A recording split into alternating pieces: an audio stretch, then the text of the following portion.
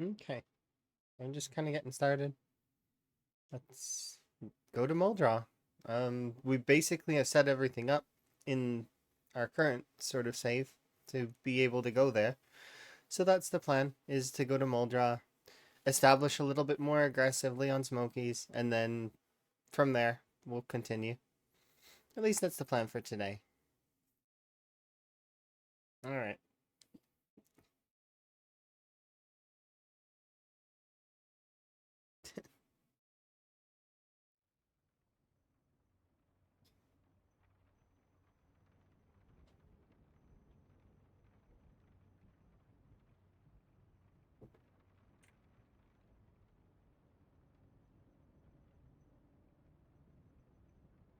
Okay.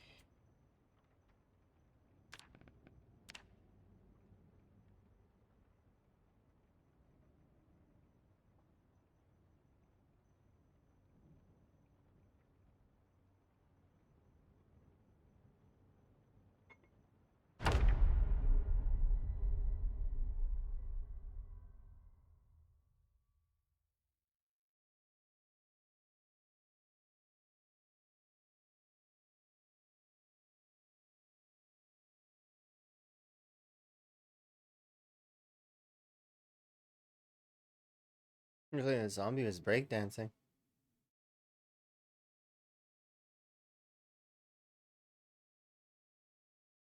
Mm-hmm.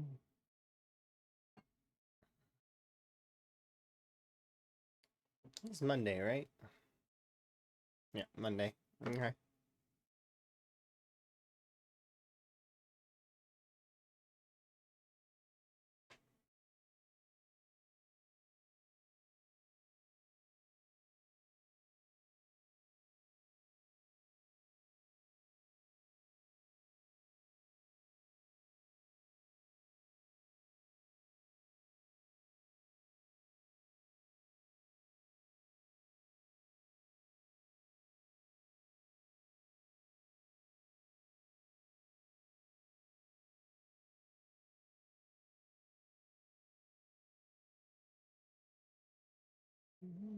Mm-hmm. Okay.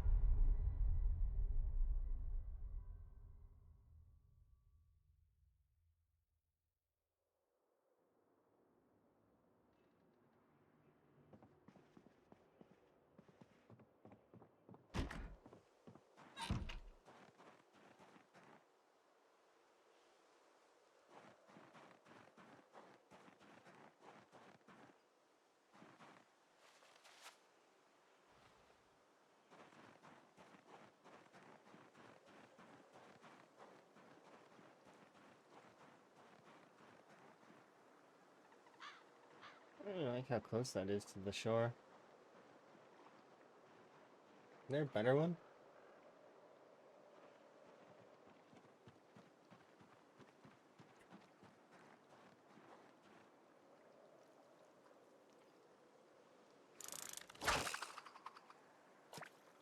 Actually, you know what?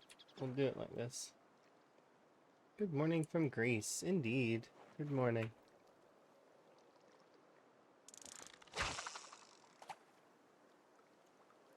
Good morning from Canada.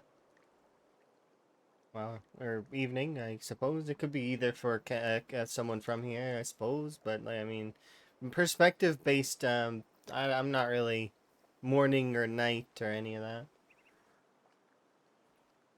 Good time zone to you. California. Nice. Yes, it depends on the person, right? Good morning, good evening, good night, good afternoon.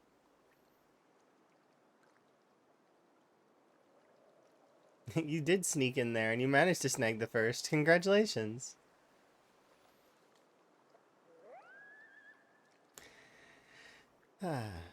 I'm just getting started, so I'm like just kind of loading up. My tea is not in my system yet. I need more tea. More tea so that I can focus and be able to function properly. This I'm trying to set up some kind, not a schedule, but like just for this week where I'm trying to see about how to, like, how we would want a schedule to work. So like I'm testing things and seeing how that stuff would be. I'm gonna post polls here in the near future because the poll for the next month is coming up for poll of interest. So I'm gonna try and pull a time zoney thing at the same time of that.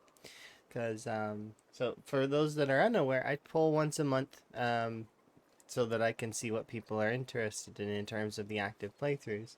You know, if a playthrough is particularly not interesting, and I'm not having fun playing it, then why are we playing it, right? I mean, it's not fun for anybody at that point.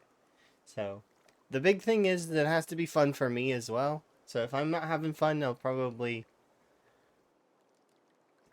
like slow the playthrough down.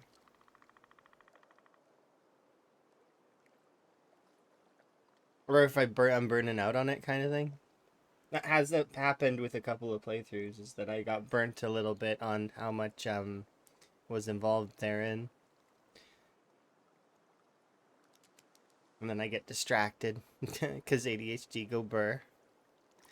ADHD go burr. Off into this tangent we go.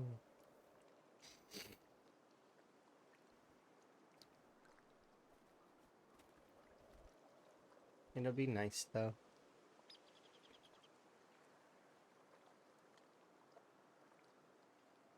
I'm definitely looking forward to a little bit further in this playthrough. See where we go. What we can do. We'll be going to Muldra today. I'm just trying to get a little bit more fish in.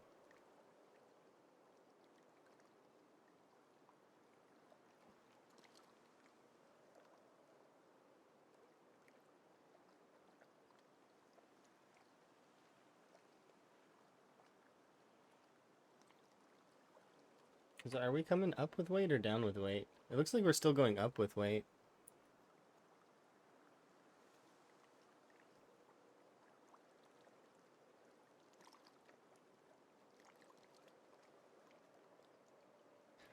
That says 82, right? Yeah.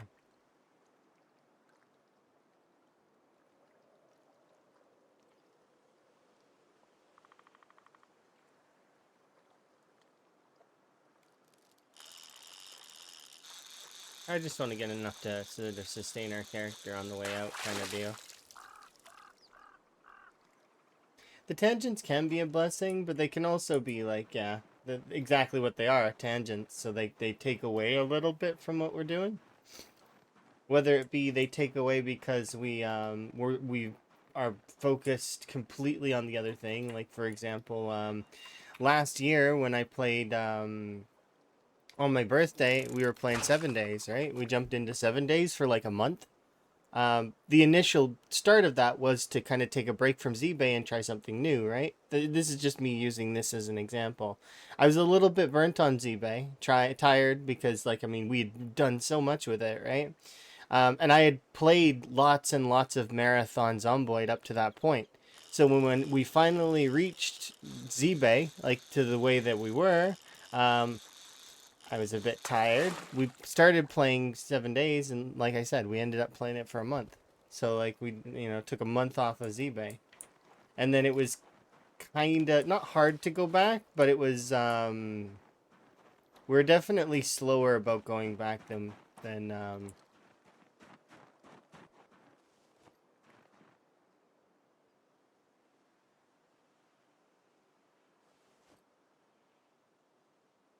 we go.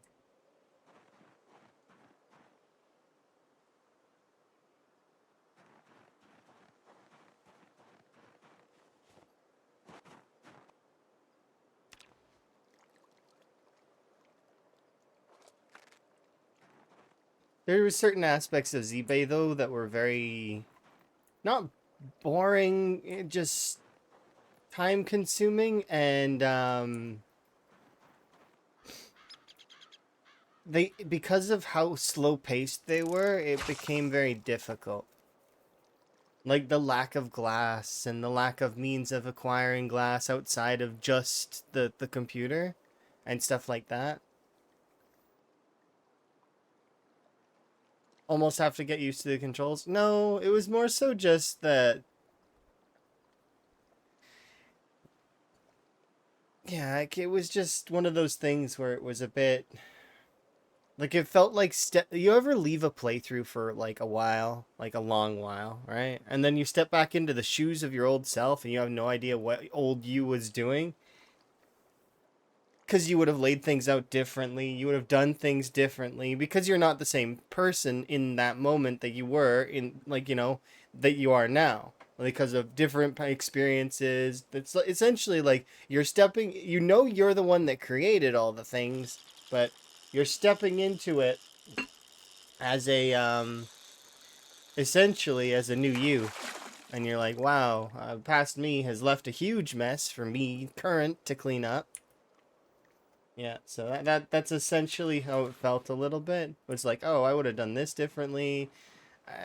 Past me didn't really think this through, did they? I mean,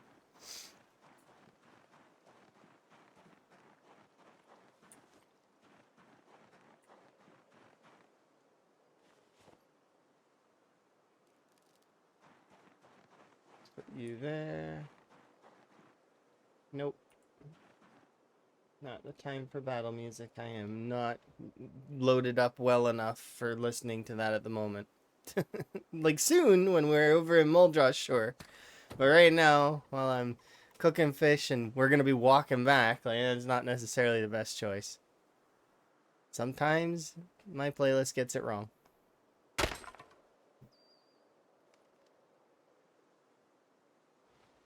Usually it gets it right though.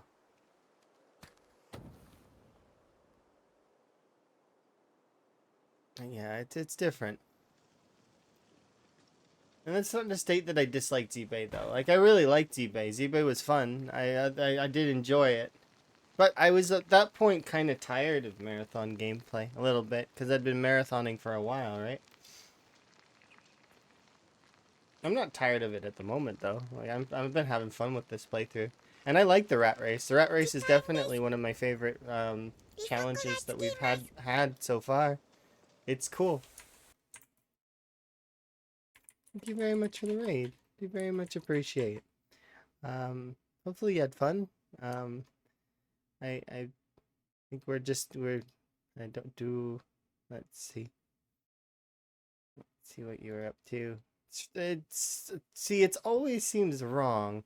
Were you playing Claire Obscure recently?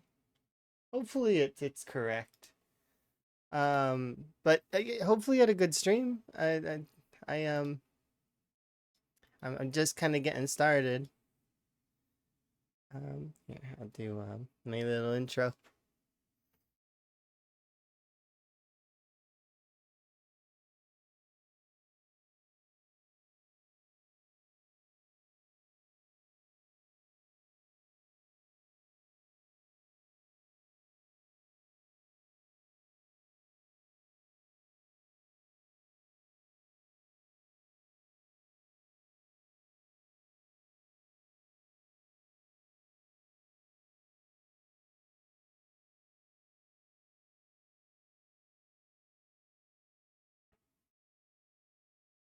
I was at 12 hours during the stream dropped 12 times. Oh, that's unfortunate. I really don't like when streams drop either. Like, I can hate when my internet's like that. Sometimes it's the ISP, sometimes people are working on the road, sometimes, it sucks. It really does. And kudos to you for your patience with being able to deal with that. It sounds like you made some progress and that you had a decent amount of fun. You're interested in Zomboid though? Like, I mean, you like Zomboid? I guess you must, right? Hopefully it's good. You reset the router and the computer. Sometimes it's not you though. Like you could reset your to the end of time, and you could have a perfectly functional device, and it just does not want to go because ISP files are in the wrong spots, or perhaps your street is getting worked on, and or somebody down the street is causing issues for the main line. Like there's a lot of problems with that stuff that can happen. But like at the end of the day, at least you're staying on and you're doing the best you can, which is admirable. Just stay with it the best you can. There's always people you can call and see and like, try to improve things. That's the big thing that I had to spend doing a long time ago, was calling ISPs, making sure things are proper, and yeah, it's super duper annoying. But at the end of the day, it sounds like you're making the best, which is good. But yes, nice to meet you as well.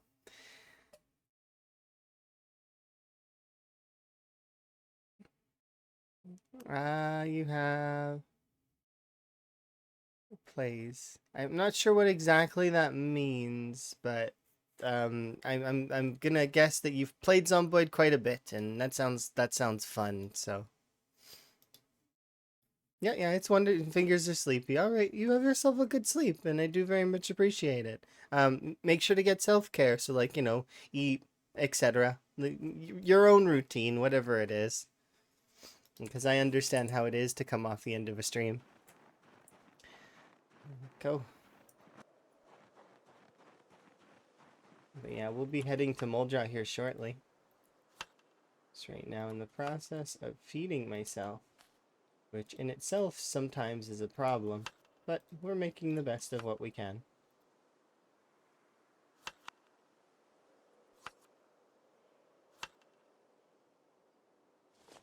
There we go. I've got one bowl of extra food.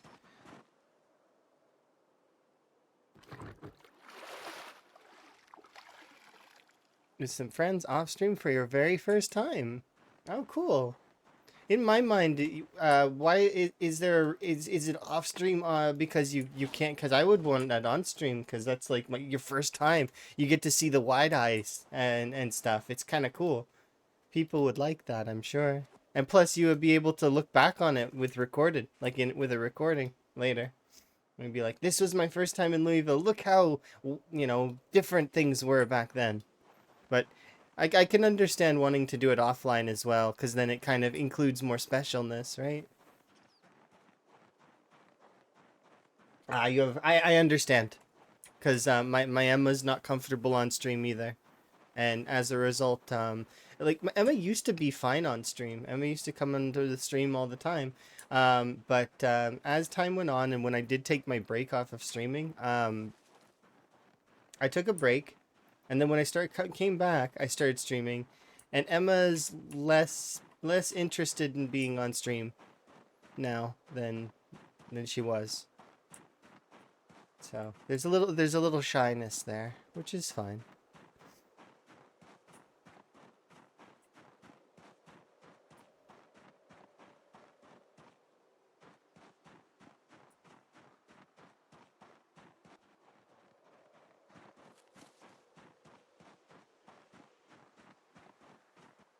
Ooh, that's a good idea, actually.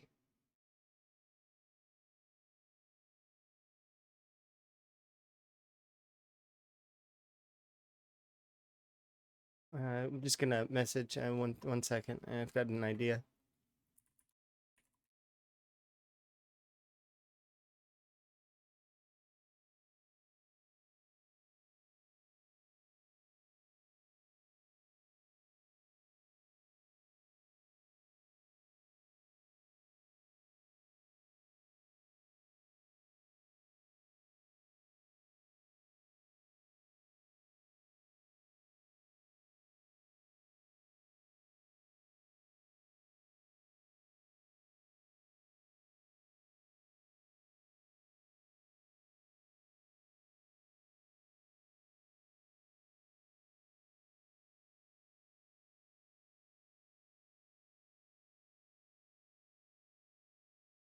Um, I need to grab an image really quickly.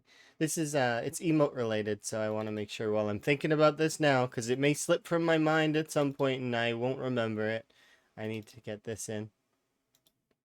Give me 2 seconds. Pictures, stills. Where are they? This one. That one. Yeah,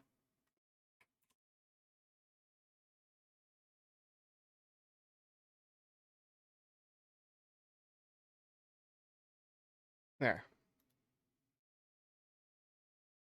Perfect. Sleep well.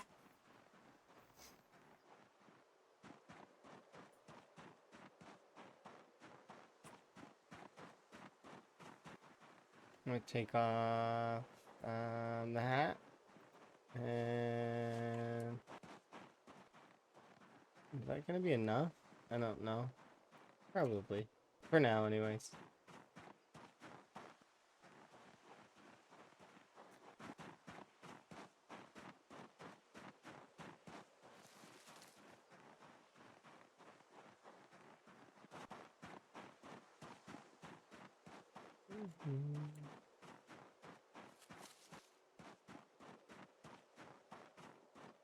It's nice.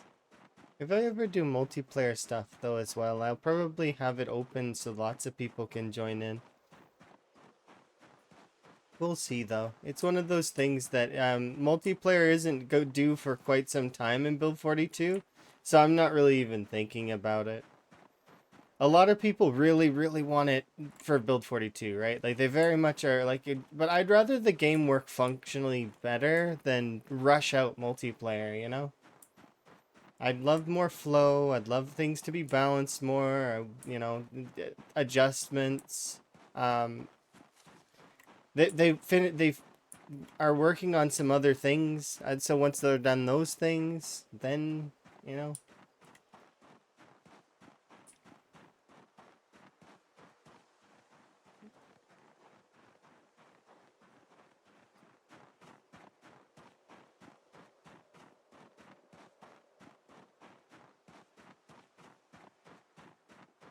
because there's issues with the animals, there's problems with the calorie system, there's a little bit more flow needs to be done with the primitive stuff, especially to make it so that, like for example, currently you need nails to make nails. Like that needs to be addressed. So there needs to be a way to make like that progression chain not require. So like you don't need nails to get to the point where you can then make nails and then upgrade. Like you know what I mean? So that would be good. There Then same for the recipes. A lot of the recipes are placeholders, and I know that. I know that they're placeholders. They're not actually how the recipes will be in the future. Because not everything is a few boards and nails. Like, you know, some things take a little bit more effort than that. I know that they're working on a vice script for the tables, but we'll see how, because yeah, how that goes. And then I still haven't watched the couple of videos that have been recommended to me. I should at some point, about other people's takes on it. So I'm usually slow when it comes to catching up to that stuff, because I'm very busy doing the non-game related things a lot of the time. That's gonna change though here in the future.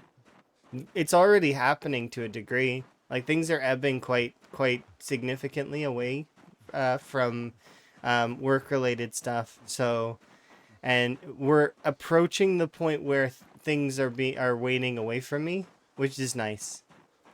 Once that happens fully, I'll set up a schedule for streaming, because it'll be at that point that we'll be trying out streaming as a profession. So then I can actually sit down and address things like that. Because we've been rapidly approaching that. Like, I mean, October may seem like it's far away, but it's not. It'll come flying towards us. So, same for the paperwork stuff. The paperwork stuff may seem kind of in the air right now. Like, oh, it's still in the air, and I'm still waiting and anxious and all of that. But it'll, like, arrive very quickly.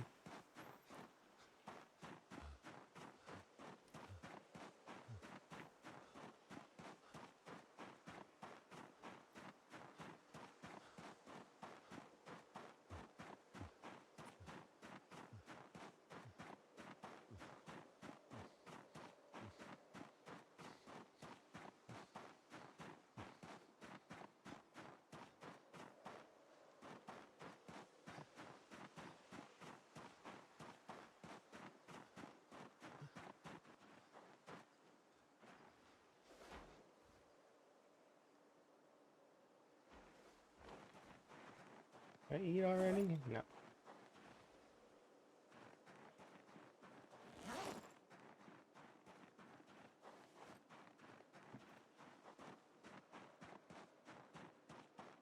Just gonna do a quick pit stop in on the animals.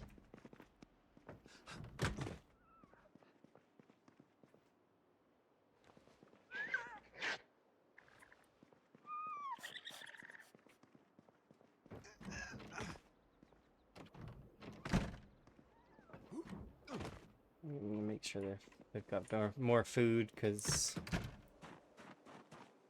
we're probably not going to be back for a while.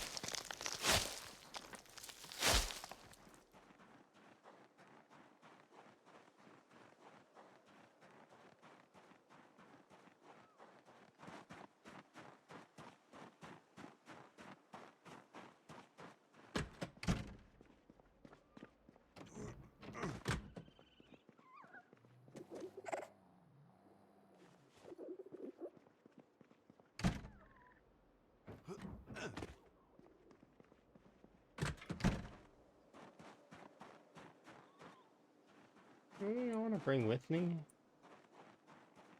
Not really at the moment. I suppose I could bring some more nails.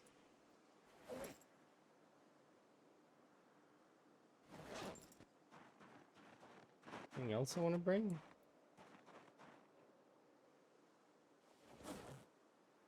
There's no reason to not bring knives.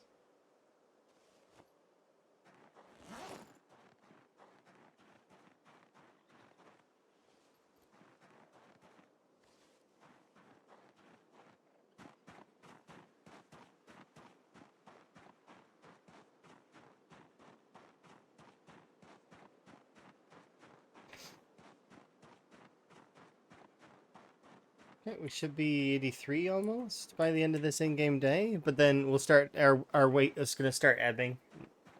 We're going to start losing weight. Calories are just going to start melting.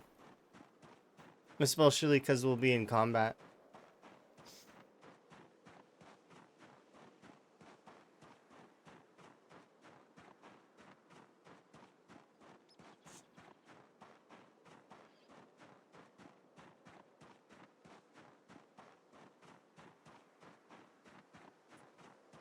We'll probably be including some variety this week as well. I'm not sure which day I want to do it though. We'll see. But I'll put a poll up for the variety day to see what folks want to see. There's three primary playthroughs right now and one kind of like side playthrough that I've only ever streamed one thing of. And that was the Valheim. Valheim is a cool game. I really like the build system in it. It's neat. But it can be kind of weird as well. But it seems like it has a lot of potential to the way where you can kind of make whatever kind of Viking style house that you want. Which is neat. Reminds me of Enshrouded. They're both similar.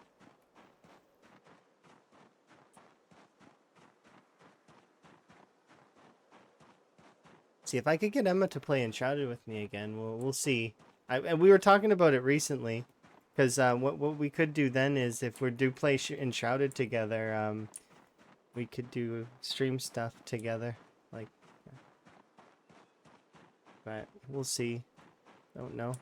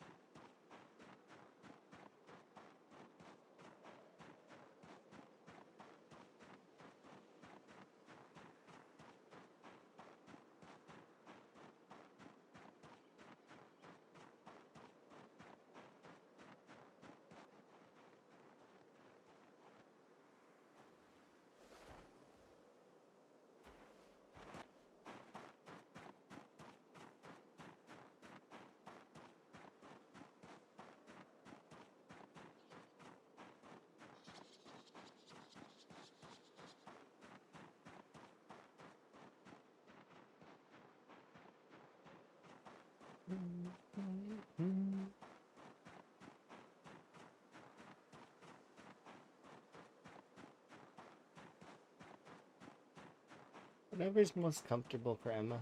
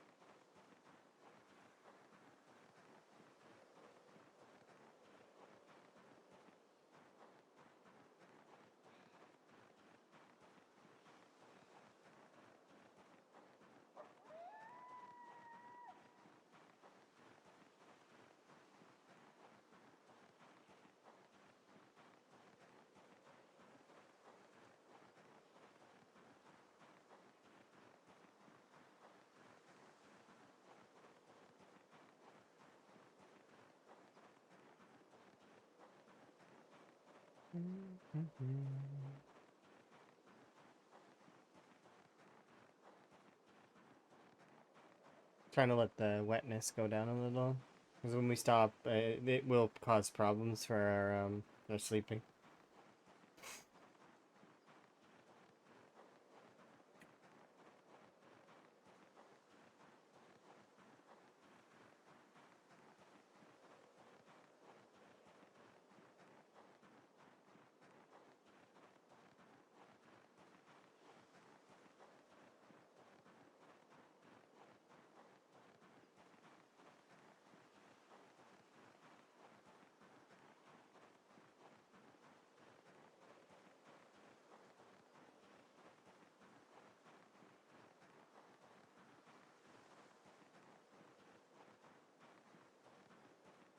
Right, by the time we slowly get to the next area that we want to be at,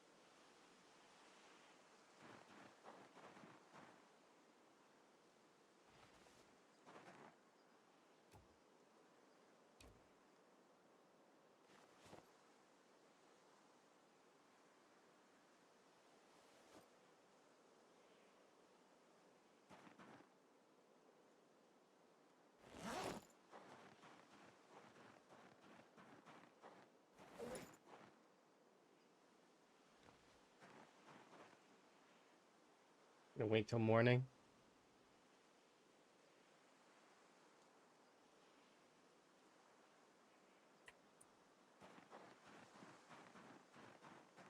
That there for a moment. We'll go get some food.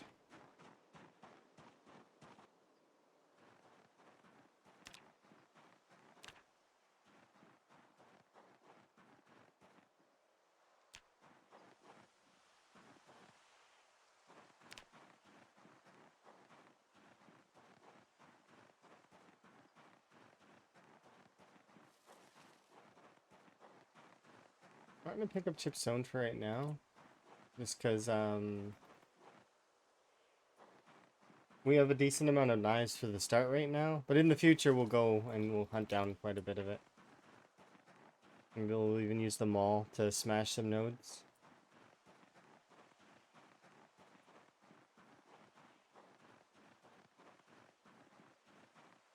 But we have like 20 or 30 flint stone nearby, so not a major thing we need to worry about at the moment. I'll get like 20 of these, hopefully.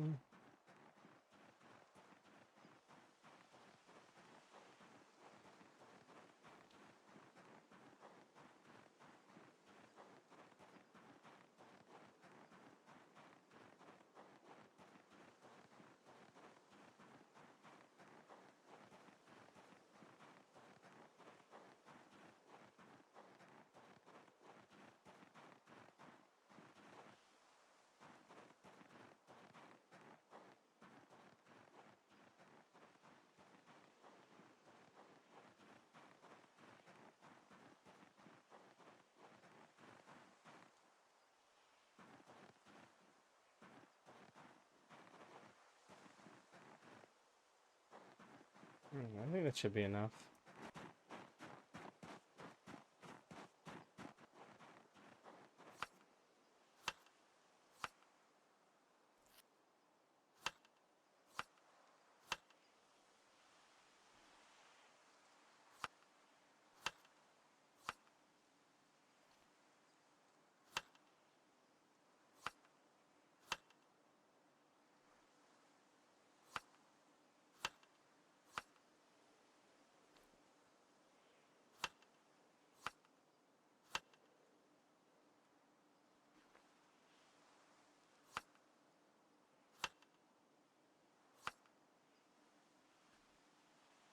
There we go. That's what I wanted to see.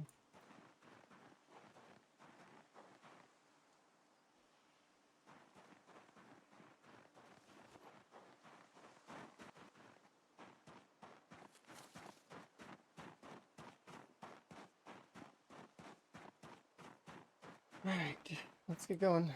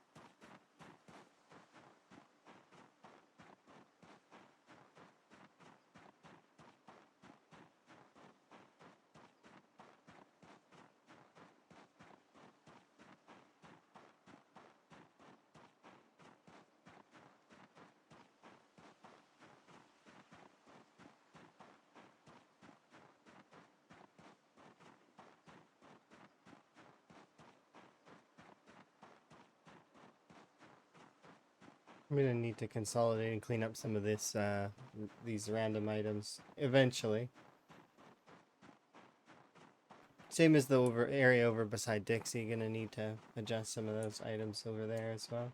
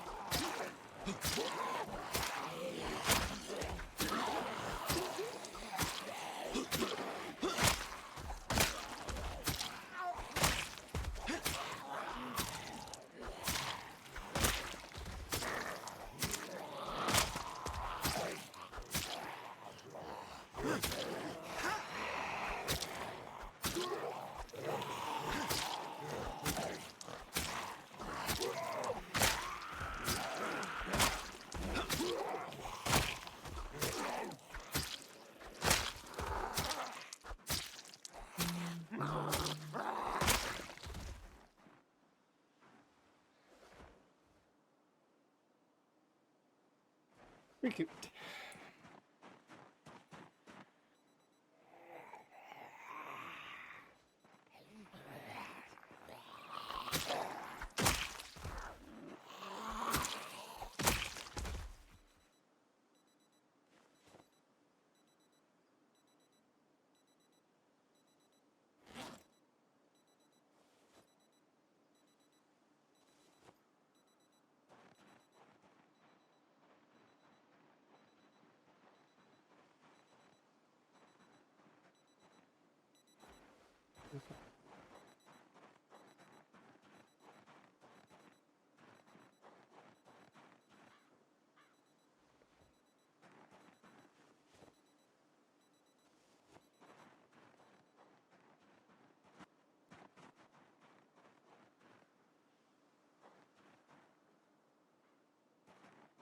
I'm gonna need some stuff here.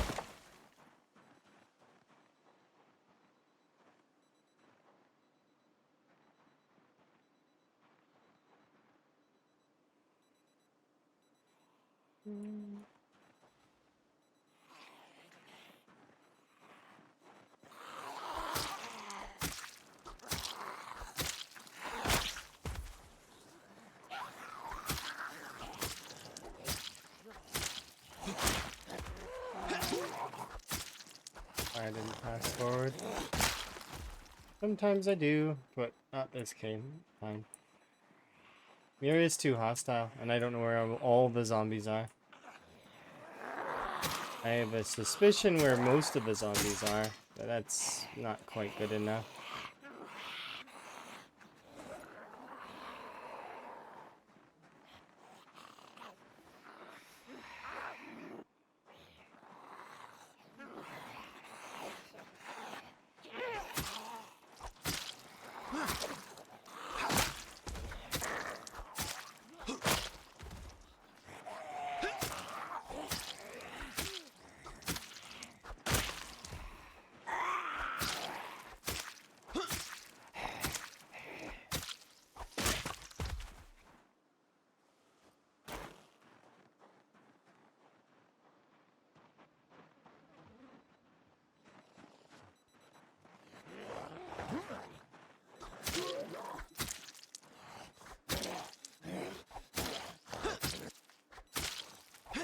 There we go.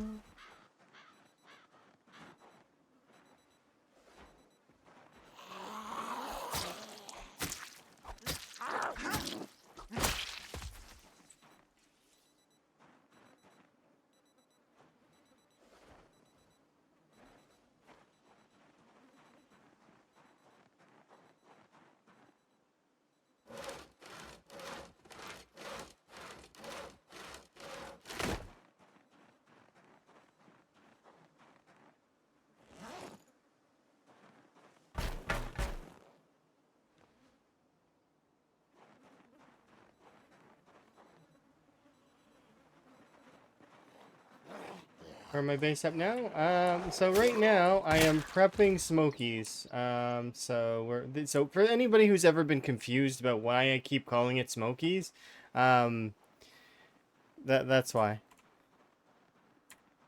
This is Smokey's restaurant. It's a really good place in Moldra. Like really solid. It's good.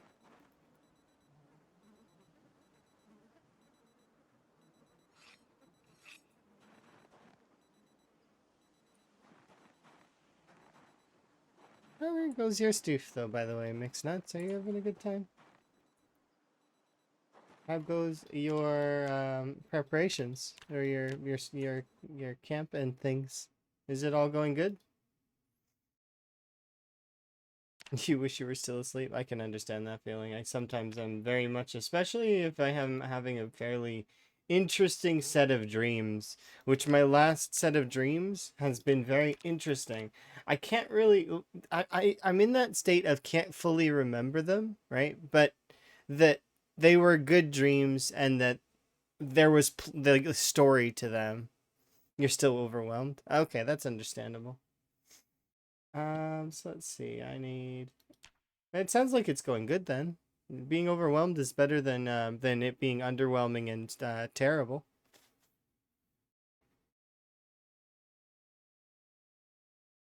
On top of what you're doing, that sounds like you've got a lot of work, but still, I mean, it sounds like it's rewarding at the end of the day as well.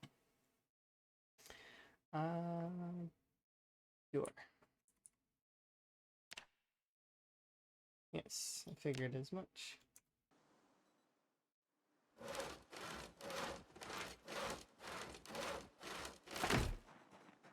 I've been having some. I had some technical problems recently, as well as some hardware failure, and it's never fun when things break. It should have to be done by Wednesday, and it's not going to be done. Oh, can you do an extension of some kind, or at least is it one of those cases where the person will understand kind of deal? Because no chance. Oh, that sucks. It's not good at all.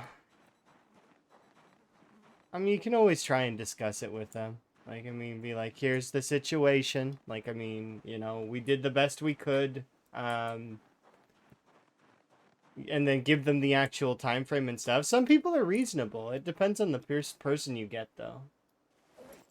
Certainly does indeed depend on the person you get. For sure, some people are more reasonable than others.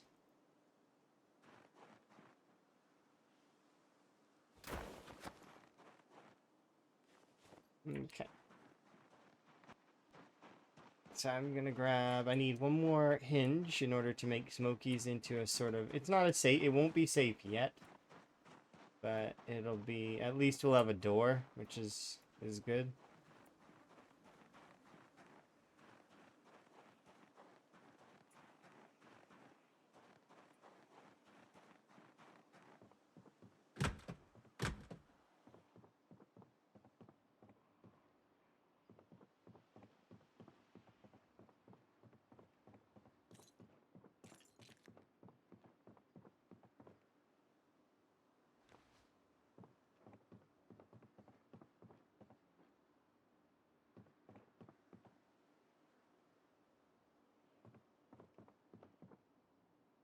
Lots of little cocktail umbrellas. No.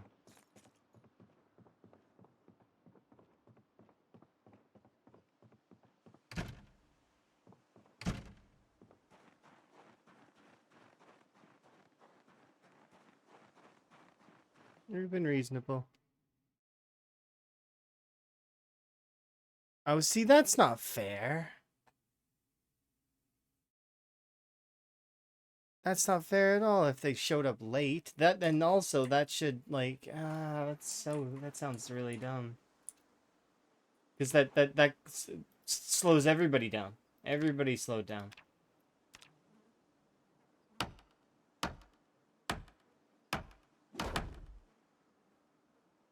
There we go. Nice.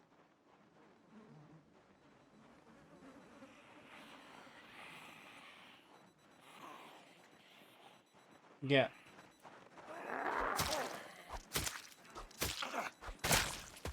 That's good at least. You're not having them work on stuff though, are you? Like, cause you know, if you're not gonna pay them, then they're going to be, and just go with somebody else at that point.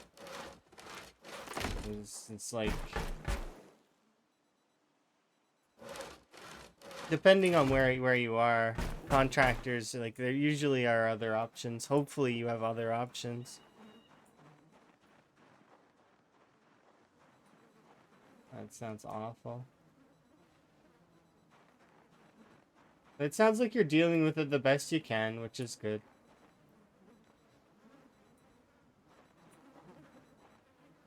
Because that's all you can do sometimes. You just kind of gotta roll with it. Oh, so you're doing it yourself. That's much more of an ask. Oh, hello. Thank you very much for the raid. Hopefully you're having a good day. I'm having a good day. Making some progress. How goes your rat race? Your rat race going good? You were doing some testing, and then I seen that you're in Louisville.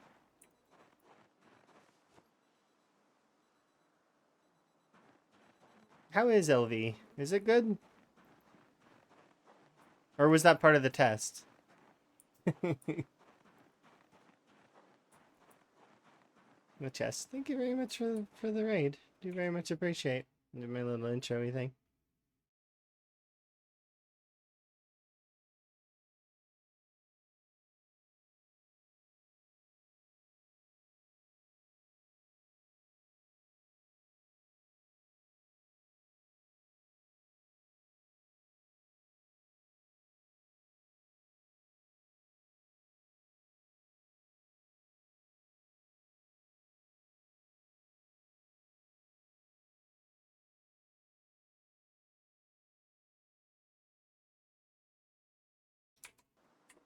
Yeah.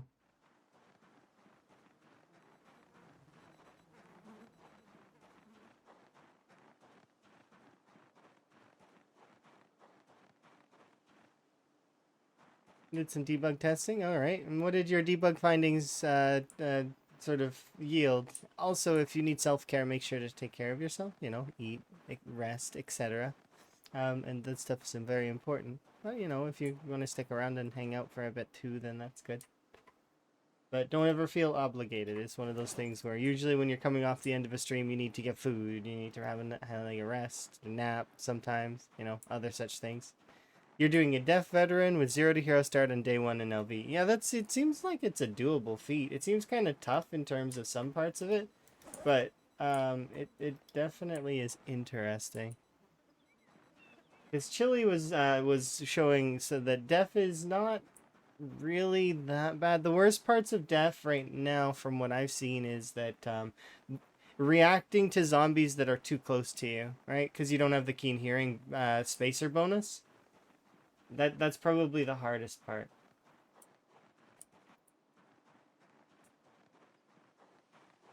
Let's go secondary, and I am gonna do a little bit of tidy up on this section. Yeah, it's good that you're doing. Your other runs still arrive. You're doing this one for fun and for memes. Understandable. We've talked about that before, and it doesn't. It's fine to do more than one rat race run at a time. You know, can get a little bit confusing for some folks, but at the end of the day, so long as you have a way to differentiate between the two saves, it doesn't matter if you have one rat race run going or like 10, it's fine. I mean, and you just sort of are picking the one that you want to play the most. It's just obviously leveling 10 characters would be very difficult. That's why most folks will opt to only do one. Not that it's impossible, it's just that it is really, really time consuming to do even just one rat race run, let alone thinking about doing 10, you know? But 'tis one of those things where people can do what they want, and, you know, as runs kind of get a bit stale from overplay, like, I mean, I understand. I get it. And also, you know, to have that freeing feeling of being able to do another run is nice. It's probably one of my favorite feelings when a run comes to an end is that feeling, because it's pretty much every time. Because yes, while I would like some runs to continue and I would like to carry on and do some more stuff, that free feeling of it's over, close the book and move to the next book, kind of it's a nice feeling.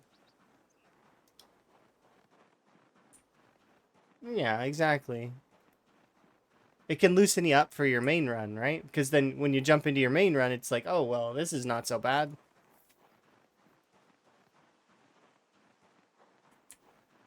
Yeah. It's just like in early days especially, I used to hop into the wave accumulator mode sometimes and just play the wave accumulator mode and just combat that way for a little while as a warm up. Um there was a point as well where I would load up sprinters. I was loading up sprinters as my warm up, like my warm up for Zomboid. I haven't done really very many warm ups for Zomboid in a long time though. Like I just hop directly into the game. But there was a time when that was the case where I was doing like, you know, I'd do like an hour or so of sprinters, or I'd play Wave Accumulator for a little bit and have a small goal to reach, and then I would jump into the game so that I feel warmed up. You know, whatever makes you happy, right? Where you feel comfortable. You did a ton of scientific rigor. Okay, yeah. Specifically to what are you talking about? Like you tested the ragdoll stuff, because you said haven't really touched too much of that. So I would guess that that's part of what you were gonna jump into. It feels like alt aim while aiming treats damage to the zombies as if they were on the ground. Okay.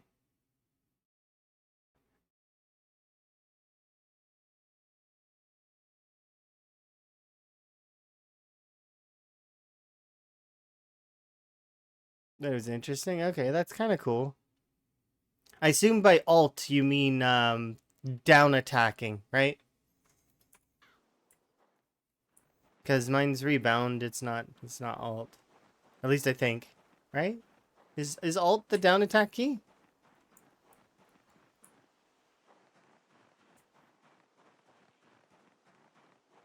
Default, I think it's alt though.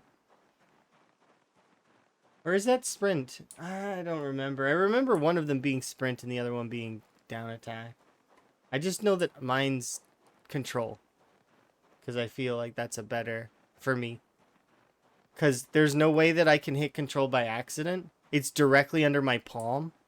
So there's no and in order to hit control, I actually have to turn my hand slightly to the left. And actually with this particular keyboard, I struggle to hit F5 and S6. It's too far up. This is a bigger keyboard than I'm used to, and as a result, I'm struggling with the right half of the keyboard lately. Because I bought this keyboard because my other one was malfunctioning. But you know that it was malfunctioning. I did mention it at one point, I think, that my spacebar broke like completely. It wasn't working right. It was starting to go, and then it broke completely. So I spent hours. I pulled off all the keys. I washed them. I made sure the keyboard was squeaky clean. It took hours, and then I was like, okay, so now it's all together. Everything's good. And it still was not working because I guess I need to solder the board or something, which I don't have soldering tools. So, like, I mean, eh, it's annoying and sad. So I went out and got another keyboard, and this other keyboard's like I said, it's a little bigger, and as a result, I can't quite reach some of the keys, which I just have to deal with.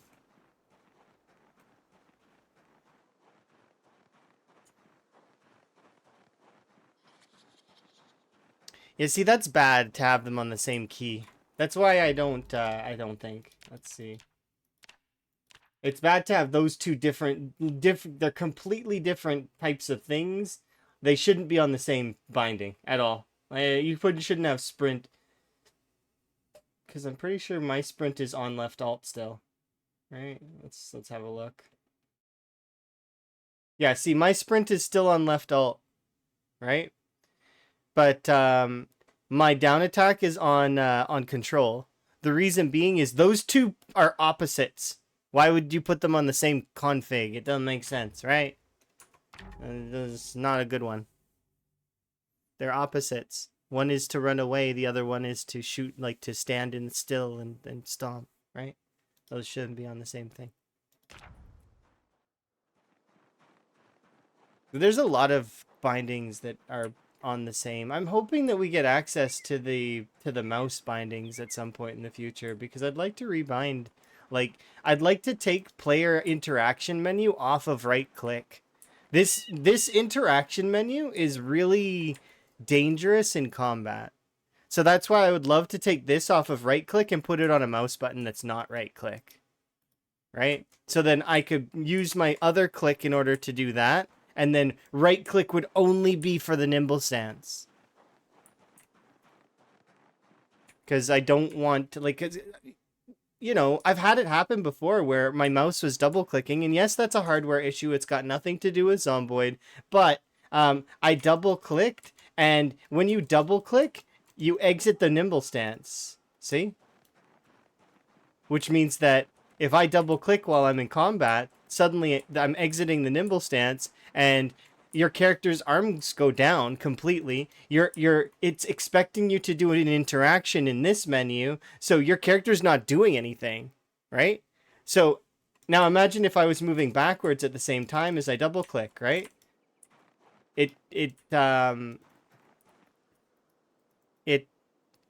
is weird, right?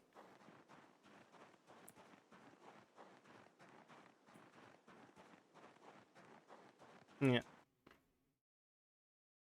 You did some zombie bump testing too. On top of the screen, vice versa. Anytime you bump, it always causes the character to turn right. So when you're walking past the left side of the screen to turn right, it will always turn towards the bottom of the screen. Okay, neat. That's probably something to do with the isometric view, maybe? I know that it was acting like zombies and animals are walls, though. Like, because I was bumping into some rats last time I played, and they were veering me in the direction that you were saying. So that, like, makes sense. So then, yeah. Mistake can collide with a zombie. The best thing you can do is immediately change your movement out to SD.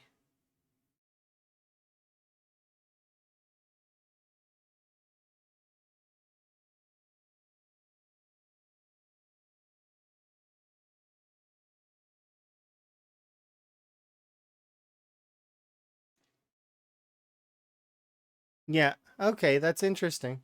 It's still bad though. Like we can admit that it's bad. That's not how that interaction should go. Um, it still works at the. I don't know,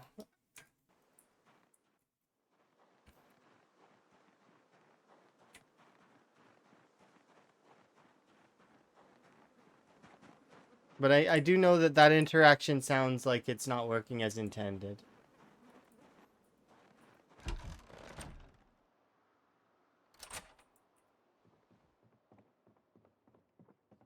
Oh, I don't need this on.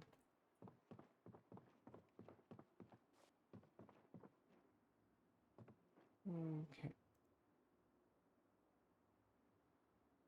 Or maybe it will be working as intended when they add in the other. Like I mentioned it several times, but it's maybe it will be working as intended when they add in the other functionality, like the ragdolls to melee, right? Because that could be, it could just be a placeholder for now, and then as a result later on, it'll be better.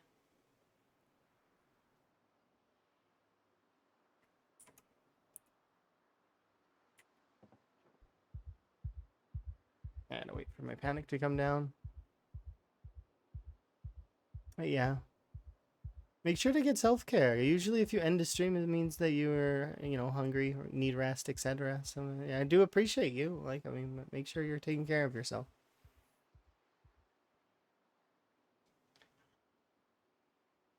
I don't want to feel like you to feel like you have to, stick around and chit chat if you don't, because chances are if you were still had energy, you'd still be streaming.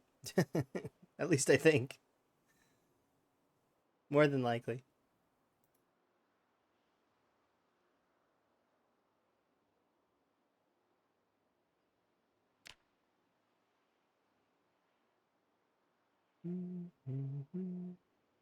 Yeah, we'll see what happens in the future with that. I'm not sure about the ragdoll things. I still am on they're novel, they're jovial, but they're not progress. They're bonus to have. They're nice, they're fun. They're extra. And it's not meant to be offensive or anything. It's just that's how I see it is, that they're extra.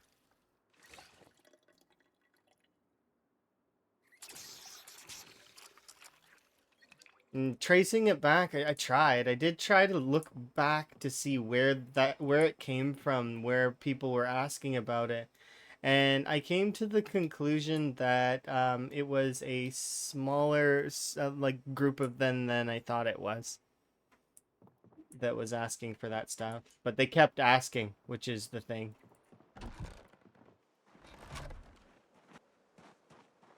So repetition. So the devs must have kept seeing it, and as a result, they're like, "Oh, okay. Well, we'll add this in."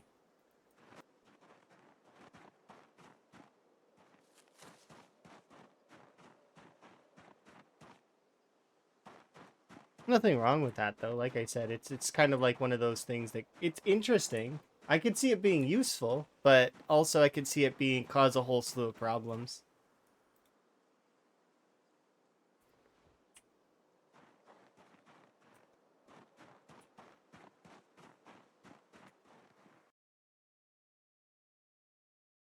And you don't think you have that in you? I can understand. Yeah. That's essentially a lot of the gameplay right now is a mega amount of foraging. Like even now I need to be foraging because I need like berries and stuff. I shouldn't, but it's tough, right? Like I should be foraging for berries and fruits and stuff.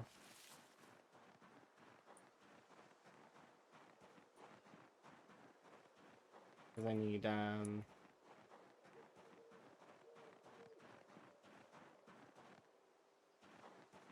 hello.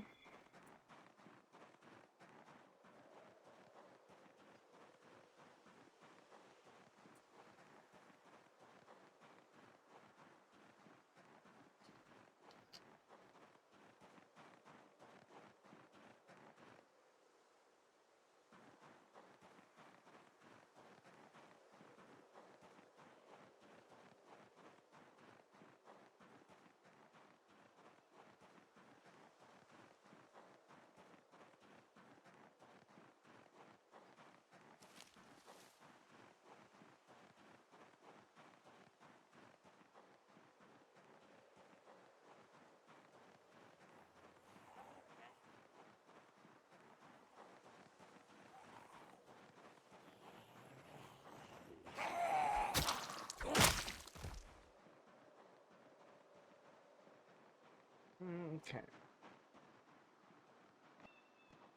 What biome is this upper area anyways? Oh, it counts as forest, huh?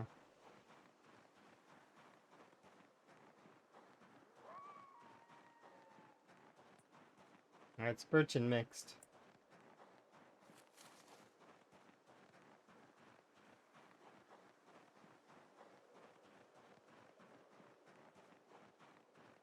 How's it going? Oh, it's been going pretty good so far. We made it all the way back to Muldra, and now we are officially here. And we just made a door, and now we're sleeping the night in Smokies. It's official. We've taken over Smokies, and we live in Muldra. We have an outpost here. Of course, it's a crude outpost, but it is what it is. Like, I mean, you can't ask for more at the moment. I mean, I can't, anyways.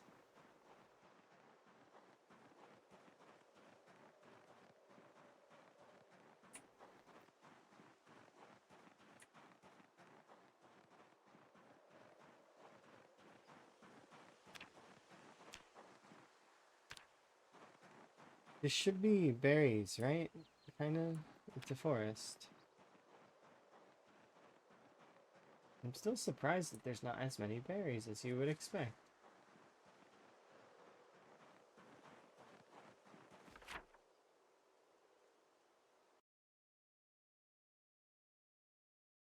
I need a rock.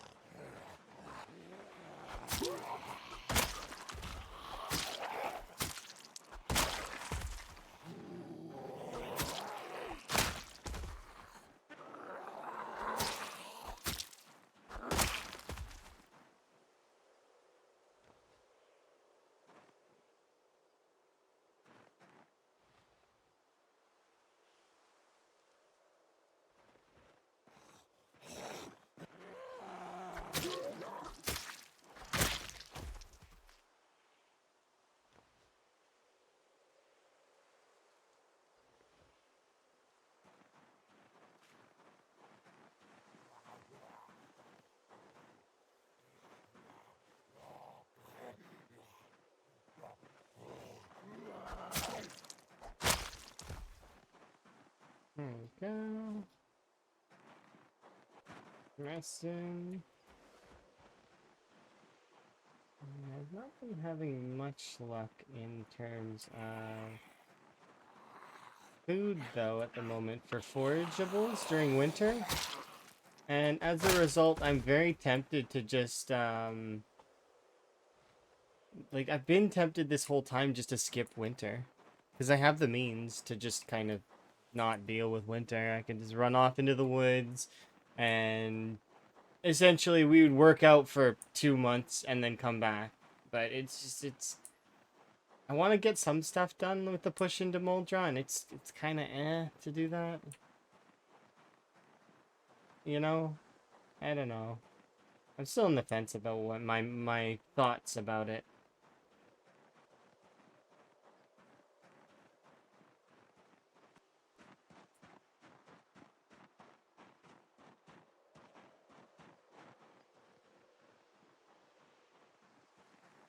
This is I kind of wanted to come here specifically to have a look at this place.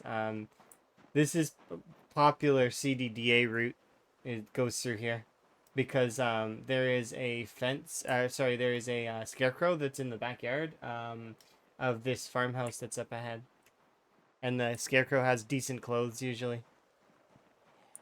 It's a good start to get clothes that are not ripped up.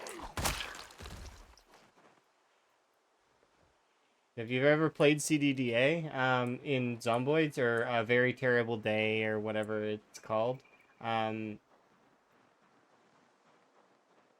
this farmhouse also very frequently, it has a decent amount of zombies around. Sometimes it doesn't though, especially if it's a pest event or a different kind of event. Um, but it's not terrible. Start.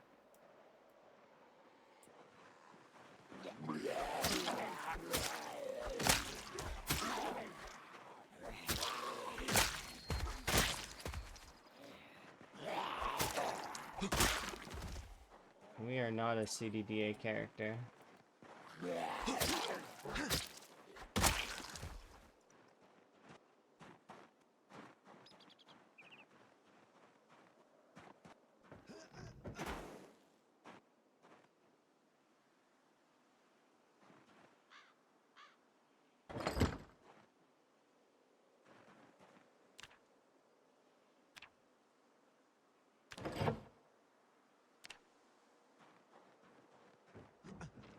Yeah, there's a scarecrow. That was added in build 42.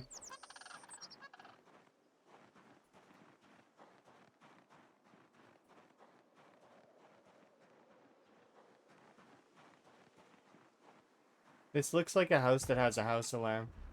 Oh, maybe it doesn't. Never mind. You wearing long johns? If you are, I'll nick them. No. Sometimes that scarecrow has long johns on.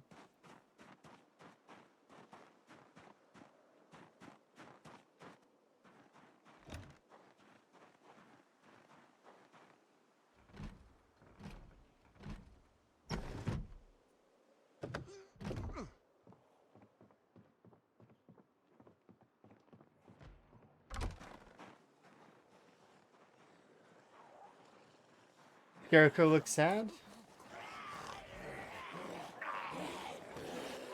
I guess. I don't know.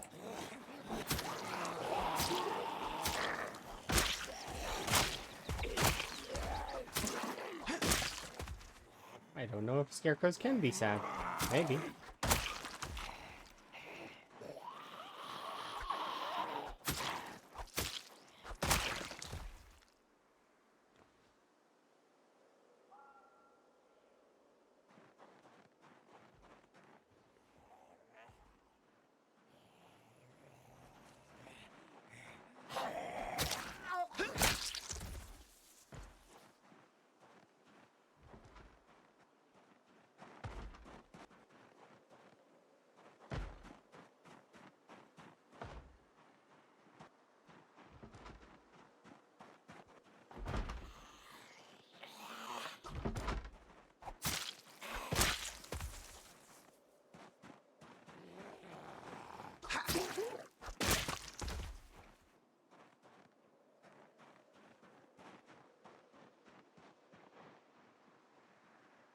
Sometimes there's sheep here.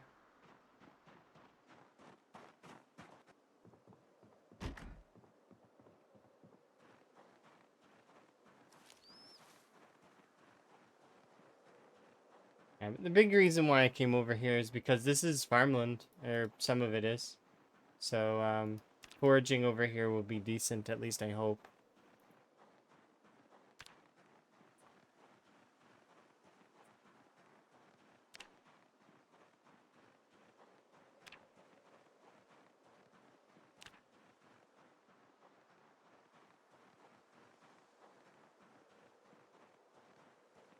Also, I wanted to, like, clear this side of zombies, so that no zombies over here.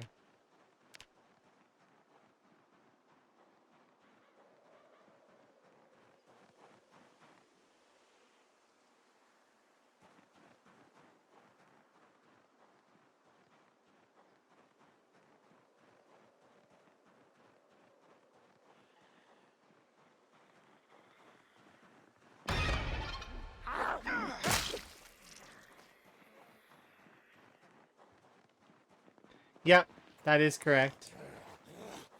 Different environments do give you different things in foraging. So, for example, a big one is, and actually different tiles give you different things as well, too, sometimes.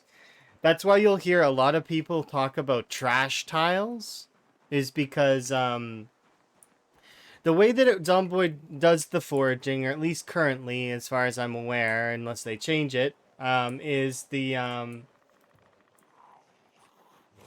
biome has certain things that it leans towards. So one sec, I'll show you. So if we pause right here, this is a farmland biome. It leans towards these things. So if you hover over here, you can actually read that it leans towards animals, other, firewood, and then there's some things that are rare. Fruits, crops, berries, insects. To be quite honest, it says insanely rare, extremely rare, rare, normal. These are Zomboid's version of, whether or not there's a decent amount of something versus none, right? Like, it's like that whole I don't know, it feels like kind of like how Starbucks does their coffees almost, with the whole it's not large, it's grande. It's not something that is difficult to find, it's extremely rare. It's like the same kind of idea. Um, anyways, uh, so the way that it works is it looks at the biome first, and then it looks at the tiles that are around you.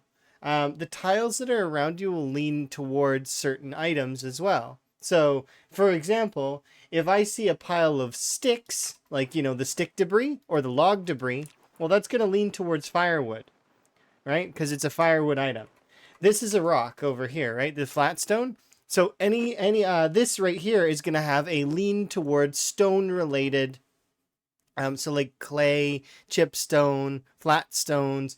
The debris leans towards it gives you more of those items. So an upper percentage of those items. And then obviously trash, why everyone likes trash in Zomboid, is because trash gives things like magazines, nails, welding torches, you know, those kinds of lovely items. And so like you can get things like the herbalist generator mag from trash. So that's why trash piles are very much you need to find a sledgehammer. I found a katana once. Like you can there's it's possible to find tons of different things, right? um but it's basically leans towards particular things. The percentage odds are of finding certain items are then listed as you can see here. It's based on your character, so what your character's class is, right? It's because certain classes have are more astute at finding certain things. Like a chef or a park ranger have bonuses towards finding forageables, like other what's it called, like medicinal herbs. I think I can't quite remember because it's been a while since I looked, and things do get rebalanced, especially because of the unstable build, right? I know, but yeah, and yes, it does change, but I don't know if it changes seasonally or by the temperature now, because it's different, right? But I think it's still the same in terms of seasonal. Like it changes based on the months. So winter is from December until February. Those are the winter months. December, January, February. The winter debuffs kick in, or at least they used to kick in November, so a month early. However, during November, you could still find crops, so because November was the last month of autumn, so you could still find crops, seeds, those kinds of things. That said, though, this one here is, yeah. So we're right now in January. So for example, you won't find any bugs. Insects will be like almost unfindable during winter. However, other possible finds would be beauty berries, winter berries, and holly berries. Those types of berries all appear during winter. Crops also are rare. Like they you almost will never see crops during winter. Um, but you'll see fruits. So like what's it called? Cherries, grapefruits, limes, and lemons all spawn during winter, or at least they do currently. So you'll find a lot of those things. And then recently they nerfed the quality of the items that you get when you forage. However, they've been adjusting the system, and quantitatively right now, it's good. I think that it's better than it was before based on the pity system. But that being said, it's still in a strange place, because there will be some times when you find like 50 items, and other times like now, for instance, where I could be foraging for quite some time and not get anything, right? It's unlikely, but yeah. And finding cabbages can be good, yeah. Finding any of the crops is decent. But yeah, you can see that the berries of current are definitely a little bit worse than they used to be. We have to remember that my character also is level 10 foraging, so I'm going to be seeing the most that you can, right? There's nothing that's really hidden away from my character. And this is the radius as big as it gets, kind of, but not really, because it's bad weather and also my character's tired. So I know it doesn't show it here, but I know based on it, like that if I were to sit down on the ground right now, my character's gonna take a little bit of a rest, right? Because we can get a little bit more. Also, something else that's notable is my character's wearing a face mask. This actually obscures some of the percentage of your range for foraging. So if I take this off, we'll see that his forage range increased a little bit there, right? Of being able to see. I can also increase it more by entering the nimble stance. See how it got a little bit bigger? And see how it shrinks a little bit when I unnimble? You can also increase it a little bit by crouching. Crouching is a 10% bonus, while the nimble stance is a 33% bonus. Nimble stance is superior, but obviously you move slower, right? Same as crouching. Crouching is superior than walking, kind of, but at the end of the day, I don't like crouching everywhere. I think that it's kind of eh. It's only a 10% bonus. The nimble stance is only a 33% bonus. They aren't back-breaking bonuses. They'll help a little bit in terms of sight lines, but it's not, it's not the end of the world if you don't use them.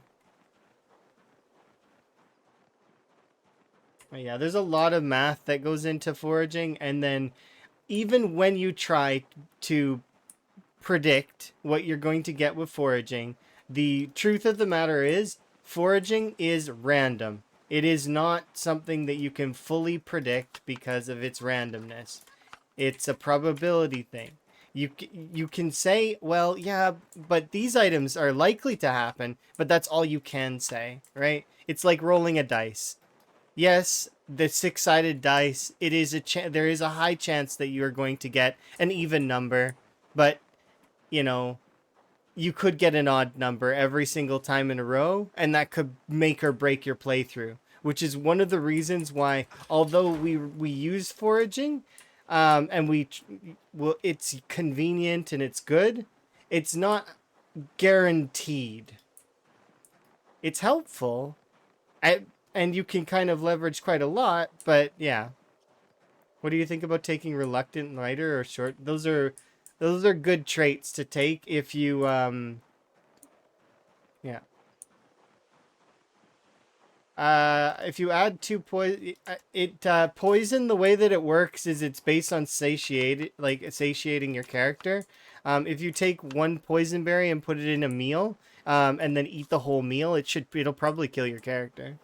Because it's based on the amount that your character consumes, and it gets a little funny when you include liquids into it as well.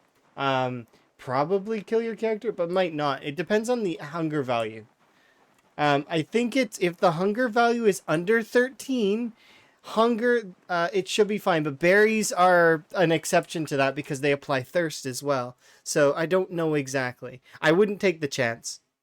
I don't think it's a good idea. You can nibble a poison berry though if you aren't dealing with queasy already, but that's why take the risk, right? Happy Monday indeed. Also, to answer your question about reluctant fighter and short-sighted, reluctant fighter is a bonus that if you want your game to be longer, that's all. Like, I mean, it doesn't do anything other than that. All it does is give you a little bit longer on your combat leveling.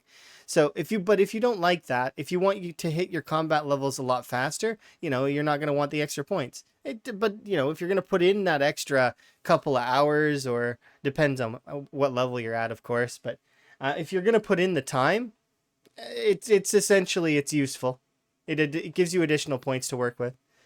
I don't like the terminology free points. I think that free points is bad terminology because nothing is free in Zomboid. It's manageable, but yeah. If you're thinking reluctant fighter, fast learner, you can do that to mitigate some of it does mitigate it a little bit. So it's not as bad. But that said, it doesn't work exactly as you'd expect. Because what happens is the reluctant fighter will damage the XP more than the fast learner recovers it. Does that make sense? So, but the thing is about that is the fast learner works towards your crafting skills. So, and your survival skills. So the skills that are not combat based get a bonus. And so, for example, you'll be able to carpentry better. You'll be able to work on cars faster, stuff like that. You see why fast learner, they're not the same. They're different. They do stack though, which is kind of fun. But at the end of the day, it's not too bad.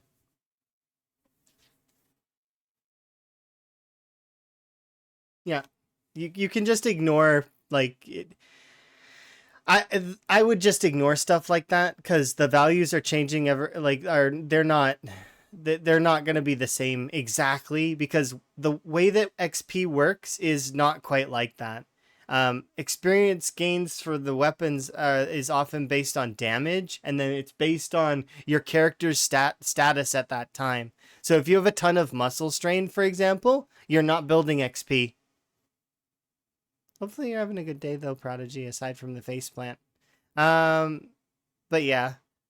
Um, I feel like short-sighted now, to veer onto the other topic, is short-sighted takes away your ability to take eagle eye. Eagle eye is amazing. It's a great trait. That said, short-sighted itself can be mitigated a little bit with glasses, a little bit. Now, the reason why it's not like fully mitigated is because by having the glasses on your face, you actually applies a debuff to your foraging.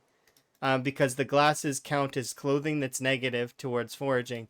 It's a minor debuff, so minus 2.5, right? If I were to take the glasses off, though, which I'll do right now, I'll give you guys a look at what happens when you do that on a short-sighted character. There we go. You see so the clothing effect is gone, right? But my bonus radius is reduced. So you can see the weather effects, right? And then if we put the glasses back on, right?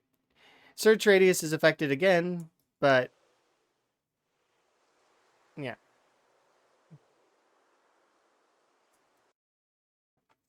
All in all, you'll probably want glasses because also because of the new screen fuzzy thing that happens.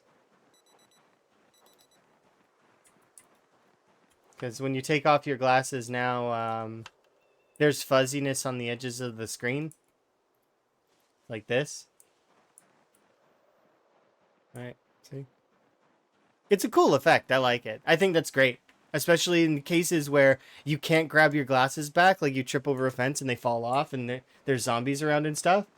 Yeah, it's great. I love it. I think that it's immersive, it's nice, and it's cool.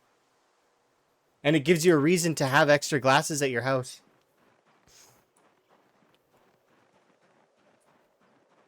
That said, though, like I said, you don't get eagle eye. Eagle eye is really good trait. Oh, 6 months of rivets. I do very much appreciate you. Thank you very much for the 6 months. Enjoy your continued ad-free viewing as well as your frog emotes. I do appreciate you.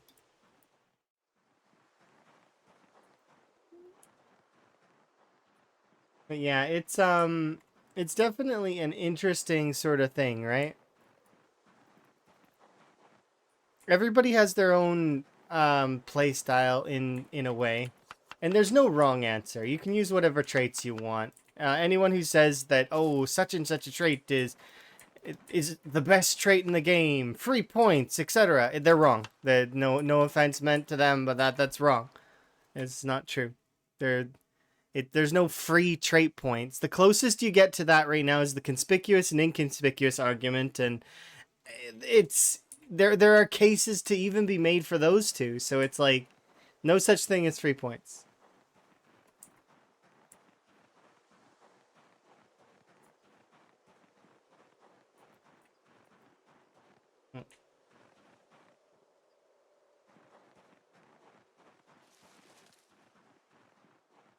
The argument is that I would say is that everything in Zomboid is manageable to different varying degrees. Some things are easier to manage than others.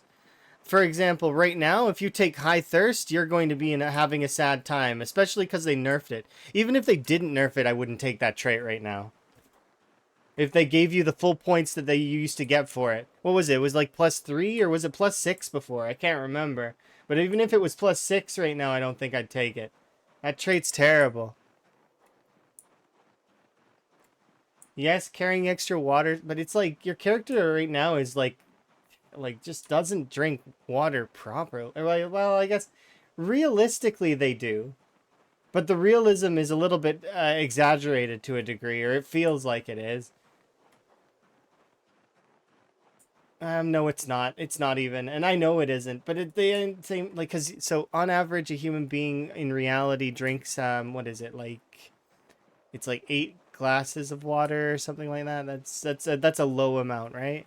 Or something like that, which is roughly 2 liters. In Zomboid, they're drinking about that much now for a character that doesn't have high thirst. A little too real though, because it feels like I'm always filling up my water. You got full of veggies and good stuff. That sounds delicious. I've prepared myself a little bit of ramen mixed with stir fry. For later. Like, so it's like pre-prepared and waiting for me in a bowl. All I have to do is heat it up. Yeah, the thirst thing is a little bit excessive right now, I feel like it's like I like taking care of my character, but it feels like I'm doing that a lot more, and that some of that needs to be kind of curbed a little bit, but not like too much, but you know, like a little bit less. Or there could be buffs in the game that could like. I was reading some of the. So yesterday I was reading, or it was a few hours ago actually, but so it was yesterday for me. But I digress. I was reading some of the Vintage Story mods because because I'm hanging out with Rat and enjoying Vintage Story, and Vintage Story is a cool game. Um, but some of the mods exist that like are like about thirst, for example. There was a mod that is about thirst, and if you drink good liquids, like crafted liquids, like I think it's beers and that take time to produce, the game rewards you by like sating your thirst for longer. Now, obviously, it doesn't work like that in reality. If you drink a beer in reality, what happens? Well, it makes you more thirsty because the alcohol takes water out of your body, right? So, but that said, um, it does sate you a little bit, but it's not. Yeah, it doesn't have to be real. It could just be rewarding the player for good gameplay, like that you went the extra mile and did the extra thing, so you deserve that, right? And I think they were on the right track with that until players started abusing it. So that soda was gonna be like that. Soda was gonna be a pick me up, something that you get that gives you a little boost, a little boon, right? What did players do with soda? They built characters solely around that and were stockpiling it so that they could skip sleep entirely. Like, it can't be to that extreme. I think that it's a good idea, but I think that it's got to be a little bit less. Like maybe it sates your thirst for an extended period of time, or that it gives you like if you eat a good meal, that it makes your character happy and that they're a little bit better in terms of crafting or attack speed or movement speed. I would love movement speed. That would be cool. Um, Hello. I think that soda does give tiny bit of happiness right now. And I think that it could give you a little bit of fatigue, but not like a crazy amount. I think they did make it like that and that it does give a little bit, but it was like, and that's the thing about players is that they'll find stuff like that and then it becomes their entire play style. It's just like the whole rock thing. Remember when rocks were ridiculous? You run around and just bonk everything with a rock. Why would I use anything other than a rock? Well, I mean, arguably it's still the same kind of thing right now. Why would I go through the effort of grinding through blacksmithing at the moment when I can make, you know, short bat steaks, chipstone knives, and all these other easier accessible things, right? It becomes one of those things as well. I like the blacksmithing, and I hope it does, like, the flow issues get fixed on it a little bit.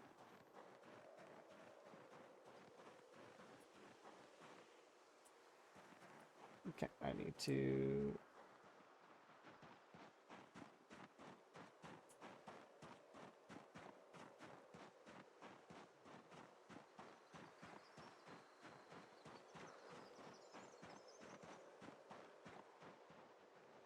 Hey!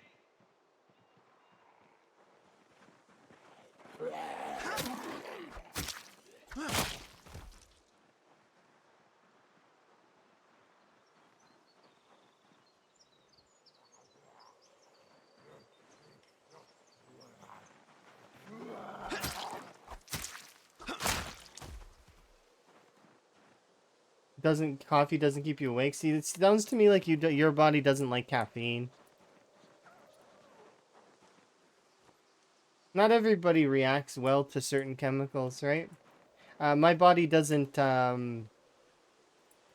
What is that in? It's in chamomile. I'm trying to remember what it's called. Uh,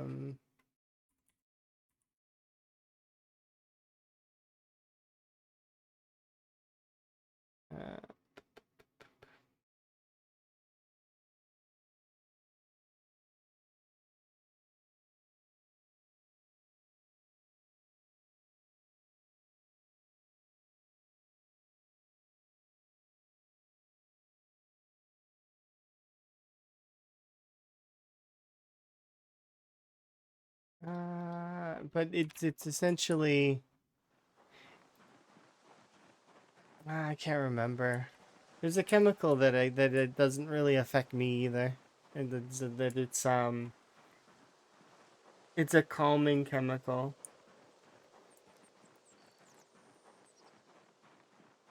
Because it was recommended to me as a sleep aid at one point in time, and it doesn't do anything for me. Like, you should try these teas, they'll help you out. Like, no, I drink those as it is, and they don't. Maybe I have a tolerance, perhaps, but it's unlikely. And just everybody's a little different, right? Little bit different chemically.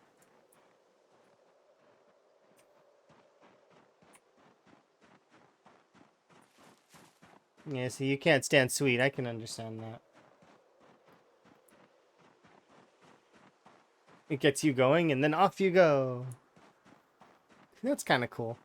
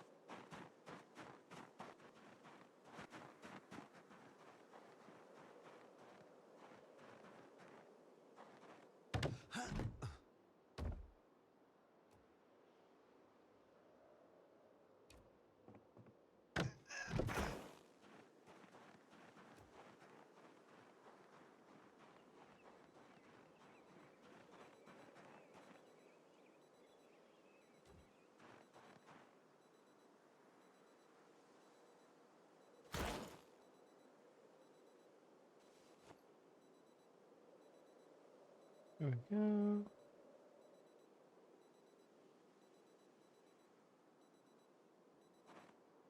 Too much coffee, and that's coffee, and coffee's good for you. Yeah, I mean, you know, I have expressed the same thing with teas. Like, I drink a really, like, like, an amount of tea that a normal human being probably shouldn't. They're like, it's fine, you do you. It'll be okay.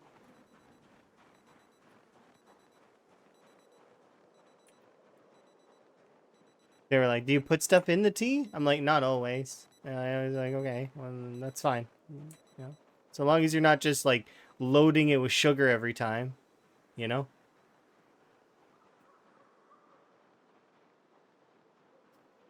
You know? Because that's bad.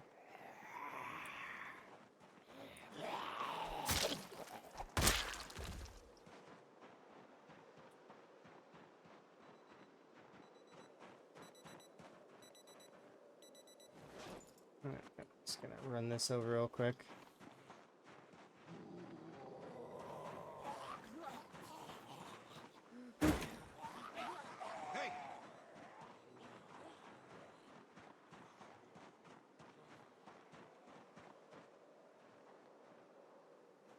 Like peppermint and such? Yeah, they're good.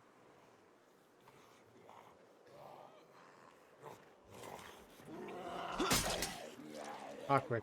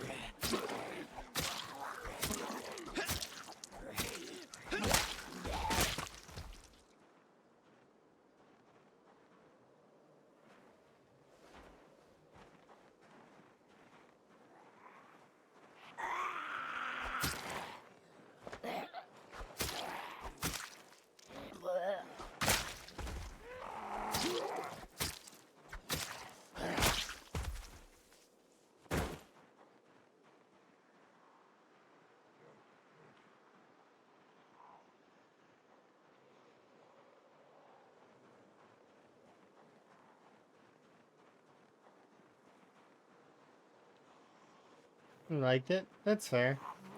Emma likes milky teas as well. Emma's got a new method for making the best amount of tea for herself. Like when adding milks and such.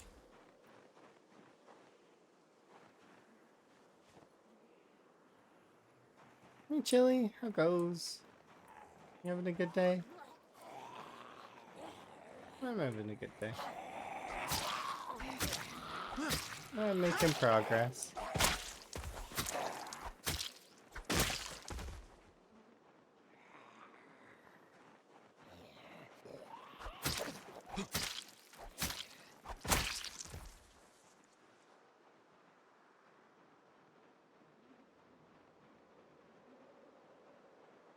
You hit max strength yesterday? Oh, nice. Like, so like you're like all the way level 10?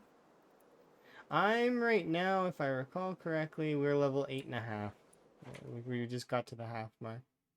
Like yesterday. Yeah, or not yesterday, maybe the day before. We're at 67,000 right now out of 120,000 to nearly level 9. And then once we hit level 9, we should get the strength bonus. Like the strong strength bonus, which will be nice.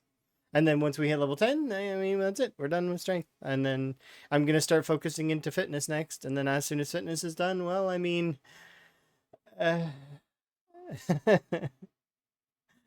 it's going to happen some point. I'd like to believe that we'll, but, you know, pain and misery. I have patience. I hope we have a lot more magazines by then.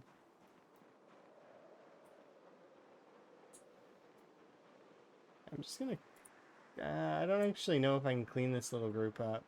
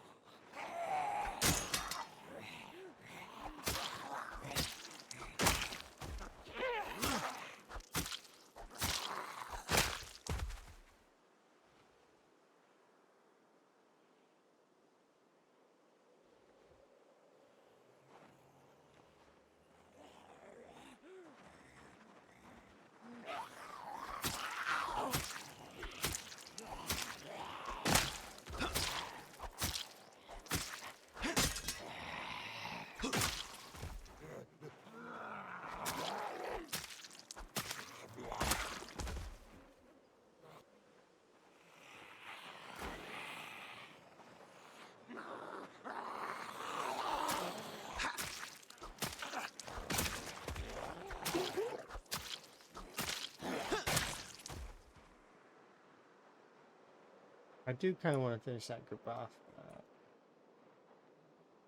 Can I manage to finish them off in time? Probably.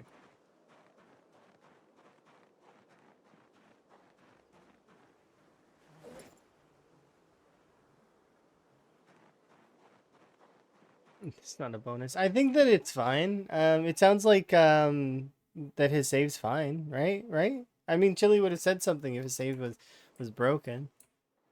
The game crashes a lot. That anybody who were to say like come in and be like the Zomboid crashed, it's not like it's a surprise. It's like, oh, okay. I wonder what caused the crash this time. Is it just playing for a long time? Is it like you did a couple of things and it just caused it to crash? Yeah, I don't know. It's one of those. It's Zomboid crashes. It does. It's just one of those things that's normal.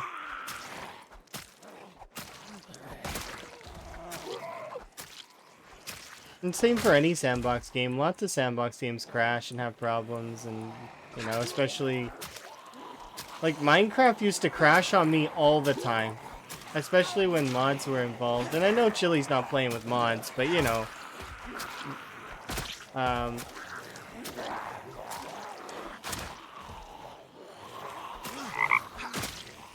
Ribbit, indeed, Ribbit.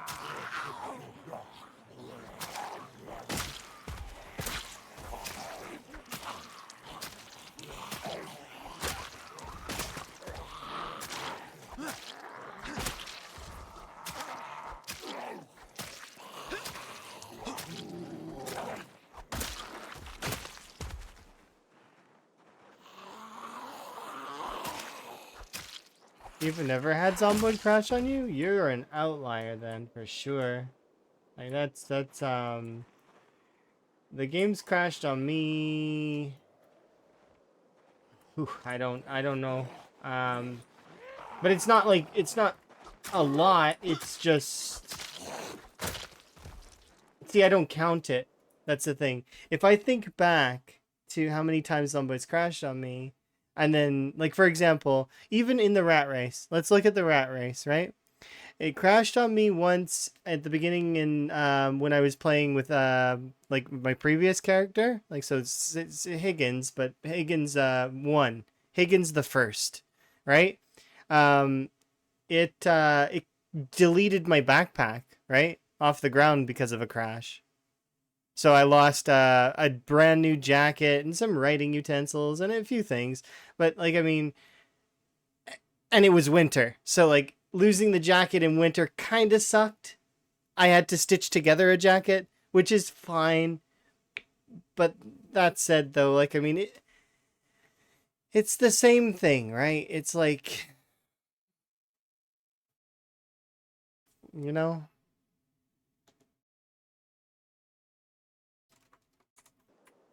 it's one of those things that's just kind of you play it best you can.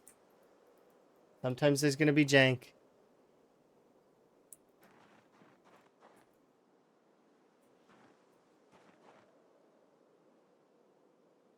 And your computer hasn't crashed in a while.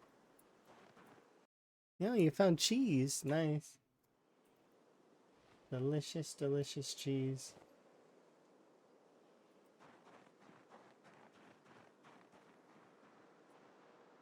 Yeah, it certainly does depend, I guess.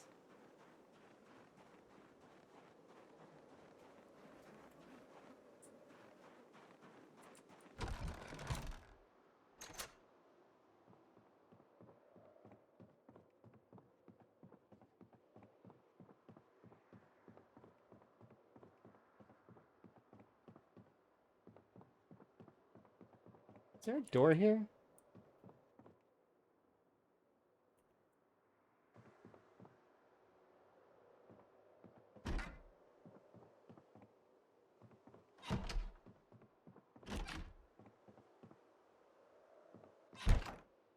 The answer was yes.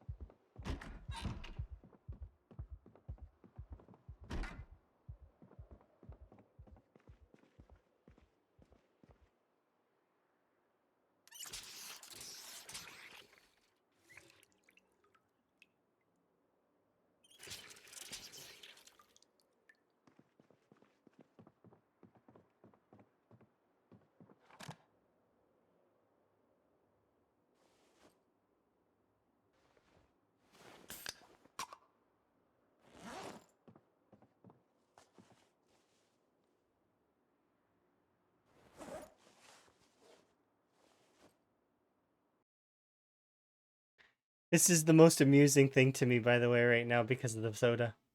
I have both the sated, but the sated, and I'm hungry. I did it. I'm both sated and hungry at the same time. Takes skills to do that.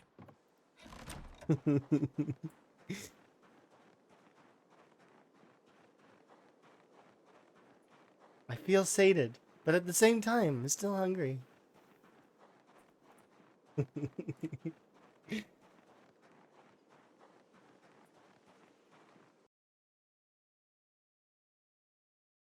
Stop putting it over burgers. Like putting on a cheeseburger? Yeah. I'm sated, but I'm starving.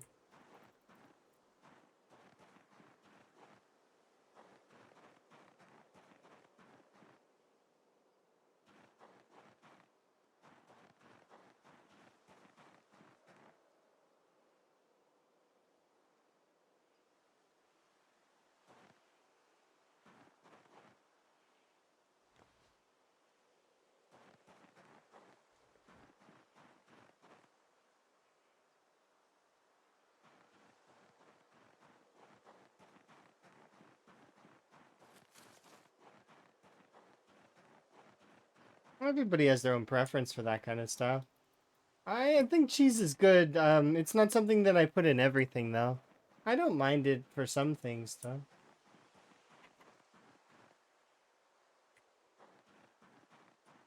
What is my favorite food?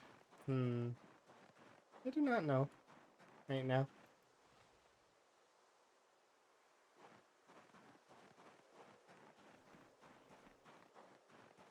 I suppose right now, currently, what my favorite food is whatever I'm eating. So, like, to kind of, you know the feeling? It's like, when you're eating, that feeling. What's my favorite food? The one that I get to eat right now.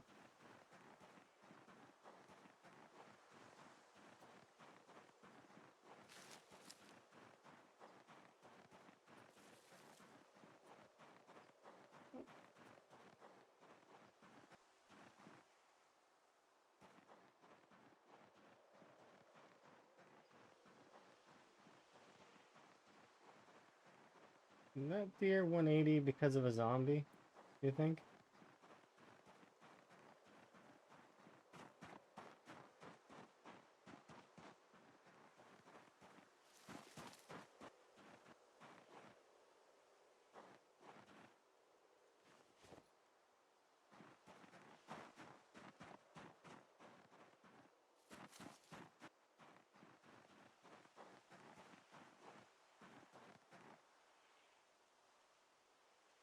You like cheeseburgers? I think cheeseburgers are okay.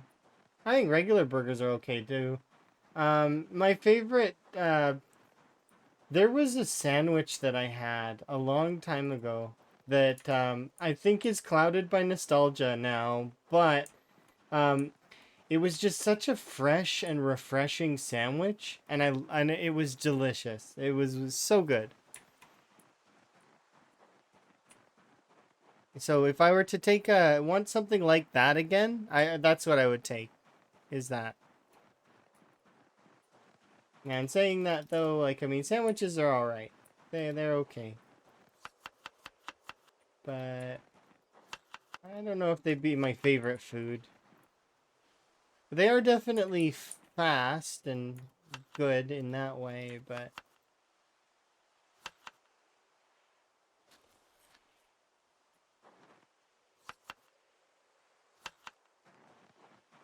I'm not sure. Eggs and hamburgers? That's fair.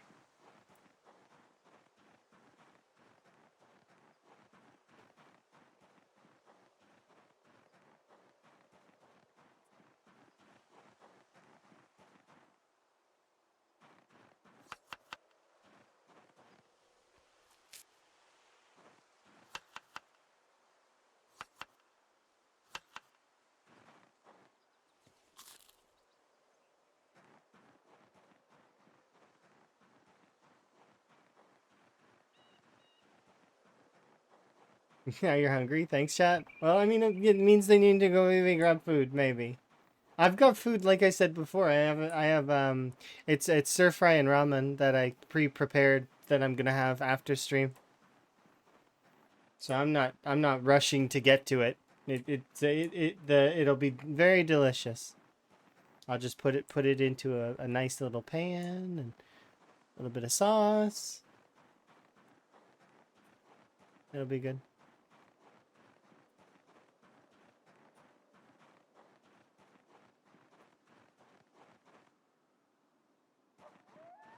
Better I could microwave it, I suppose. Microwaving things makes it weird. I don't really like microwaving. Not as much. I like using the stove, which is, I suppose, like sloppy joes. Okay, kind of, maybe.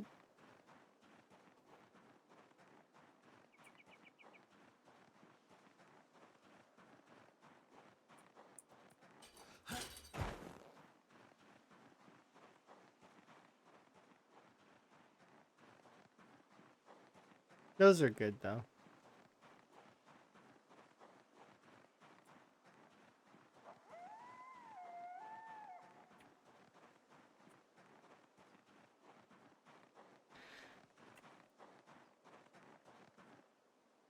You're not also, yeah. See, you're also not a fan of the microwave. I find that the microwave doesn't ever heat things up the right way.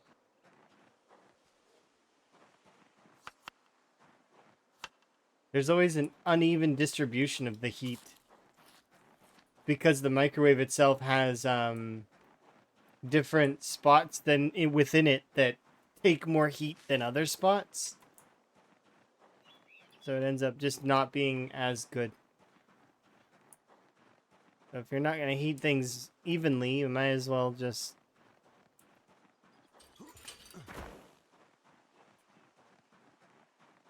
That said, I don't mind some automation. For example, I have a Keurig, and Keurigs are good. But in saying that, I don't always like. I have some of those like the cups that you can make yourself. So like, so I make my own sometimes. Yeah, most of the time actually, I make my own. Especially now because I'm not ordering very many. Like I don't have very many of the boxes coming in anymore.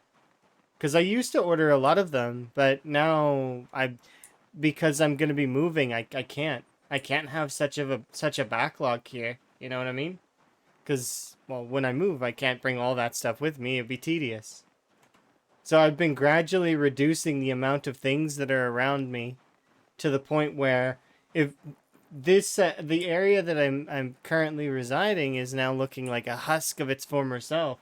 It's fairly empty, and it's getting very close. Like, cause like I try to get rid of more and more stuff each month as like we approach the summer. There's this. I'm just not gonna have anything left. It's just gonna be computer setup and like probably just the standard kettle that I have. I'll probably get rid of the rest of the tea setup.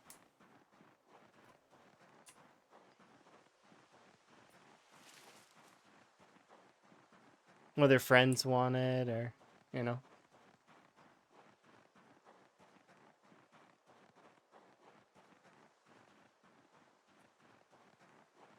I'm gonna put them in the air fryer. Everybody always talks about air fryers. I've never ever had food from them. I was thinking about getting an air fryer. Never ever ended up doing it though.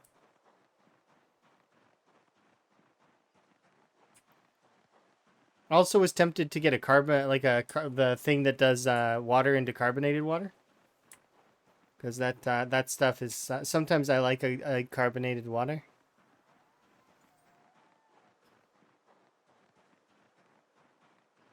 Yeah, those. I never ended up doing it though. I was thinking about it.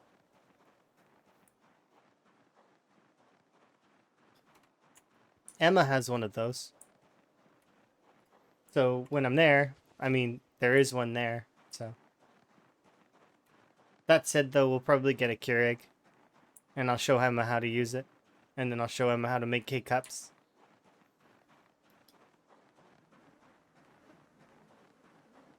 Yeah, you're obsessed with air frying stuff. I heard that it's really good, and that a lot of people really like it. That said, though, never tried it, so don't know.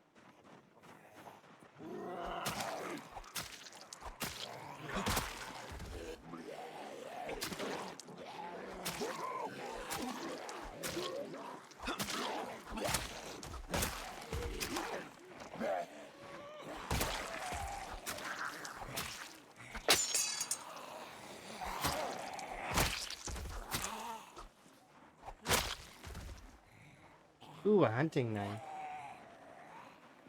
Exciting.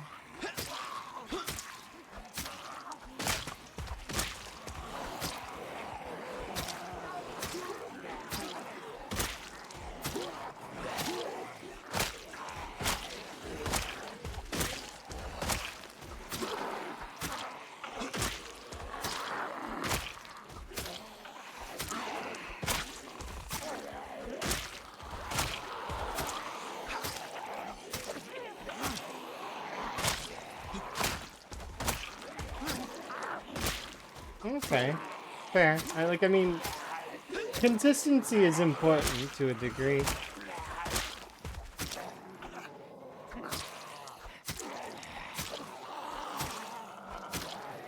But yeah, I have friends who are also in the same boat and that also did the same thing.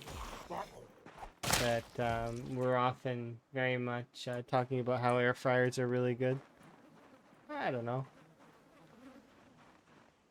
Do not know. Don't have perspective. Never tried it. Might try it in the future. But once again, I'm not trying it anytime soon. Because I'm not looking to purchase anything right now that is for here to stay here. Right? Because I am prepping to move. So that is on my docket of things that I would like to do. So...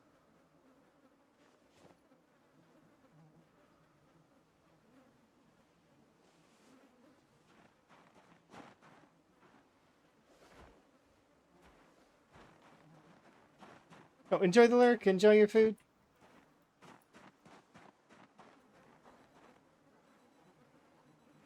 That one.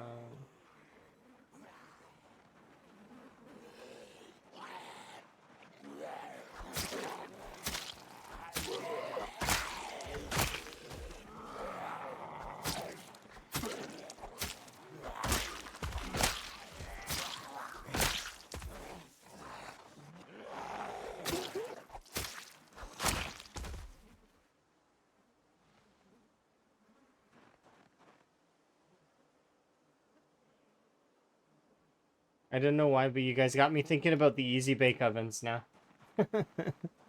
Easy bake ovens. Is it basically an easy bake oven? Maybe.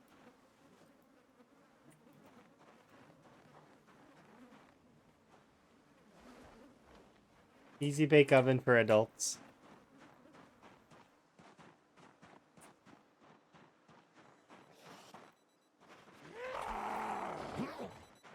I have an easy bake oven for adults. It's just a regular oven. It makes brownies too, as well as all that other stuff, cookies, etc.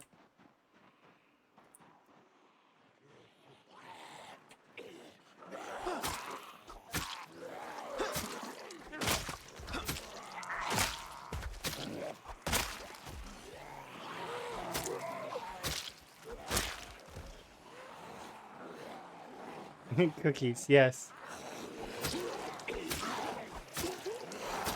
Not chaotic cookies, though.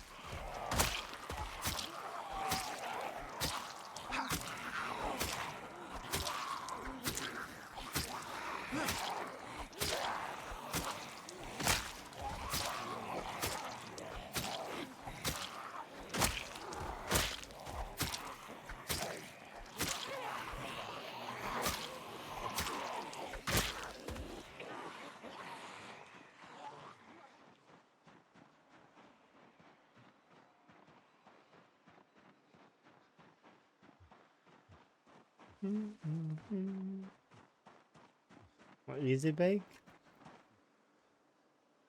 So many reports of kids getting their fingers burned.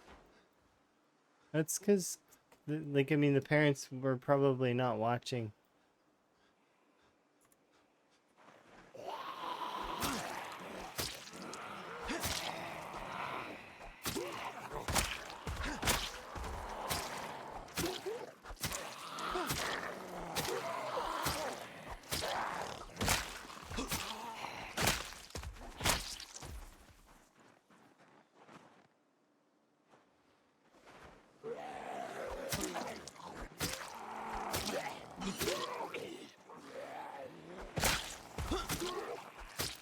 It could be the alternative, though, as well. That's why a lot of that safety stuff gets added to things, is because people try to work the system to get free stuff. So a lot of those safety instruction-y things that get added as a result of it.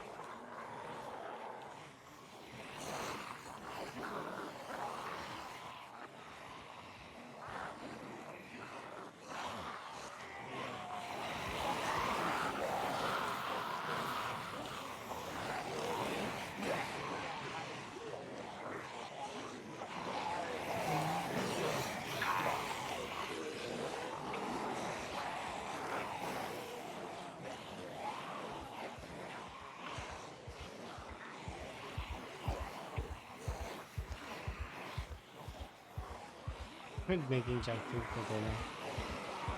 I mean, it's still food, though.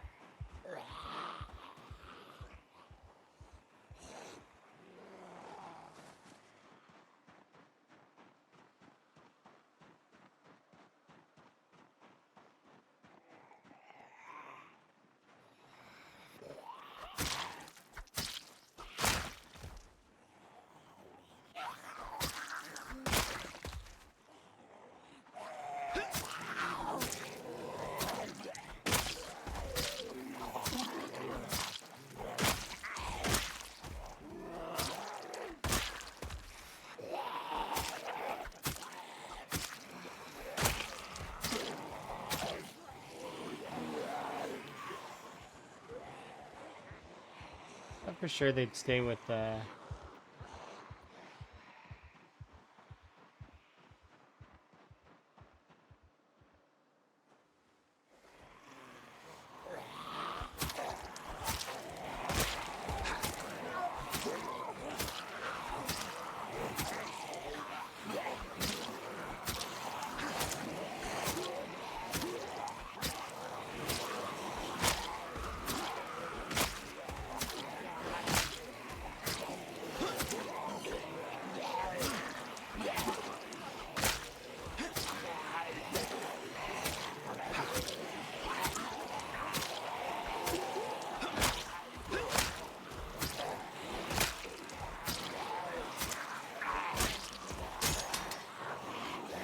That's awkward.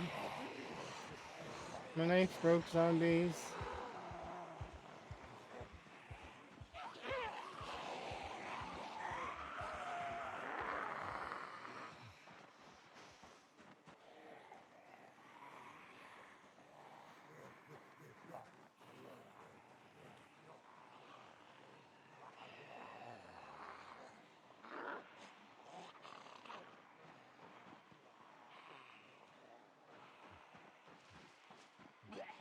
What I'm gonna do... Walk over here, shout once, and run over here.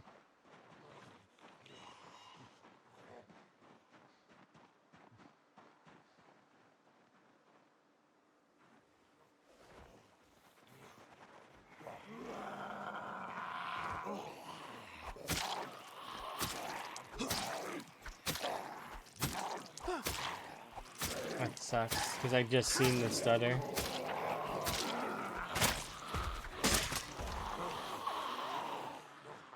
That stutter means that that entire group of zombies that would normally have gone over there is not going over there currently. They're going to be in this parking lot with me. Some of them will, but not all of them. We need to recoup is what we need. So what I need to actually do is I need to consolidate this group and tuck it up and then bounce it back and forth until I'm good.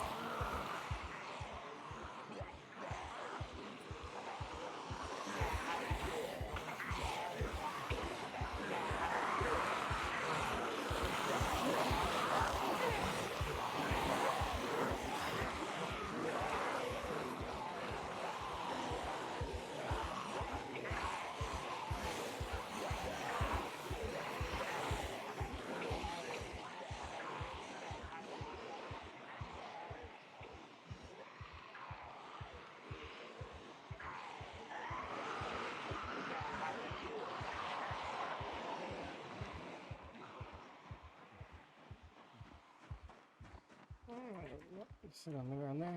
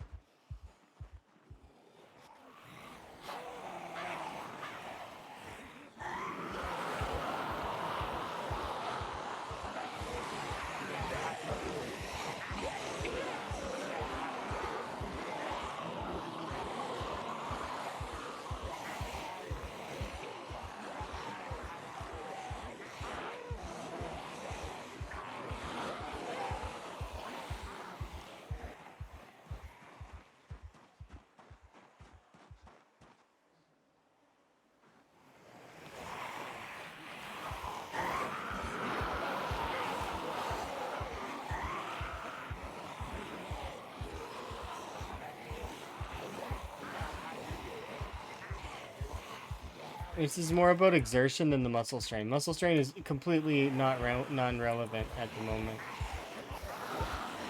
I need exertion. I don't have enough.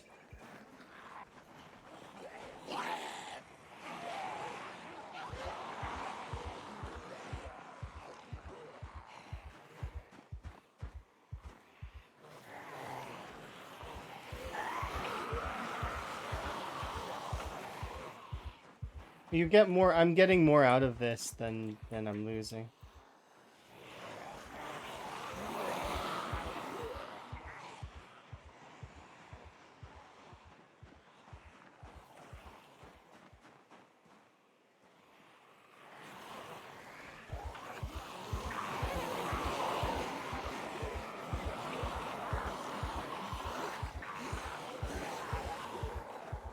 Just need to be fully rested.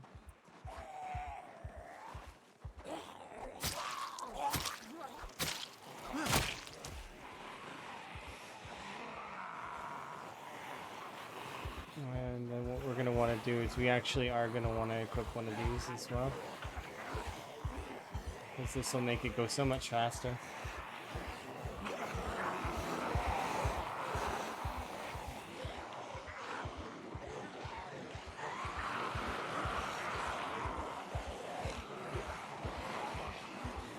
This way.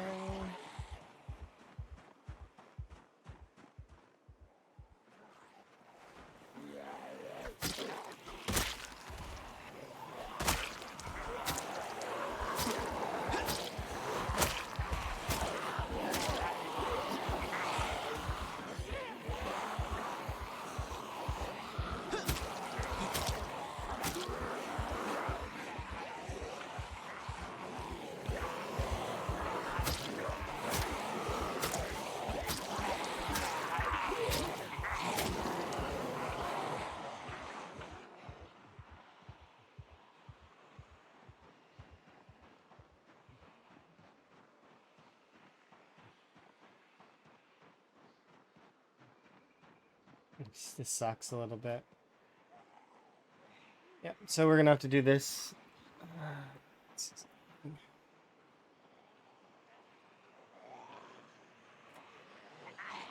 here's what we do. We bring that group this way, and we rope around like this.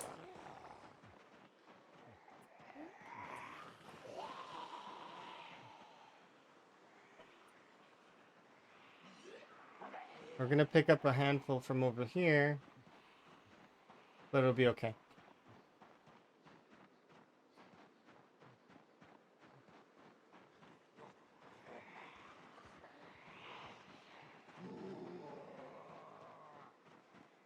And what I want to do is I want to run as far up this way as I can until we can rest.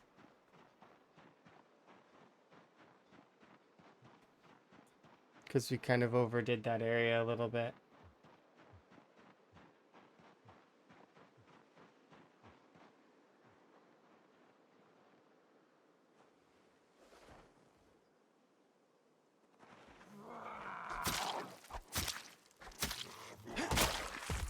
Okay.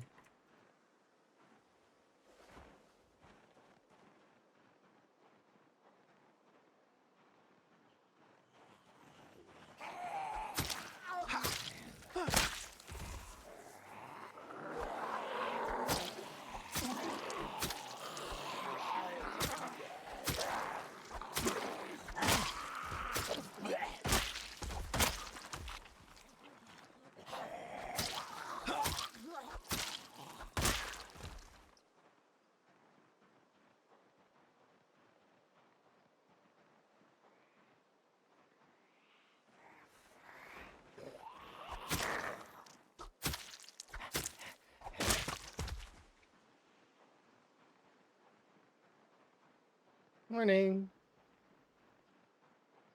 Oh, I should have done a little bit nicer on that. It's okay. I can clear this.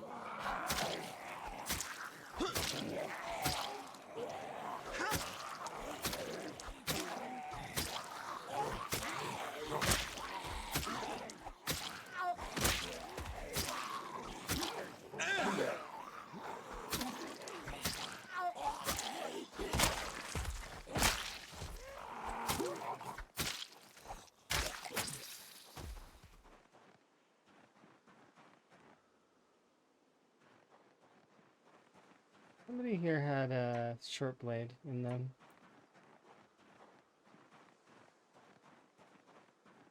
There it is.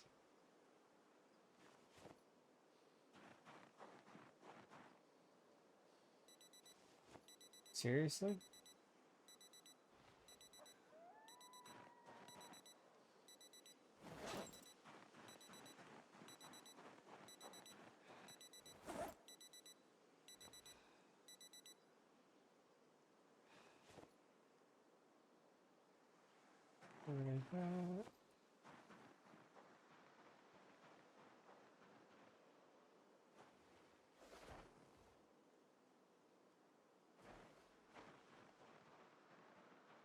I actually don't know if I can get into the place. It's probably not wise to sleep in Smokies right now.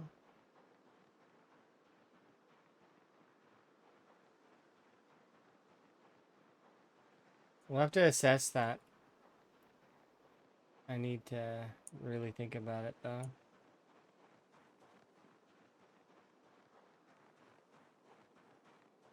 So here's what I'm gonna do. I'm gonna drop that backpack on the ground and we're gonna, yeah, figures as much. I'm gonna kill these two. Or no, I can't. I need to grab that bag is what needs to happen. So I need time to do so.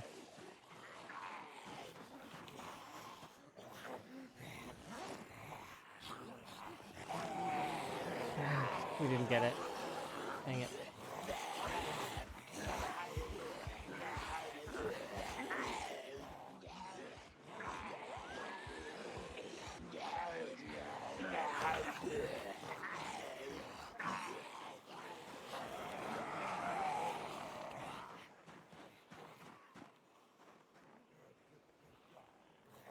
Sleeping in Smokies is not going to be a possible feat at the moment, but that's okay. We bail from this area completely.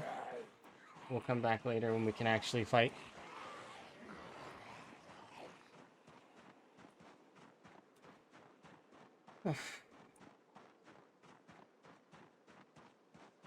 Yeah, we messed up. Oh well. It happens. You make some mistakes, and then your area of sleeping is not safe.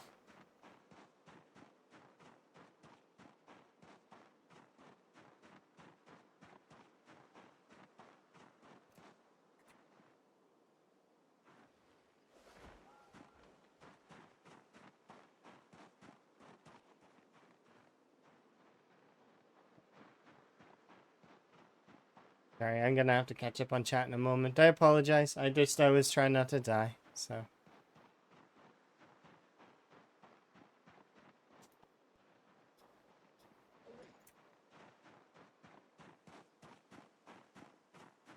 I put myself in a situation that is not necessarily optimal. It was a bad situation. Not preferred.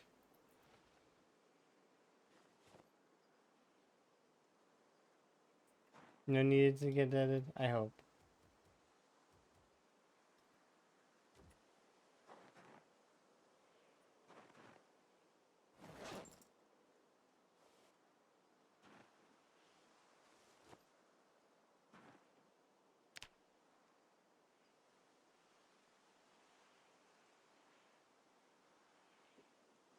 Oh, we may be having zombie on us when we wake up. Hopefully we don't die. Nope. Okay, we're good.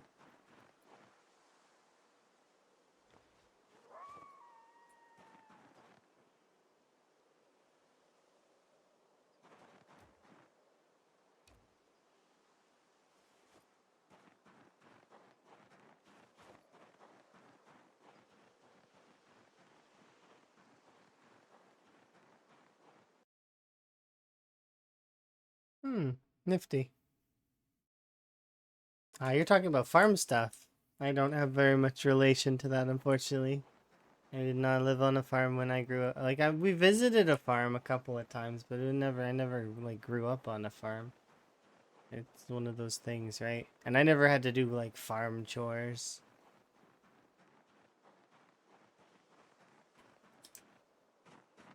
Nope. Nothing like that for me. You always hear stories about that stuff, though.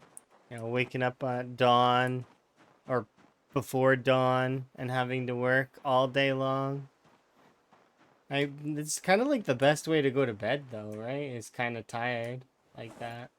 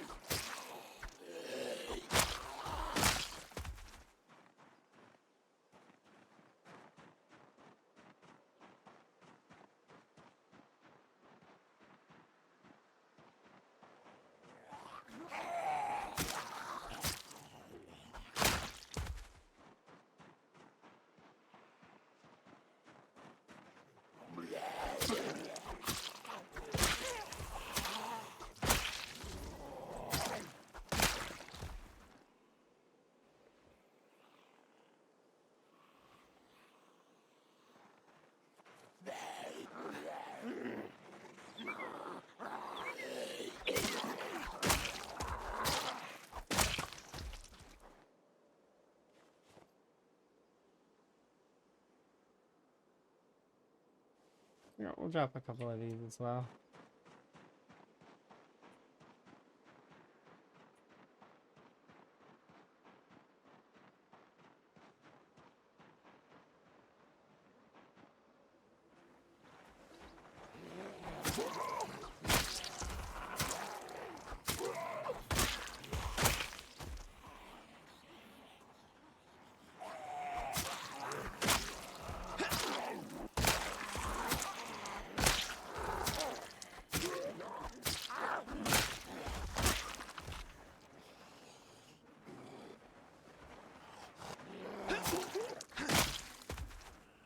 Ooh, another weapon. Nice.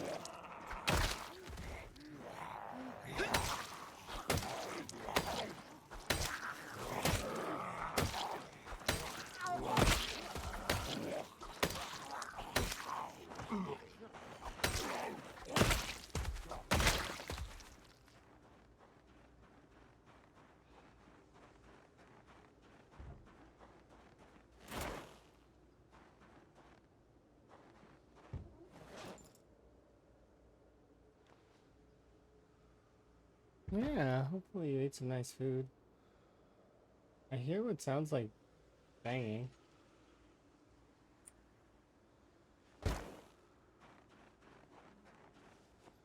On what, though?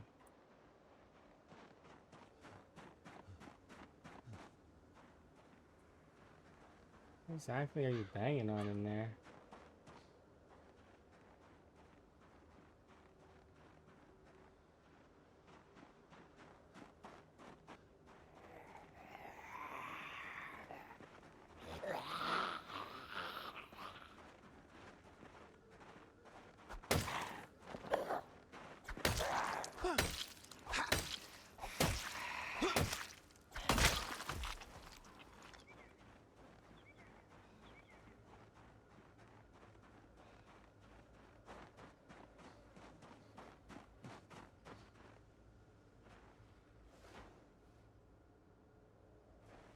Yeah.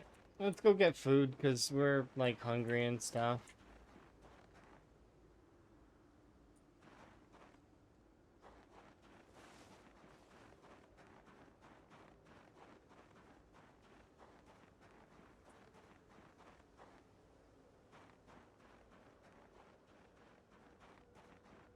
Sure.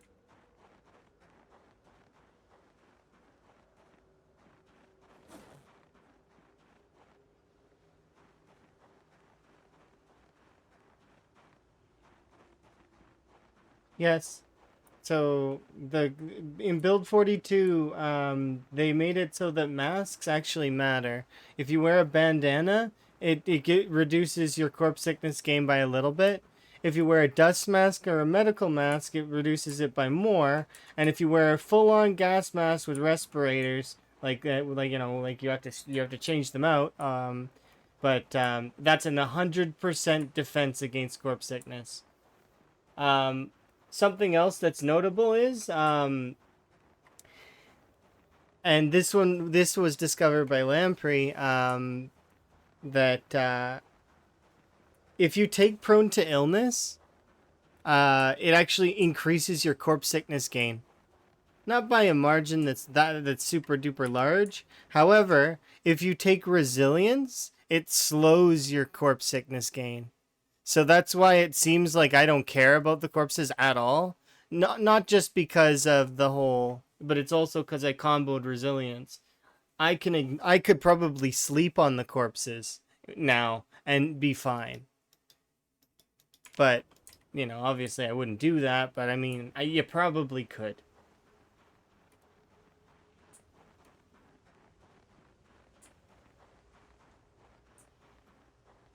But yeah, like I said, I wouldn't do that anyways, especially because reanimators are a thing.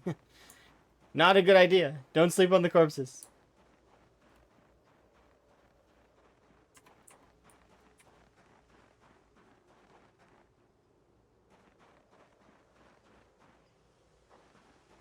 Microwave ragu in the office. Does that mean that you made a mess of the microwave? I don't like if you're gonna make a mess, like you gotta clean it up. That's in my mind. That said, though, you're talking about the smell? Maybe. I mean, some people like that smell, though. I suppose. I don't know. I'd be indifferent. I think.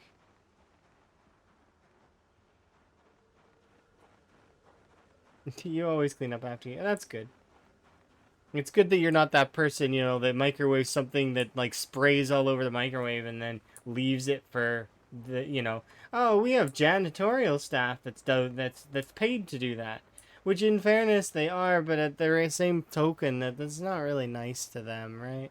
They've got other things that they could be doing with their time than cleaning up a mess after someone, right? I don't like that kind of mentality.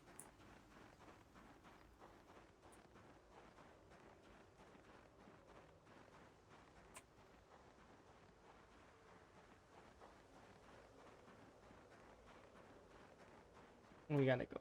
Okay. Come on, please. I got a little bit, but it's like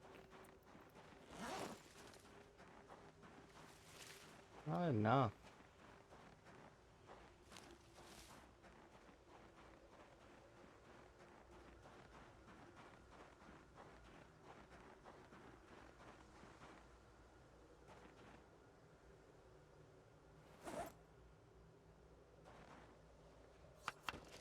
Yeah, those ones things that like they'll pop and then they'll get all over everything. It's terrible.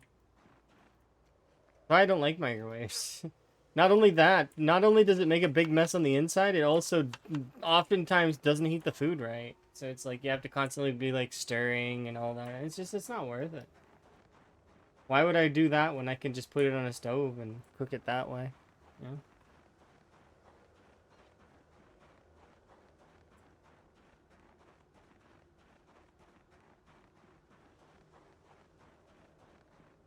Microwave a fish once. Well, you can kind of microwave a lot of things. You can microwave lots of things. You shouldn't, but you can.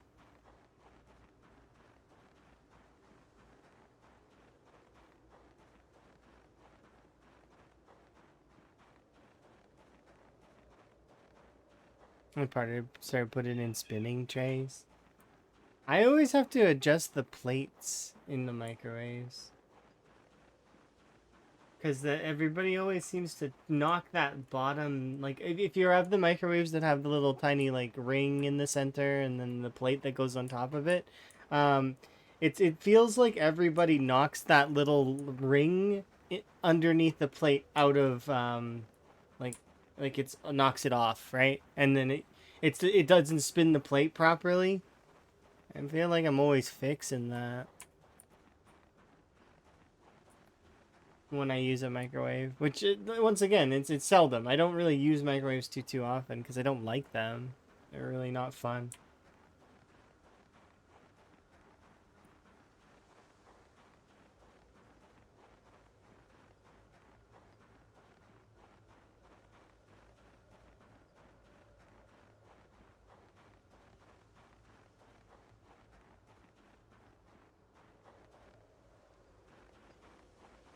Steel scrap. We're gonna go all the way over there, so I'll just drop these things here. We're gonna go over to the cherry place, because otherwise we're gonna have problems. Like we can sustain. It's just we're not.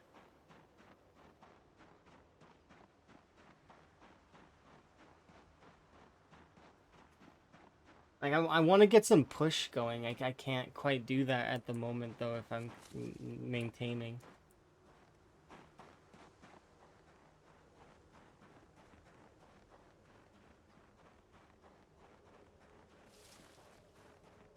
Player maintenance is taking precedence.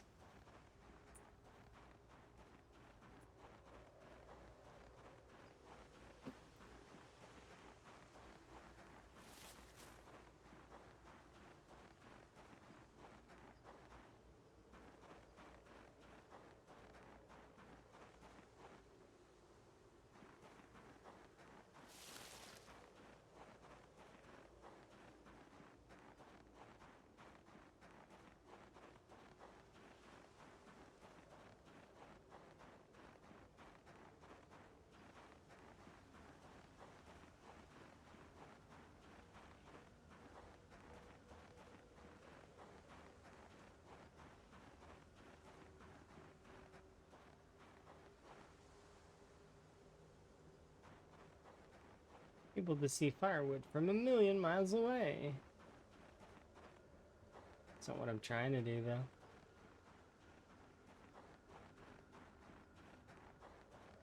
Cherries. So many cherries all the time. I think the most annoying part is that they're not very good, but they are continuous, and that's something that I appreciate about them. Is that I keep finding them throughout this entire area.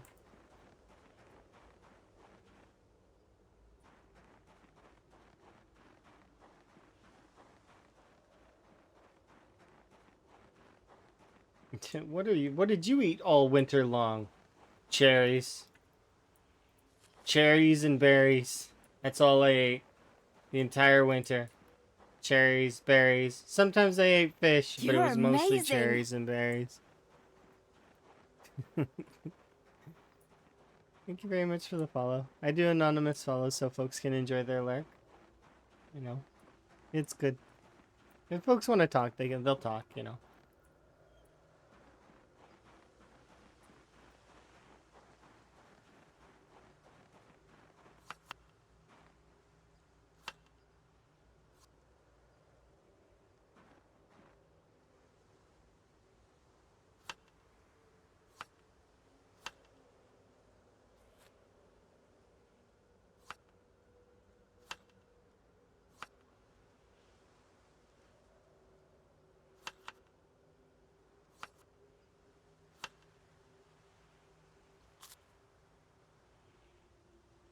Yeah, vibing is nice. Scrambled eggs in the microwave? Stew sounds good, though.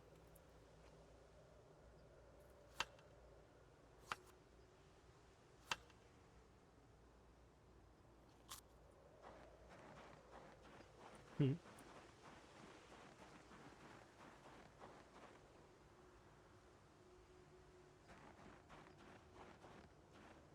Get rid of that.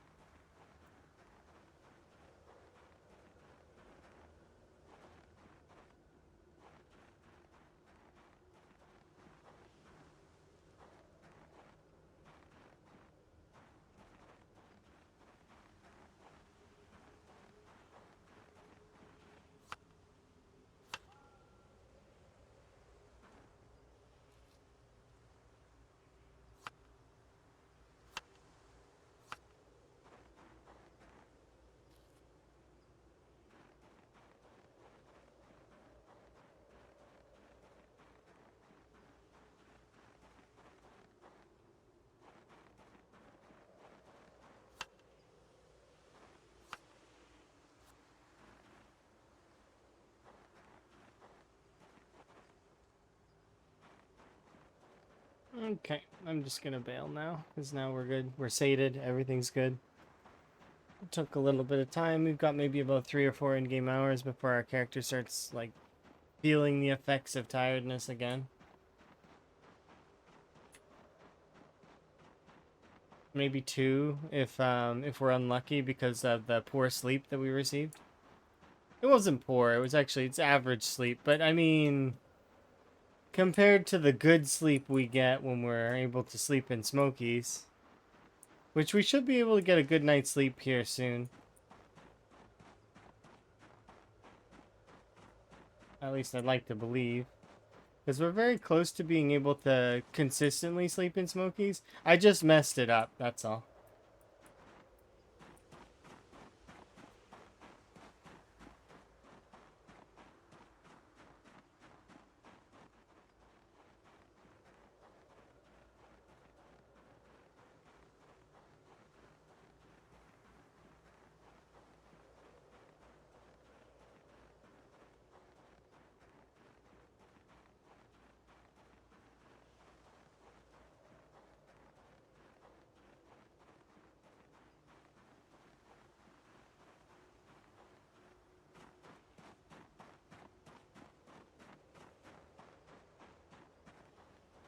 Actually, I'll rest for a second just to kind of...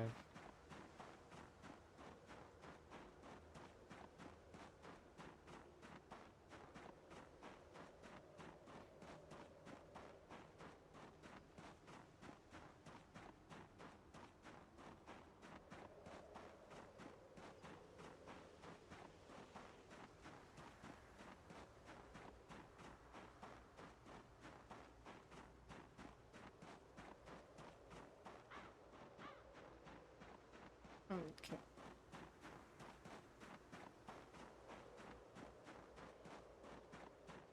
Are we back in Muldrow? We are. Okay, I'm going to pause for a moment and I'm going to BRB because I want to refill my tea and other such things. So I'll be right back, okay?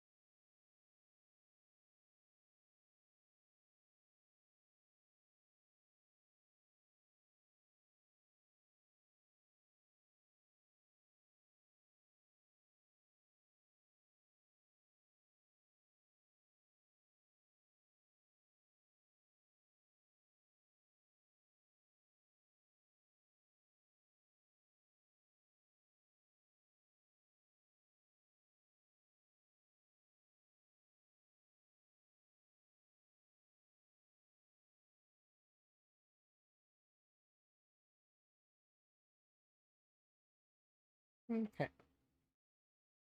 Hello.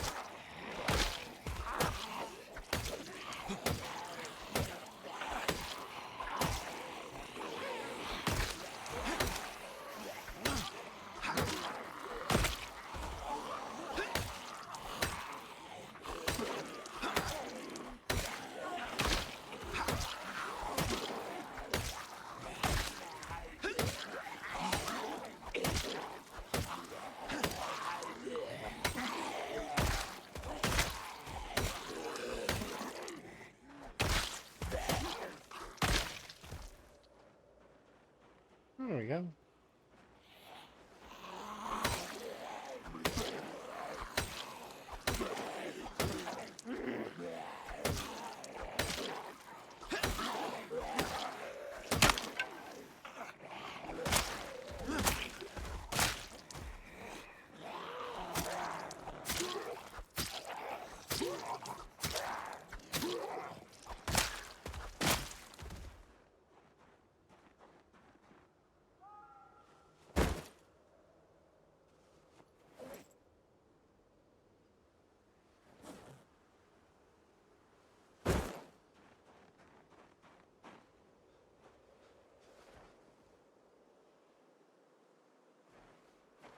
Nice.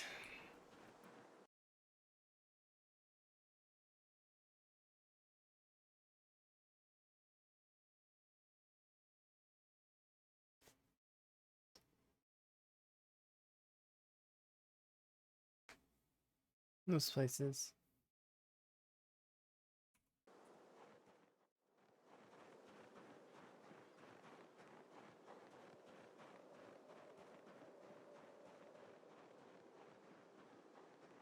Yeah, we had a few stores that were really, really nice. Are closed down as well. One that I used to frequent, and I was really disappointed when they closed it down.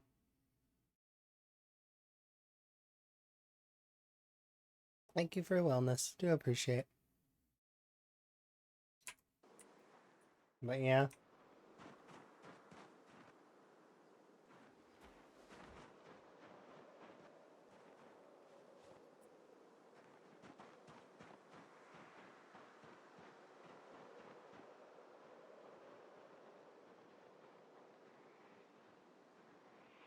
Okay, I think I'll back off for a moment just to kind of get my bearings.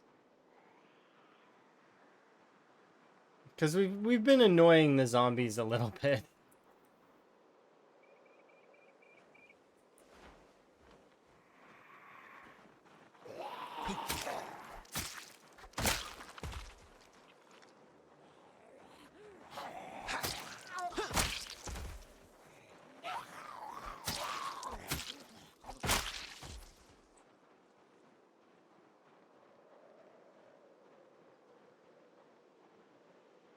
That said, though, if we keep it up at this pace, we should be able to take the next section.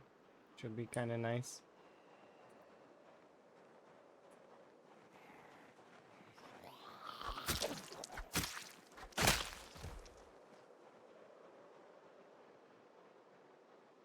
Any loudness? Not really, no.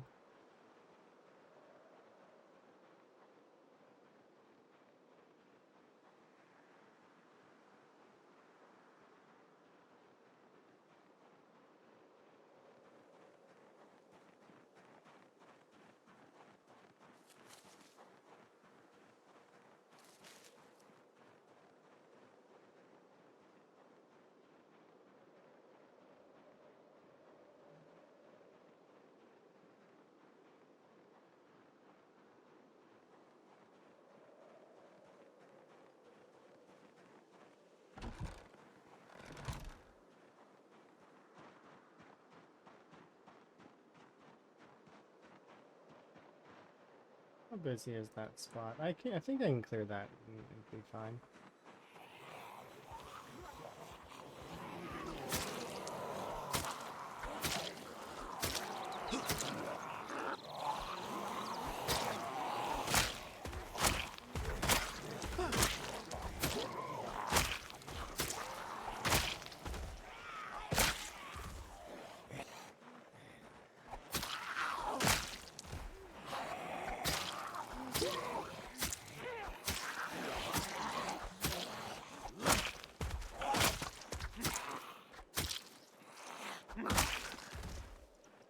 You have a fork in you.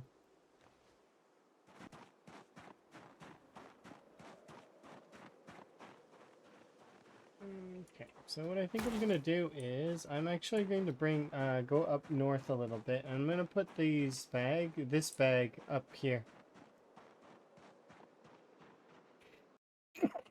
Sorry. I'm sorry.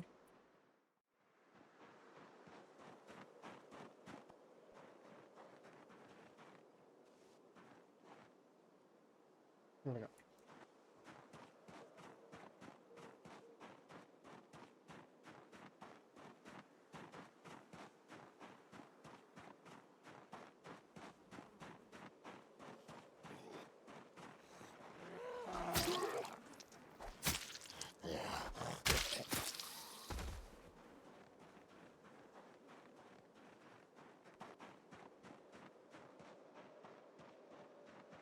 Enjoy your lurk.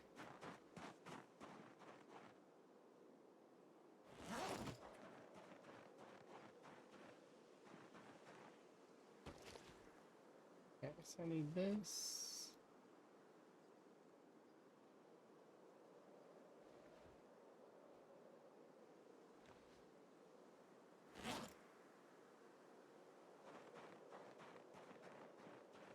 I'm gonna turn these two into shivs.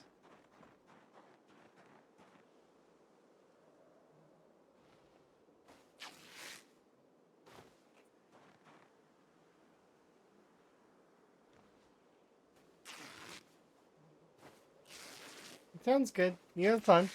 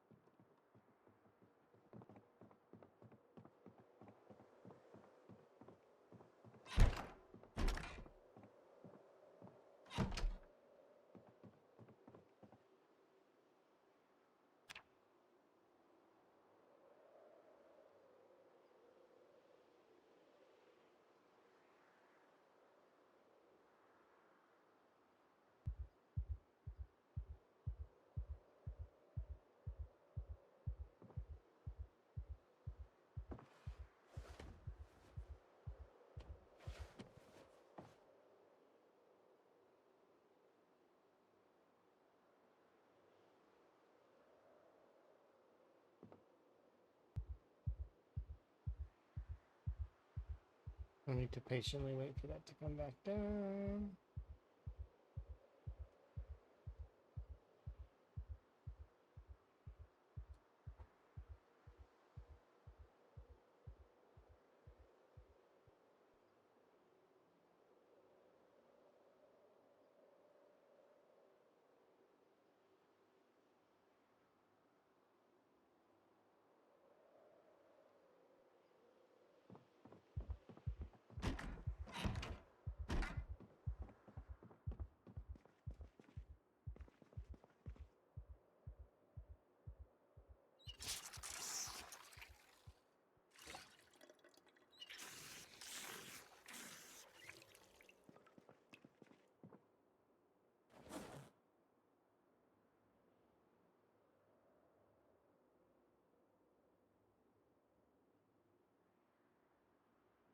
Everything's filled.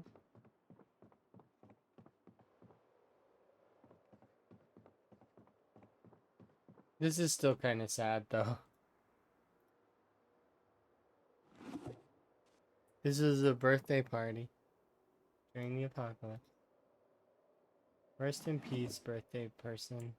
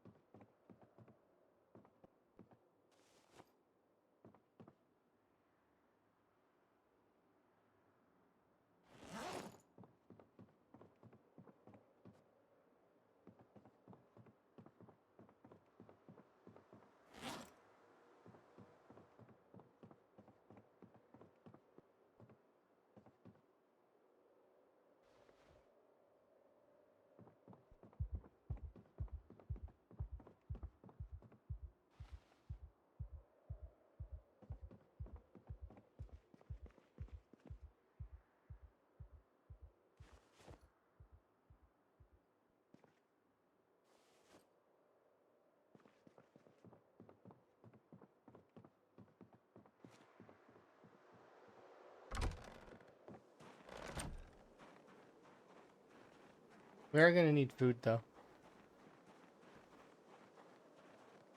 Let's see, what are we doing for weight? We're still in the 80s, which is good. I probably should start prepping the southern area for fishing.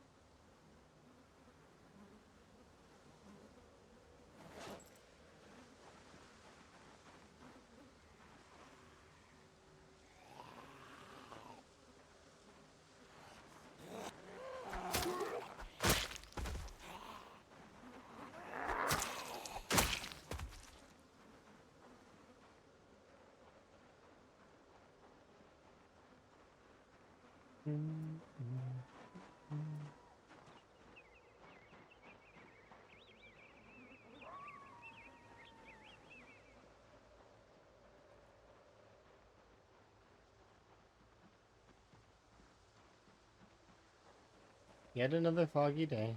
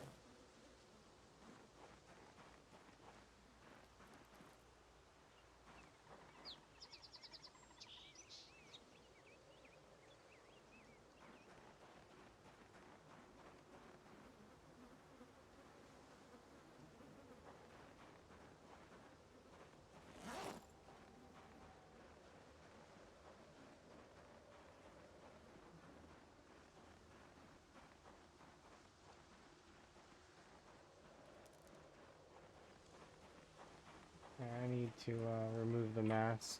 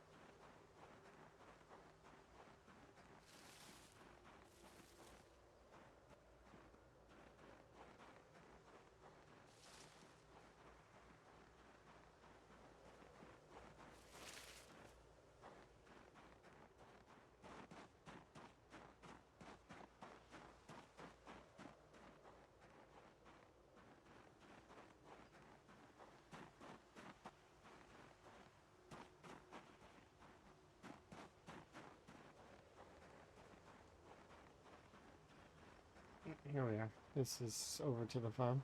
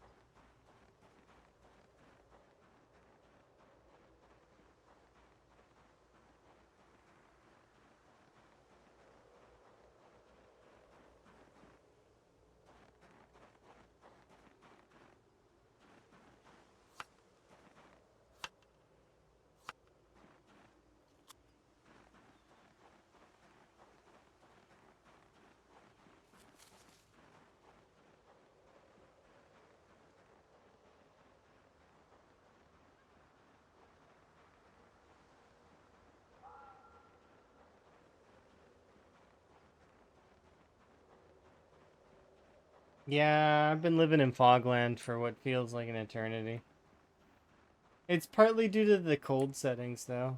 And because it's dry, and so the choices between the weather are fog and no fog. So the very frequently the game goes, "Oh, it's cold enough for fog, so let's do fog." And as a result, fog and more fog and more fog. It's a result of the settings kind of. I can't fully blame the game cuz we set our we set it up this way. So, it does suck a little bit that it is so foggy all the time, but you know, it adds a little bit more there is some challenge in it, that to be honest, because of that. Because it's foggy all the time, um it makes you want to choose your days very wisely when going out, especially if there is a brief sunny day. You're more likely to be like, well, it's sunny, I want to go out and do stuff now. And then it's depends on your character state, right? So whether or not your character is able to do so,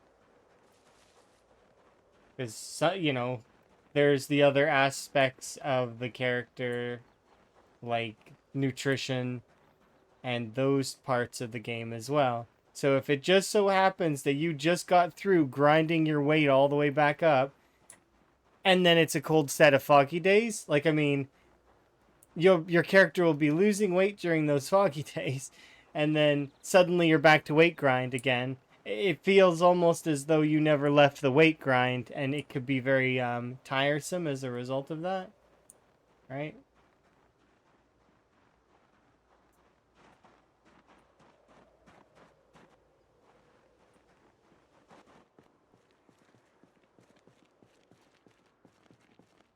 Dented, unlabeled can of food, a sickle, some barbed wire.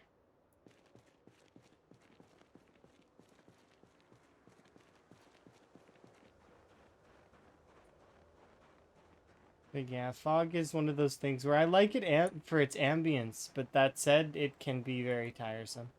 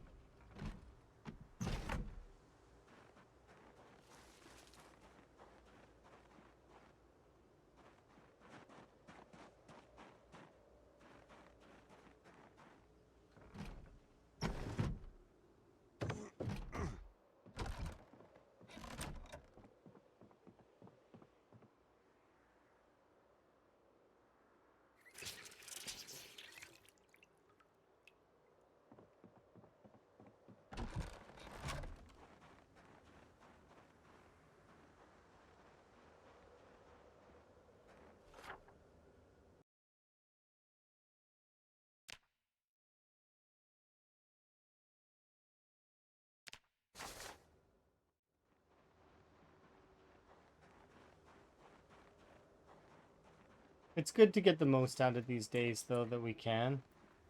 And sometimes it's hard to do so, right? Like there's the willingness to want to do something during days like this. It's like, I could just stay in and I could work out. Especially rainy days, right? Because, like, I mean, why would you want to go out on a rainy day? You get wet, your character has a higher chance of catching a cold. Even if you have outdoorsy, you can still catch a cold. It's just, it's much harder to, but I mean, you can still catch a cold. Yes, indeed. Oh, did I put that? No, I didn't. Okay. Let's see if we were arrested.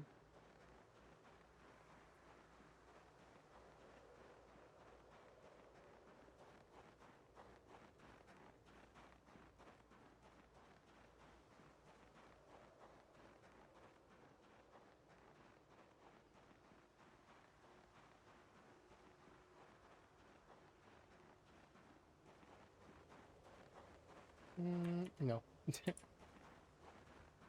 Sorry, Sonic.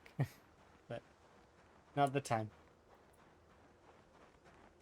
We are not in the bonus stage right now.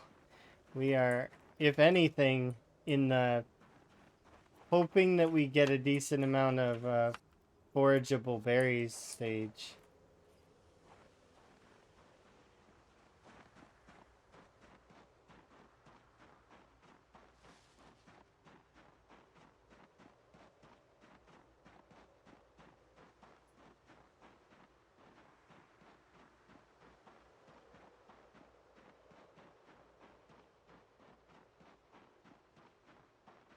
Okay, I just want to trace this path a little bit so that we did so.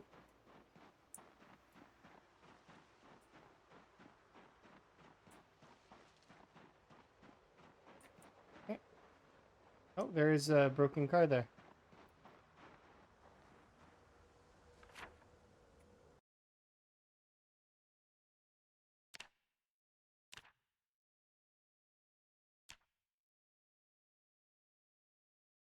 Yes. Alright, so this is not a bad spot to sleep if we need to sleep somewhere. So that's good to know that that's there.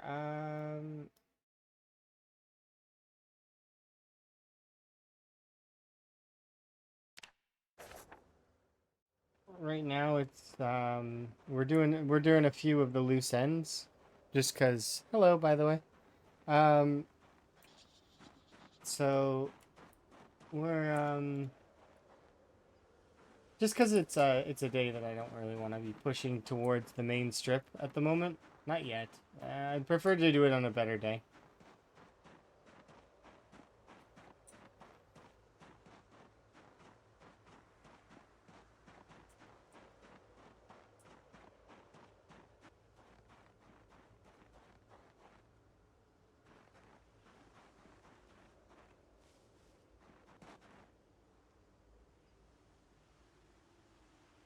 Okay, we're good.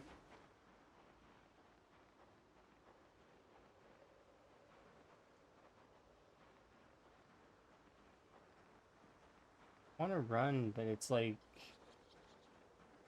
it's putting too much heat on us.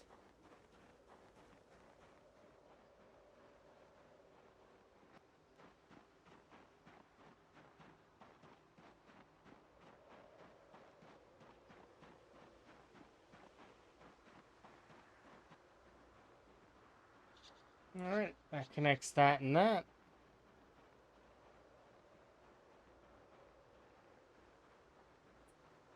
What settings am I using? You like the font? The font is actually part of build 42 under the accessibility options. So if you go into the accessibility options, which are here, options, so accessibility, it's right here, enabled dyslexic font. So it's part of build 42. This is built into vanilla, not a mod or anything. There's also colorblind settings for the minimap, which add, so essentially, here, I'll show you. They add little things to each of the buildings so that it's a little bit, if you have trouble differentiating the colors, it makes it a little bit clearer. So, like, see, this is hospitality, this is a commercial area, so on and so forth, right? And then there is also under the accessibility options, there's also enable light sensitivity mode, which stops lightning during thunderstorms. Maybe you have an issue because you like it. I mean, no, it's just you can like something and not have any issues. It's just that it's a nice font. Um, I don't have dyslexia, but the reason why I have it on there is for other folks in case they do, right? So that other people can read and stuff. It's good.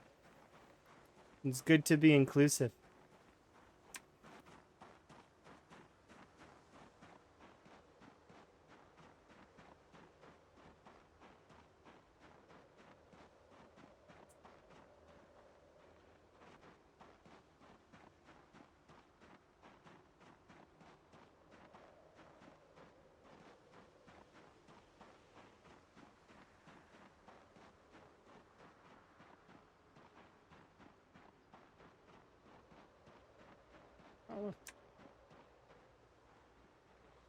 are you guys over there?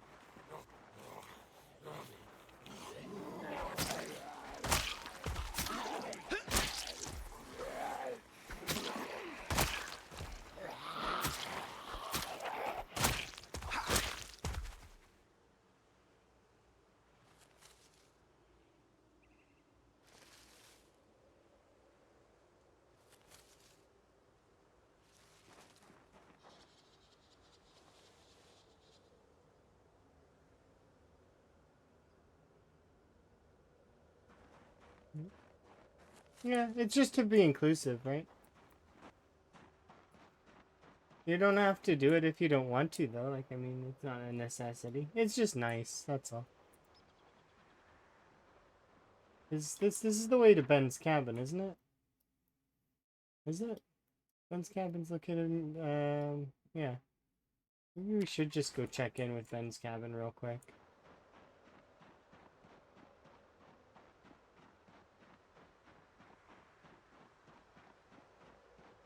They made Ben's cabin worse area, right? In terms of, like, perhaps they shouldn't do this. There's a lot of trees.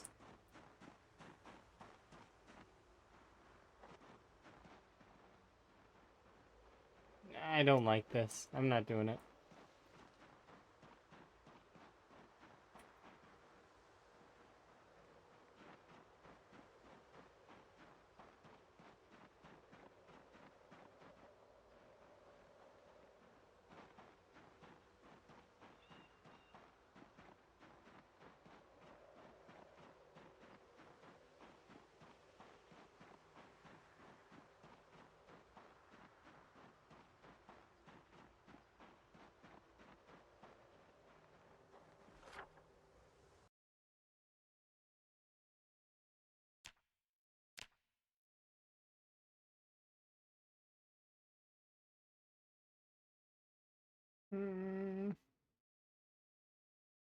I think we return to the main strip and we hope that tomorrow's day is not foggy.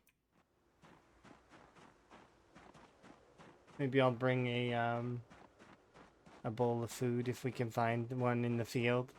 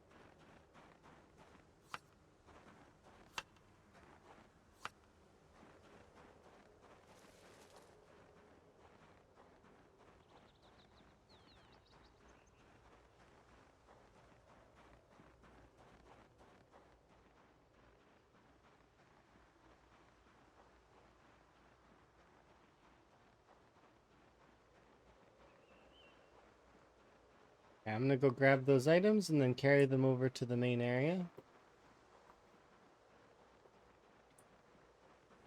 Because we are very, very soon gonna start another push after a good sleep.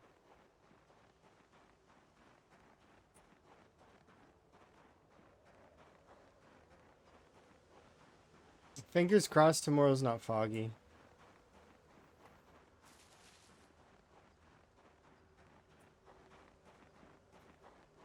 So I very much would like to...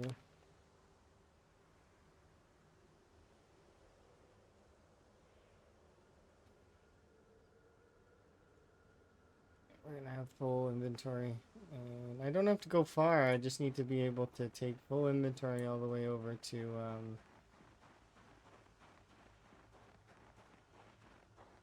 just to the road beside Smokies.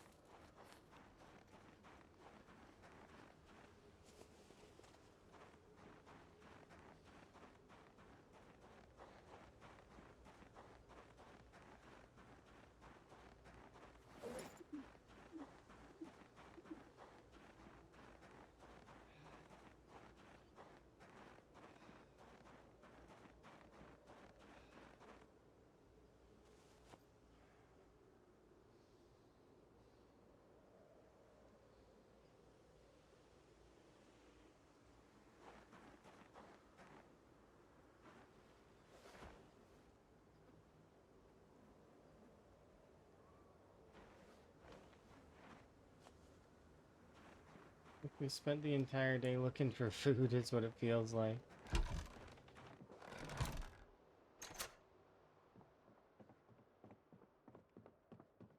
I know that's not the case, but you know. Now we're like super duper tired.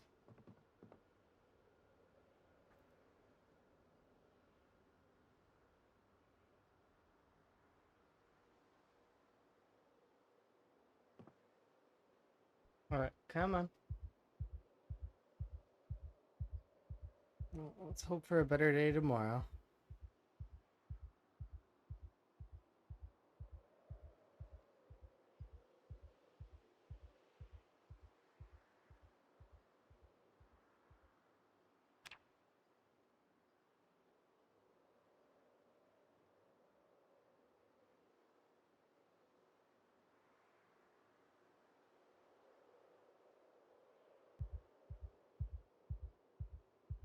Any luck on foraging? Tons of luck. It's just the issue is that it's right now, because it's not springtime, summer, or fall, the foraging tables are very limited in their food supply. So my choices are berries or fruit. Those are the only choices that I have. Um, that said, though, I mean, I could get maggots from the corpses, I think, and then do maggots give you birds? I can't remember if you can get birds from maggots. I know that you can from other insects. If I were to go back and get my bug bag from the we have a few bug bags that are filled with insects. I could also go all the way back to the Spiffos, and there's rabbits there. So and raccoons. So we could see how many rabbits and raccoons have built up over there and make our judgment calls on that. That said, though, it's fine. Fishing's good. Yeah, it can be. I mean, it definitely is good to get your weight up. I don't need to get my weight up right this second, though, so I don't need to fish. Plus, fishing while there's zombies around kind of sucks. You think that it'll give it, but you don't know for sure. That's all right. It's okay. I'm not gonna bother because it's fine. We can just keep foraging for our meals for now. The way that you do it is you put the maggots into stick traps, and the stick traps will catch birds.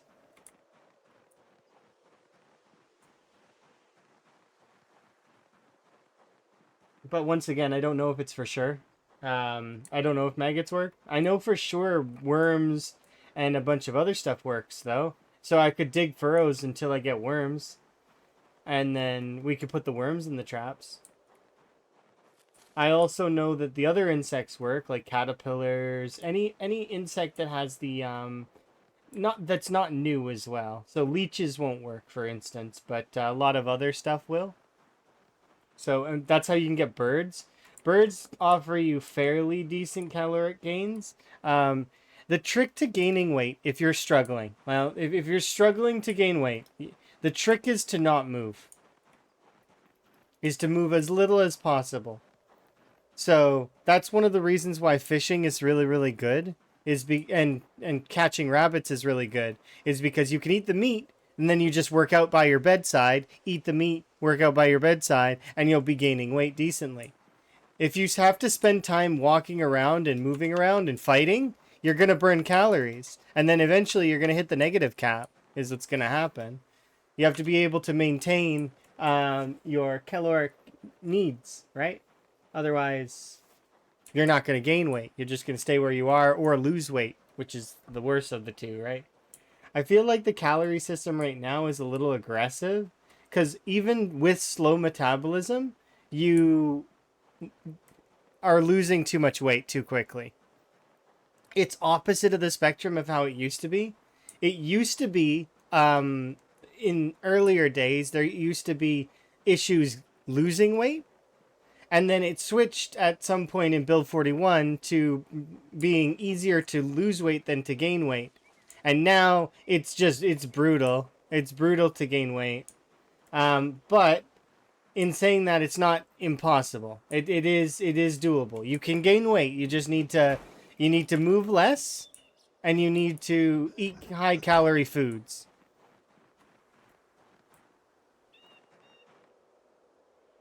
Like you can do it with foraging as well. You can actually gain weight with foraging. You just have to make sure that your movements are less. That's all.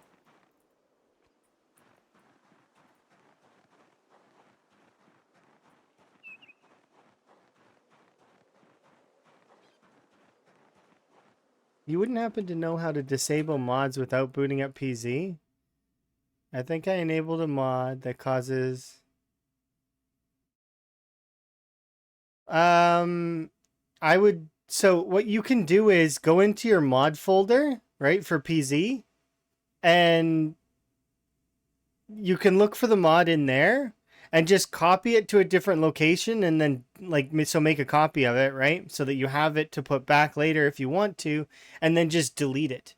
Delete the mod, right? And then make sure you're not subscribed to the mod as well so you don't re-download the mod by accident. But that's what I would do. I would copy the mod's file to somewhere else on my PC, and then I'll put it back in the event that I want it, right? You could rename the folder, but if you do that, what'll happen is if you are subscribed to the mod, it'll just re-download it. So you'll have two. So first you're gonna want to unsubscribe, and then you're gonna want to also make a copy, right? I don't know which you want to do first though, because I'm not really that good with mods. So you might want to make a copy first and then unsubscribe and then double check that it's been deleted. And then there you go. Then it's not enabled anymore. And when you boot up PZ, it won't be there.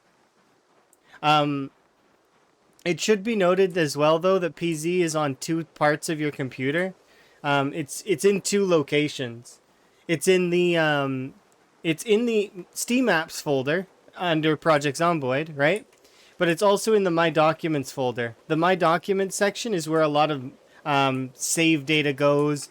Some configs end up there as well, so I would assume some of the mod files probably end up there. So, but they won't work without the mod, or they shouldn't work without the mod. Unless they somehow like corrupt your player.db or something like that. Once again, it's not something I'm particularly versed in. You're better off asking people who are better with mods. I don't use them enough. I do apologize. But that's what I would do if I were in your shoes. So I figured I'll give you what I would do, but once again, it may not be the most optimal play. So definitely double check with somebody who uses a lot of mods. You know the folks around the community that use a lot of mods.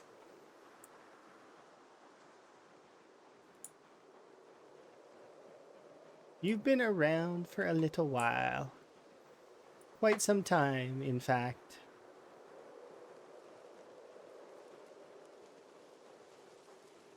Yeah, what you could do if you want to switch versions of Zomboid is just copy your entire Zomboid folder to a different one and then name it Build 41 or whatever, or Build 42. And then you could just switch between the versions like that instead. So you want to load up Build 41, copy the folder over to your Build 42 folder, and then swap them. That's what I would do. Because waiting for Steam to download and switch it's tedious. I wouldn't want to do that.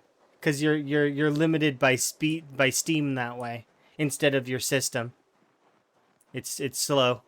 I wouldn't do that. I would want it to be under my control.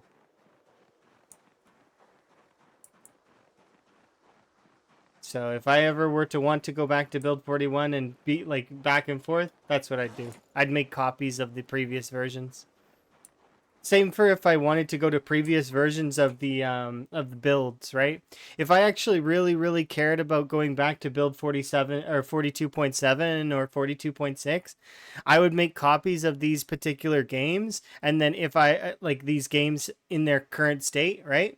And then I would have files that are labeled build 42.8, build 42.7, etc., right? And then when I would want to play on those ones, I would just take those files over and use them as my Zomboid files and make sure my internet's off, my upload's off for Steam, so it can't change any of the files.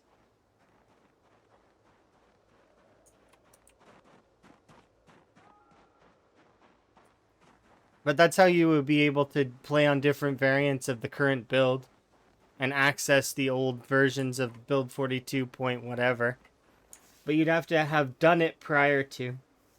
Because as soon as it updates, those builds are gone. Kind of. I'm sure the devs still have access to the old builds, but we don't really have access to them anymore.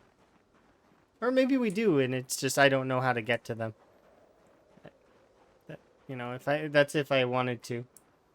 More often than not, I'm gonna want to play on the most updated version anyways. Yet another day of fog.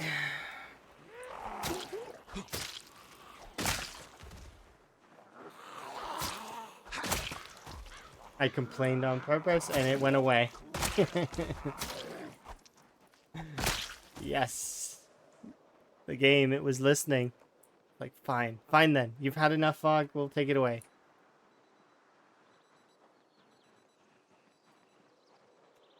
This game, I've had enough fog.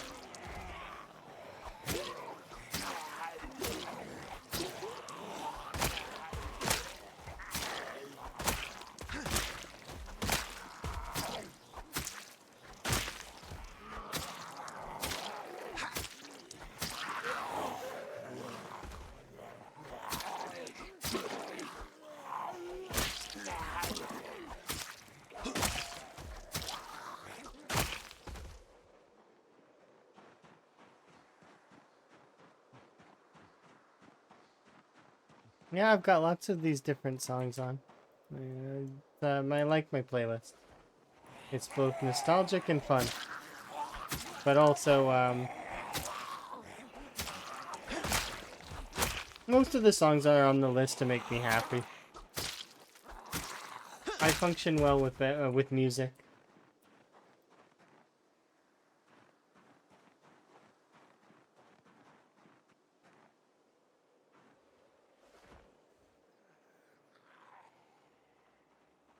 Yeah, you can access, like Tom says, you can access some things, but you can't access more.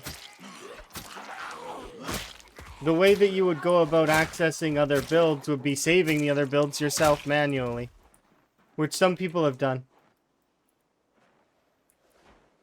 If you happen to save the other builds manually, then you can load up the old builds. But it requires you to not allow Steam to update. You have to shut the updates off. I don't exactly know how to do that, but I'm sure that there's a tutorial somewhere.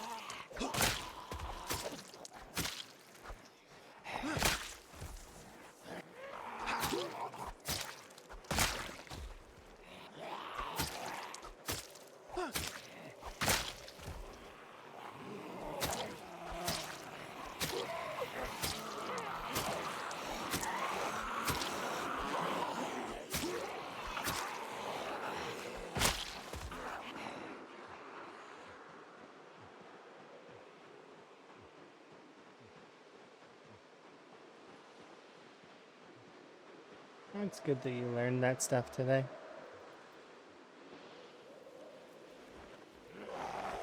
It's not stuff I'm particularly comfortable with, but due to my years of Minecraft stuff, like, that's where my mod knowledge comes from, mostly. Just having played Minecraft. Which is similar.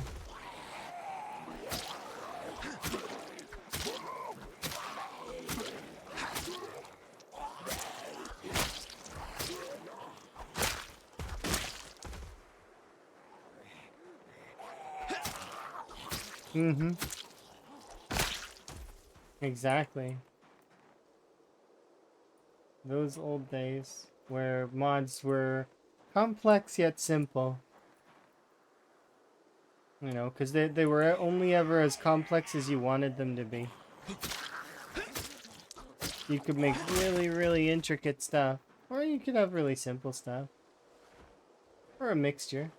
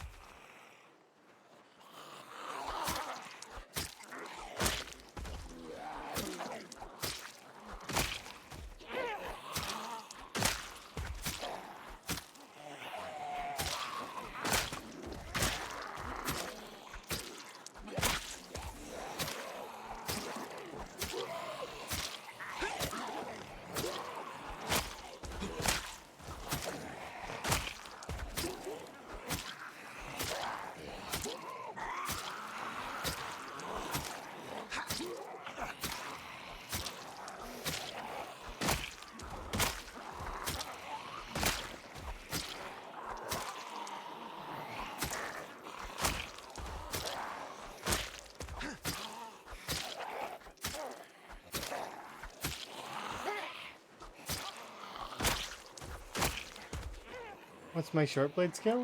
Level 7. So, level 7 in all weapon skills is a magical, wonderful level to reach. So, the reason level 7 is so special is because level 7 is when all weapons reach their true form. So, what I mean by that is prior to level 7 in all weapons, um, there's a damage debuff modifier. So all the way up to level 7. So once you're at level 7, it's a 1-to-1. It's a 1 point, like 1.0. The true damage is unlocked. And then any level after 7 is just gravy. They're all bonus damage. So, but yeah. So you don't know a weapon's true potential until you hit 7.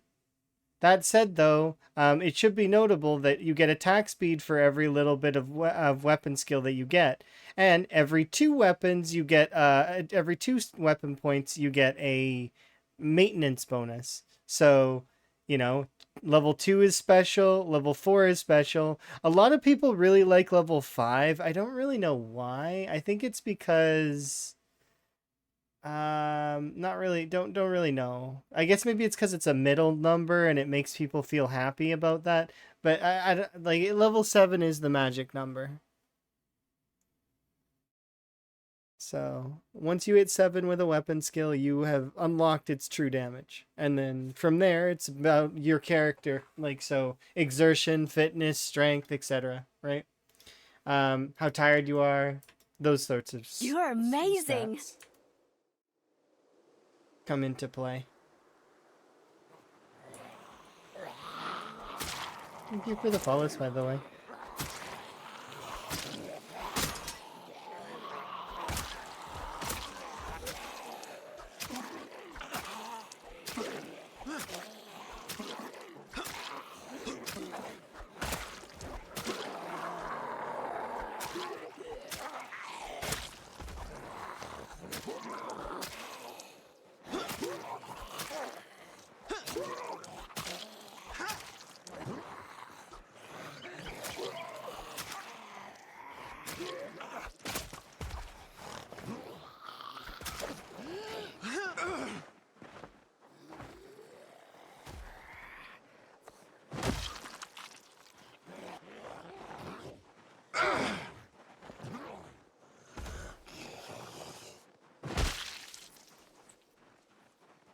No problem.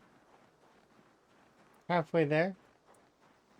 Oh, no, it's not though. Like people think that level 5 is halfway. That's not true. Cuz it's scaling, right? Like if you look at the levels, level 1 is 75 XP, level 2 is 150, right? 300, 1500 to level 5, and then by the time you're working on trying to get to like level 10, like even look at this, it's 6000, then it goes what is it, 7500, then 9000, I think, something like that. It's like way more XP for the last levels than it is for the first levels. The levels from 9 to 10 is more XP than um the first 6 levels combined. Or actually, it's the first 7, right? No, maybe not, because this is 45, 1500. Yeah, it's the numbers itself. Yeah, but people are weird with that. Then they shouldn't think that way. It's just like people thinking that because of something says, oh, it says $9.99, that means it's only $9. No, no, that item is $10 plus. Actually, you're being fooled. It's psychologically sound for it to see 9.99 versus 10, but they're the same number, more or less, right? And people are strange. And I remember that I'm weird.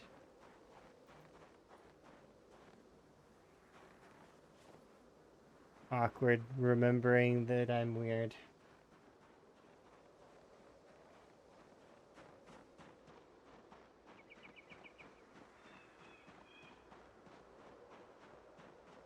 Anybody else notice that the game prices are ridiculous lately? It's like $80 for a game now.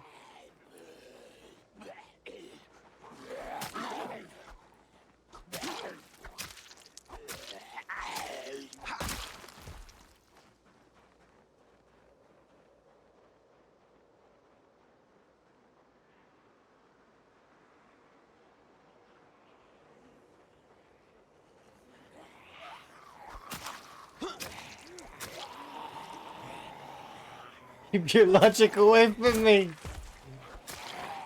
Does it? It makes sense though, doesn't it? Like maybe. Or does it not make sense? If it doesn't make sense, I'm sorry.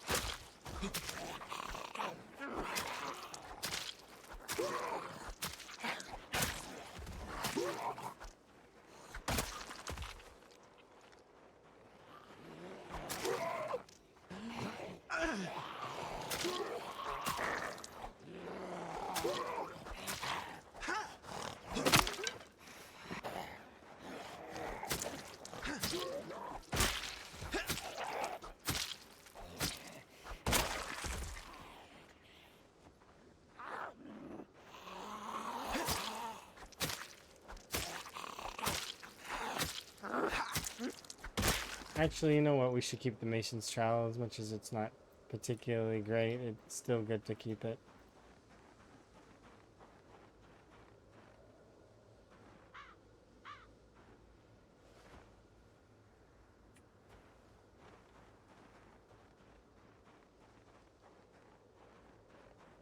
Make a game yourself and it's free. I mean, I can also get free games other ways too. You see, I own these games already. That's kind of free, right? Kinda. I mean, I did pay for them initially, but now they're free. Kind of. Sure, there was initial cost, but I mean... PC's already way overpaid for itself, though, like in total value. And I got this game for like $5. Like... or something like that. This game was part of a bundle that I purchased a long time ago. Like years and years ago. I had PZ when like I wasn't like I didn't do any of the beta or alpha or any of that stuff. I'm not that old in the game, but I've played pre-cars and like you know that I have some age in the game. I remember when all the zombies looked the same. Stuff like that, you know.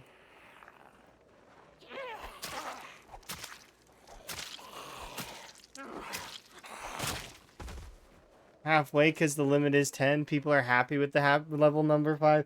Yeah, I know they're happy with it, but they're misunderstanding how it works.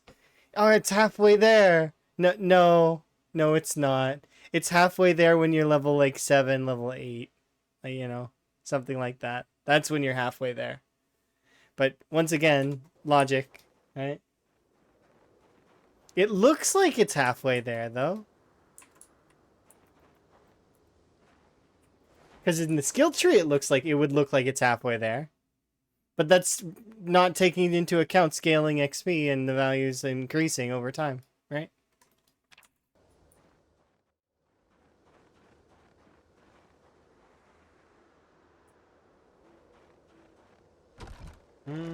I need to get food again, which is becoming a theme.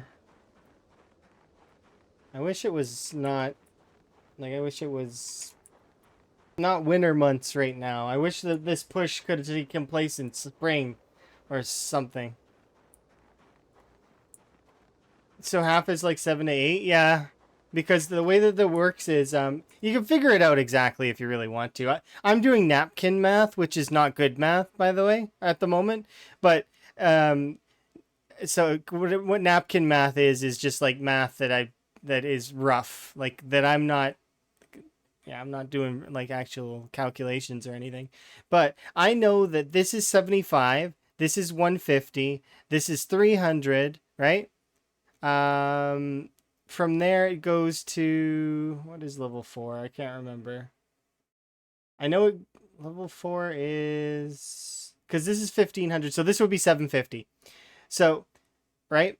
So all of these ones are under 1,000, and actually the first few you can combine, right? So that's 2,000, 2,300, 2,375, but it's 50, so it'd be um, you'd be looking at roughly about still less than 3k in the first few levels, right? And then it jumps up. So level 6 is 3k. So it costs 3k to do that. So just to get level 6 alone is the equivalent of the first 5 levels, right?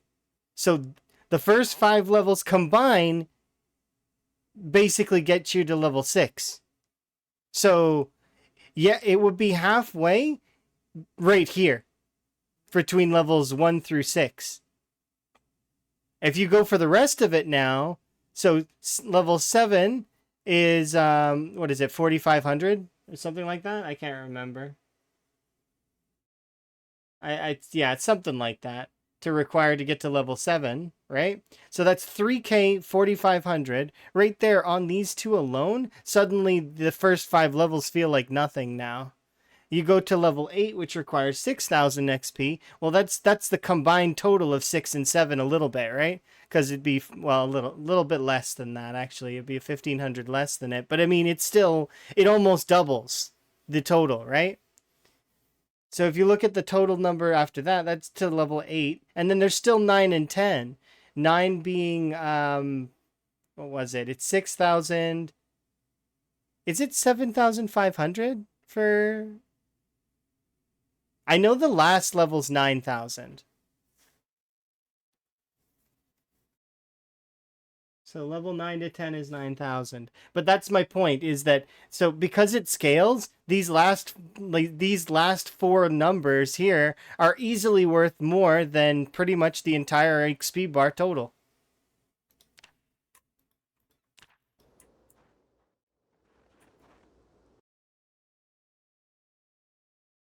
Exactly. So there you go. Like I said, level 1 day so with my napkin math, which was kind of poor, but at the same time it was mostly right.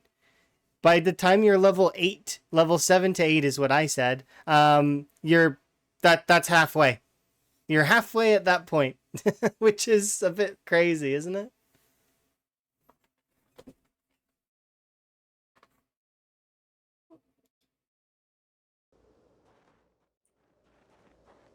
The real changes only hit when the player dings, but that's the thing is you're technically not halfway.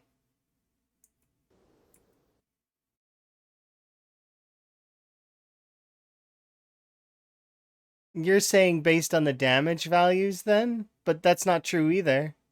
Because when you're so the total damage values applied via the XP bonuses here go scale from a decimal number. So you're like and then by the time you get to 7 it's 1, and then by the time I think you get to level 10 I think it's 1.3 or 1.5. I can't remember if it, but still my point being that this, let's say that this is what is the number value for level 0? I can't remember right now, but I know it's low, and like the modifier, I mean it's like a 0 point.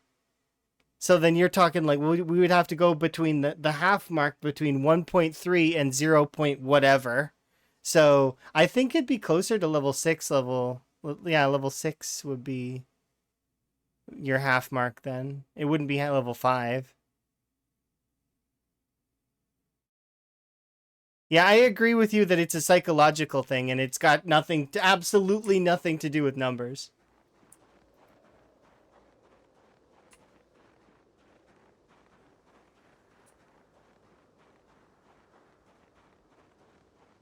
It's just 5 seems like a nice round middle number, doesn't it? Between 10, like if you see 1 to 10. 1 to 10, 5 is the middle. But in reality, no, it's not. What is the, I need to look this up now. What is the values for damage for, um, easy weapon, skill. I know it's a decimal number. What it is that, like, I'm, where are you? I don't care about the XP values. I don't care about actual XP. 0.3.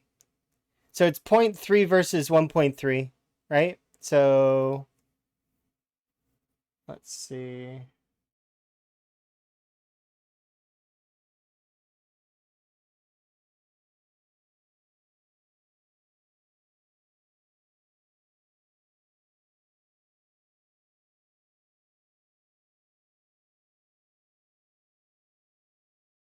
So then the halfway point between it would be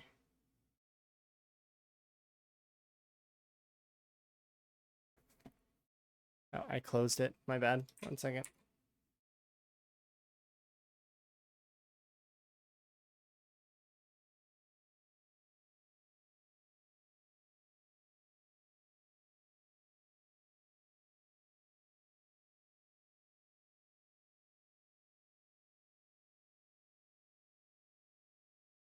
I mean, it'd still be point. Would it still be 5? Maybe. So a whole 1.0 between 0 and 10? No, no, no, no, no. It's the damage scaling goes from so it goes from 30% damage. So when you're level 0, your modifier is 0.3. As opposed to when you're level 10, it's 1.3.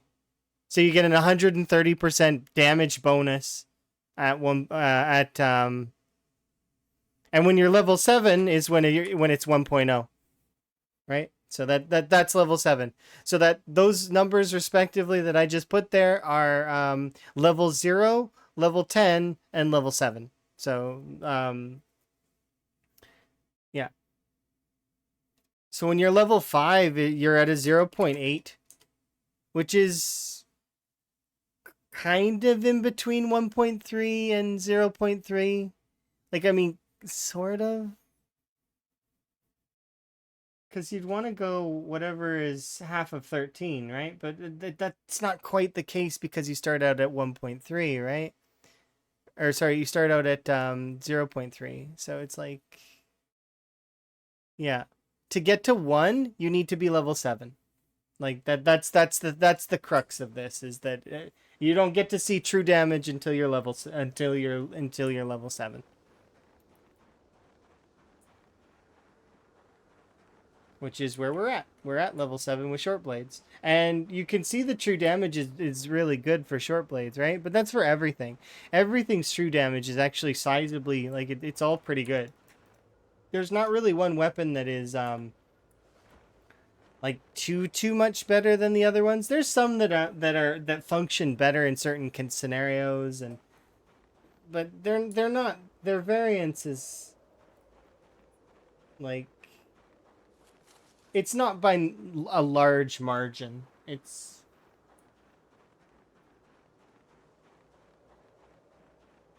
not quite like Build 41's katana spear versus everything else. Right?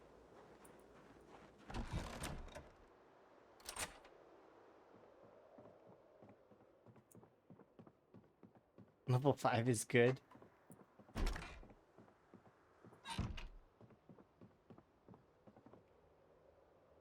Wait, an in-game hour.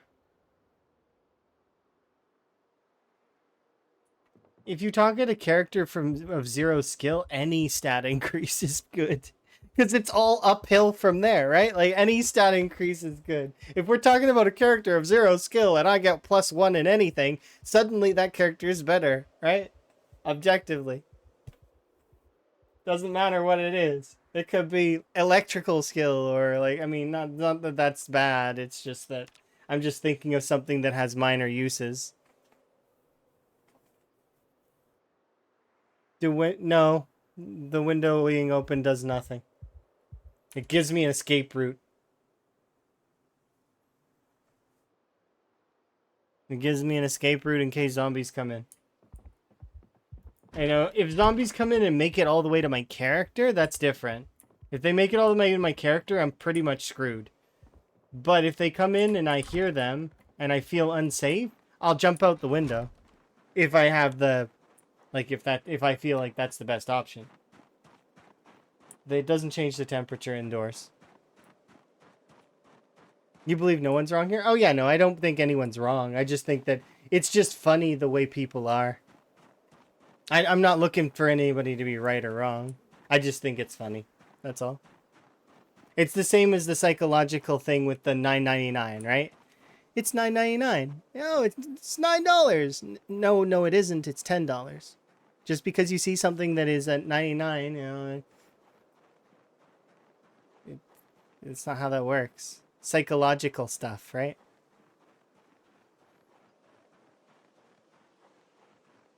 Yeah.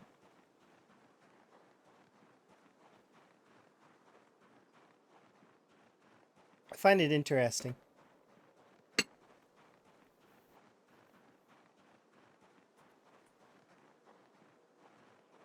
Yeah, it's 0.3, so it's 30%. You do 30% of the damage that the weapon should do at level 0, and it scales gradually all the way up to 130%. So eventually you get to a point where you're doing decent damage. That's a box of nails. We just forged a box of nails. Where were you earlier in my playthrough? Box of nails?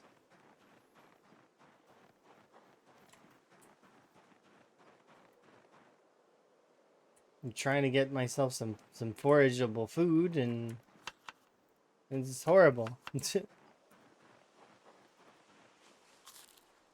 I can make as many nails as I want now, though. That's why we're gonna find boxes of nails, is because I can go and we have McCoy Estates under control. So all I have to do is go there, and we can smelt as many nails as I could imagine.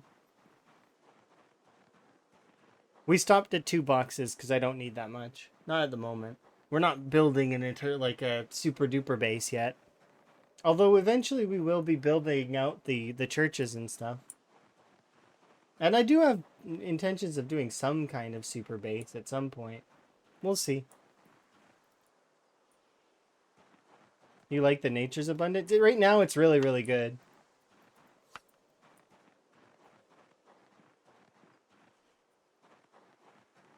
Have I ever done a mobile base? I do outposts most of the time. But do you mean like have I ever used the mobile mod like with the RVs? No. I've never done that.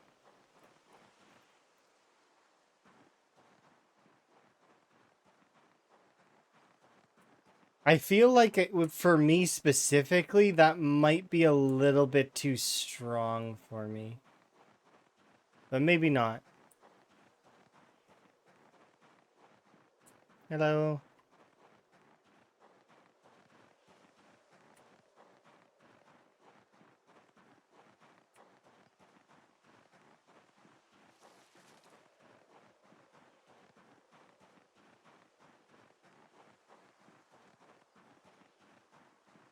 With the semi, it would be neat. Like I don't get me wrong, it would be cool to have a mobile operations center. I like that idea. It's just I don't know. Making little outposts is kind of fun. It's more in my playstyle.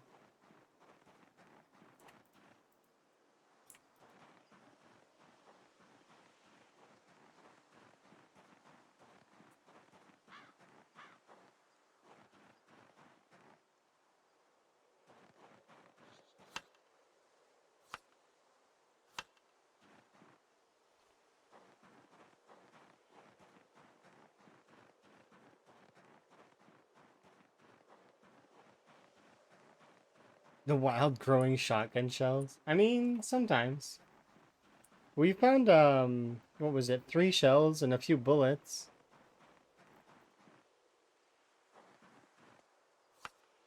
Currently, I'm just trying to get some cherries just to pop off.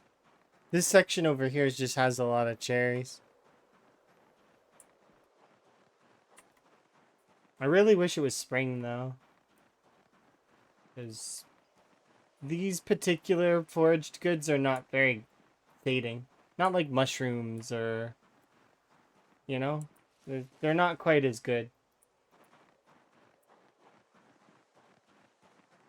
Yeah, winter cherries, you know how that goes.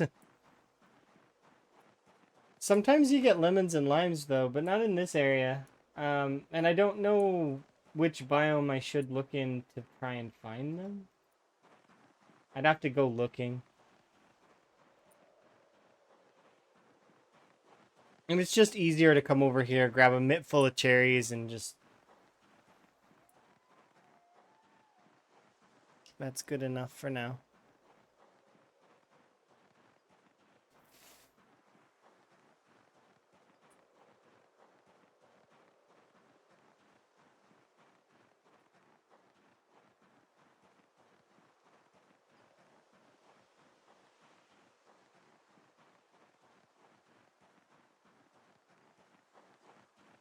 I should actually go to McCoy as well here in a moment and have a look.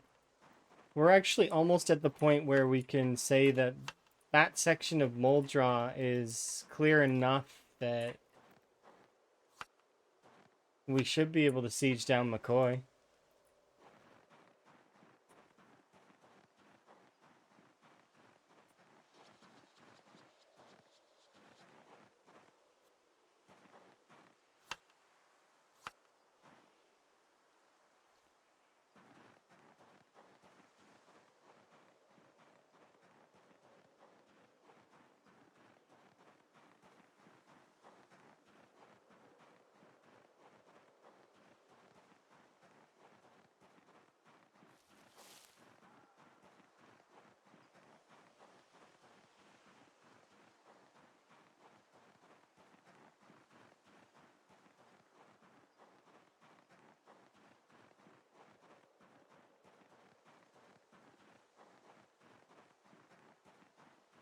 It would be kind of cool if there were like winter tubers though that you could find. You know, like Stardew Valley has with those root vegetables that you find during winter.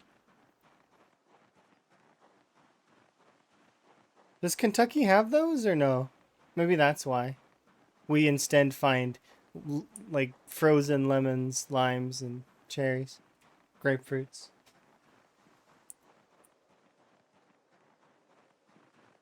I mean that we it doesn't need to be exactly like Kentucky though, right? Like I mean, it's a video game.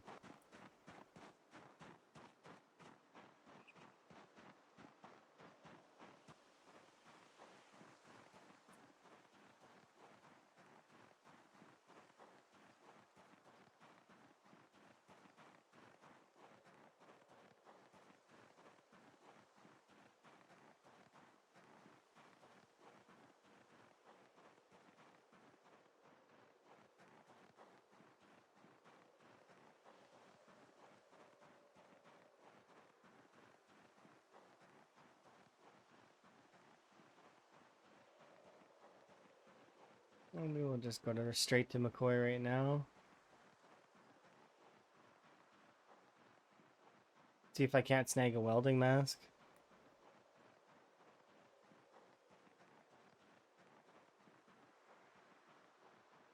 Because currently we have propane and a welding torch. I just don't have a mask.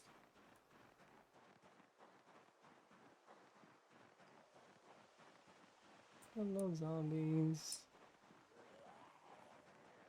Seems to be quite a few of you over there.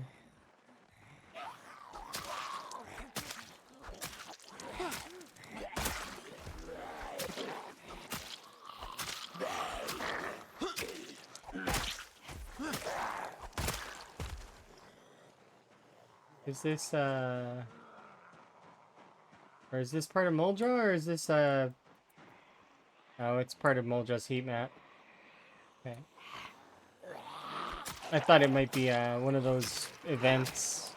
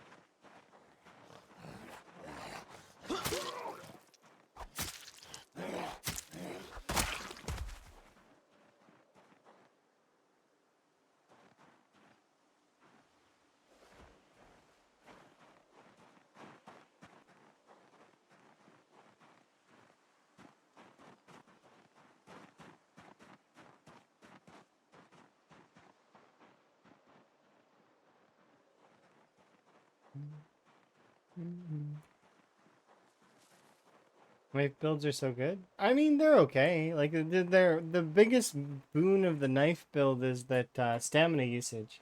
You almost always have extra stamina left over for everything else that you want to do, especially if you want to like run away or you want to go somewhere. It gives you more stamina. That said, though, like I mean, same for short blunts. Short blunts work the same way.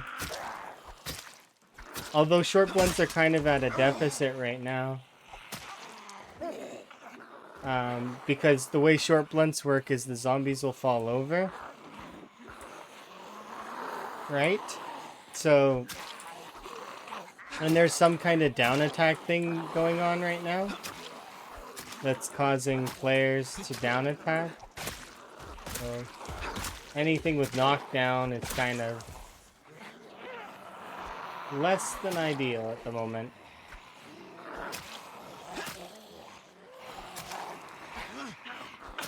But that said, though, I'm sure that'll get fixed.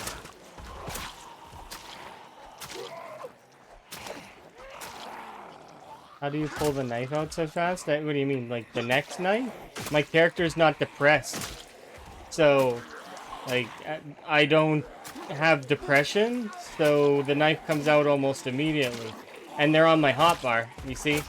Of course, my next knife, as soon as this one breaks, is going to take a little bit longer to come out because I actually have to put it on my hotbar. But that's part of it, is that we're not depressed. A lot of people have the depressed Moodle, and what that Moodle does is it actually lowers your action speed, so you can't pull stuff out quite as quickly. Like, you're slower about it.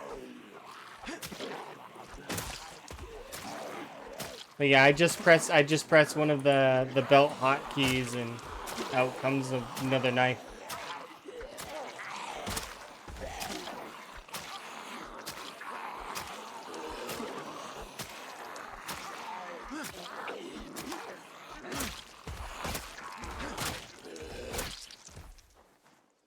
Same for any weapon, though. Nope, don't bite me, please.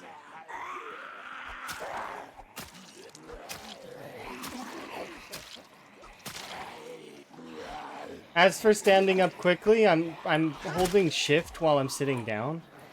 so my character will get up a little bit faster. It's one of the important things to learn. Because you need to rest. Your character needs rest, otherwise they can't really function, right? They're not very good. Things take longer to progress.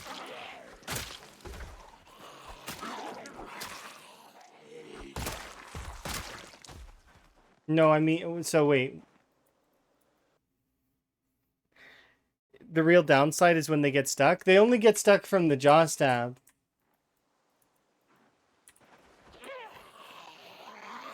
So that's this.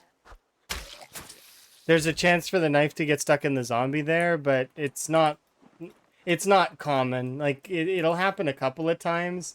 And sure, there has been a handful of cases where I go for a jaw stab and the knife gets stuck in the zombie and then they fall back into the big old pile of zombies and it's a little awkward to get the knife out of there. But that's not the worst. A trick actually that you can use to get the knife out of the zombie pile a little bit faster is if you have time, because usually if you did a jaw stab, it's the last zombie. When you go to look for the knife, scroll up, because if you scroll up, it'll take you to the floor, and then it'll take you to the last, like like there's an order to the way that the zombies fall down. So that's one of the ways you can find the knife a little bit faster. But yeah, that knife stuff doesn't happen. Like it's you kind of choose when it happens, kind of. Same as the spear stab, right? They're not really random animations. They happen for a reason because you hit a certain number of tick boxes that essentially allow you to activate them. It's the same as the spear weapon, like the spear stab. The spear stab's not random. It'll happen because a zombie is isolated, like this zombie here, and then you're able to then spear the zombie. Same for the knife animation. What I'm gonna do is we're going to try and there we go. See? It's not random.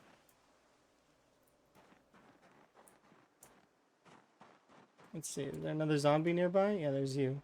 Come here.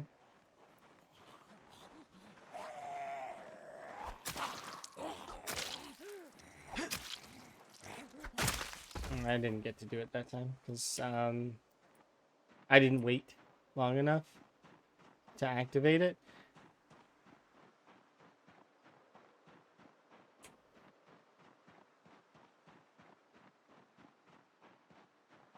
Ta-da! Here's McCoy logging, and as you can see, these are the zombies from Muldra that have managed to wander their way over here.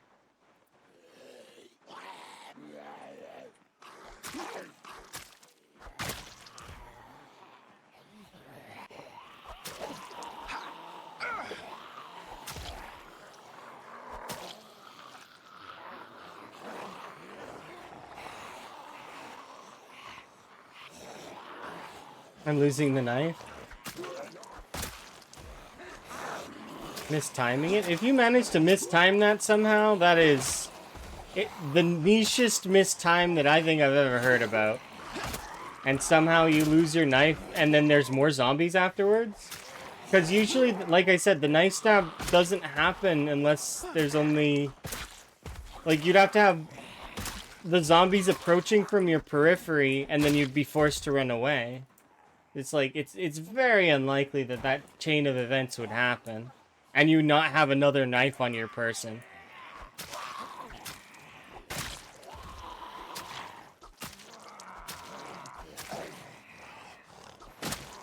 I don't think that one would... It doesn't seem likely.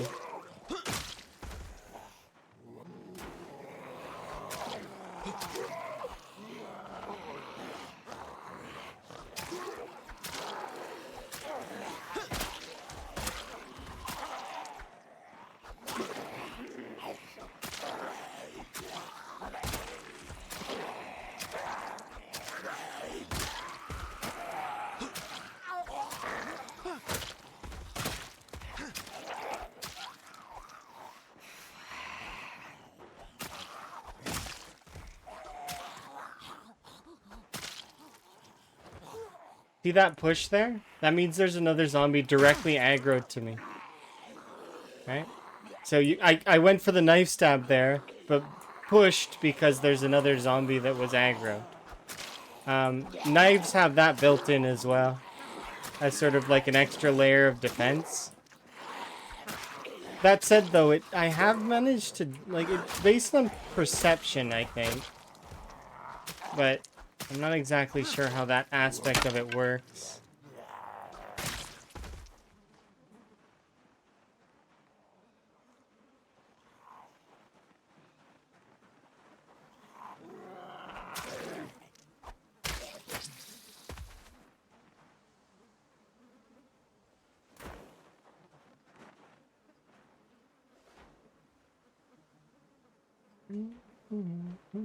But yeah, I don't really see that as a downside of knives. The biggest downside of knives is they're not quite as durable as everything else. Everything else feels like it seems to last a little bit longer than the knives do. They're a lot more sensitive, especially like the steak knife and all those other knives. They just aren't quite as durable.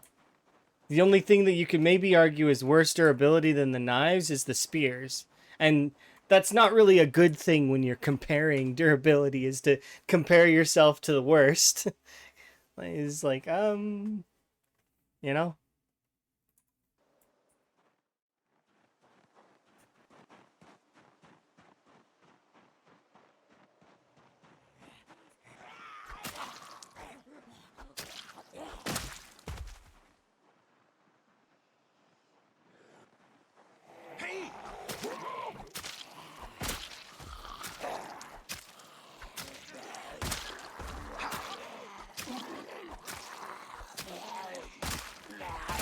There we go. I need to get away from here. Preferably we'll stand over here.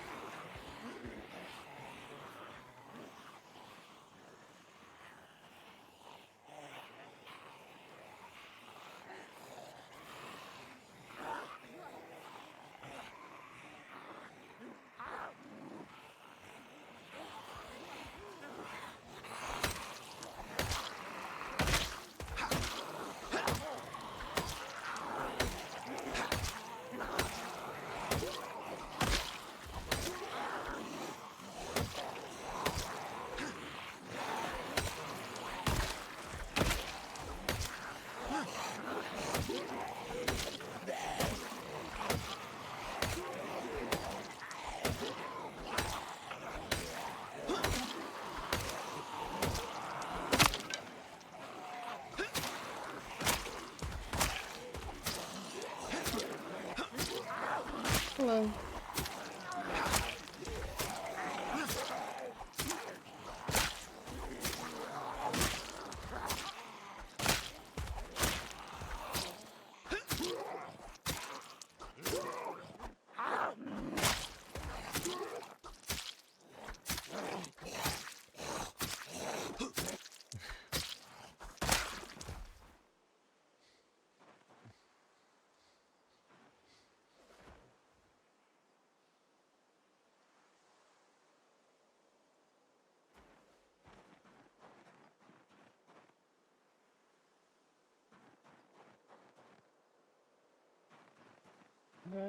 Let's get rid of that. Get rid of this. Get rid of these. Hmm?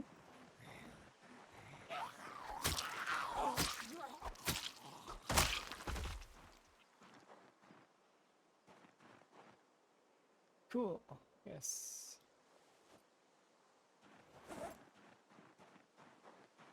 There's another knife further along. Pink shorts.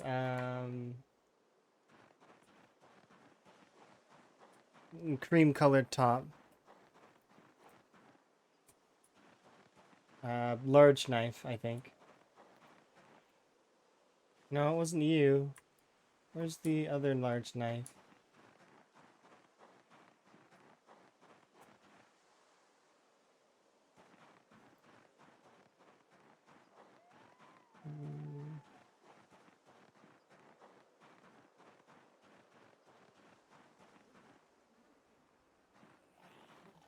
Well, we might end up in that awkward position where I'm not able to get it because the zombies are in the way.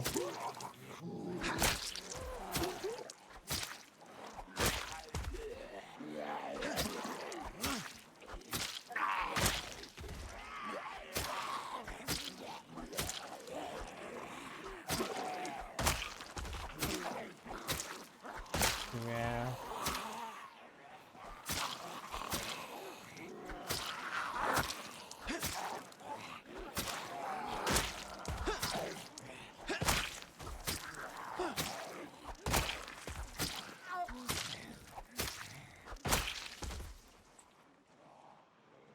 No, I don't think I can reach it. We're gonna have to back off.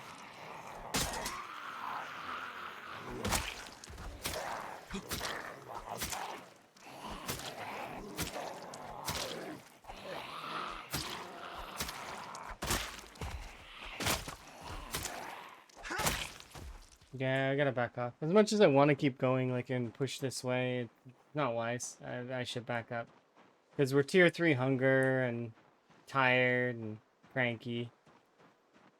Let me see if I can't get some food on my way out. Poor Higgins. Look at him. Look at how cranky he is. My arm hurts. I'm hungry. I'm tired. That's Higgins.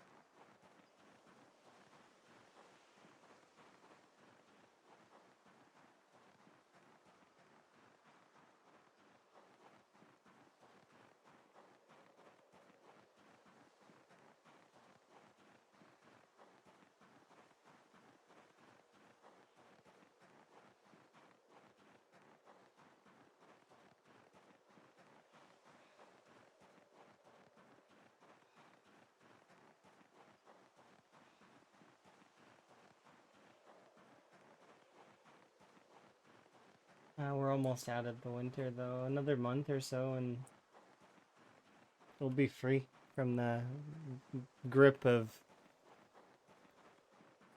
limited food.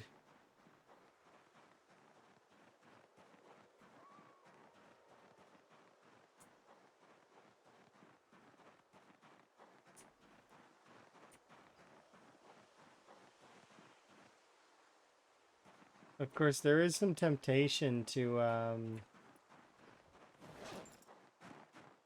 sit around during the next in-game year to level up our agriculture, but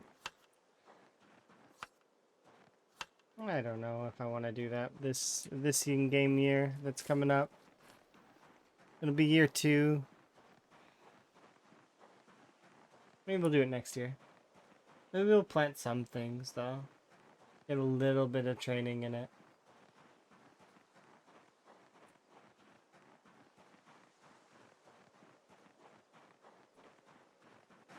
Yeah, I think we'll head back now.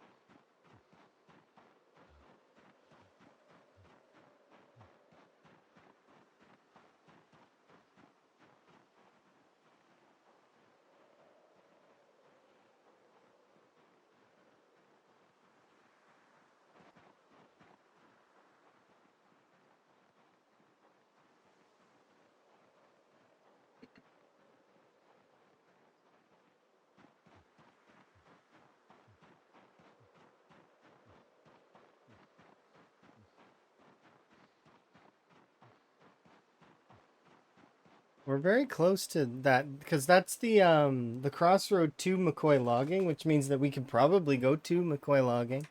If I can get a welding mask there, then that would be wonderful.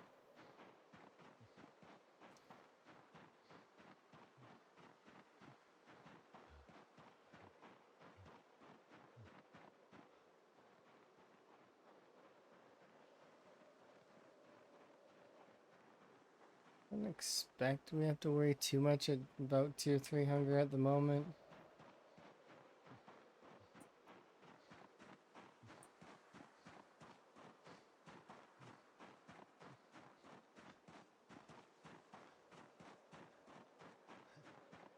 I'd like to hope not anyways.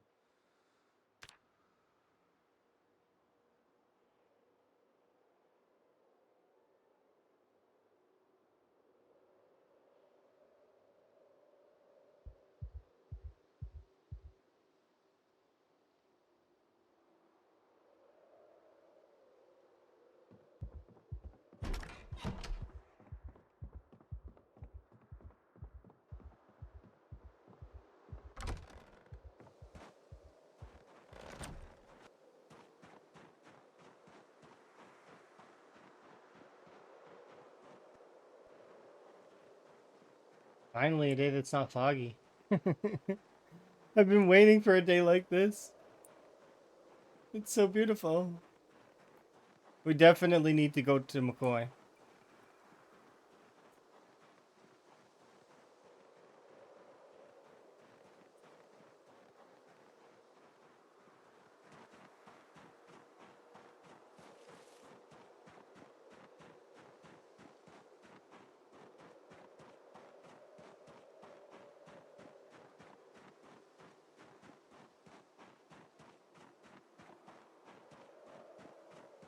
I should have left that box of nails back there. Oh well. Actually, I could put it over here. Huh. Broken knife. Empty bottle.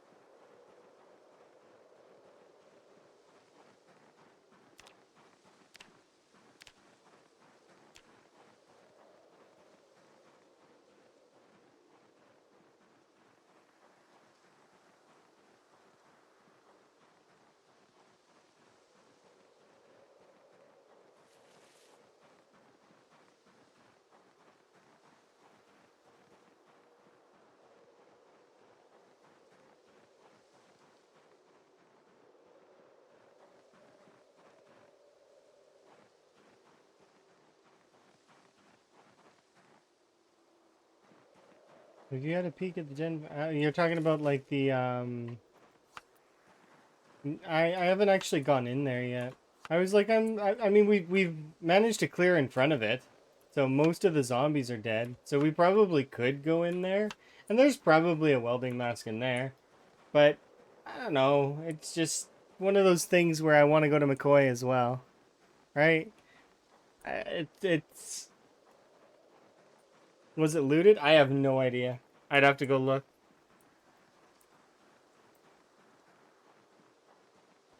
Sometimes when the building's looted, it actually ends up being better than the loot that I would have got. Because the loot on this, in this particular, because of the way Rat Race is, um, sometimes you just get nothing. Nothing, nothing, nothing. Sometimes the door is broken. I mean, sometimes. Yeah, that's true. But yeah, I don't know. The door could also be broken, though, because the zombies kicked it down, right? So I don't really pay attention to that so much as it is if there's trash everywhere. The trash is a good way to tell if it's been looted. That and like the little debris all over the ground, like which is often more than the loot that we would get because of our loot settings.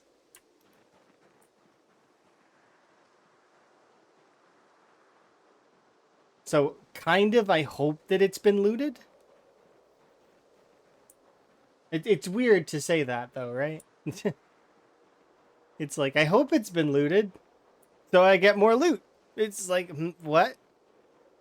What do you mean? It's because for some reason in this universe, with these particular settings, when the survivors loot stuff, they drop items instead of looting, they lose items. So it's like that they were hoarding too many items and then they lost part of their pack.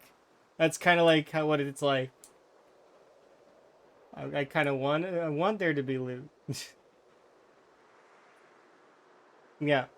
It's because the loot settings in this mode are rat race is 0. It's 0.04.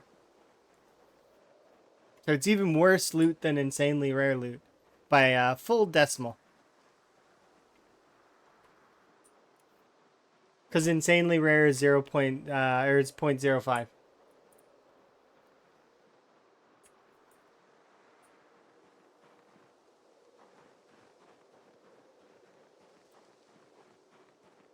And that's essentially rat race in a nutshell. Every single setting has some kind of tweak towards negative settings in some way, shape, or form. Things are poor. Things are terrible. The temperature's colder. Like it's just built to be a mode that is got lots of extra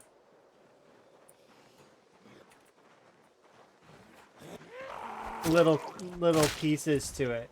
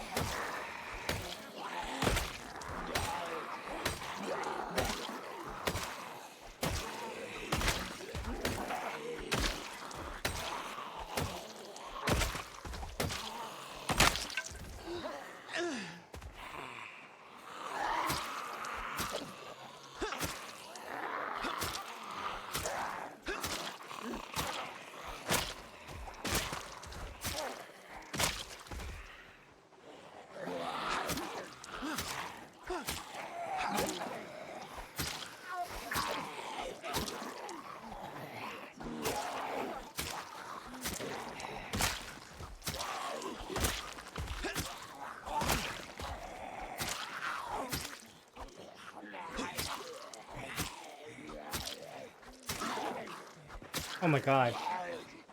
I couldn't move at all. Did you see how slow it was? Look. That's such a debuff to the speed. I was moving like a snail there for a moment.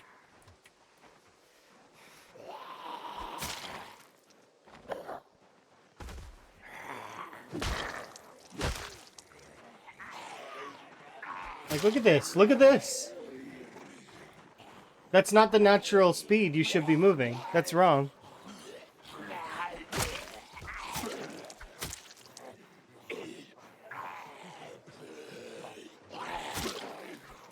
See? Because this is the speed you should be going.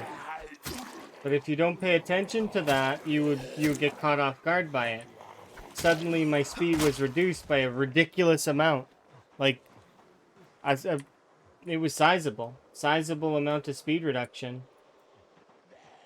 We need to back off long enough that I can rest. But see, that was bad.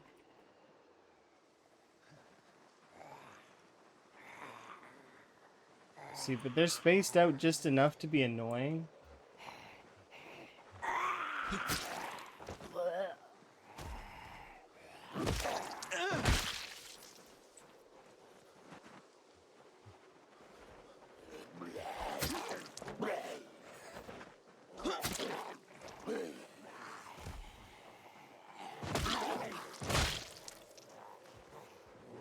No, there's two.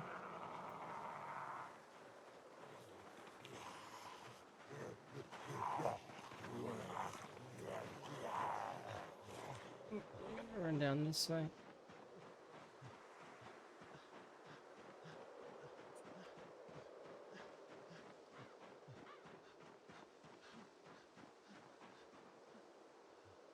Okay.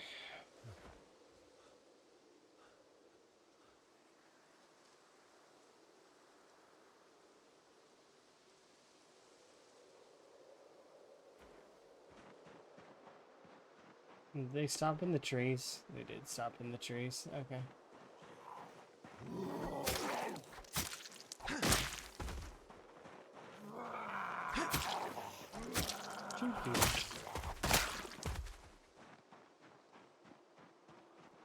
Let's try and find food again, because I do need to clear this area. This is a necessity to eventually,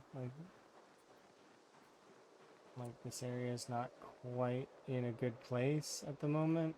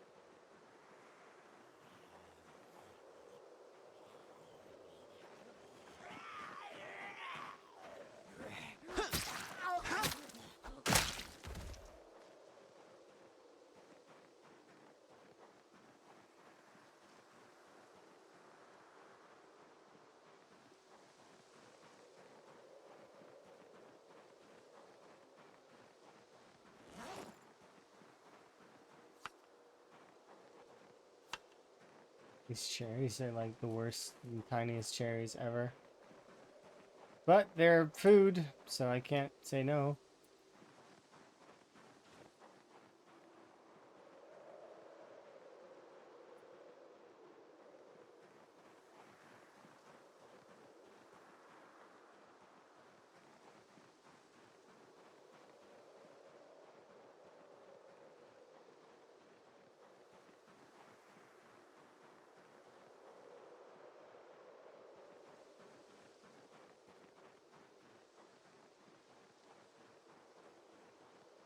to see this better?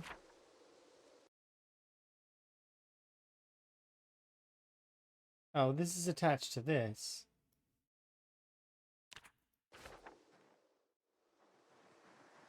Does make me wonder, but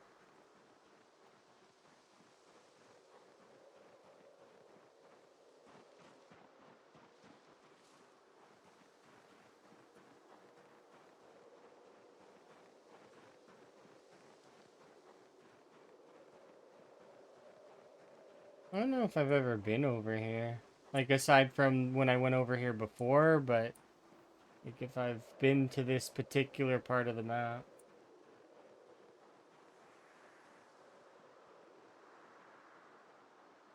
Maybe.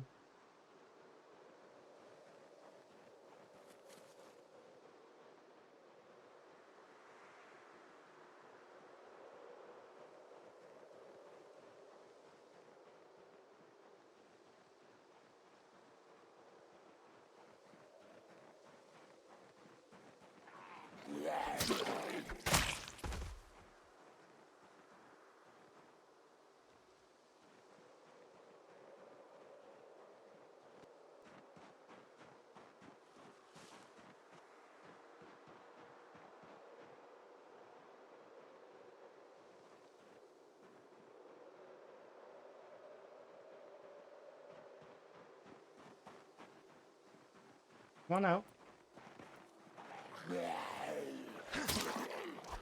You too.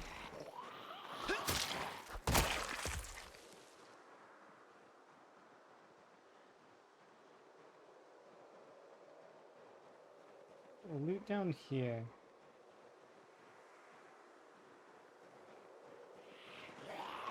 Ooh.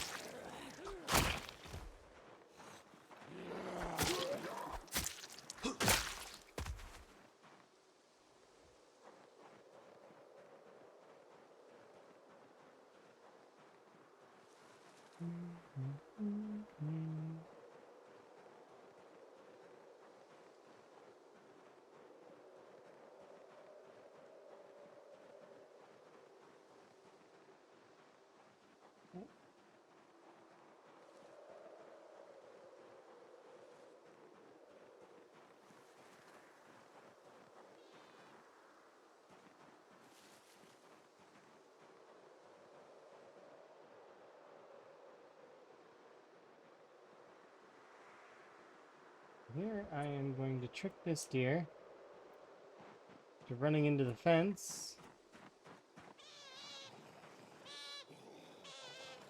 Wait, what? Why is it broken?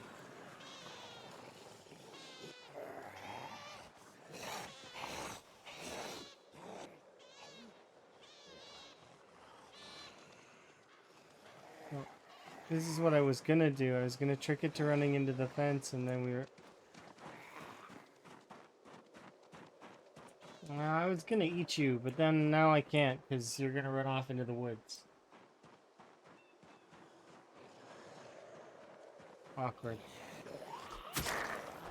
Alright, zombies.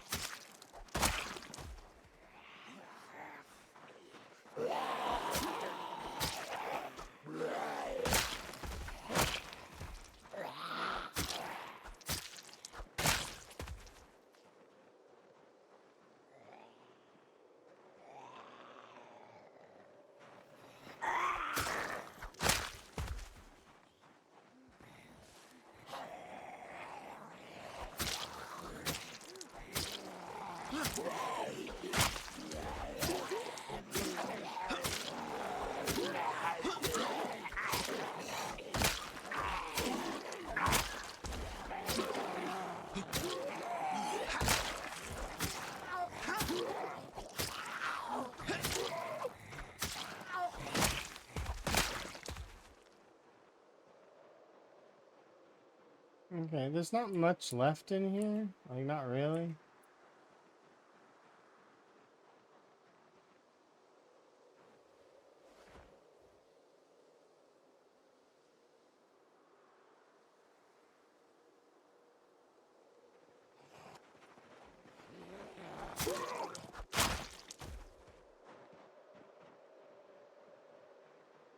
What if that deer came back? Maybe it did.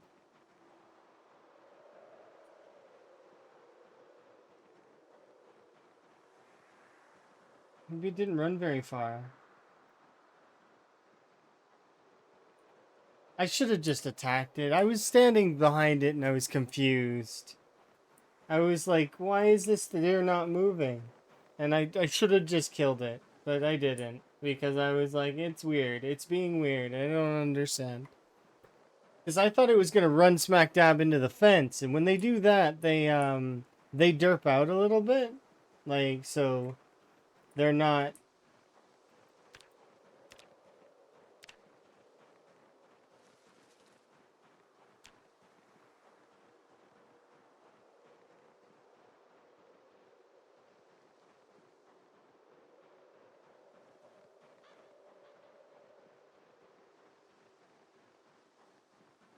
Hopefully we find some berries out here. Because, like, we are...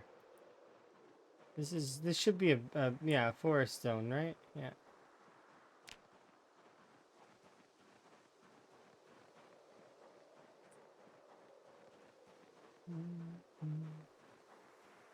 We'll see if we get anything good in that shed later. If it's open, if it's locked, I'm not even gonna bother. I don't open those sheds up if they're locked.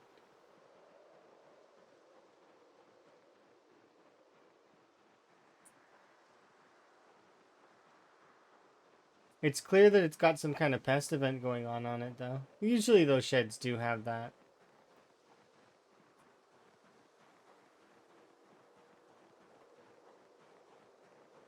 Jeez.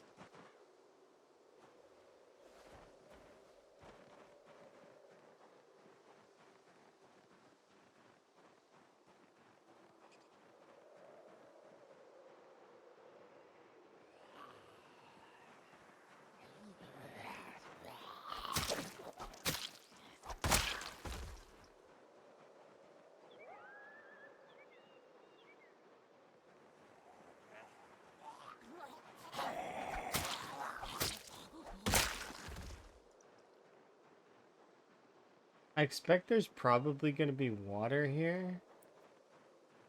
That looks looted.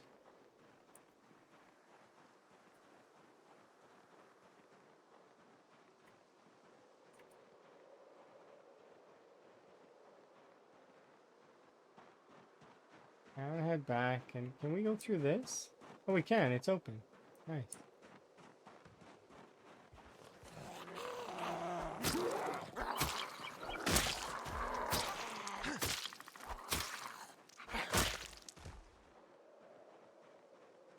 So on my person, I always carry emergency food in the absolute dire need that I need it. I'm hoping we won't need it, but you know, I do have like a peanut butter puck in my little fanny pack. So that's why I'm never ever worried, is I always carry a little bit of extra. It's my safety net.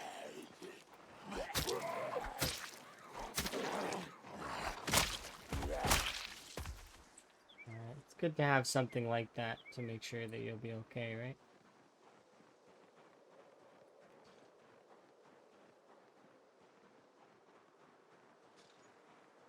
Right.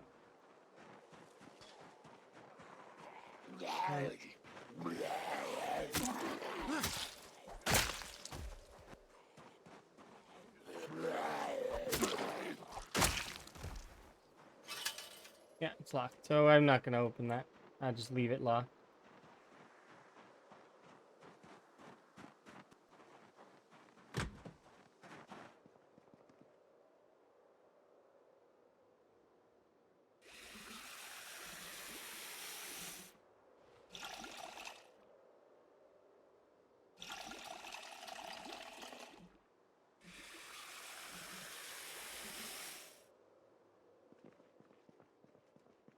what kind of book that is. Walking Through America. Hit correction fluids. Everybody's favorite.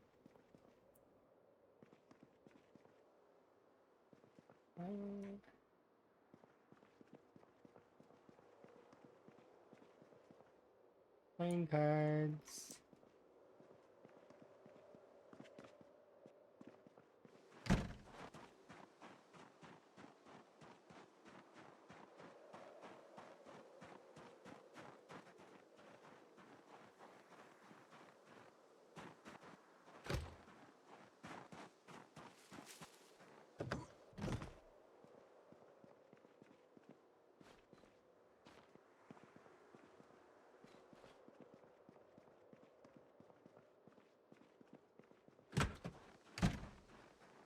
Nothing great in here, but at the end of the day, that's not why I came here.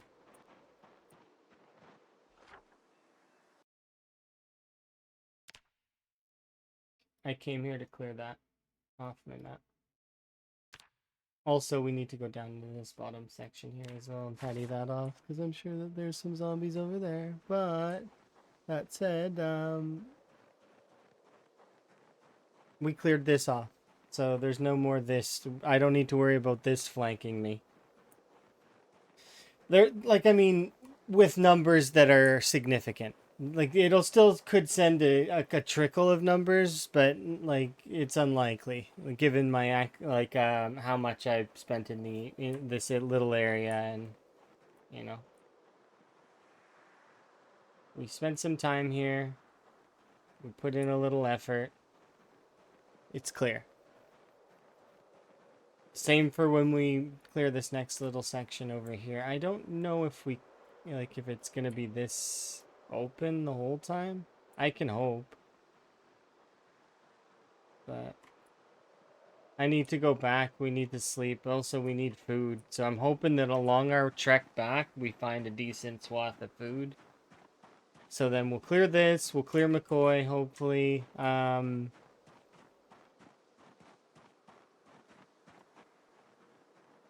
Because right now, the plan is, I want to get rid of this, and I want to do like, McCoy, up to this section here. Like, so, the two main, the main buildings of McCoy. Once that's done, then I'm going to also be able to start pushing the Muldrow Strip as well. We'll work on doing some of this. Alright.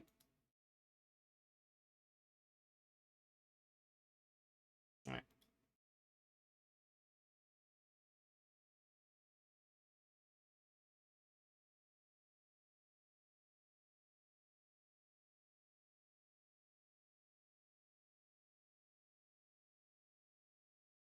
There we go.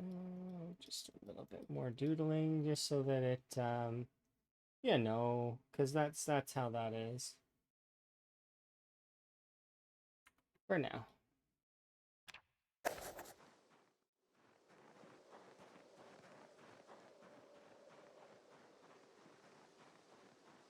It'll be a while before we push through the rest of that. But we did another little bit over here. It'll feel more like we're progressing this way.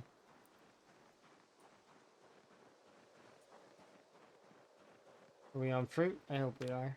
No, we're on berries. Let's be on fruit.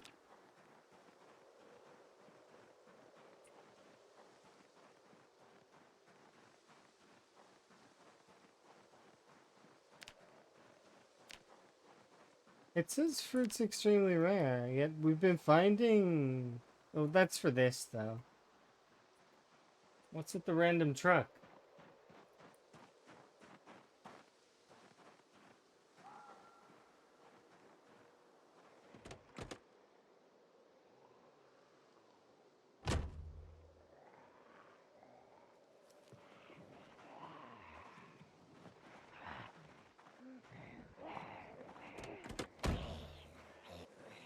You ninjas! You're trying to ambush me because there's some random truck here. How did I not see this truck last time?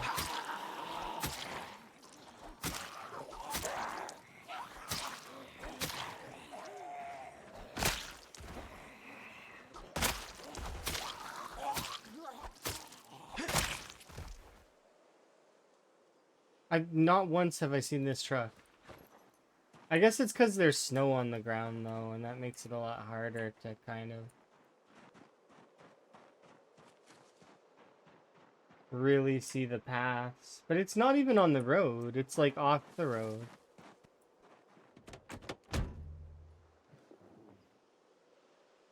Box 308.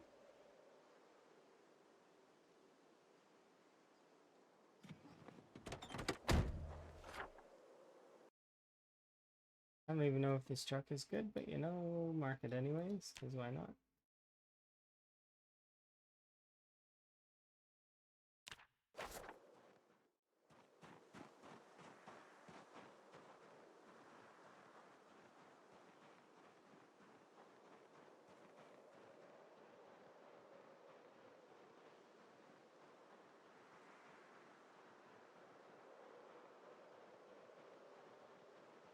I think it's because of all the trees there, though, is why I didn't see it initially.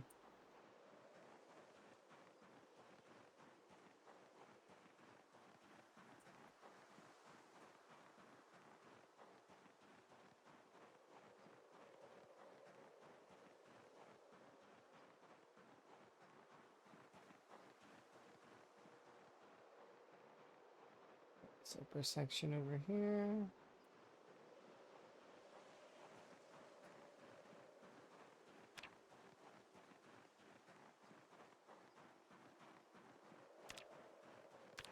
It's clear that berries isn't working.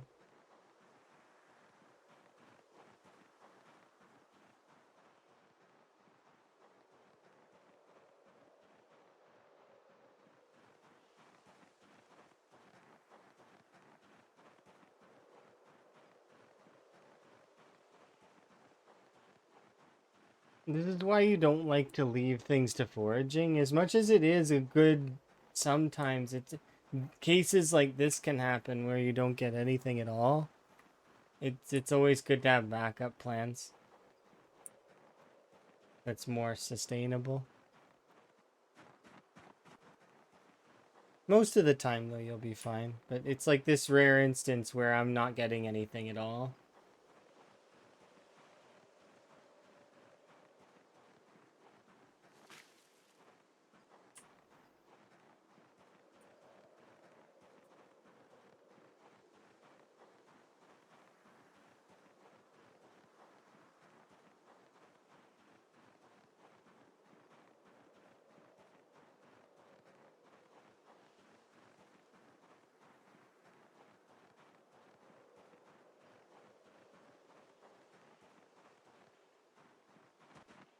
Okay, I can't be here. Obviously, this area is not having a good amount of luck.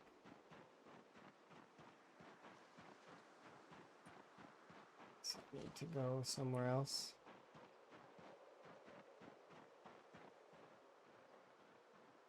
A little foraging on this path on the way back, but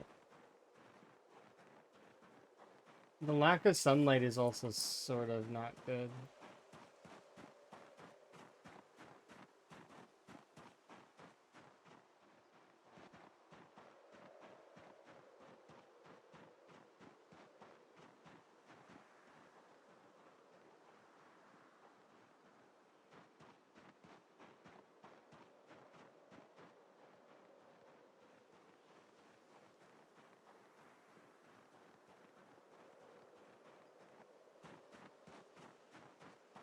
I have to eat my chocolate thing.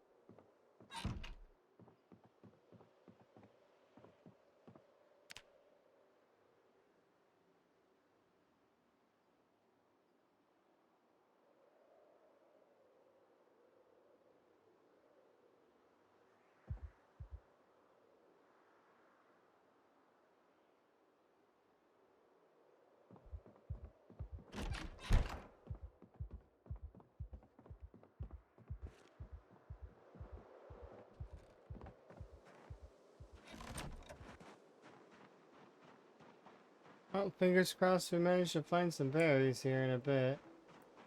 I'm gonna go to that farm.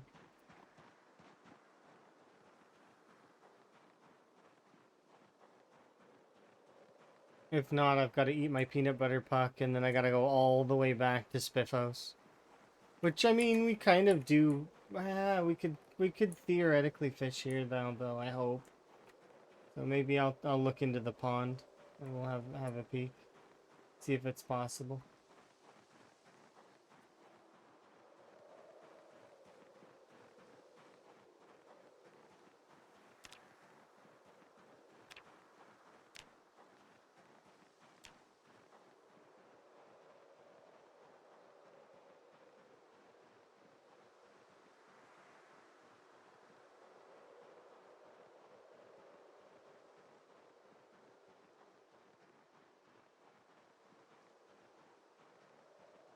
And it riveted. I hope.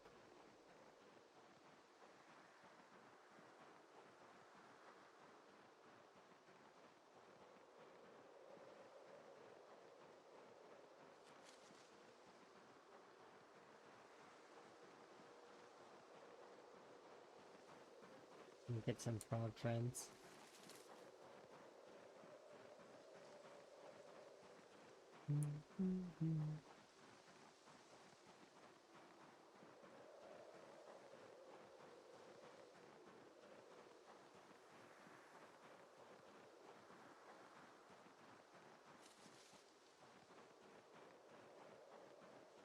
Yeah, the biggest thing holding us back right now is winter.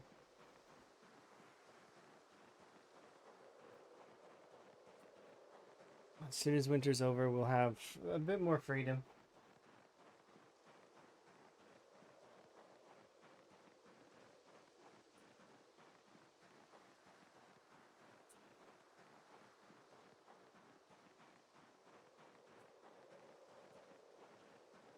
Look at that.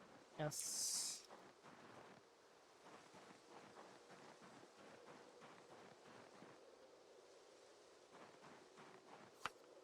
Our character is nearly starving though, so I continue to look while under this effect.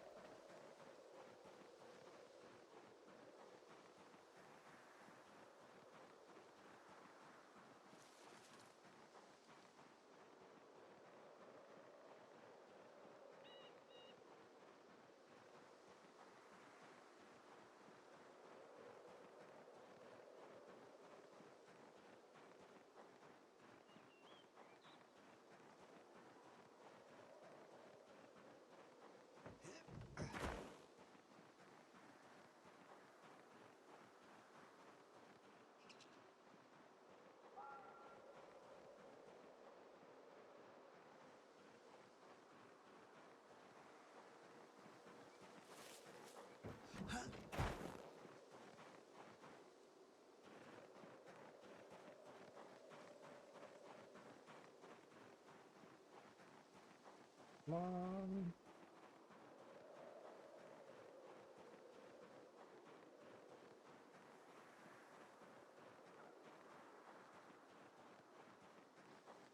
One more, please.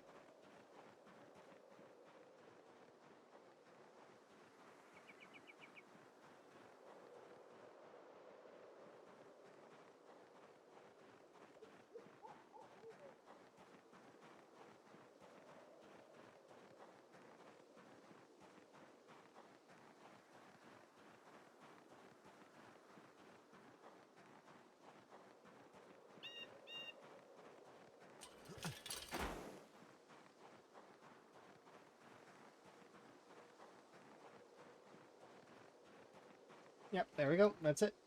Okay. Eat.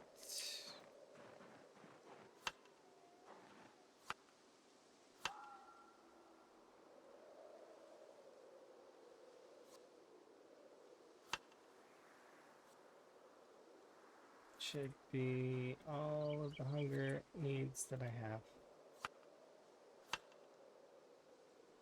There. Ah, we're even tier 2. Well fed. Nice. Perfect. drop off most of this other stuff, and then we'll start heading over to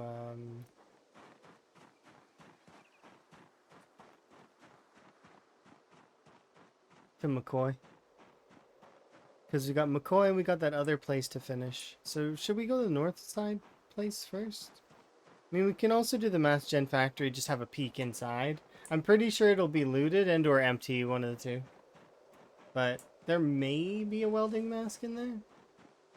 I didn't even really give it much thought, because it doesn't have quite as many places as McCoy. But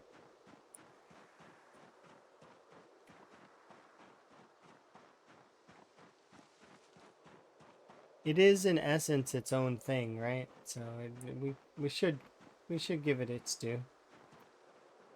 Oh, this is the fishing spot.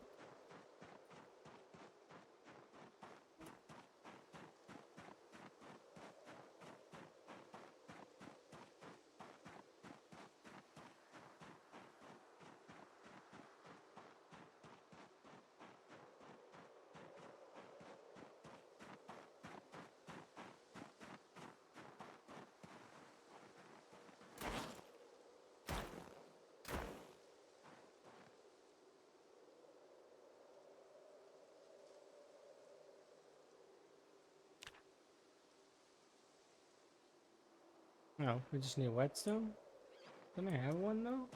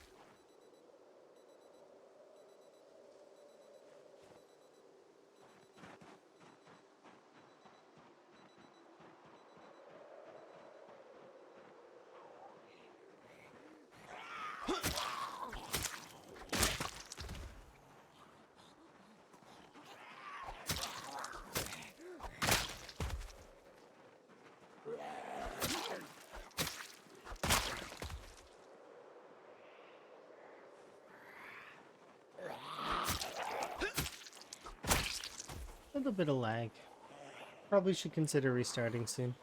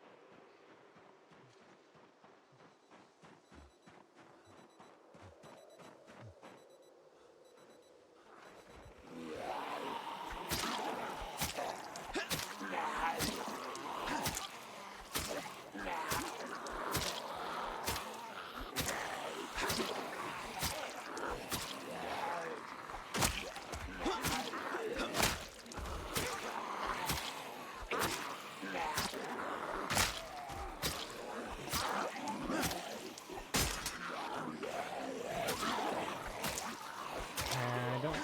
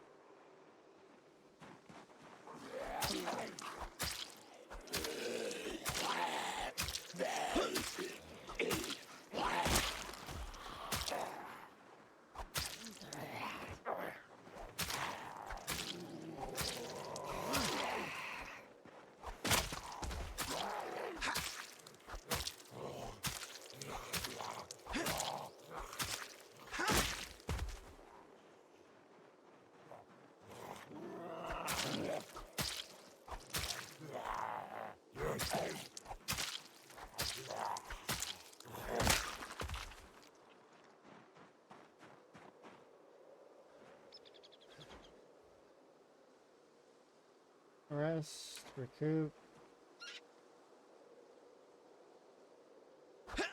Okay. And I'm gonna restart my game. Cause it's laggy and annoying and I don't like it right now. Cause it's like as I'm fighting I have to deal with that stuttery nonsense and I'm not keen. So I'm gonna restart.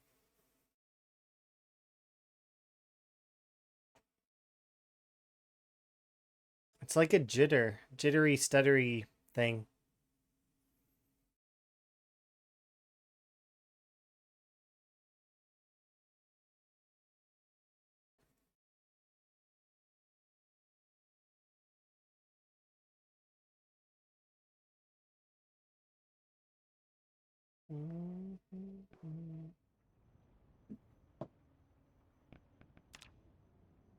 Restart.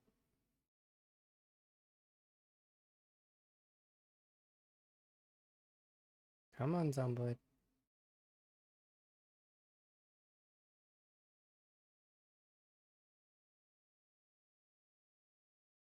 There you go.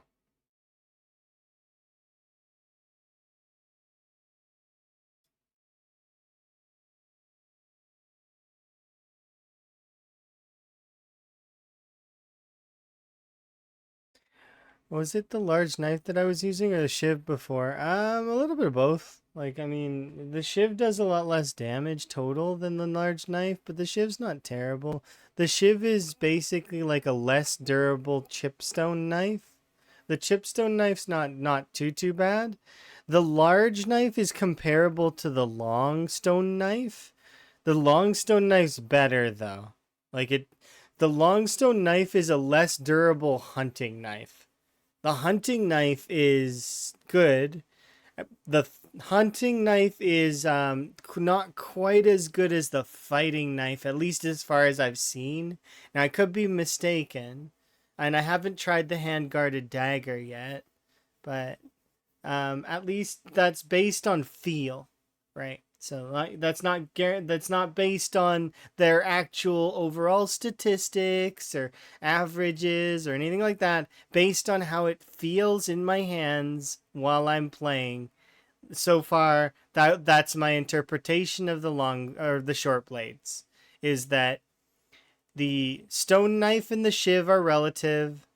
That the large knife is relative to the long stone knife and the hunting knife, and then the fighting knife was the best one I've used so far.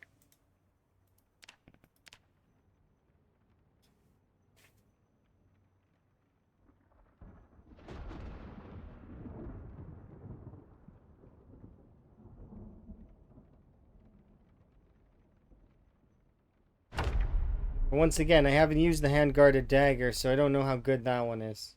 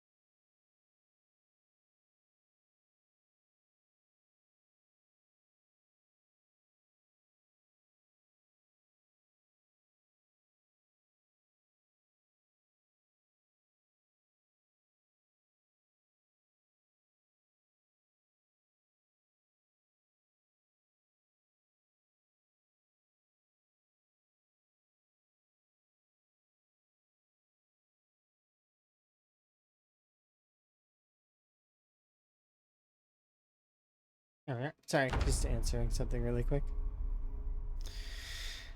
It's emote related.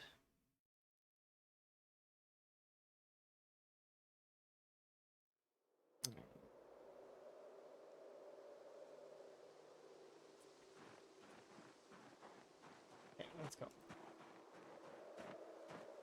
Yeah, currently we're using the shiv and the long knife.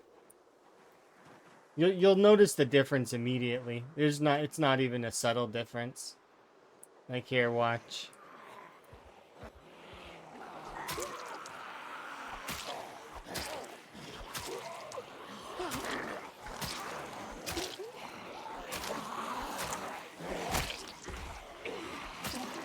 Alright, so this is the shiv.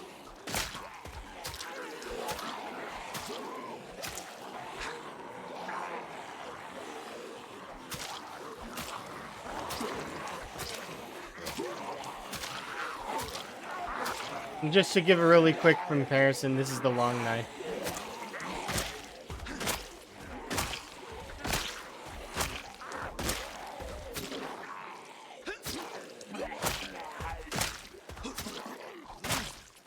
The it 1 to 2 shot, or mostly 2 shots. The shiv set up most of those, but see.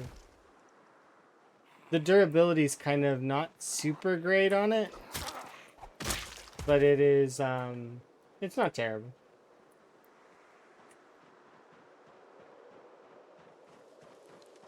The problem with it though is that it costs a flint nodule to make, so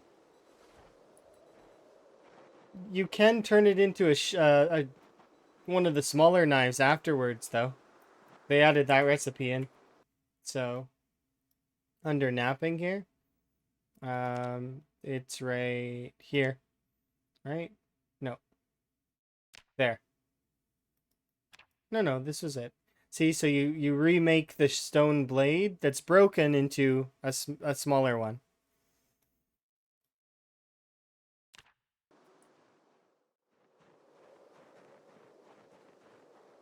Looks like there are some items still in there. It's not looted, which is a bit of a surprise.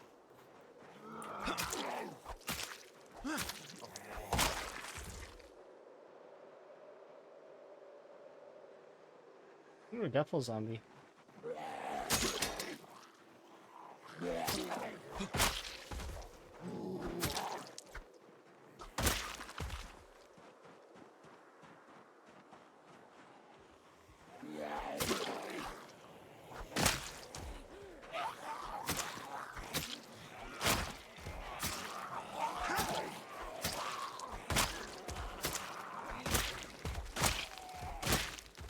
And I still feel like the fighting knife's better.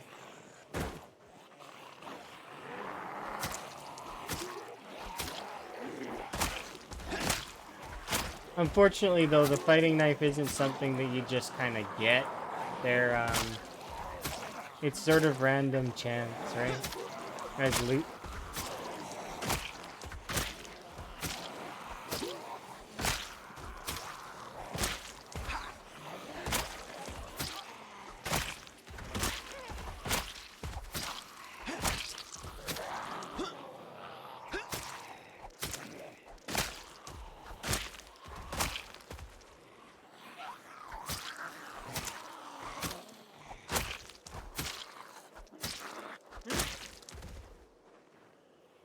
Toothbrush shiv. I actually haven't tried this one. I'm kind of keen to. Give me 1 second, zombies. I need to rest my arms. The toothbrush shiv is created through usage of a lighter and a toothbrush. So, we'll see how good that is here in a moment. I bet you it's the same stats as a regular shiv, though. I mean, it seems a little better than the regular shiv. Maybe because it has more steps. Yeah, slightly better than a regular shiv. So toothbrushes are actually slightly better short blades than the regular shiv is.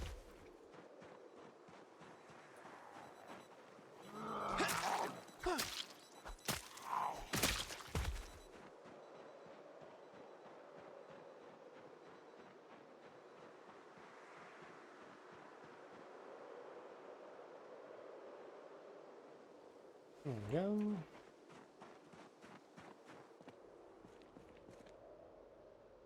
Iron half bar, filing set, club hammer, wood saw, paint, bag of sand. This literally has one of all the items that I really would have preferred to have earlier, which is kind of funny. The only thing that it doesn't seem to have is so like more sacks of sand, large handle, another wood saw, screws.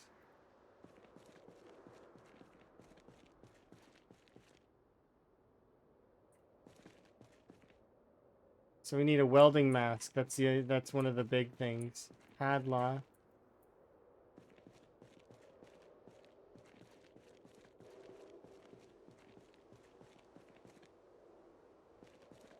Plaster powder. Hacksaw, nice. Funnel, good. You're Dust amazing. mask. Thank you very much for the follow. Rake. Some bricks. Some more saws. There's like a lot of saws here. Like we've got like tons and tons of saws. Bolt cutters, gravel bag. That's still no welding mask though.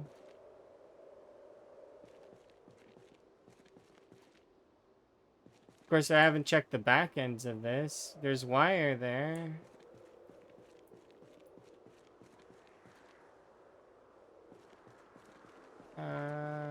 Oh, time, nice. Yeah, no welding mask, not a single one.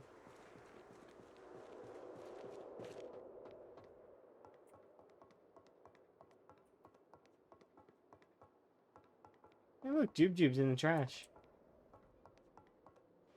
Trash jubes.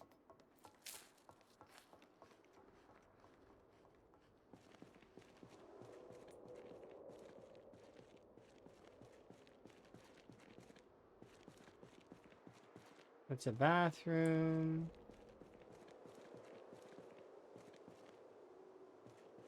Yeah, so this place has amazing stuff. It's just it doesn't have the thing that I'm looking for. That's unfortunate, but I mean, is the truth. We can actually push back the zombie marker now as well.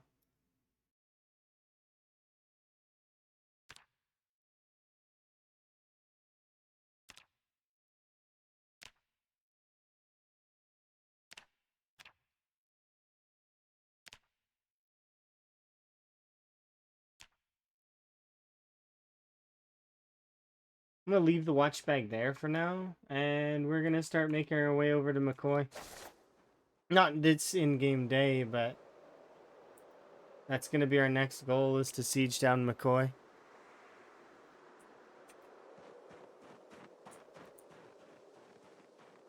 It certainly is unfortunate.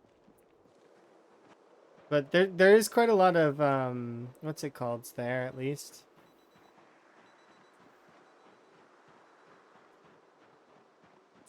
There's a lot of saws there. So it's not like we're gonna run out of saws anytime soon.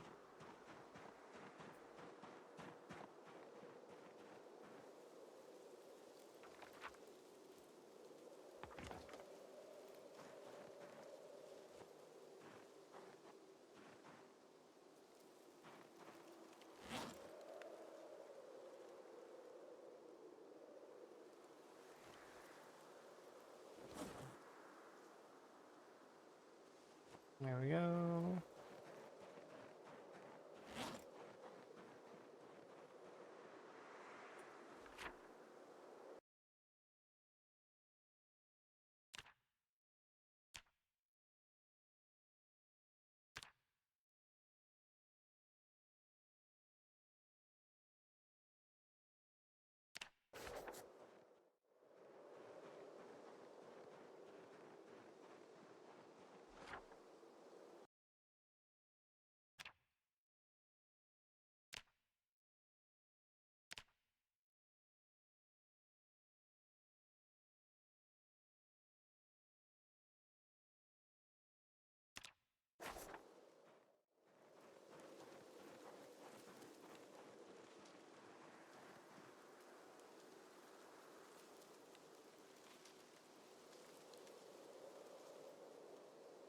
I just want it to be the next day so we can go to McCoy.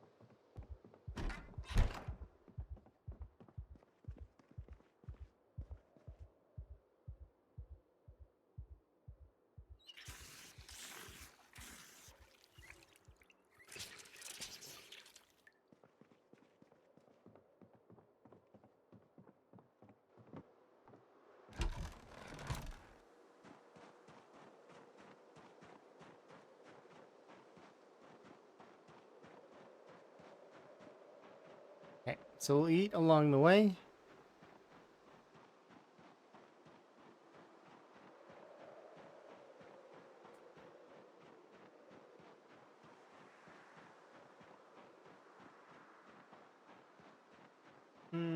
I think we'll go to that farm and get berries from there again. I think that would be the best case. Because, the...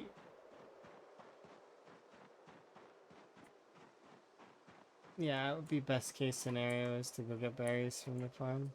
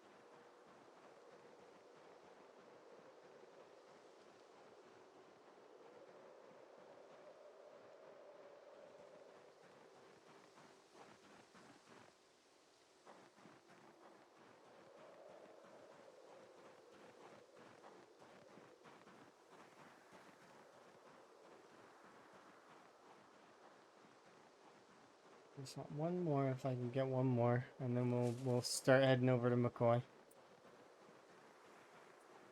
I might actually take a shortcut through the woods as well.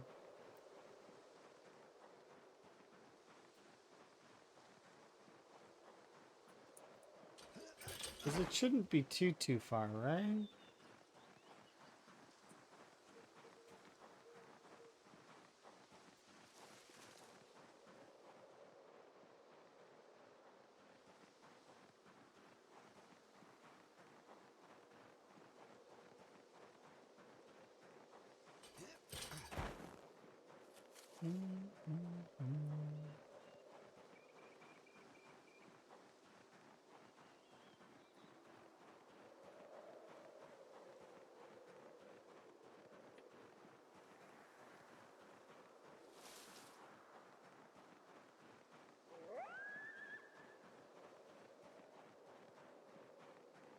There we go.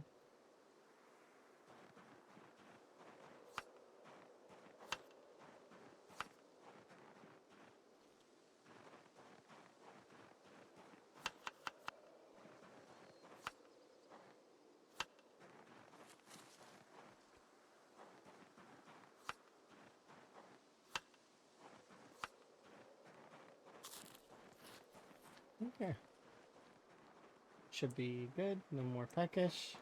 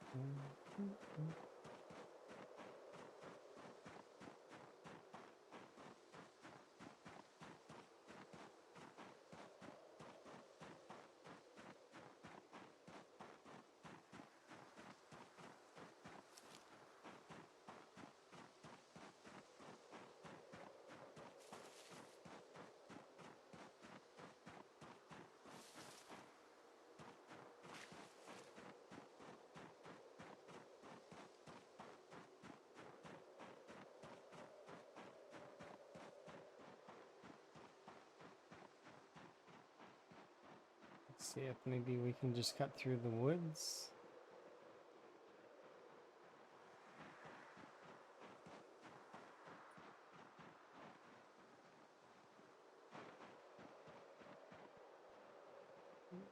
Yeah, there's an open path right there. Kind of.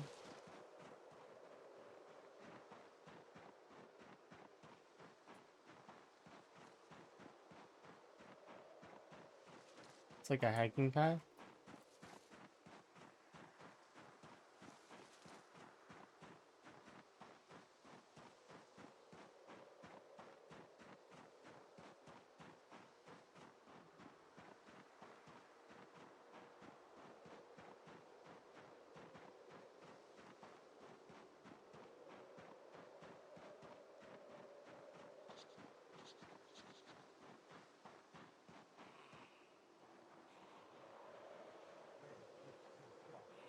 Okay. We're good to go.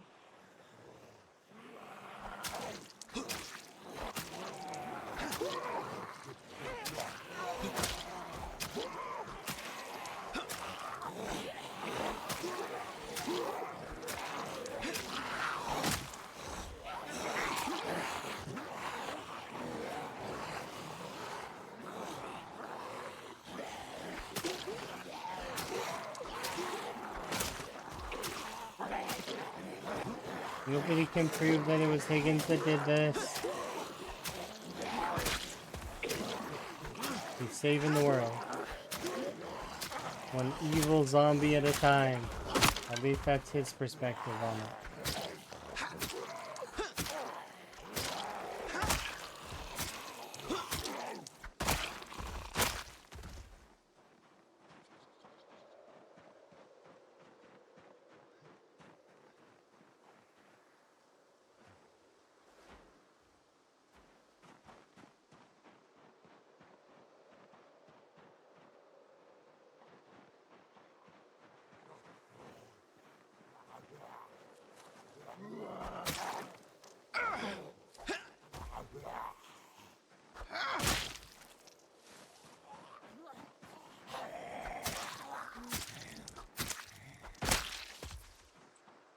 Anybody else? That was some.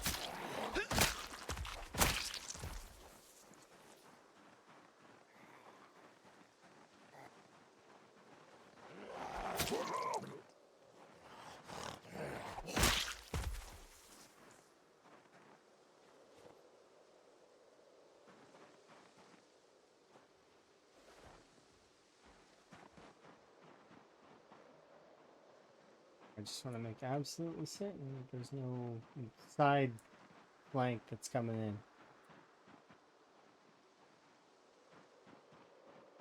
Let's check over here really quickly.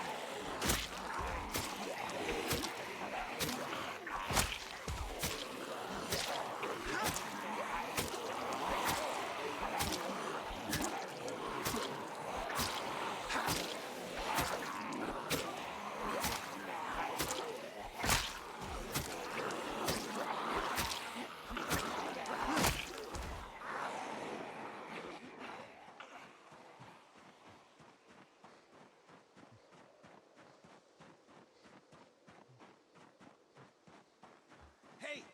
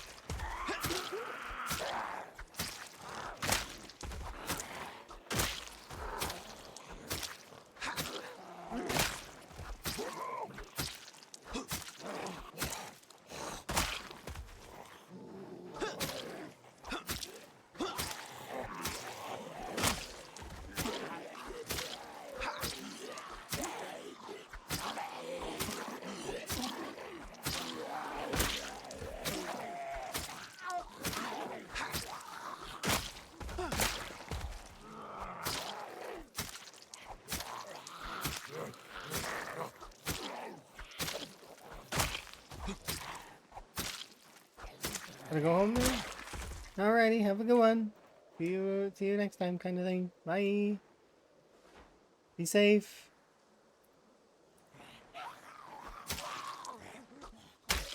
Oh, there goes the knife. Can I have it back?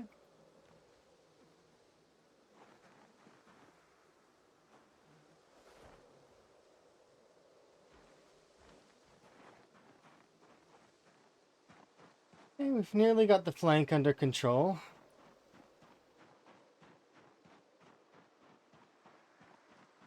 quite, but almost there.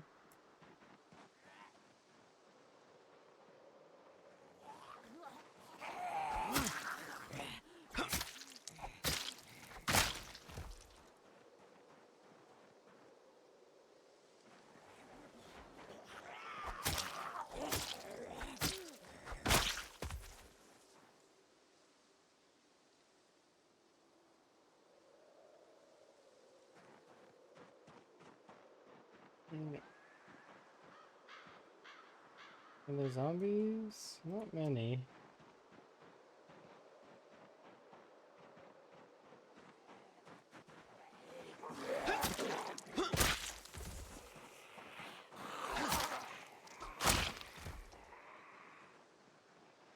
Oh, here we go. And some of these are from the strip, clearly. Like these are not McCoy zombies. These are mold draw strip zombies.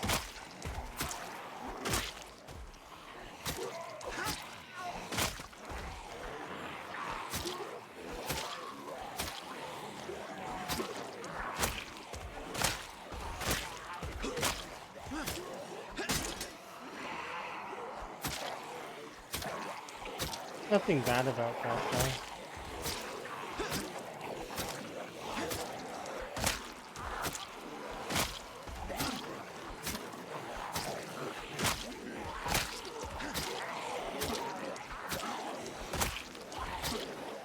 You're amazing.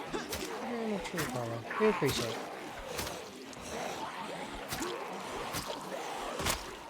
You're amazing.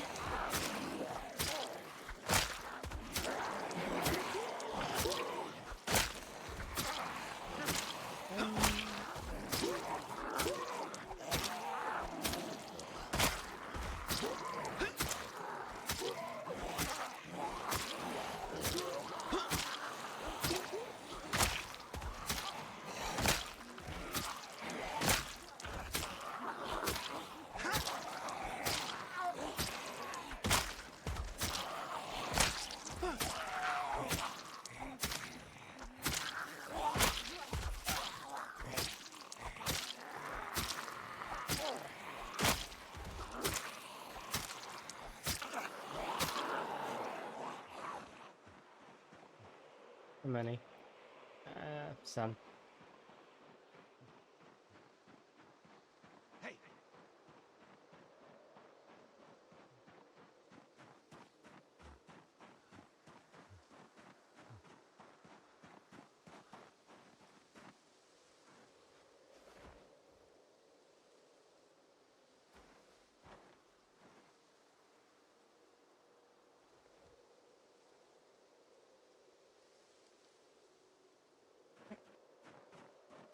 Okay, 2 feet.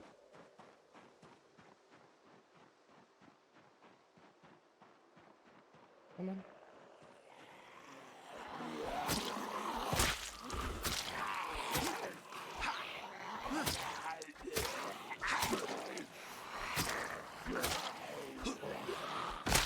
Playing The Sims on the GameCube? Understandable.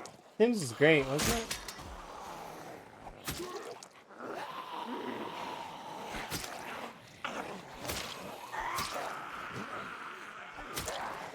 I very frequently get flashback to those kinds of games, you know? Just enjoying.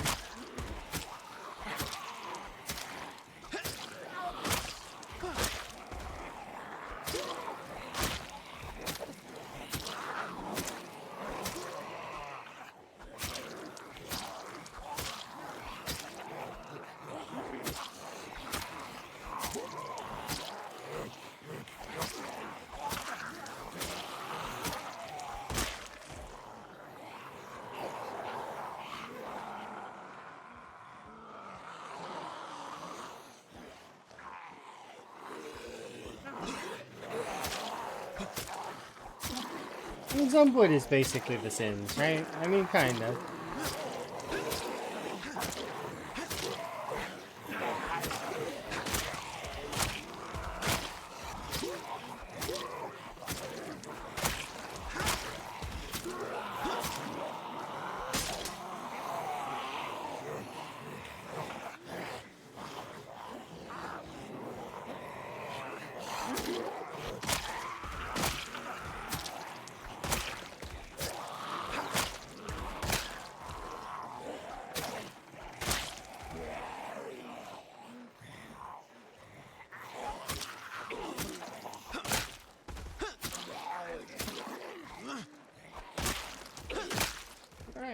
that's it for the time being for that group. Recoup some stamina. Oh, hello.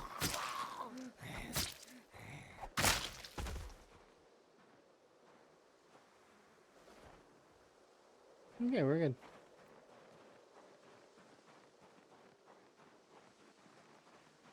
That's silly.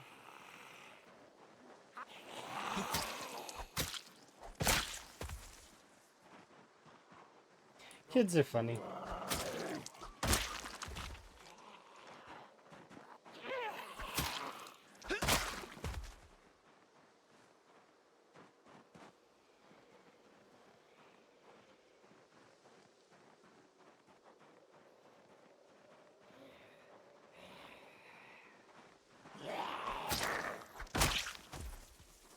No cares in the world, no worries, just enjoyment. No bills to pay. Yeah, just enjoyment.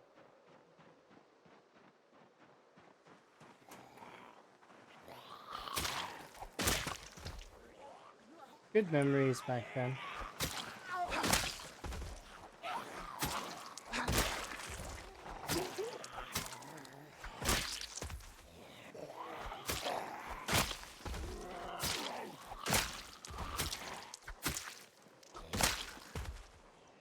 Oh.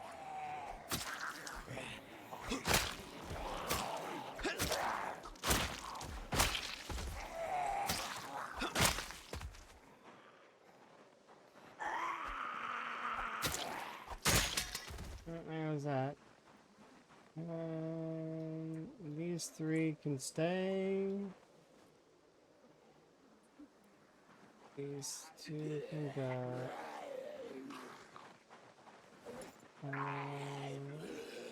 Right, left,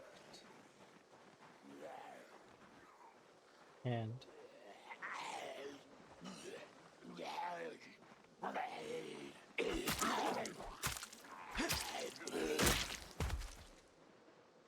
Alright, time to go back because we need to go and have our in-game nap.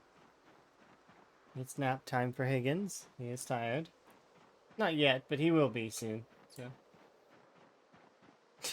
he's tired, I think.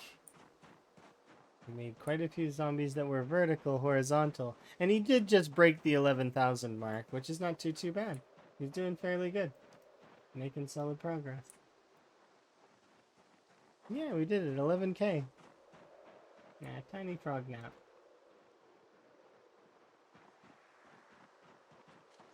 And we hope that he can keep sustaining his weight. Although, I'm gonna try to fish here. If it doesn't work for the first little bit, and we can't manage to catch a fish here, I'm gonna bail all the way to the cabin again.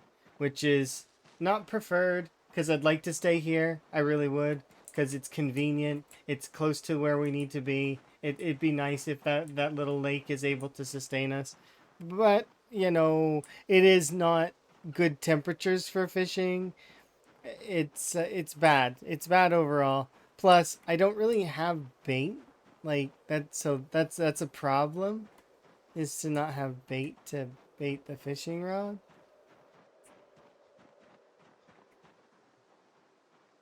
We need bugs of some kind, and I don't have any at the moment.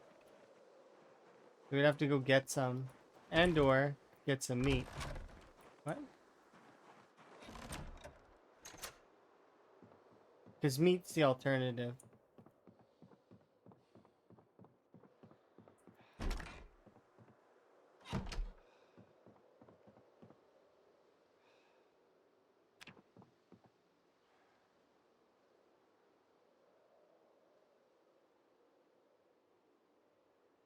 You don't have any 2-day-old bodies? I mean, I might.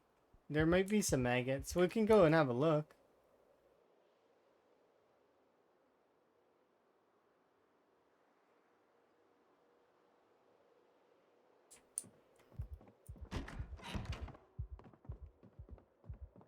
That's what I was going to do first, was we were going to go check if there's some maggots, but there's no guarantee of maggots. Like, there's a chance that there might be some, but because the bodies despawn in 3 days, I think on Rat Race, it's you'd have to really quickly and hope that there are maggots. But let's see. I don't like maggots though, so usually I shut them off, and I can't remember.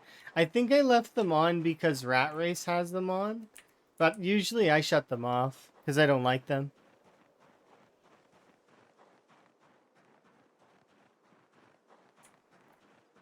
But I think I left it alone because I wanted Rat Race settings to be left alone. Because it's in the spirit of the challenge to leave the settings the way they are and not change things.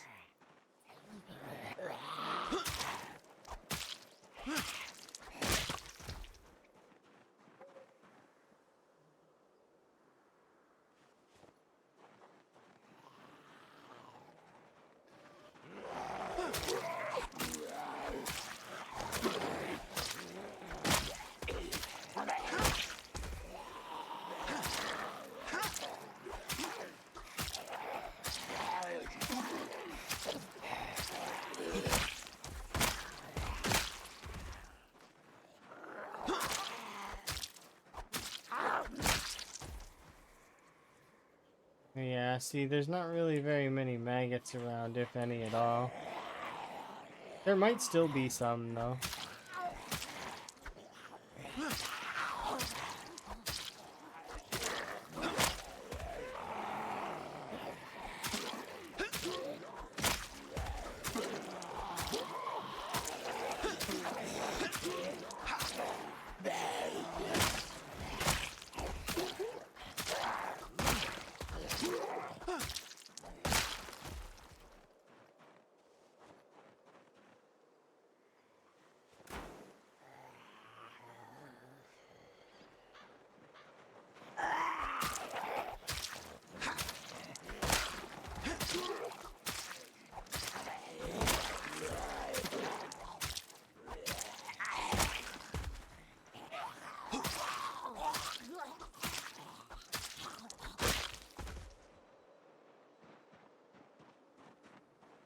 Okay, let's have a look.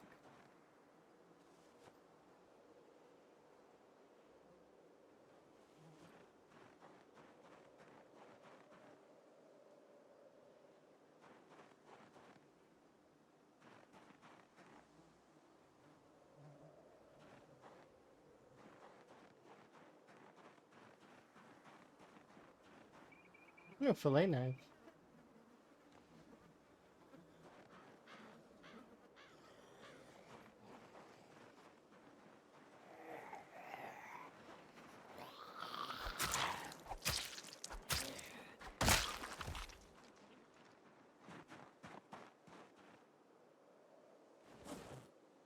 I don't know how old these bodies are. That's a problem, I think.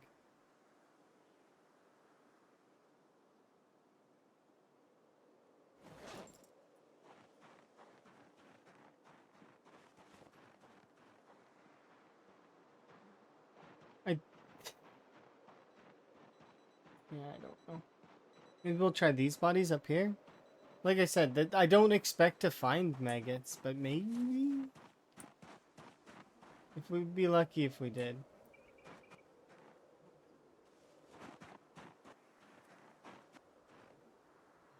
Ooh, screwdriver. I'm liking that I'm finding some short blades. That's kind of nice. Cause I missed some of these.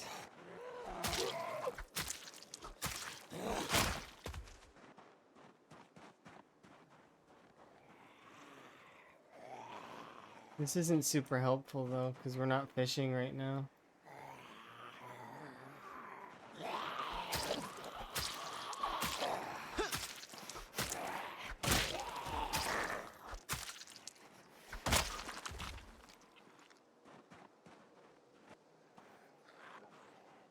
So no, nothing.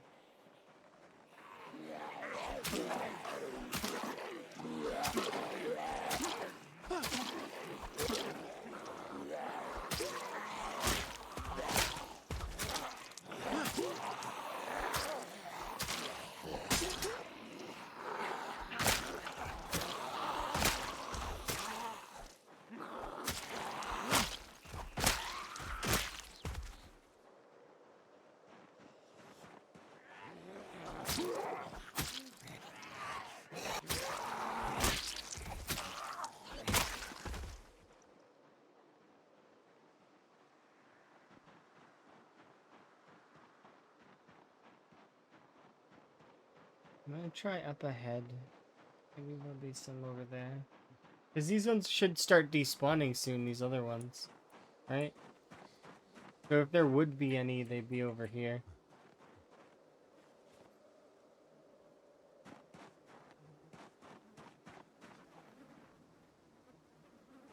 You figure they'd be with the...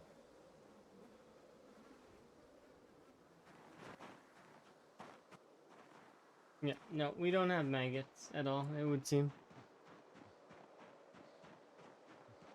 Not a big deal, though. It just means that we can't really fish without bugs. Or meat of some kind.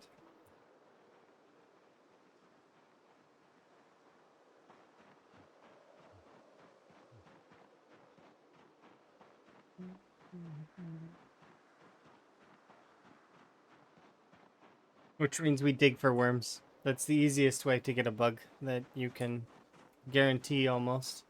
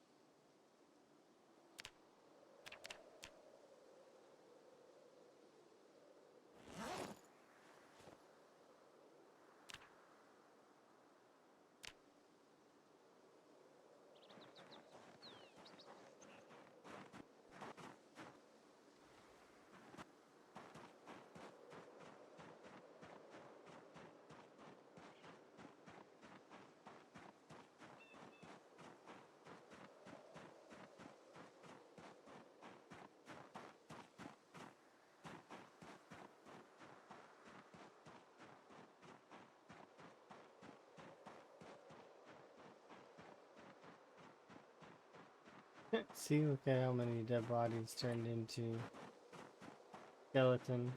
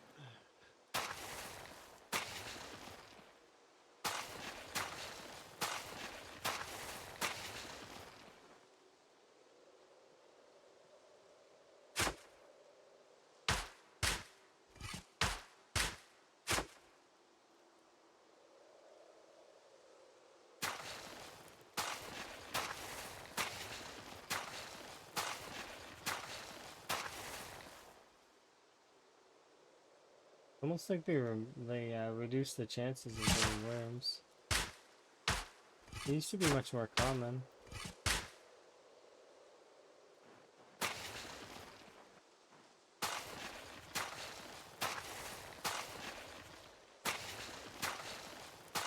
Morning.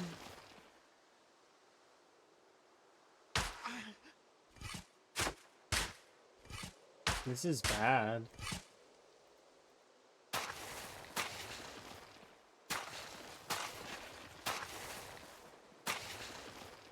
Does it have like a reduced chance if it's the same spot? Or... It shouldn't, right?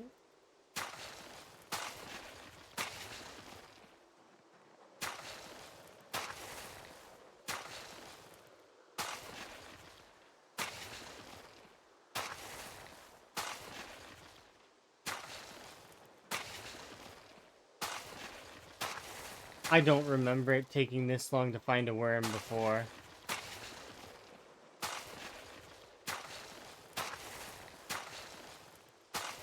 Like, it's a bit crazy. Did they remove worms?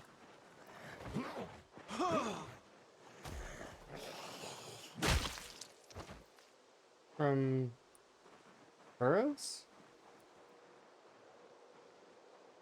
They couldn't have, right?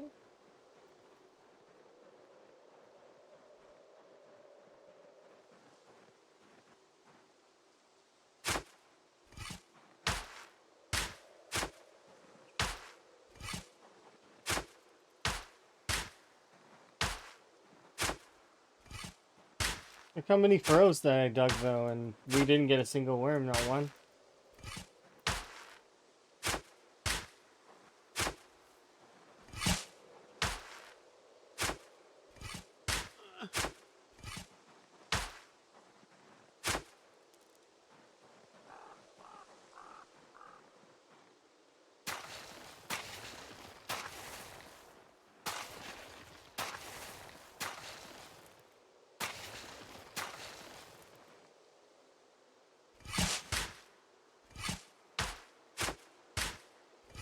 They already made it so that worms rot, so I don't understand why they would remove it from furrows. That doesn't make sense. And I could have sworn that I've dug furrows before and I've gotten a worm. It's like, it doesn't make sense. Because now how am I supposed to get... I gotta find other means. That's very unfortunate is all I can say. It's very, very unfortunate.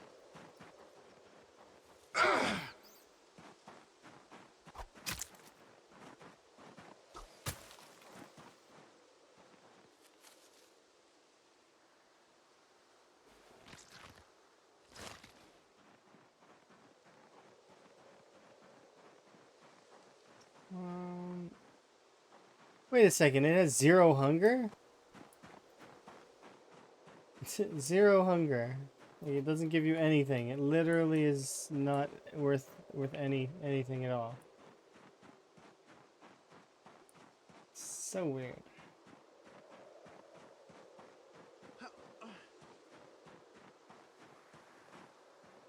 Yeah, that sucks. There's not much I can do. I gotta bail because we have no means of starting up fishing here at the moment. That's okay. It is what it is. Sometimes you just gotta deal.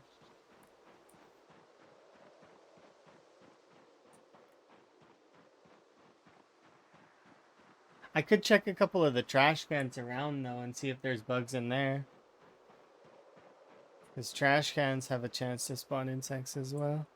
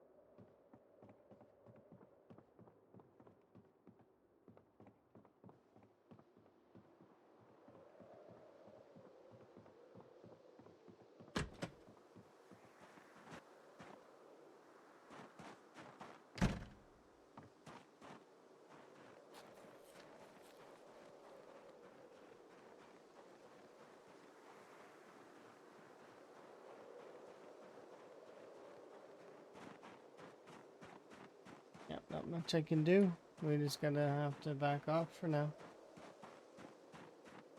Well, it was fun sieging this area for a bit. Now we did make progress on this section of town, but we need to.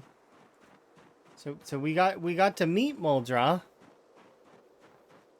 We've managed to take all the way to the mass gen. We've taken this upper section by the radio station, and then that's it so far.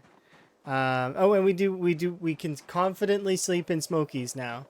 So that's kind of nice. We gotta go all the way to the cabin in the, like, past the Spiffos, all the way to Dixie's cabin, all the way. Oh, what's this? Scratched foot. My shoes break? Yeah, they did. That's unfortunate.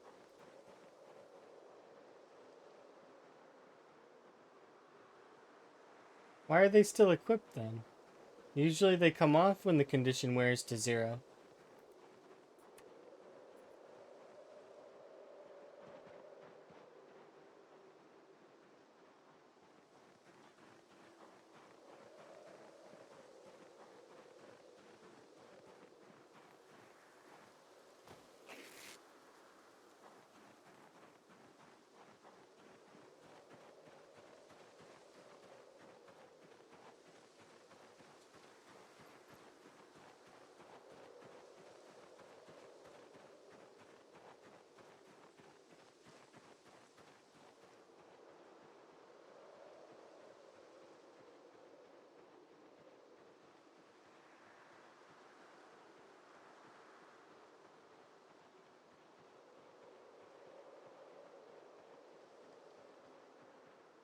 That's sucky. There's nothing I can do about it right this second.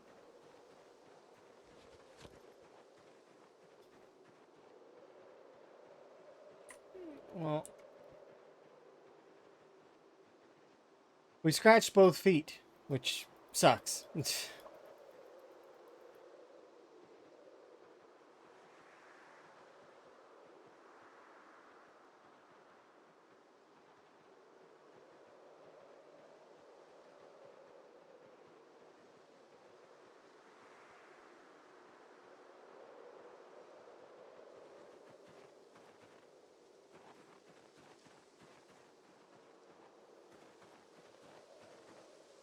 I'll bring this with me in case I want to rip more, but we need to go get shoes now.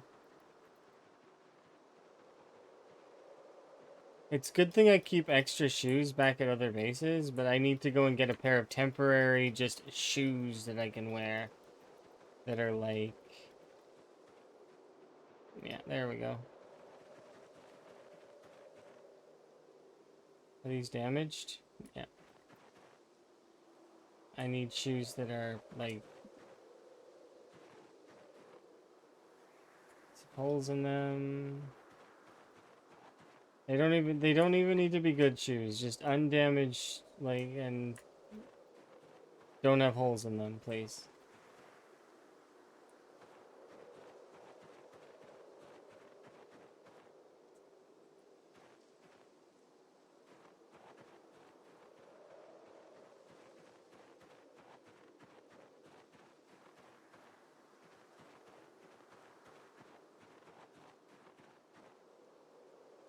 Why is it that every single pair of shoes is like super damaged?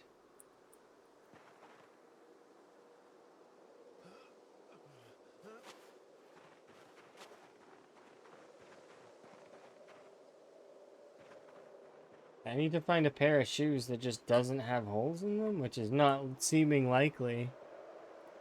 Sucks that my work boots broke, but like, you know, it happens, I guess.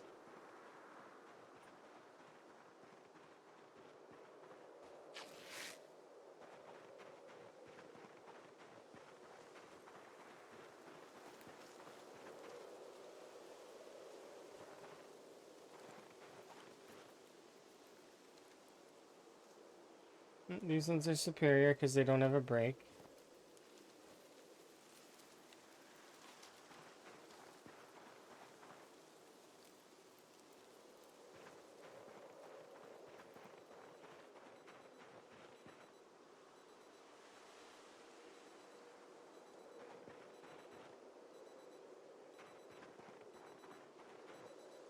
How does every single pair of zombie shoes have 2 holes in the bottom? Like, what are they walking on?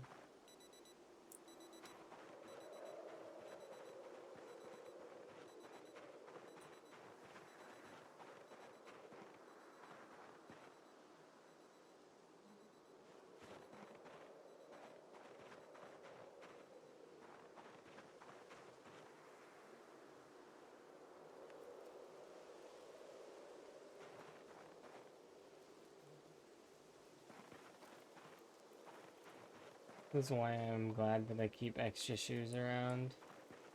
But I just want something to walk all the way to the other area in.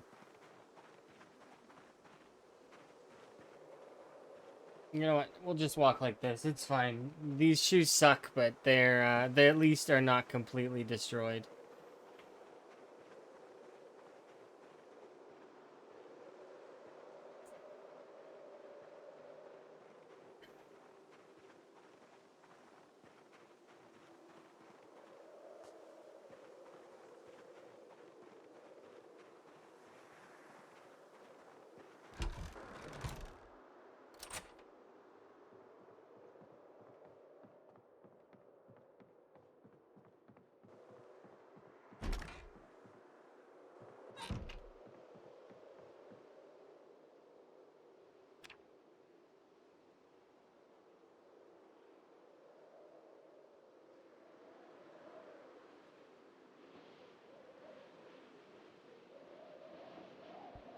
This is an interior temperature. January's cold right now.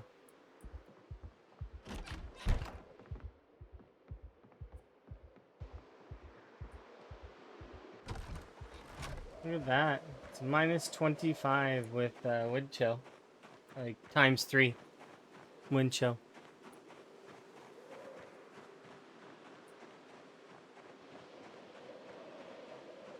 That's a cold day.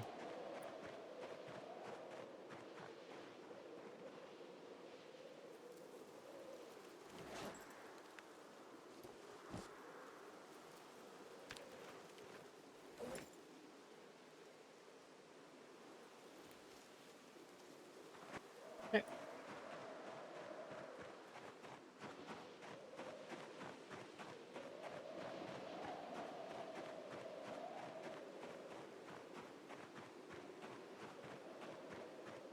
We got quite a ways to go, so.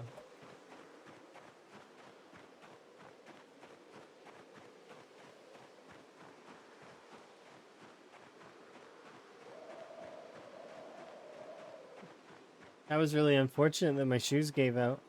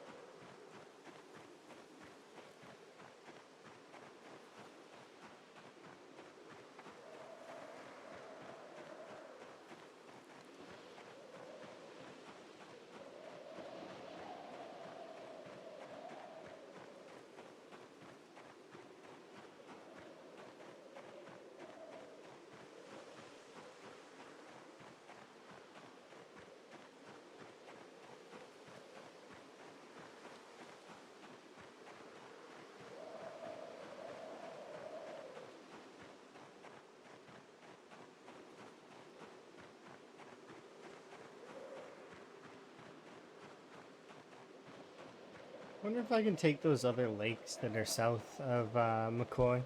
Once McCoy is secured, we'll try and go for those lakes as well. Because they wouldn't be bad for fishing.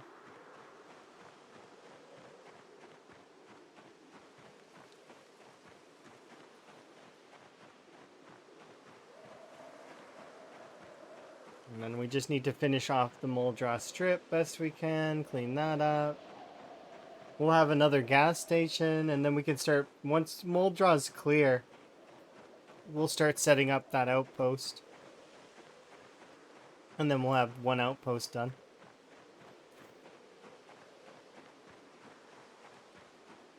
This is gonna be in like a while though.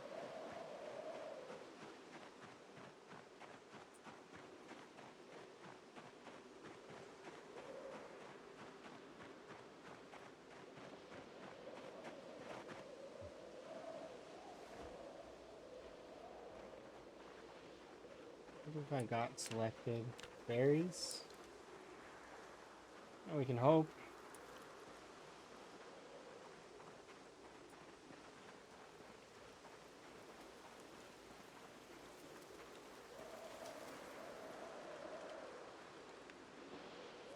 Hmm.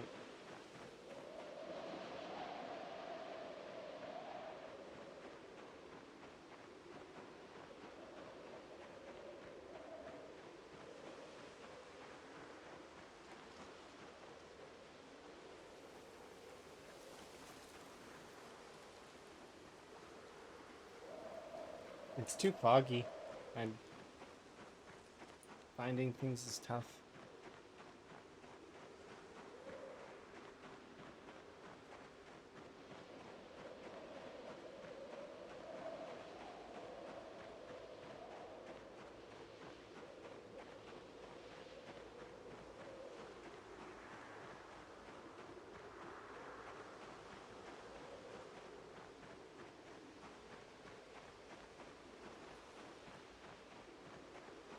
What is a point? We could take a break from going to the cabin and instead go to McCoy. Do I have insects there? I think I have fish. Fillets.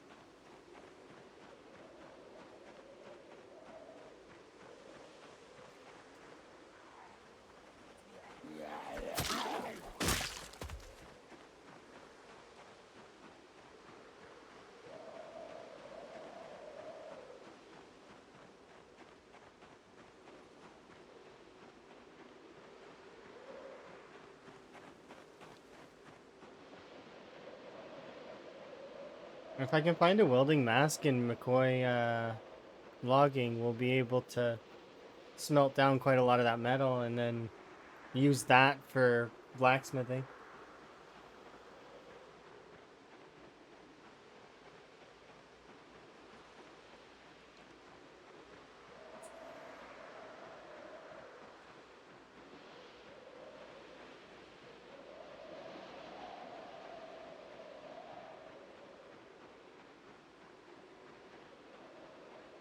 The goal right now is going to be to get to Spiffo so that I can eat at least one of those rabbits.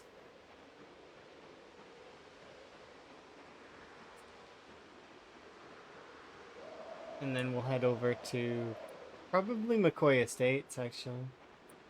I was thinking of going to the cabin, but I think McCoy Estates would be better because then I can make a couple of metal knives while I'm there with some of the metal that we have. As well as we could probably upgrade our spoon from wooden to gold. I think we have enough gold to make a golden spoon. And then some golden keychains as well. It's kind of nice to have.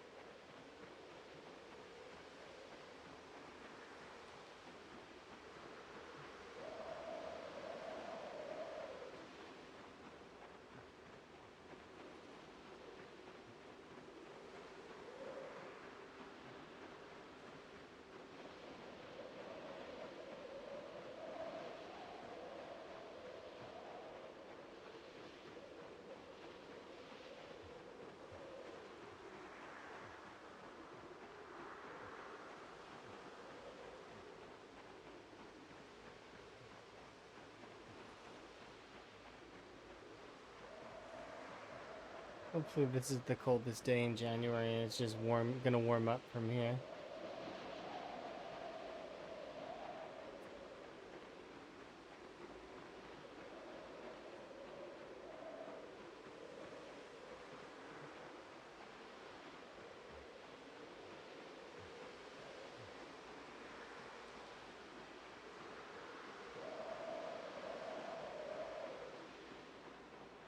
Morning.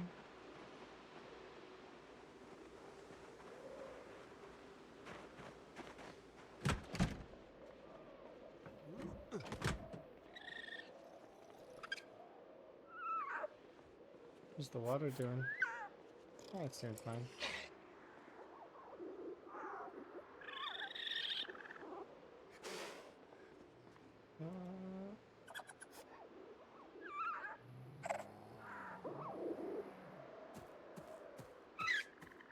Well, I need to try and make... Has anyone been able to cook rice or pasta? I've not tried. I'm gonna try and have rabbit if I'm able.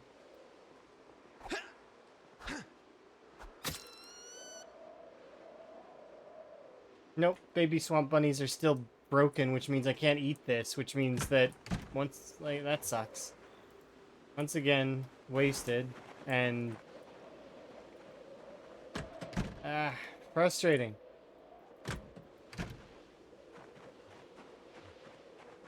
I'm gonna try and forage in the backyard. It's foggy though, so there's no likelihood that we'll be able to do that. I want to go to McCoy Estates, but I can't justify it right now because let's get rid of that. I know for sure I have bait at the cabin. I don't know if I have bait at McCoy Estates. Like, I know I have a pile of fish that's waiting as bait at McCoy or at the cabin. McCoy Estates, I'm not sure. I may have bait there, but I don't know for sure. Goodness, we're not gonna starve. Yeah, it doesn't detect the cooking pot or the saucepan. That's unfortunate. So that's several food instances that aren't working right now. Like, and if that's all you have, like, I mean, well, then you've got to go look for other food, right?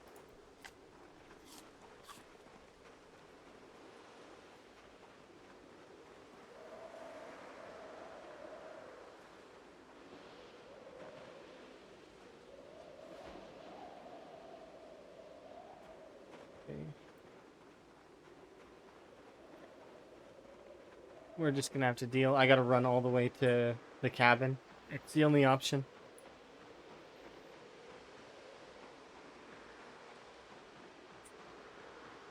You have lots of other food? Yeah. Okay, well then you're good to eat other things for now. I don't have lots of other options at the moment. My other options are quite limited due to winter. So currently, I was hoping that I could eat that baby bunny as a bonus, like on my way over to the cabin. I was gonna go to McCoy Estates because then I can make some blacksmith stuff, like some metalworking. But I can't justify it right now.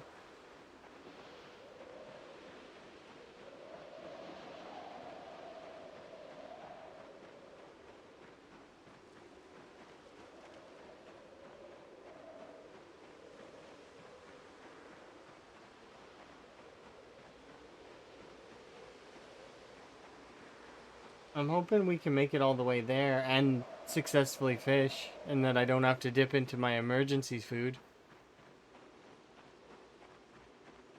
Because if I do have to dip into the emergency food, I will, but with luck, we won't have to.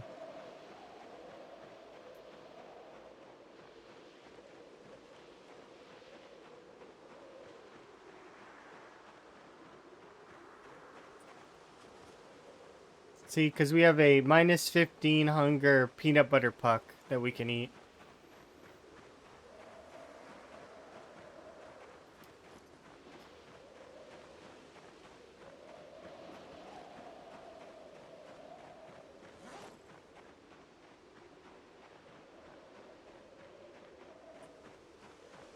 I'm really hungry. Good luck. Oh yeah, I've got emergency food though. So if I absolutely need to eat the emergency food, I will.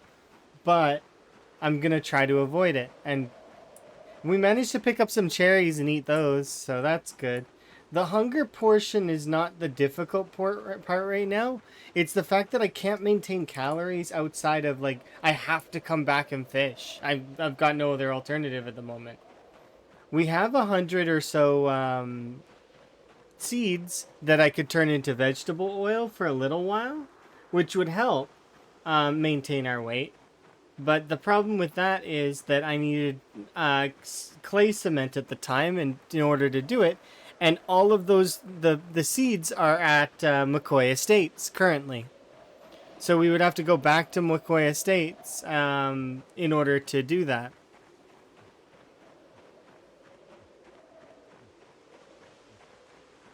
That said, though, if we were to go that back there, like, I mean, it would be tempting to plant an entire field of sunflowers and just make like 100 vegetable oil or something like that, right? It's basically the equivalent of butter, like more or less, but it's through agriculture instead of animal care.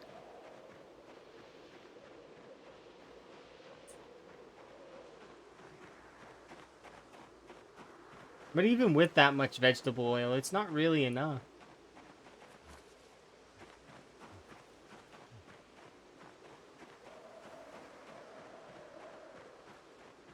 Because I have slow metabolism. Imagine if I didn't have slow metabolism. Our character would be...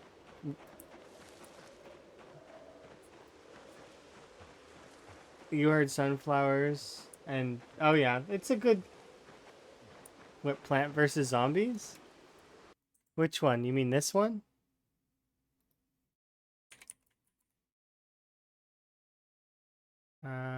Probably this one.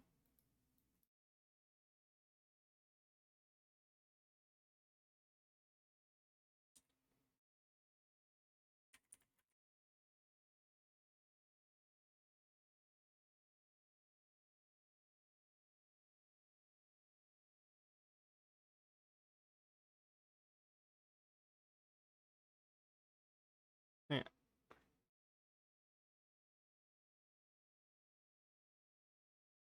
No, not that one. This one.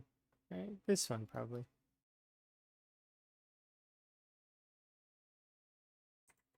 This is a good song.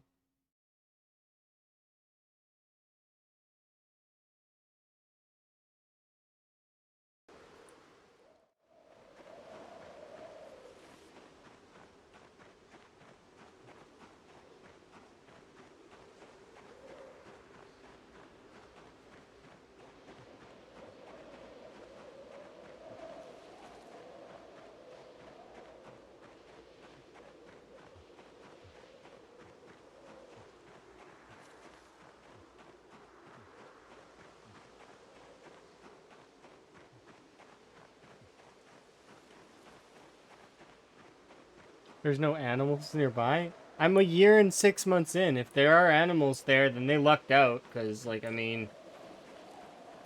Most animals should be dead by this point. But I know for a fact that not all are. Because I've been over 2 years in before, and I've seen animals. It's just... They have to kind of be lucky in a way. So, there are some animals nearby, or at least animal locations that I know of. And I could attempt to get butter, but at the end of the day, it's butter, fish, doesn't matter what it is. I have to maintain weight, which means I'm forced to eat certain things, which is fine, but I just wish there was more variance. And that it was easier to kind of make good meals, you know?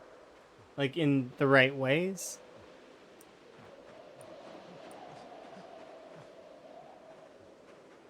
And having it directly interrupt anything that I'm doing. Basically, I'm forced to interrupt everything I'm doing for this, which is fine. But There's no variance. I have like limited choices.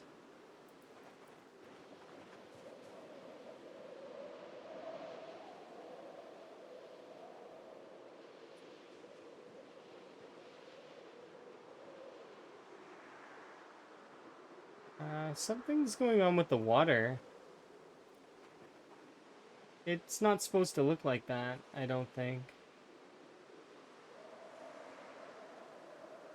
Or maybe it is. Maybe it's the snow? No. It looks like the water texture's over itself twice.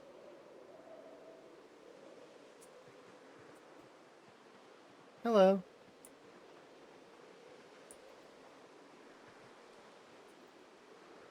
Like, I can still see ripples, so it doesn't matter, but it's like, it kind of is a little bit weird, right?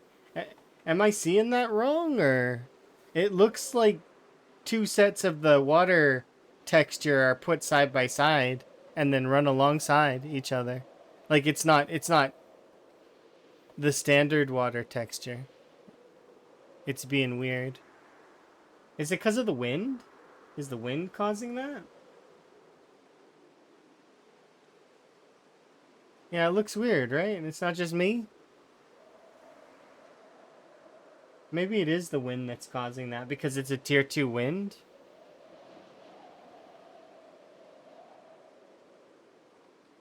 I don't like that we're cold. Ribbit, ribbit.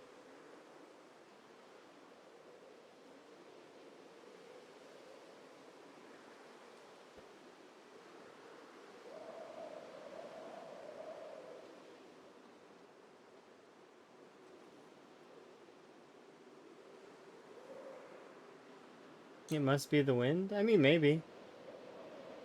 That's my initial thought anyways.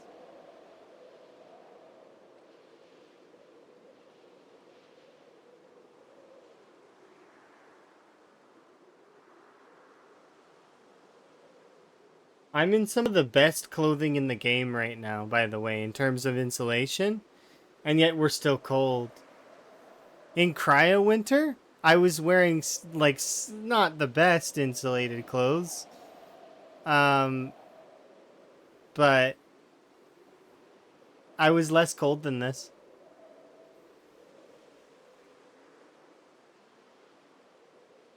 And cryo winter dropped down to like minus 90. The wind makes it colder. This particular wind drops the temperature by, I think it's 10 to 15 degrees Celsius. But it was tier 3. Tier 3 earlier should dropped it down from minus 20 to 25. My hunger is causing me to be cold right now, so that's not good. But the my insulation on the clothing should counteract most of that. Like, I'm wearing a jacket and padded pants. Padded pants are some of the best clothing in the game. Nope. Sure.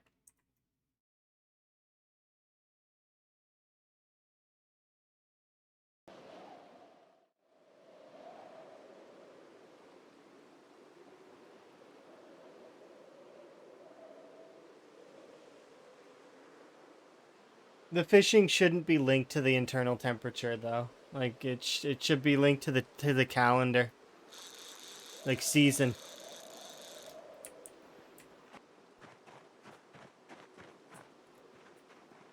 I'm gonna eat habanero.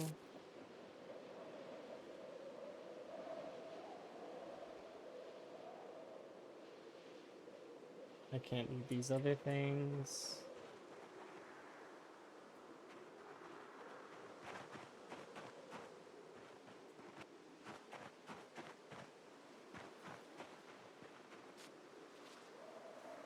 Oh, so we do have maggots on. There just must not have been any.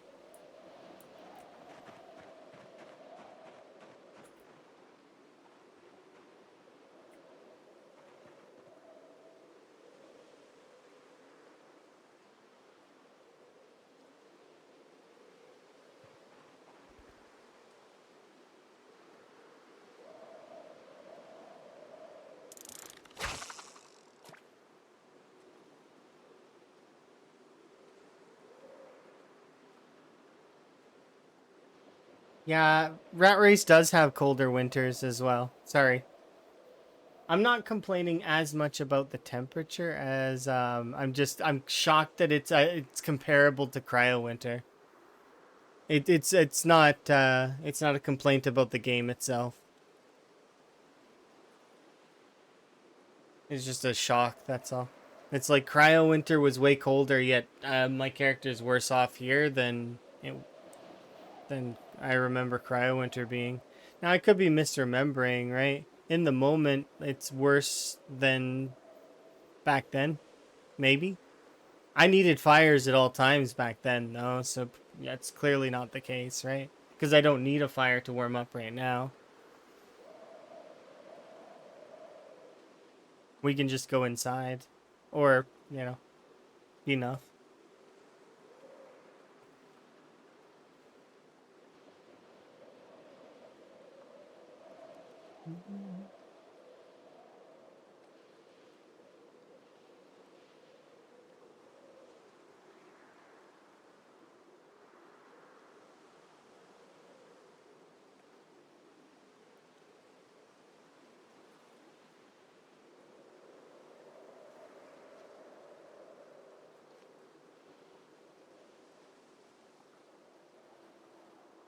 Hey, you caught your stream. You did indeed.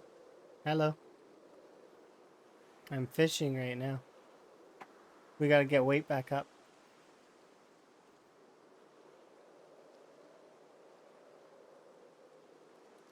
Even if you don't catch the stream, though, there's usually a VOD.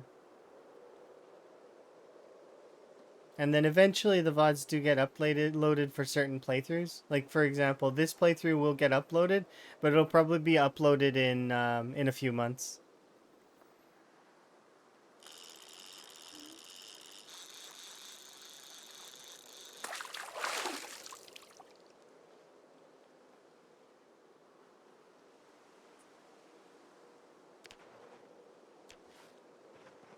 Okay.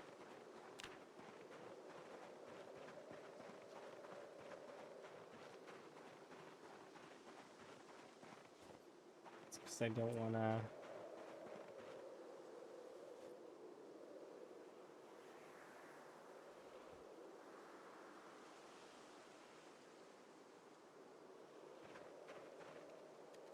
I think I'm halfway through the special effects uploads at the moment.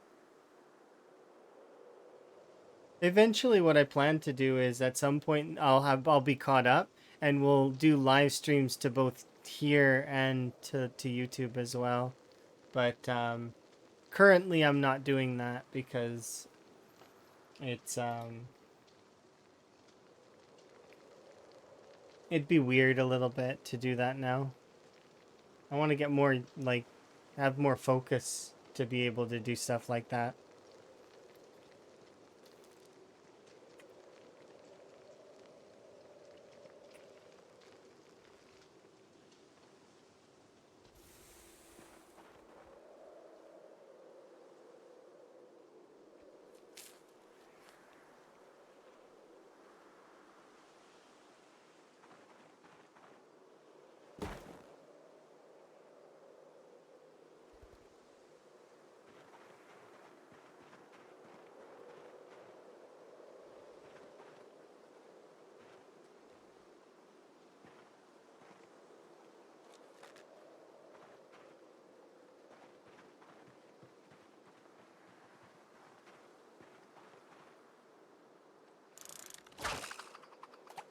Perfect.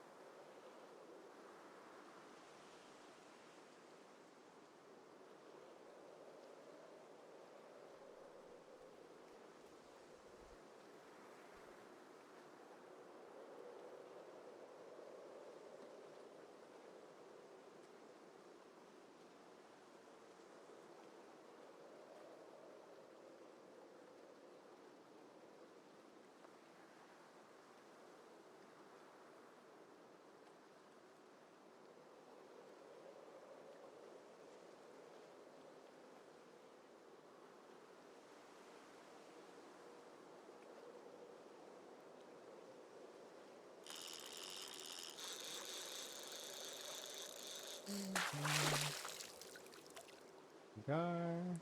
Nice. No, it's a paddlefish. I mean, basically, same thing.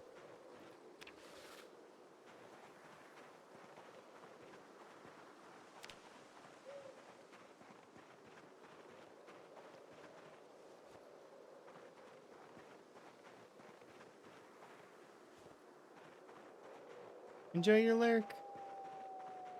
And I will continue to fish and hope that we can get our weight up. Yeah, I do hope that the system gets another look.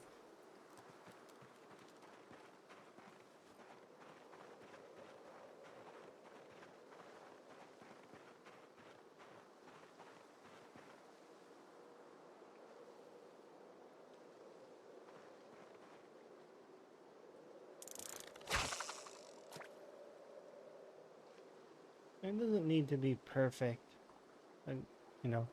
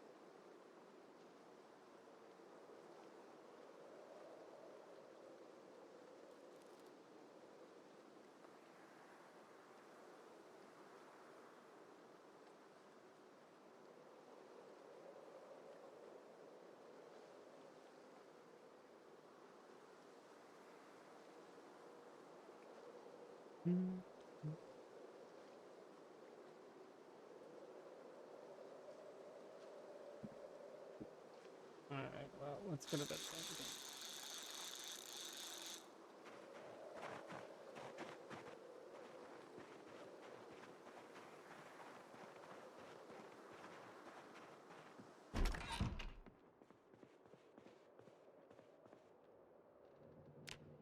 And I'll trade out my shoes for one of these pairs.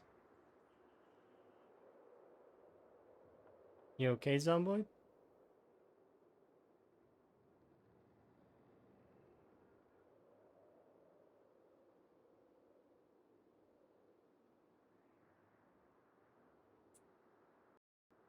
Hello?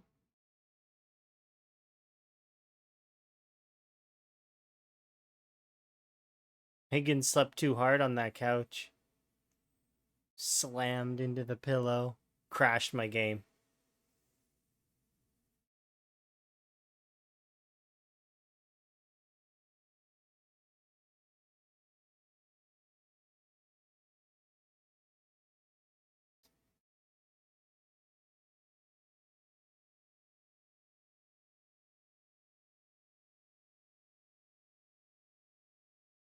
Well, well done, Higgins. You managed to crash my game.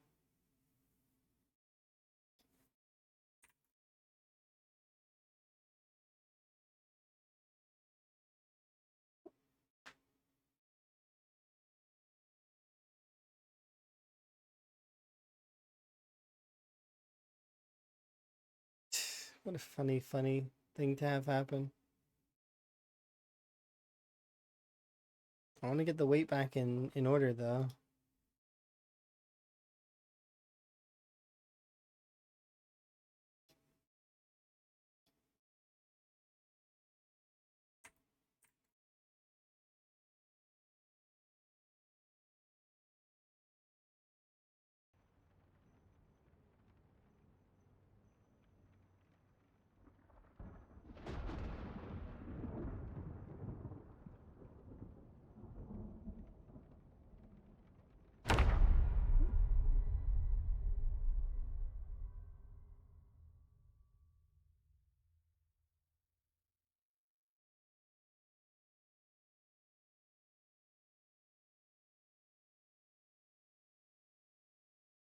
Sure.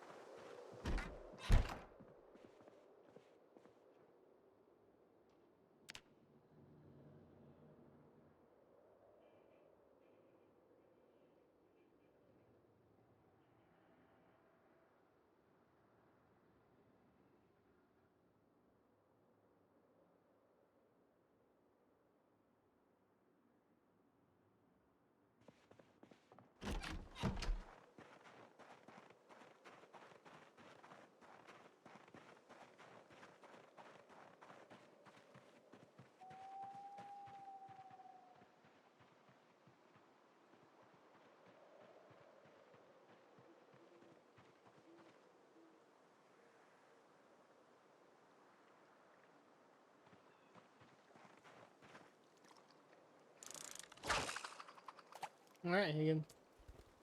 Fish.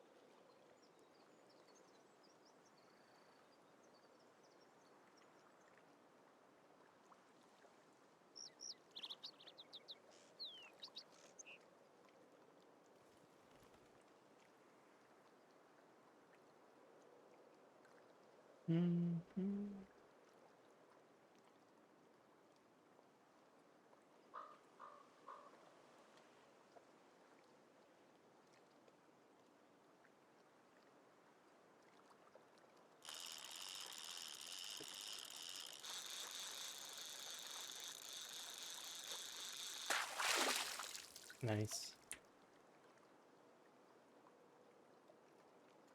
55 centimeter gar.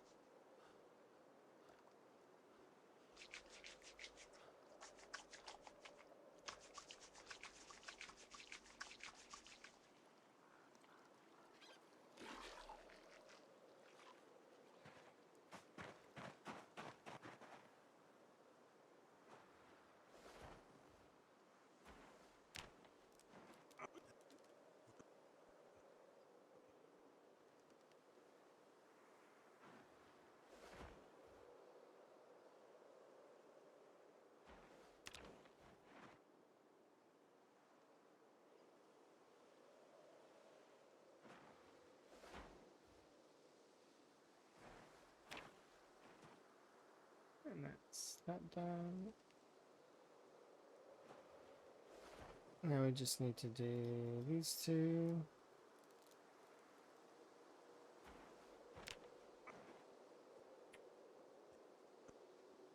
We're still losing weight? No way.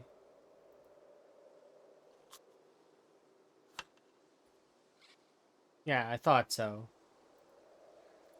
There is no way we're losing weight. I just ate like a sizable amount of fish. There's just no way. There. We should definitely be over calories by now. And that was crazy. That I had to double check that. Because we ate fish, like, we ate like a full 4 sets of fillets. Yeah, that's what I thought, game. Yeah, exactly. Sometimes the calorie thing is weird. Like it'll like your calories won't be going up. They'll be weird. And then you'll eat like a microscopic thing that makes it realize, "Oh yeah, you're supposed to be gaining weight." And it's weird. It's strange. It's like it breaks or something. I don't know. Cuz I've noticed that happen too when I'm eating peanut butter. And like I have like a like it should be going up, shouldn't it?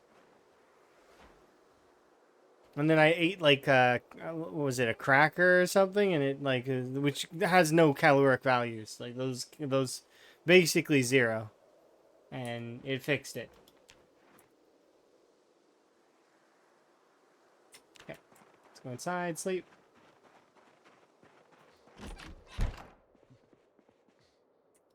Oh yeah, I wanted to equip better shoes, and these sneakers can go in the trash here in a second.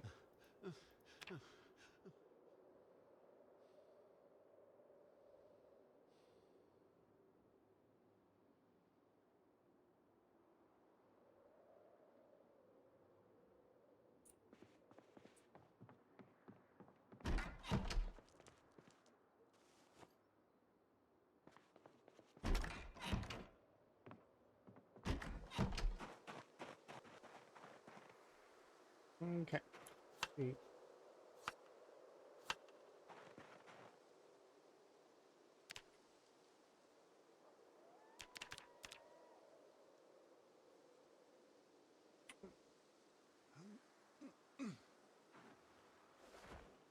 So we're basically just gonna do this throughout this entire in-game day. And I'll refill water at the end of it. Or if it gets bad.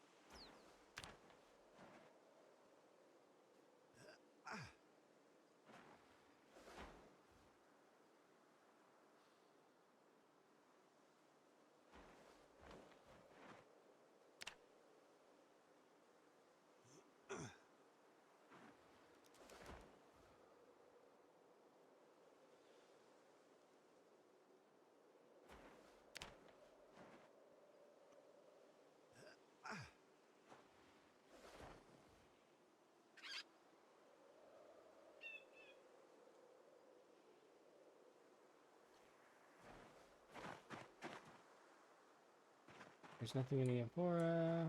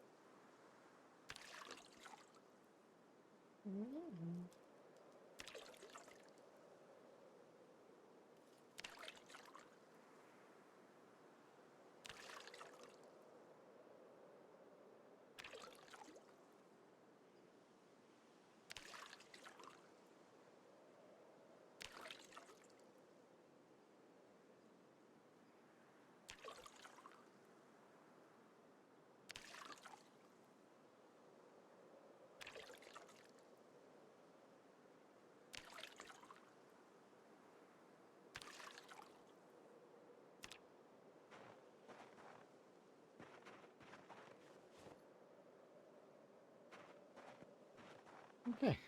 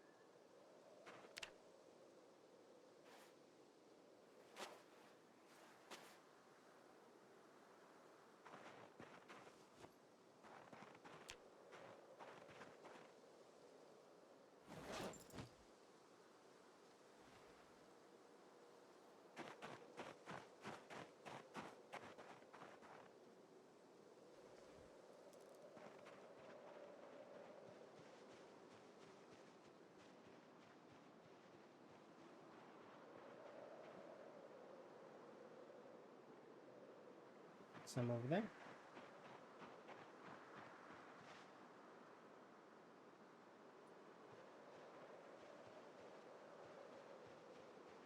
Where exactly?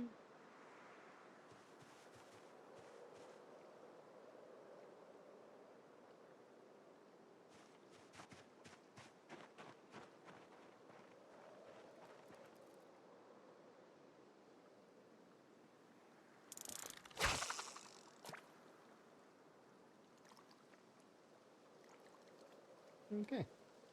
How are we doing for weight? We're back up to 76. And holding.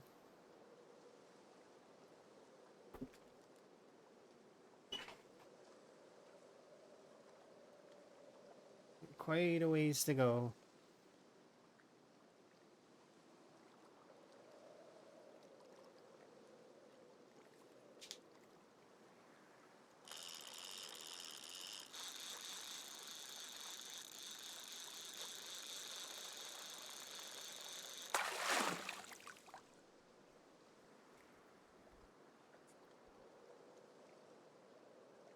I gotta go and add. Is that clearly it would have ate the bait, right? No, it didn't.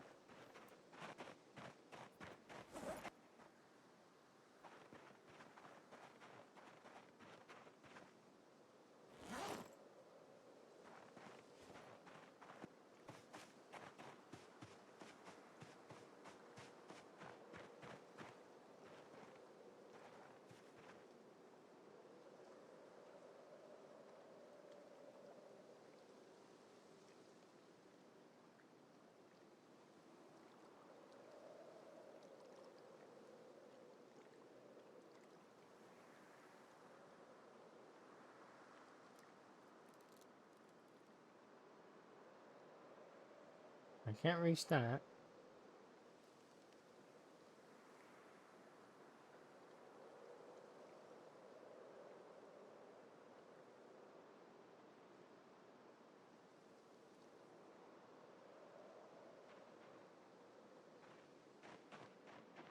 Immediately on this side. Let's go check a different side. Hello.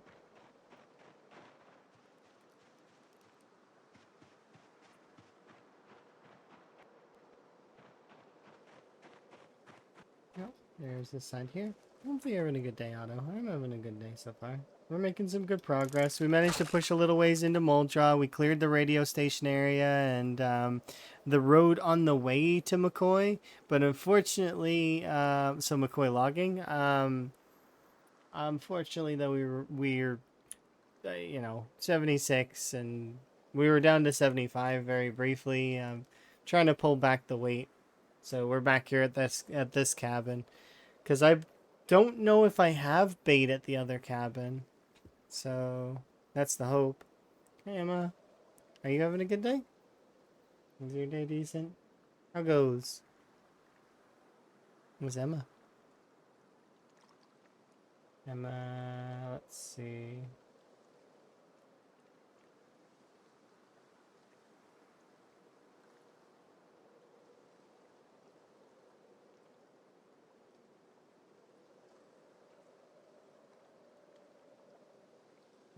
one line.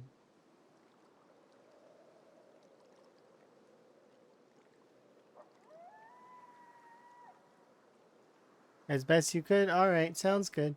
Can you make it one? Like I sent the message already. Can you make it one line? Like one thingy.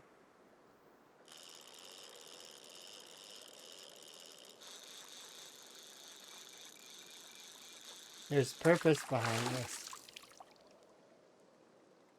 I do very much appreciate.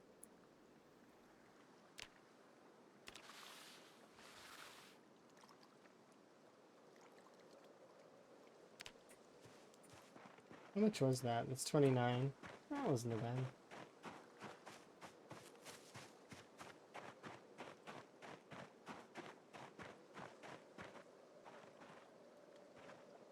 Let's put this here.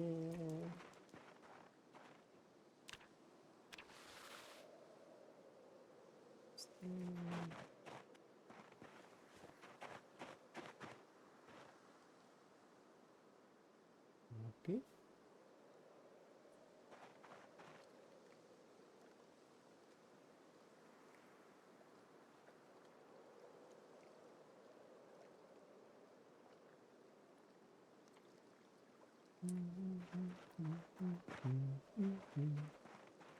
Yeah, do I need bait? Okay.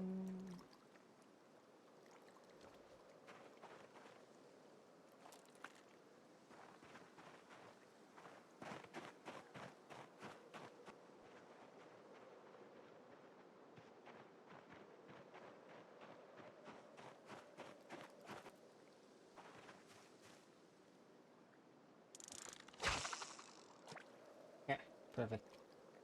More fishing.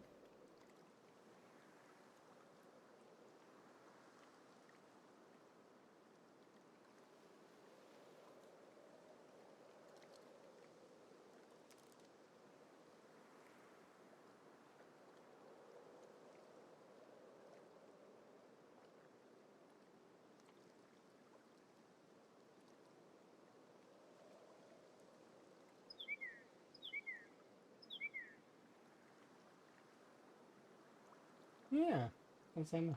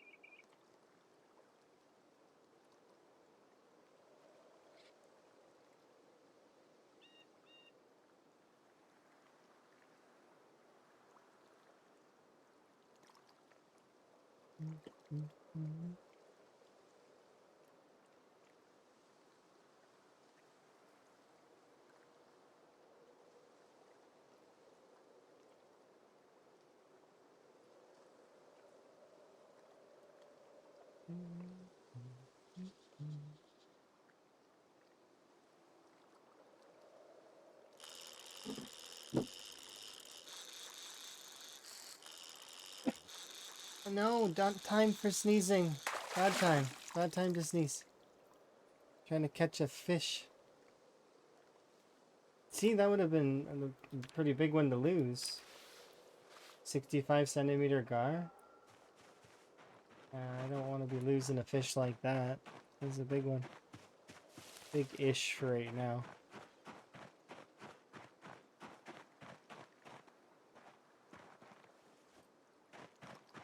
Okay.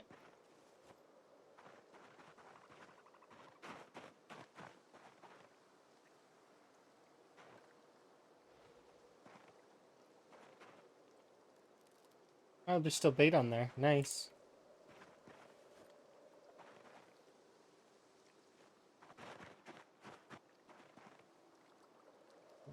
What are we at? 4 hours remaining.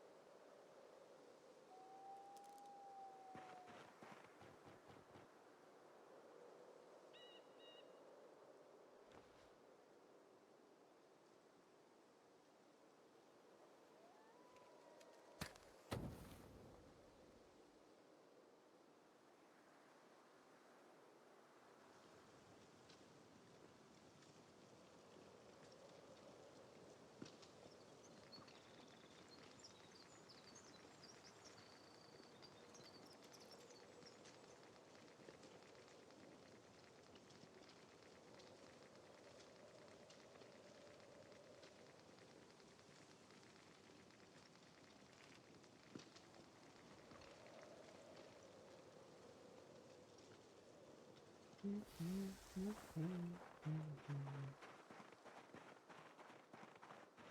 gonna put this. This goes there, that goes here. This there.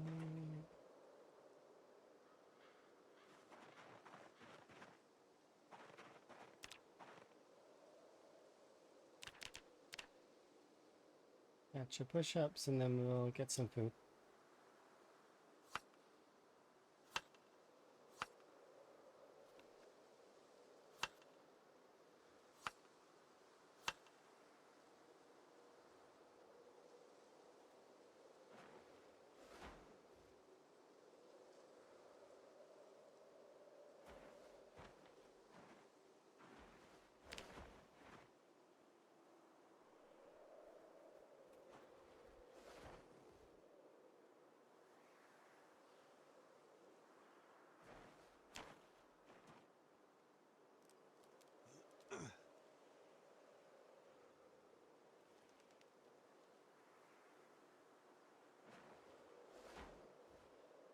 I hate when sneezing is like on the edge.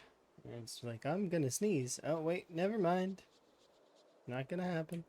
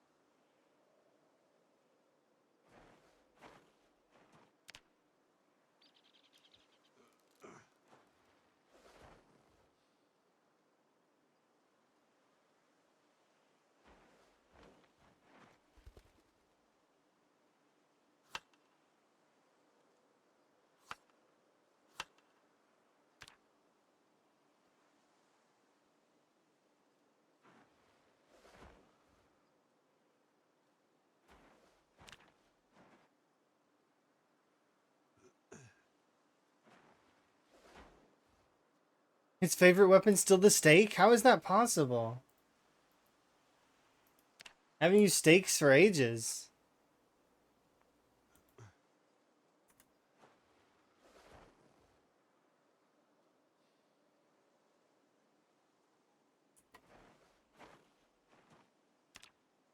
I wish I could see the finer details on that.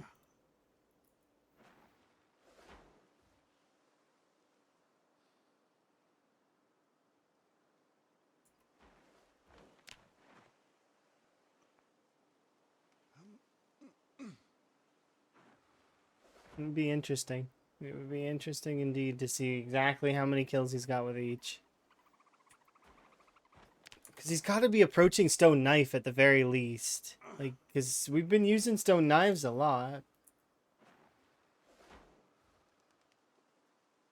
And then we use a lot of the other knives when they appear, and they do get quite a few kills, but the thing is they won't ever really be able to equate out to the same amount the stake, I guess, did in McCoy Estates, but...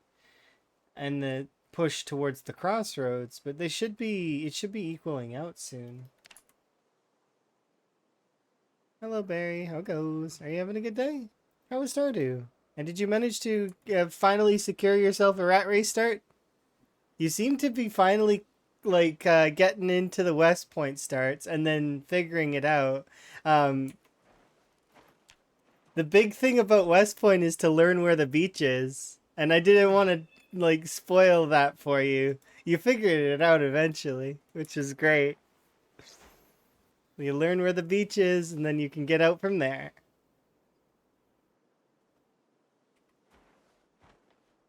And then you become a nomad for a little while, exploring and trying to find your place in the world.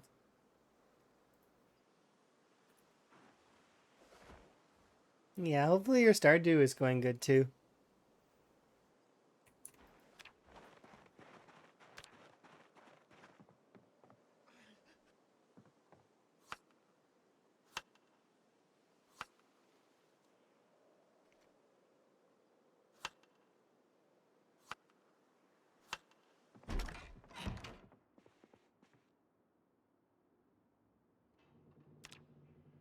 Doing great. I'm doing pretty good. I'm keen about a few things that are positive that are happening in the near future. We managed to get some more push on towards my to the section here. I'll show you. Yeah, you did. You figured out the beach, and I was proud of you. I was like, yes, Barry figured out the beach without anyone having to tell you that the beach is the best way. Because the heat map for West Point is consolidated a lot to the center. This beach area is a lot less. And actually, what's kind of cool about this beach area and this section over here, if you happen to spawn on these sides, is do you see these little paths here? There is a chance for hiking events to happen on these little things here, as well as fishing and hiking events to happen along this section. If you happen to see a hiking event, you can actually get an early tent right off the bat. Also, this bridge is really good because there's cars here, and there's not a whole lot of zombies that make their way over to this area, so you'll be able to kind of loot these cars in peace. So long as one of the alarms doesn't go off, you'll be fine. And then you can kind of choose where you want to go from there. You actually get the kind of the one of the best choices when after you're done here. You get to choose whether you want to go south towards like Cabin, or you want to do Doe Valley, or you want to go off to Riverside. Alternatively, you can go straight for Louisville because you're the closest area that is over there. Like, I mean, all of the options are there. They're all there for you, which is kind of nice. That's why I like West Point Start versus, say, like Echo Creek. Echo Creek kind of feels a lot samey, but you were taking a different route with Echo Creek. You were going like out to like this area, which was interesting to see, and then also up to this upper area as well. Is like avoiding, well, not avoiding the cabin, but away from the cabin, which was kind of cool. But yeah, here's our progress of the day. As you can see, we've cleared out some of the zombies here. We've cleared out quite a lot of the zombies, and we managed to go inside and see what's in the mass gen building. There's There's a lot of saws in there, so and the club hammer and a bunch of other great things that I wish we would have had at the beginning. Um, it is what it is. I have some of those items now, and I worked really, really hard to get those items that I could have just killed zombies and got from here. But it is what it is. I have extras now. um, that said, though, I cleared along this road as well, so that we can go for McCoy here soon. Because I want to see if we can get a welding mask, and then, well, yeah. There's going to be a lot of zombies in my future. This isn't even all of them. It's like just the first half that I doodled on. Yeah. Extra tools is better than, it's better to have extra tools. Definitely not a bad thing. This fish may go bad while we're working out.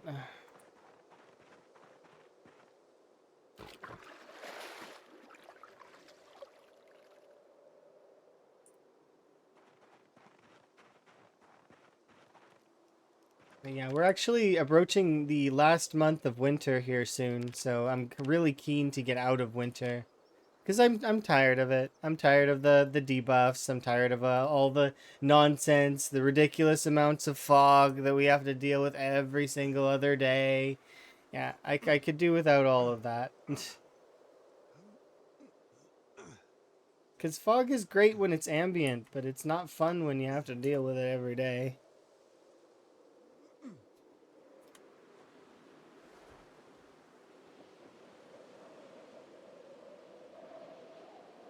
That is the name of the rat race, though. It is meant to be difficult in that way, where we have those extra challenges. Okay. Yeah, it's like every day is fog.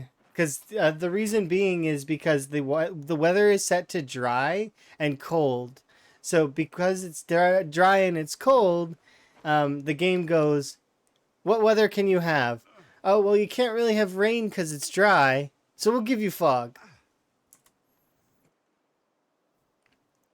It's either clear skies or fog. Those are your only options. So, like, I mean, it very rarely will rain, but it does happen. It's just it's not common.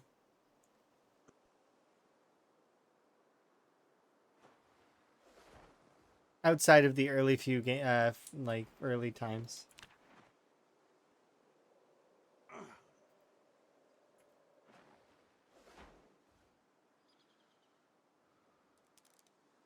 Yeah. Right now we're already up to 79, which is great. So I'm hoping to get us up to 81, 82. That's my goal. And then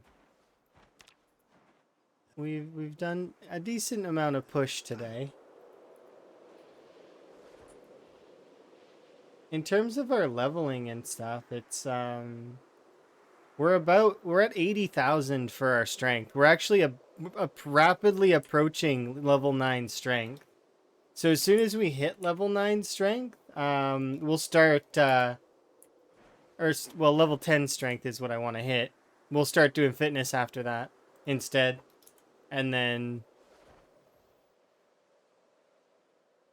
we'll be working towards athletic.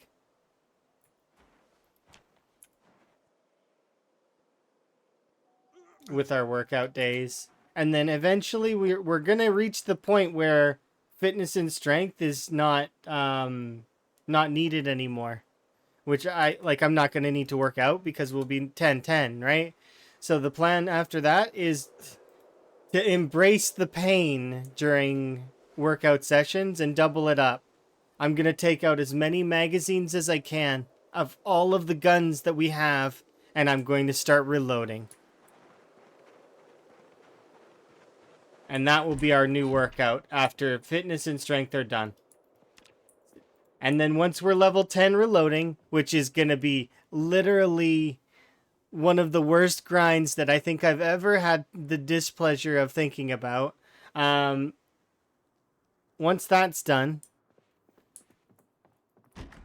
we will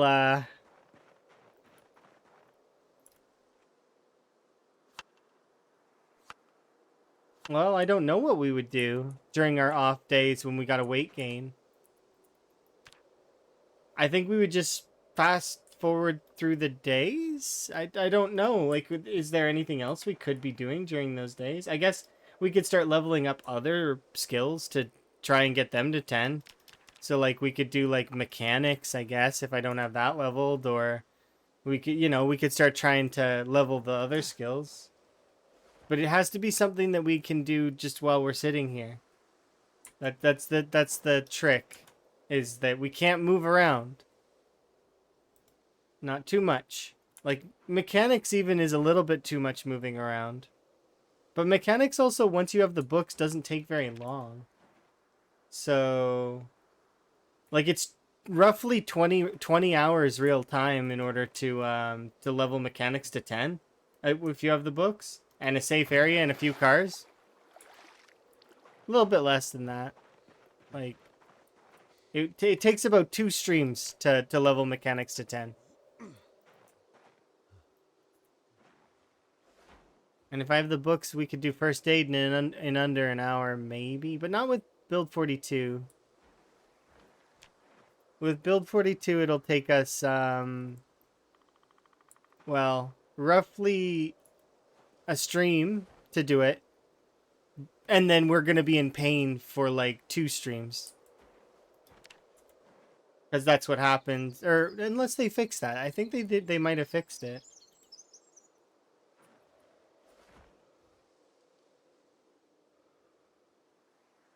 Yeah, we're getting there. And this was 0 to hero, so that's one of the reasons why it's taken so long to grind the skills up the way they have been ground up. Also, I did split halfway through and stopped doing axes and started doing short blades. That definitely didn't do me any favors, but I really wanted to level short blades, so it was a personal preference. Had I had just stuck with axes the whole time, we probably would be partway through model draw by now. But, hindsight's 2020, and I'm happy with my decision. Because I like short blades. They are fun.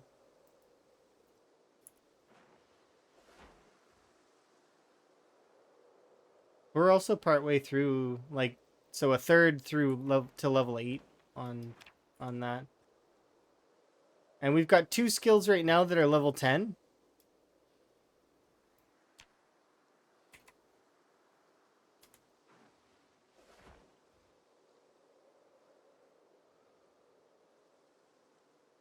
I think the record in Rat Race right now for level 10 skills is 7, but I don't know for sure.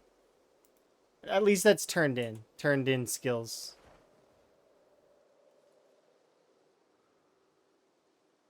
Yeah, nice. It does take quite a while to level up this stuff.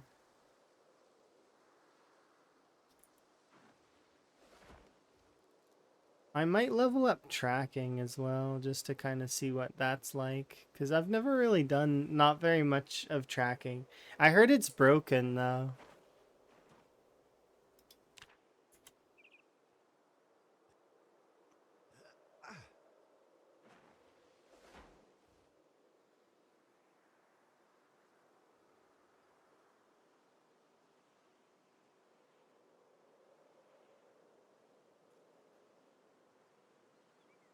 You thought you were just terrible at it? No, I think it's actually broken, like for real.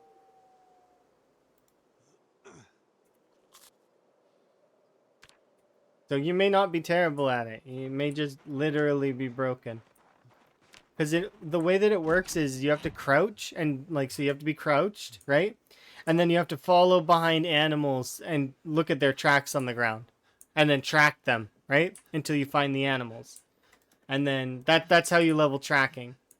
But I heard that that it's broken. Like, it doesn't work right.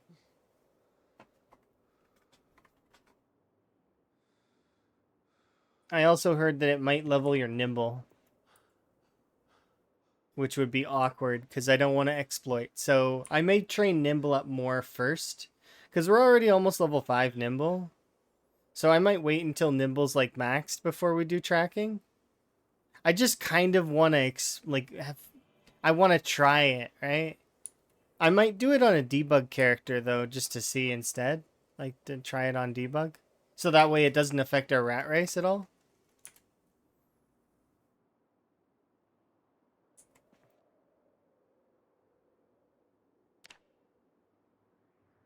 How's our weight doing? We should be in the 80s now, officially. Yeah. We are definitely there.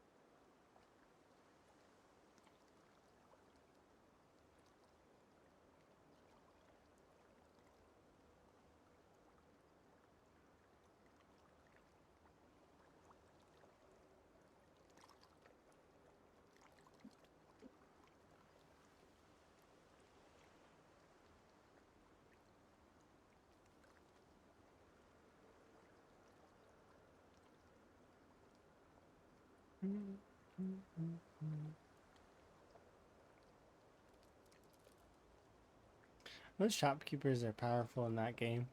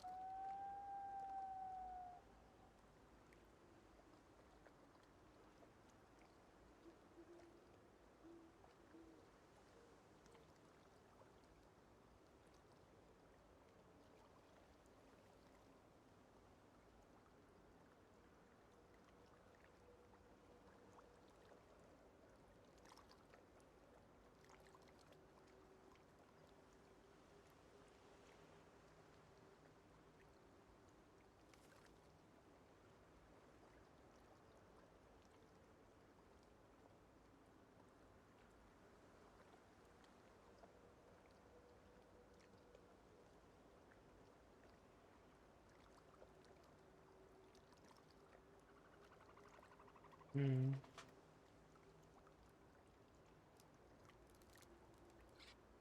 Still bubbles there.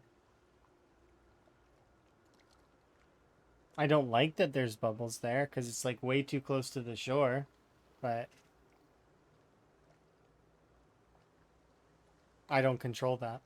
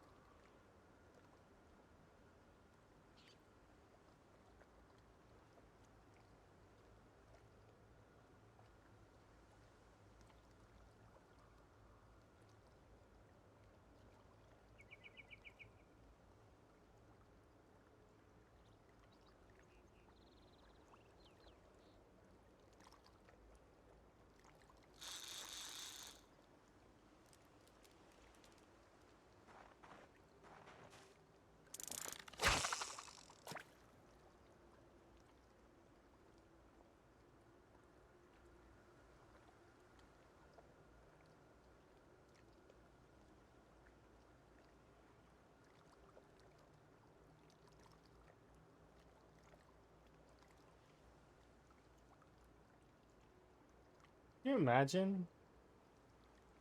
Is it worth it getting into agriculture? I mean, yeah, kinda, but not exactly.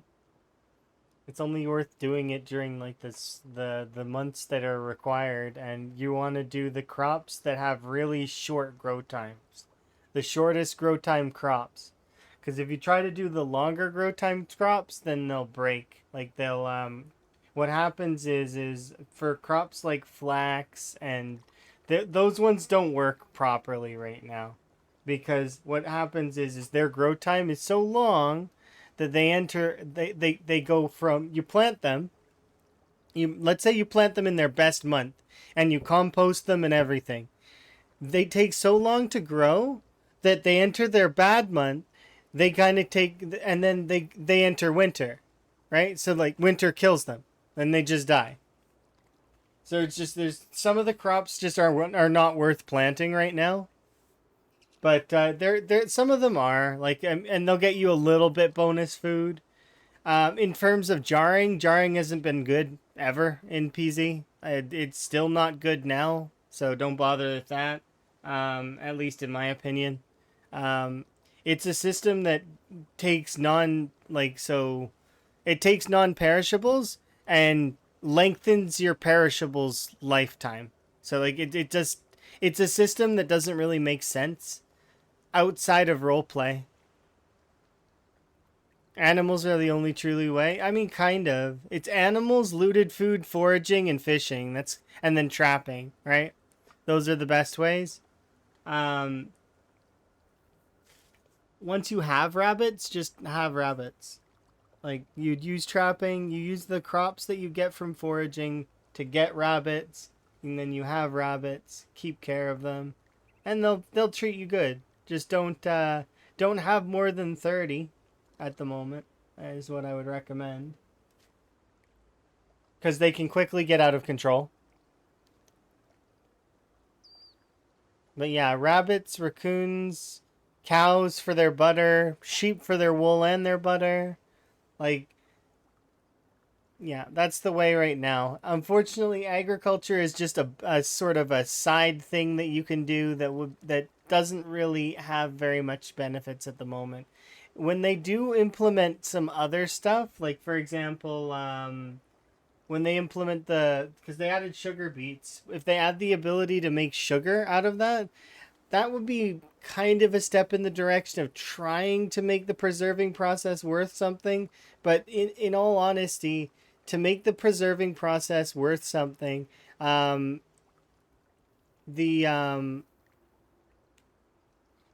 things involved need to be a lot easier access. So sugar needs to first have a malu that prevents you from eating the sugar, right? Same as, but I think butter and all that should also have the same malu. I think if you put it on the chickpeas, put it on butter, vegetable oil, everything, put it on all the ingredients, right?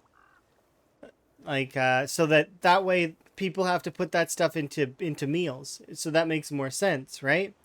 On top of that, it means that people just won't eat the sugar outright, which is what would happen if you currently tried to bring sugar beets to make sugar. People would just eat the sugar, because why would you bother preserving food if you can just eat the sugar? That said, though, you also would have to make the vinegar something that's possible, right? Like as an infinite. So you need sugar and fence doesn't.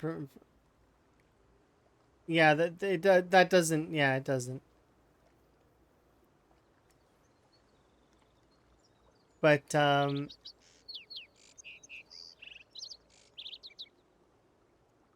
they saved you and you love them. That's fair. But that's the trick, is that currently agriculture is not worth that much. Even for smokers, like, which you'd figure smokers can then get their own, you can grow your own tobacco. Yeah, that doesn't really help if you don't have the ability to make rolling papers, right? You have to go find roll papers. And I'm pretty sure that that's not a recipe, right?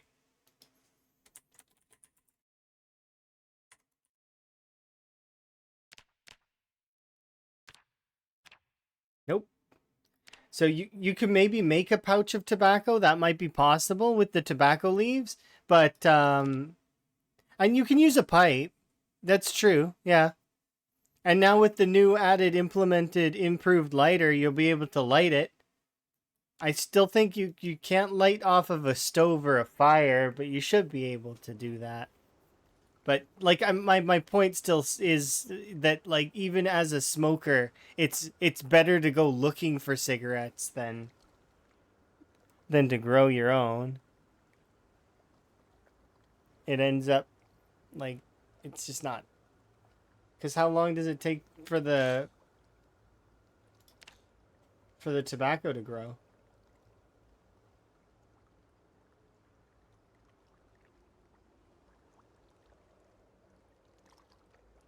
Tobacco, 180 days, right? So you would have to plant it immediately in April, right? Actually, you might want to even plant it a little before April, because it needs 180 days to grow.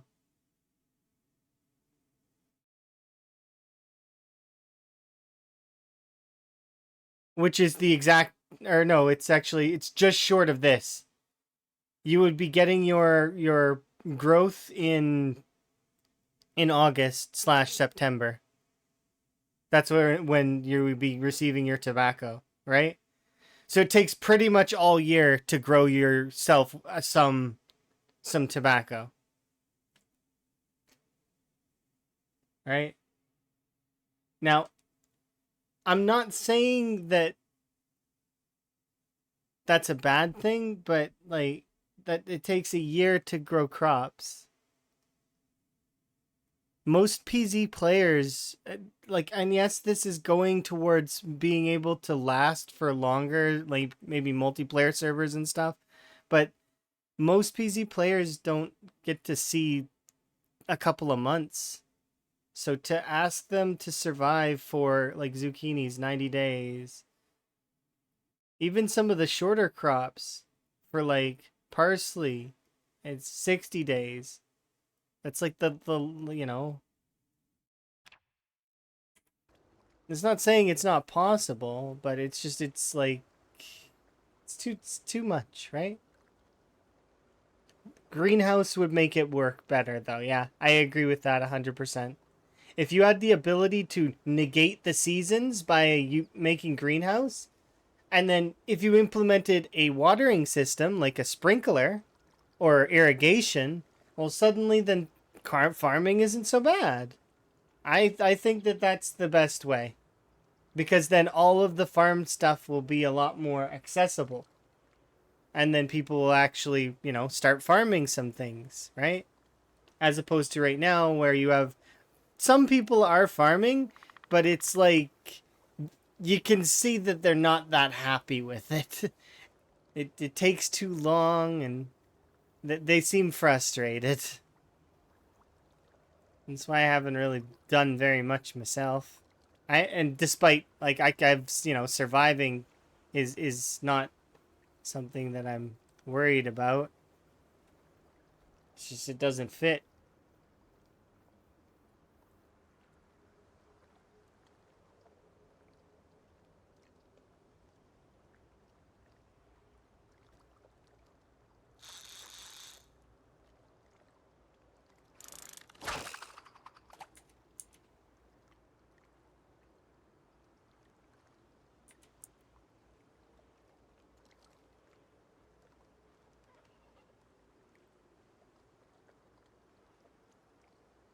But yeah, if those things that were involved in the product, like in produce being, if the produce longevity items were both not very useful for the player, so like sugar could only be used in cakes, cookies, and coffee, tea, and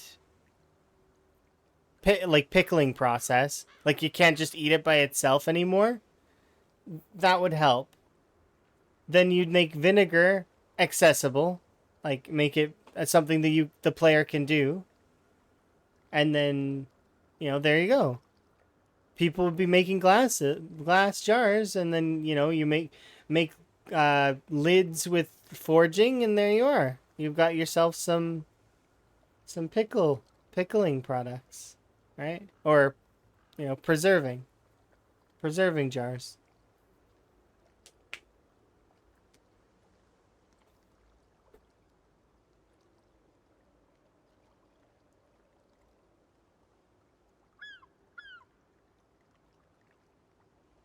Because I don't have a problem with seasons and all that. It's just that, like, Chili said it in a really good way. It takes over 2 months to grow a cabbage just for it to go bad in a day. Like 2 days. Like it's, you put so much time and effort into it, and then it just, it's not, it doesn't even last. Right? You got to eat it right away, otherwise it goes bad.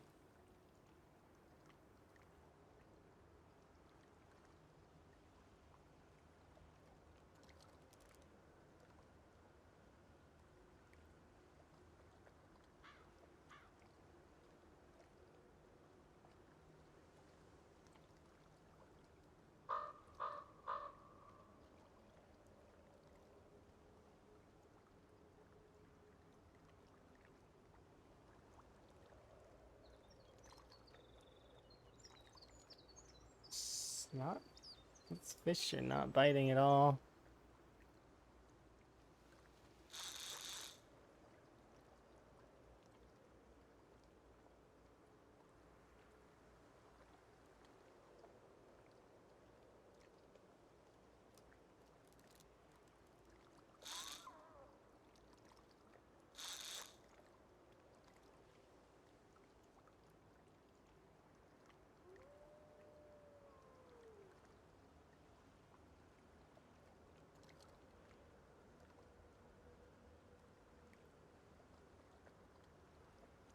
Yeah, there's a lot of expansion that needs to be done in those things as well, though. Like the the point of having those subclasses for all of the stuff would be for having extra things in each one, right? Everything doesn't seem to have that much in it. So it's like, why did they not combine them into one thing instead of having multiple, right? It's because they want to expand on each thing, right? And that makes sense. But it's just like for right now, if you were to look at this, you'd be like, okay, carving and carpentry, what are the differences between those two? Well, they're one is intricate woodworking, the other one is woodworking with hammer and saw, I guess, with nails. Now that you mention it. And then if you look at masonry and knapping, well, stoneworking and working with rocks.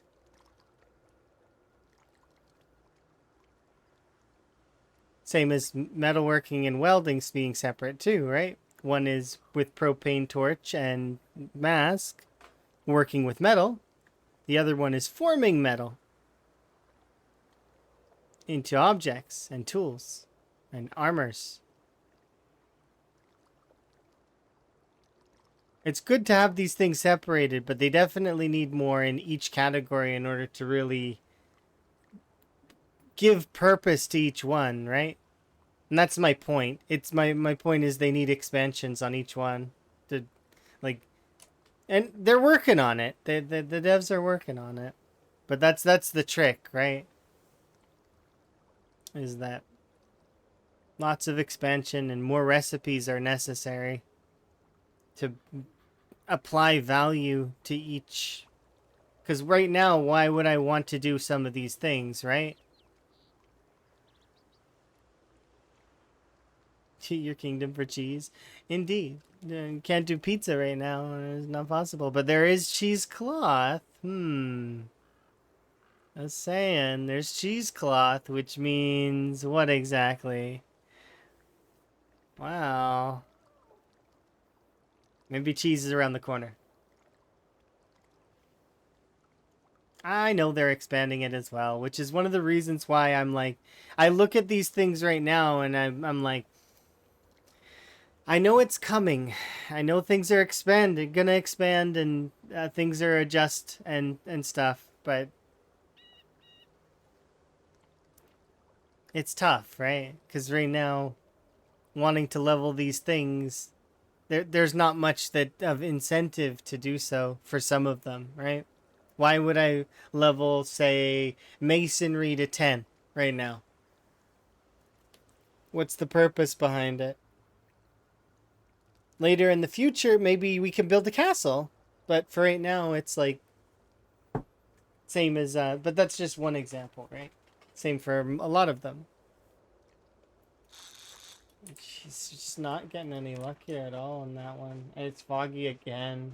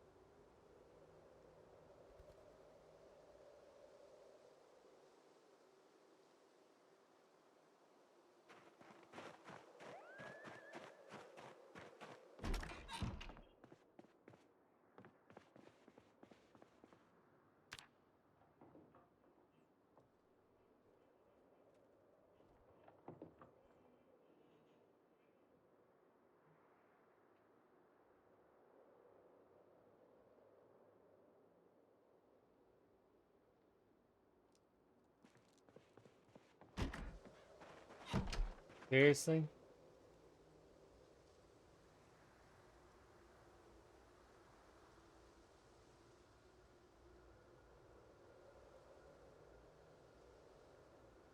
I know you're sad. I'm sad too.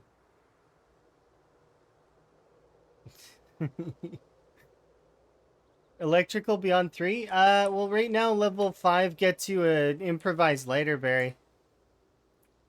So see, you get this recipe now at level 5. It lets you make lighters yourself. So this is incentive to get to 5. The incentive to get to 5 already existed though, because at level 5 was when you get what's it called? The ability to move the commercial ovens. You're unaware. Oh, it's brand new. That's why, Barry. It came with the last patch.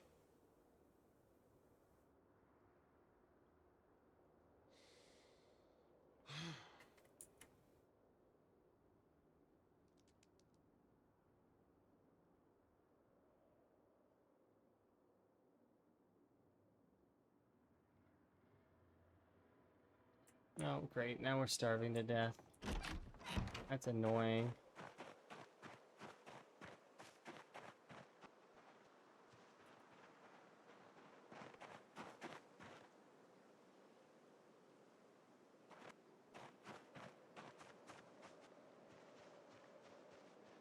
Any fish anywhere on this lake? There's some over there. Can I reach that from here? Oh, we can reach this though, for sure.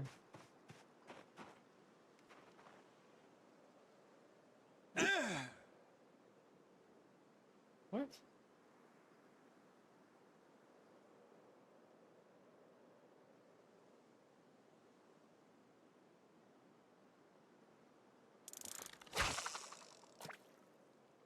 Yeah, we're starving to death. That means we only have like a full in-game day of waiting before we have to feed ourselves. So, starving to death in Zomboid is one of the slower deaths that you can have. Like it is super duper slow. You got time. Don't worry about it. It's okay. It's just so long as you're keeping a somewhat close eye on your health and you're not pairing it with like dehydration, you're fine.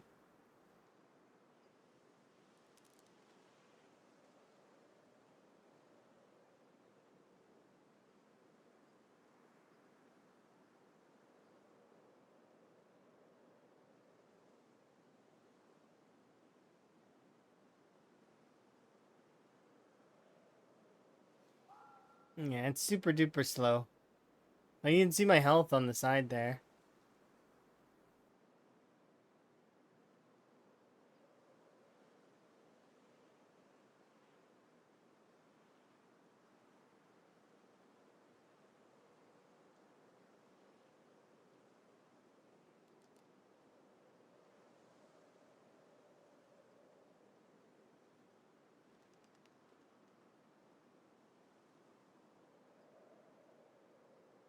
Oh, that was my hat. It's mine.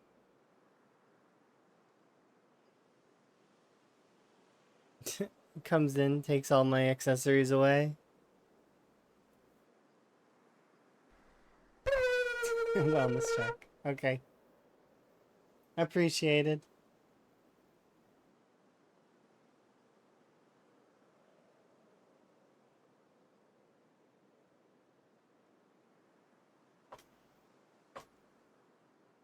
Monday's okay though. Aside from us starving to death, that's a little awkward.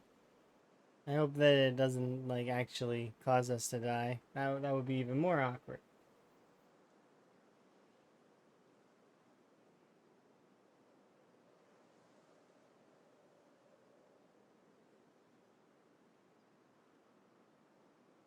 We're like in the worst shape I think we've ever been in. Maybe not. How many tier 4 Moodles do you think I can collect? Gotta catch them all, right? I've done this before, though. I've managed to collect lots and lots of Moodles. I know how. Trained veteran in collecting these things. I think the hardest Moodle actually was to try and get a cold while having outdoorsy. You've never seen me without my hat? Yeah, the hat comes off. It's something that we share. And chat runs off with it sometimes.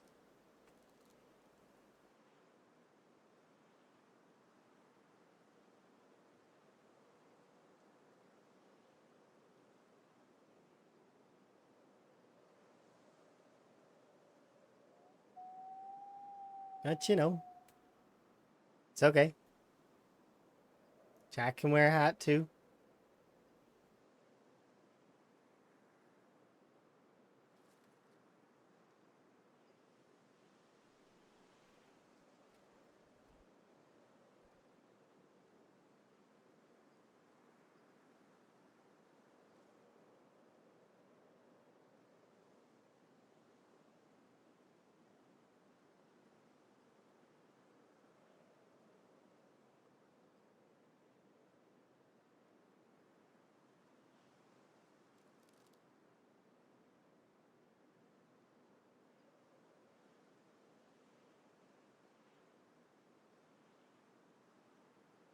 Alright, we've gotten low enough before me intervening.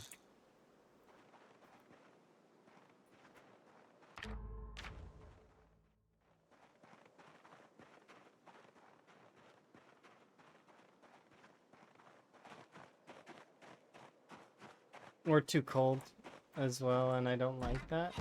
So I'm going to intervene. I'm going to intervene.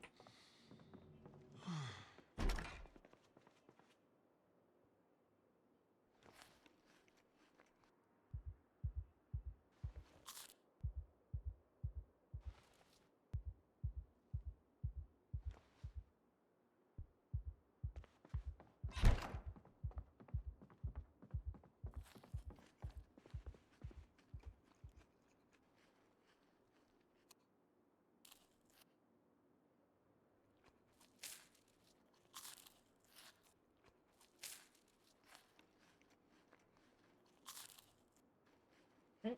And then what we're going to do next is exercise. We do burpees for 40 minutes really quick. And then we sleep.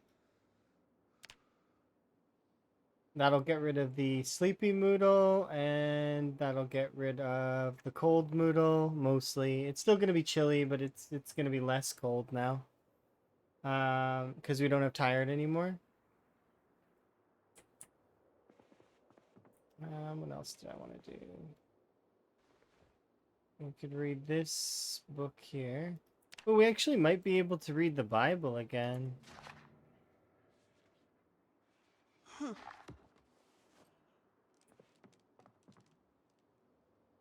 don't remember where I put the Bible, though.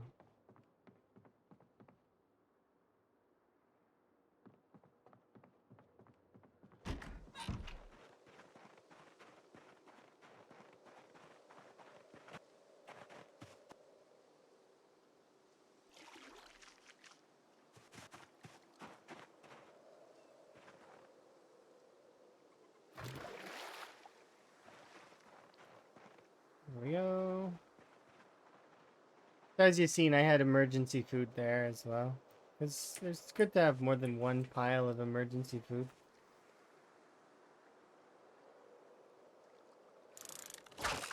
It's not even the only pile of emergency food I have. I actually have a couple more piles. As well as technically that if I ever felt really in dire, I would run all the way back to the Spiffos and I would kill all the animals there. But I don't want to do that if I don't have to. Sounds terribly morbid when you say it like that, but you know, survival is important. And I can always catch more animals.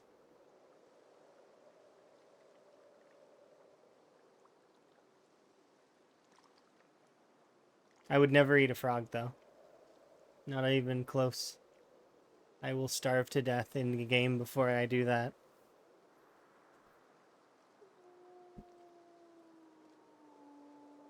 Frogs are friends, not food.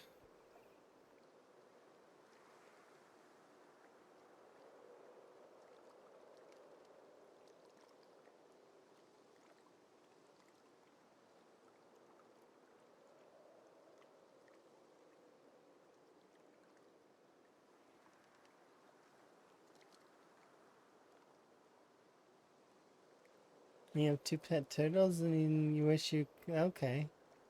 It'd be kind of cool if they had turtles in this. That would be neat.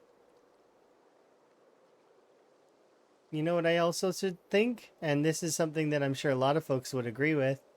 You know how they released the stuffed animal Spiffo and then the survivor variant of Spiffo, like the veteran survivor Spiffo, like the plushies? It'd be cool if they released all of the paws and then survivor variants of all the paws as well. You know what I mean? So like the beaver and it'd be Jacques Beaver and Fluffy Foot Rabbit and like all of the other paws. Like, you know what I mean? Pancake Hedgehog. Yeah, I'd love that too if they released them all. And then also not just released that, but also did up some survivor variants of all. Because we know all the paws survived, right? They did. If Spiffo survived, I'm guaranteeing that all the other paws survived as well.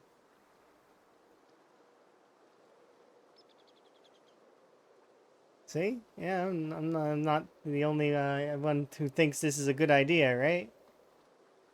I don't know why they haven't done it already. It would be fantastic. Yeah, they could do like, yeah, the Spiffo one and the 2 Spiffos were like limited edition, right? But it'd be cool to have them all.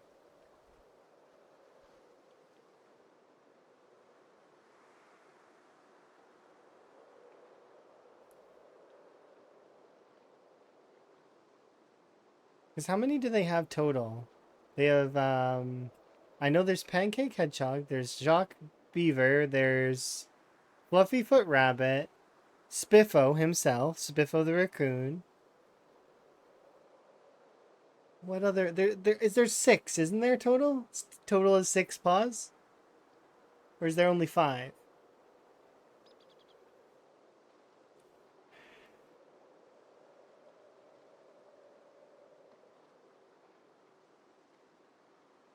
I feel like there's another one that I'm forgetting about.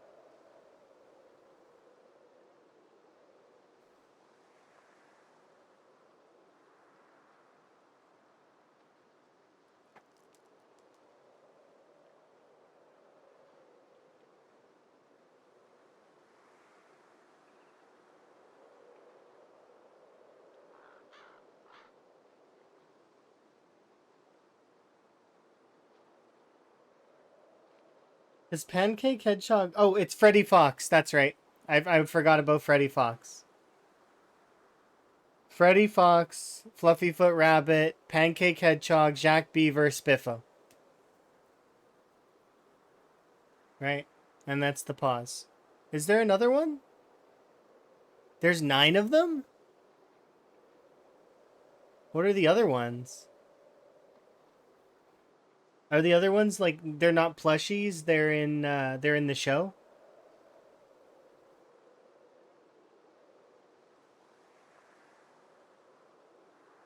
Cuz I only remember there being a handful. Oh yeah, Boris Badger. Yeah, that's true. Okay.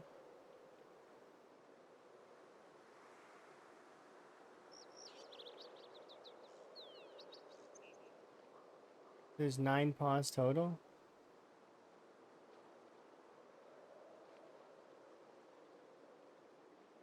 Because there's Freddy Fox, there's Fluffy Foot Rabbit,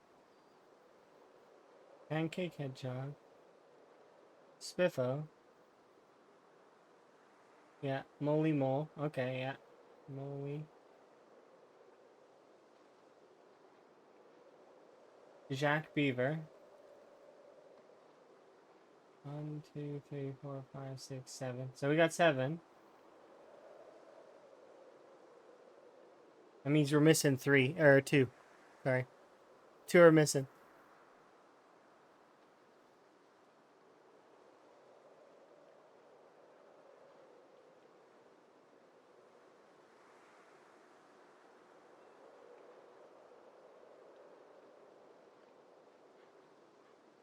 If there's 9 total and we're missing 2, what animals were they?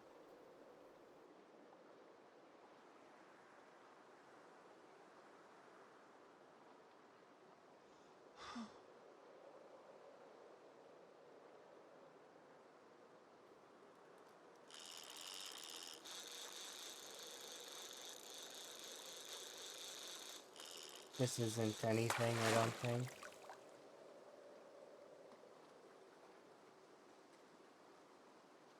Really? That much time because you're depressed?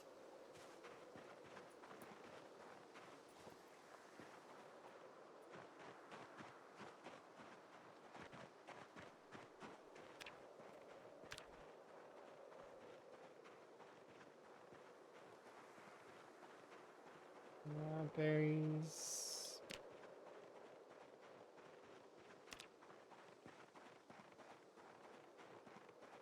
Can I list them all?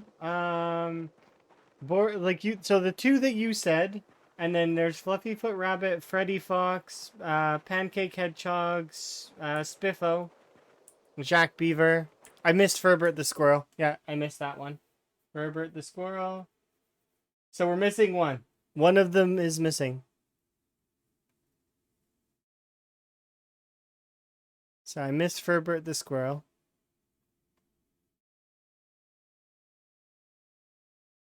Was there a bird?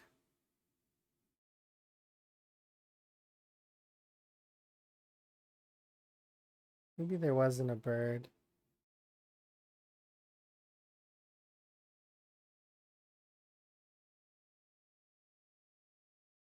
Badger, beaver, bunny, fox. 1, 2. Oh, and the two. You're counting Spiffo as 2. That's not fair. Spiffo can't count as 2. Spiffo is 1. So there's only 8. Right? Because then there would be variants. Because if you count Spiffo as 2, then you got to count the other ones all as 2 as well. Yeah, because there would be... Yeah.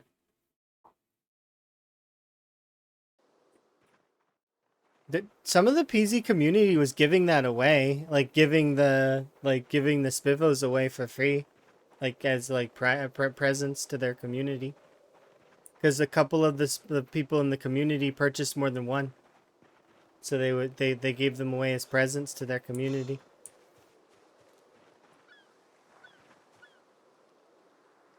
There's the regular Spiffo and then there's the huge one. Yeah, but that's just a variant on the same. Like, 'cause you could imagine that there would be, like, huge versions of the other ones.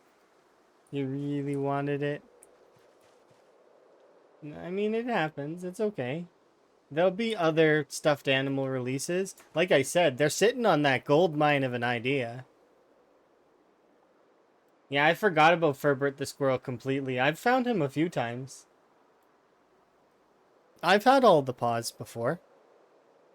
But that said, though, yeah.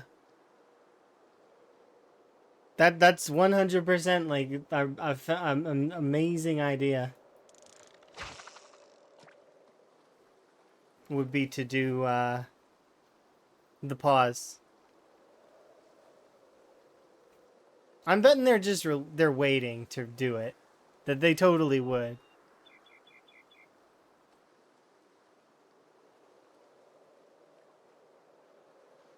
You've never gotten the fursuit? You get it at the by going to towards the Spiffo buildings, and then there's a chance that one of the zombies can be the mascot.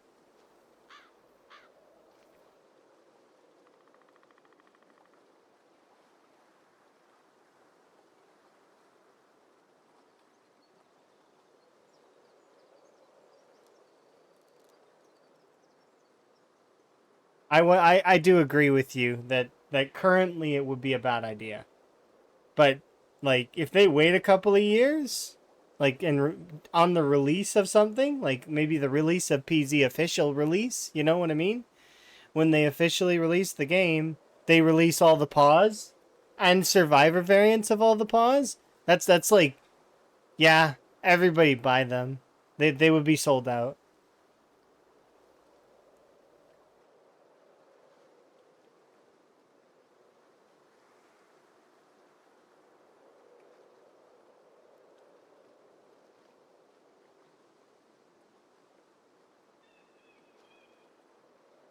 I'd give them so much money.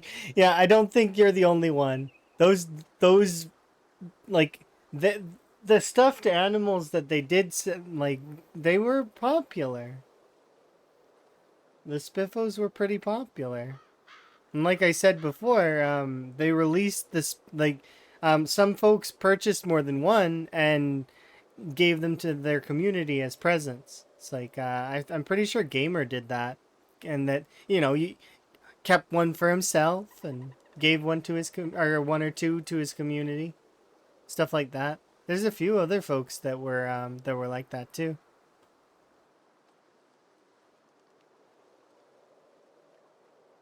That's why it's good to keep an eye on those kinds of things, like in terms of Oh yeah, absolutely. I think Beaver did it as well, but I don't know for sure. More than likely. It's kind of, it happens sometimes, right? Which is good. It's good when folks do giveaways and like give back.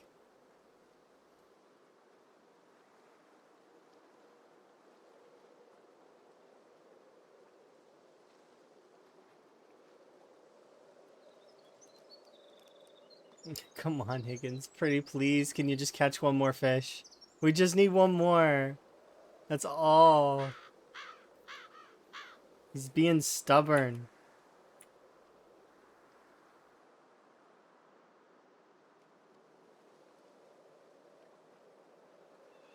Like, catch one chunky fish. That's all we need. It doesn't even need to be really big. It can be like just 60. Your first winter is just about to end? This is like, is it your first winter, or is it like the first winter in your playthrough? Because if it's your first winter, congrats. But if it's like the first one in your playthrough, still congrats. But it's like, it's yeah, first. I figured that's why. So this one means more. Because me surviving another winter is like, we've survived a few winters now. But it's the first one. The first winter that you survive that's really special and really means a lot. And you won't forget it.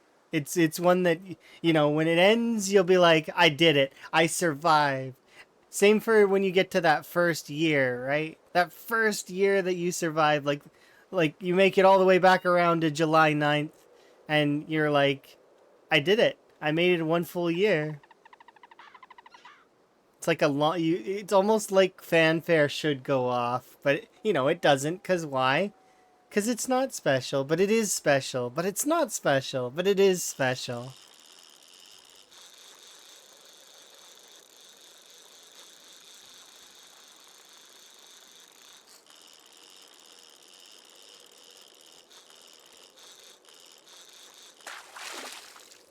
I wouldn't want to do that. I would want Indie Stone to do it themselves.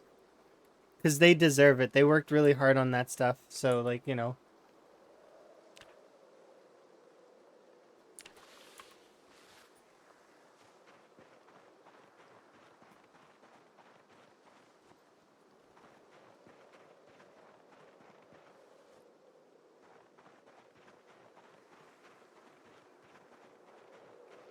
your longest is 3 months? Exactly. So then your first winter, when you get to your first winter, it'll be super duper special for you. It means so much to more for the first time. And then then you've already done it, so you can do it again. You know what I mean?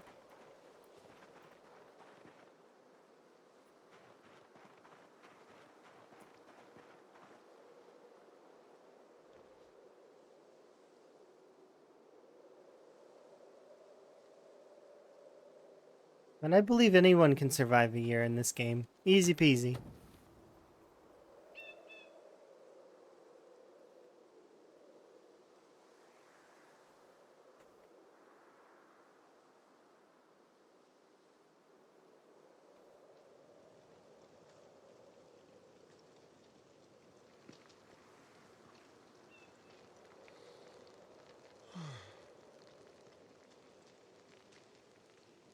In these settings, yeah, Rat Race is a bit rough.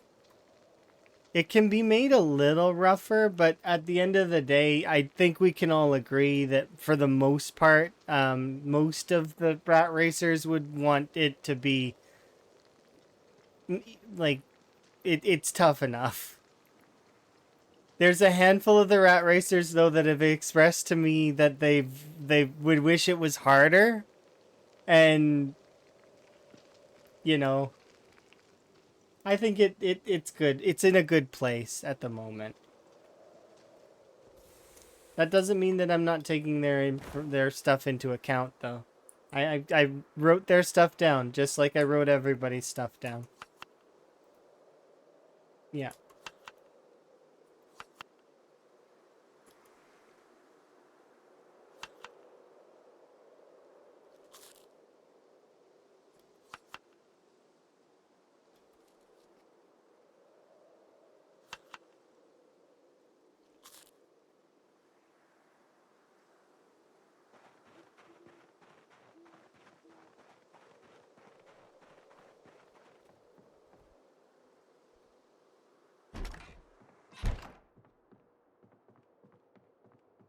Those folks will do their own challenge eventually.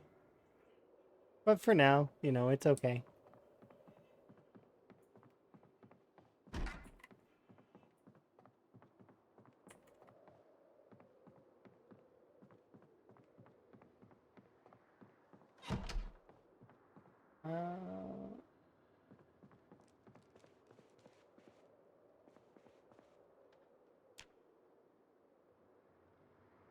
Temperature should be going back up.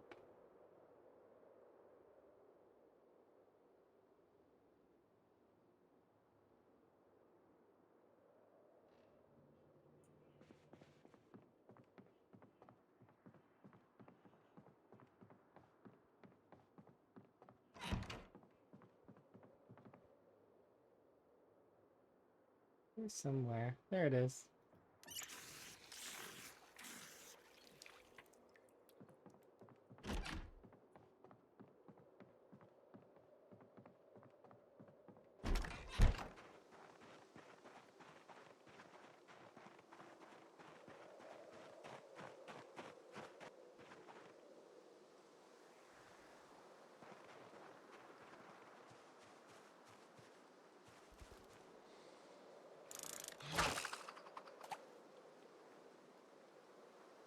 Getting used to the no loot respawning and having to actually find a car that works and put one together yourself, and then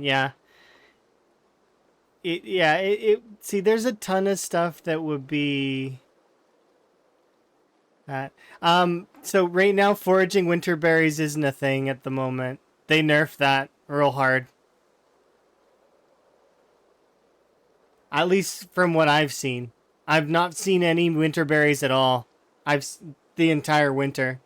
I've seen beauty berries, but I've not seen any winter berries. None. This whole winter.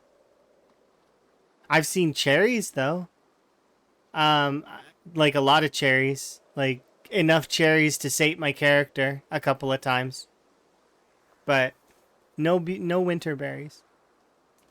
It seems like the berry game is low right now for winter. Now that could just be my luck, but I don't know. You're finding all the berries? Maybe it's seasonal, maybe it's monthly, because right now in December and January, I've found very few. So maybe February it'll be a good month for berries? I don't know, I'll give it a try. I'll have no choice but to, because I'm going to be back over there. I found plenty of beauty berries over by that farm though, but no winter berries at all. At least this year.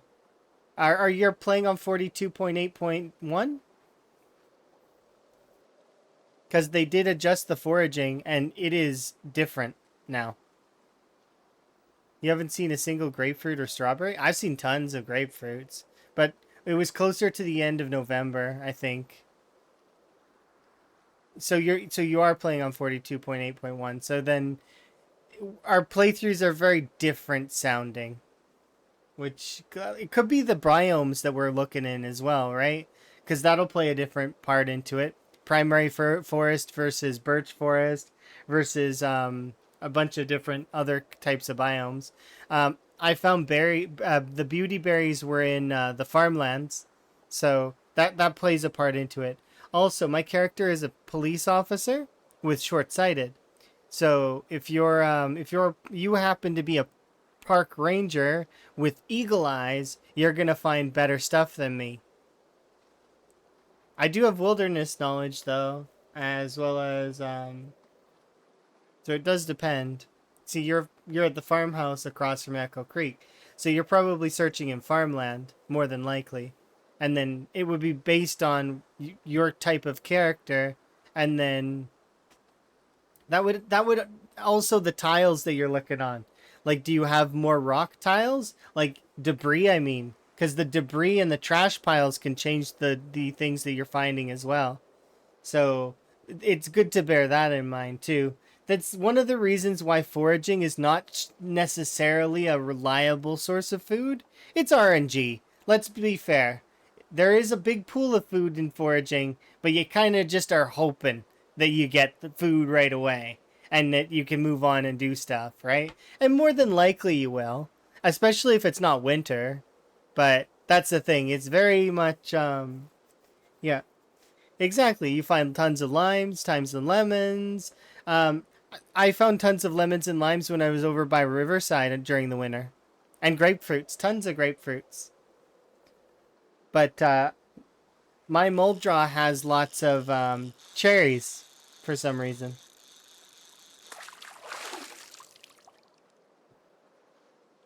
So maybe it's seasonal. Maybe it's based on the seed. Maybe it's based on the character. I don't know really what the answer is. Because there's no way to know for sure, also because it's probability based. So anything based in the realm of probability means that it could be anything. Anything could be the answer.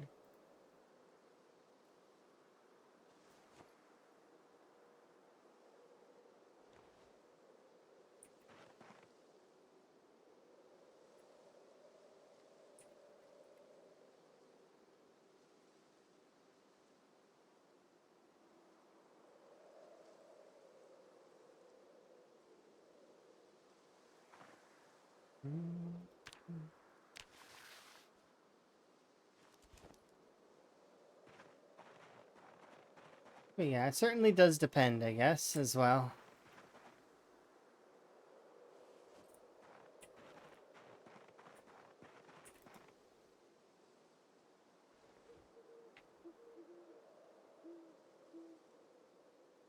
There we go. I'm really pleased with our progress for today. We did good. We're already almost level 9 strength. That's crazy.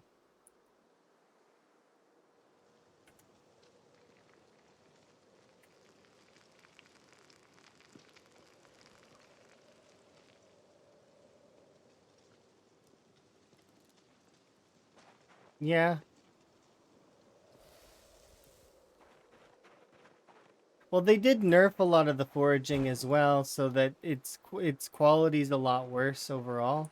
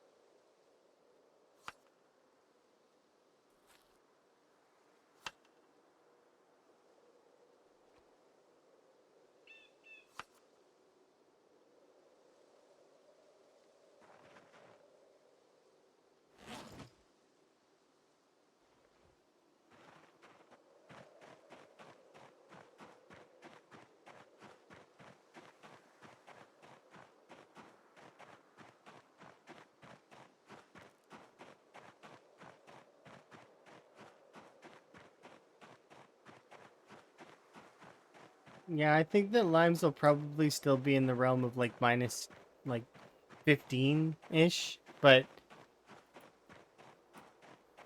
I don't know. It's hard to say, right?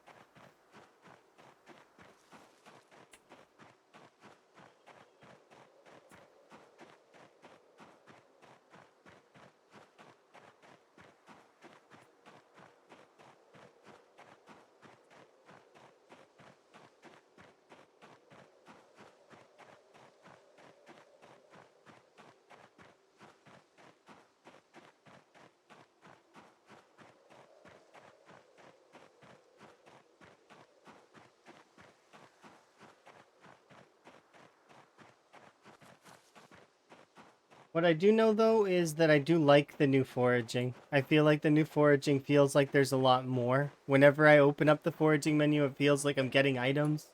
It feels like we're raking in quite a lot, even on rat race settings, which is nice. I like that. We're able to get a few more items. Things don't seem as bad as they did when like looking for a chipstone along a gravel road, which in like if you think about it, how many chipstones are you gonna find along a gravel road, really? Like lots. Like the half the road will probably be chipstone.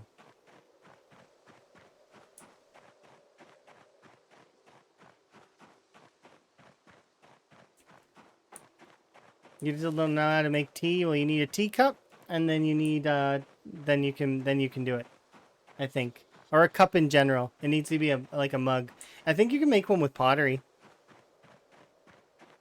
You can fill it with water, and once it's full with water, then you should be able to season yourself some teas. I recommend getting mushrooms and berries along with it as well, because you can actually make it something that is a little bit ridiculous. If you grab ginseng, ginseng is one of the few ingredients that actually doubles its effect when you put it into coffee or tea. So, well, specifically tea. Um, so instead of doing and it's ginseng is amazing. First off, like if you've never had ginseng in PZ, it's something that can give you back exertion. That's what it does. It used to be called endurance, but it gives you back in exertion. So the lungs, it's one of the few things in the game that gives that back, aside from just resting, right? But like you eat and it gives it back to you. So something that you can do is you can actually carry around a special beverage that will basically regenerate some of your ginseng, or sorry, regenerate some of your stamina. I use it for emergencies. I put it in my pack and it just stays there as a security blanket, if you will. And there has been 2 times in my playing of Zomboid where I've actually pulled that beverage out and drank it to save my life. Or to give me that extra little boost to run away.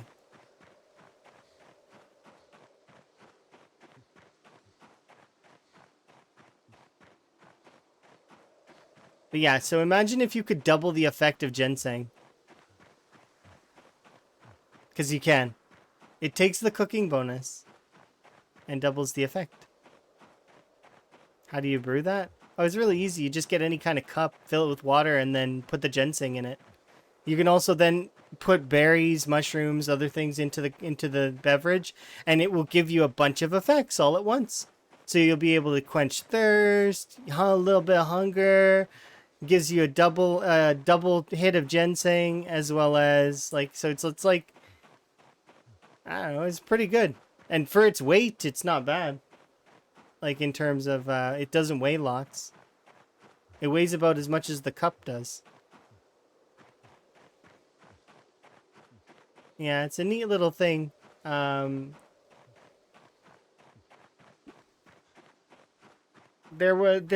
have been a couple of folks that have used that in the community.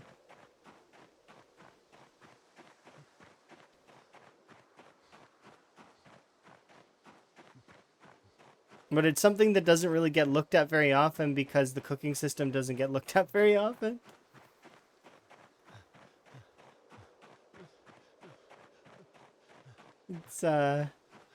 It's niche info. but useful. You're gonna keep your eyes out for a glass mug now, but you uh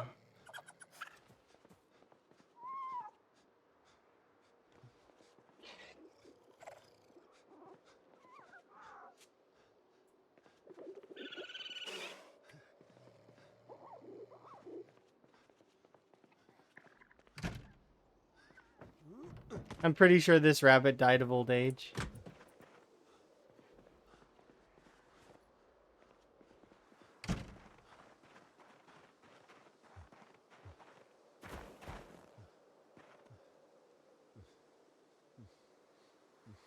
Yeah, it happens. It's okay.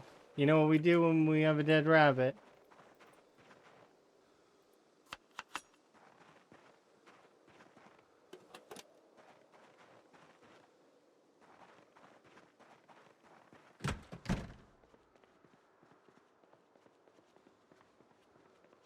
No, not rabbit soup.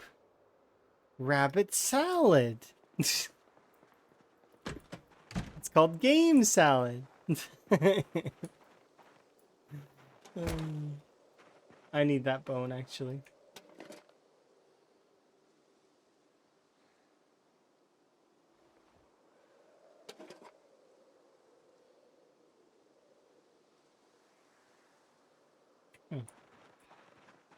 I wonder what we're gonna be able to use those for.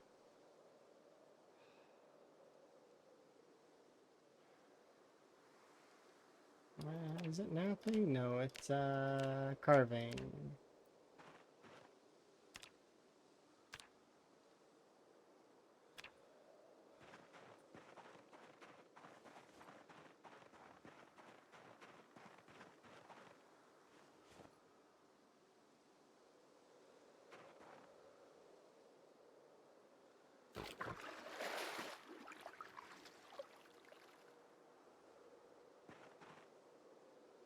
By using all of its parts? Yeah, I'm gonna use its bone to stab zombies. Its head and its brain. I'm gonna use the brain for tannin, and I'm gonna be using the you know, gotta use it all. You can drink blood. I don't know what it's for aside from that, but you can drink it.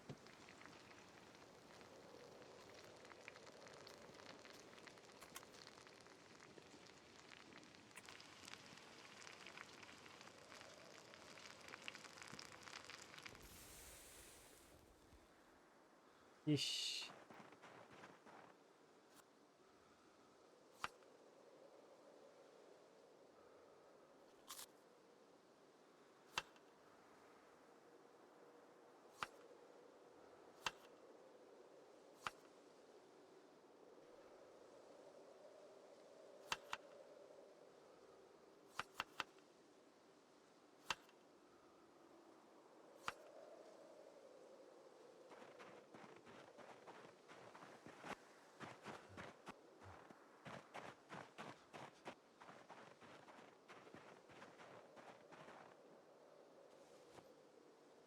That could be a thing that might be happening in the future. Be cool if that was the case.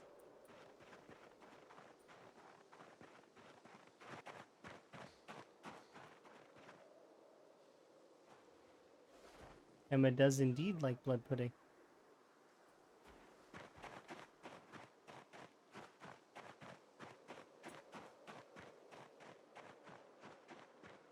Emma likes lots of things, though. Emma is able to eat food that is like ultra super mega spicy. Like the mega super spicy foods.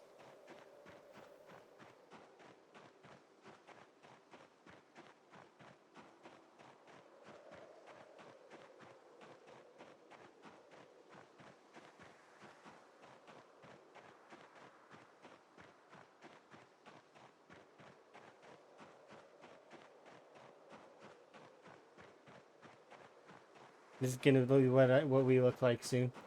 Because we're actually already approaching that.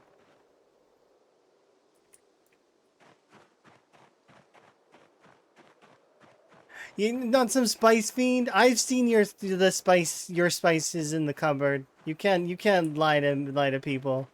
It's got a little skull on it. Looks like one of those ones you gotta sign a waiver in order to get in the cupboard. This is not our fault if you find yourself in hospital, blah blah blah blah blah.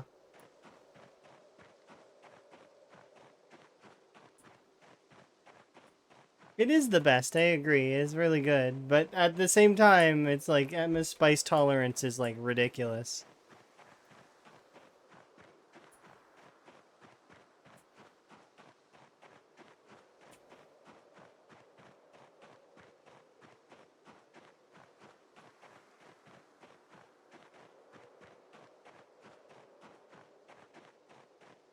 If it's spicy food doesn't love you, that's fair.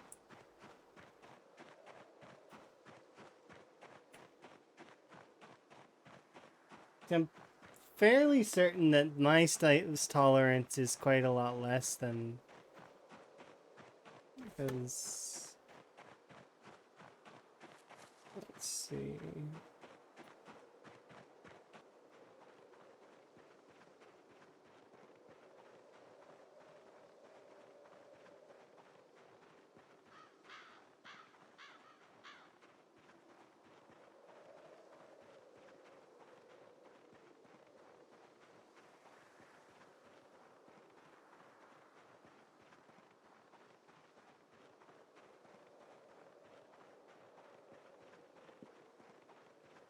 Okay, so maybe my spice tolerance is fairly okay.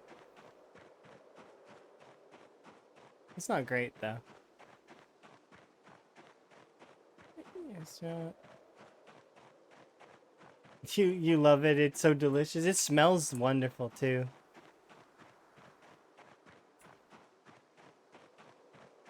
Yeah, you're not a fiend. It's just you like spicy food.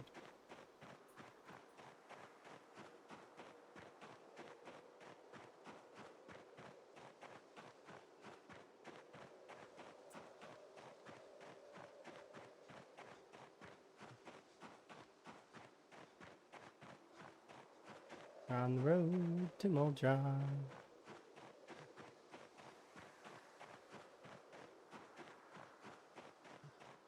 Nothing wrong with being a spice fiend. That's fair.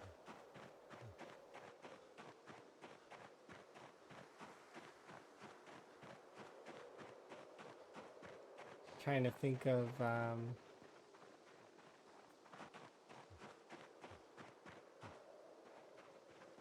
I would say that in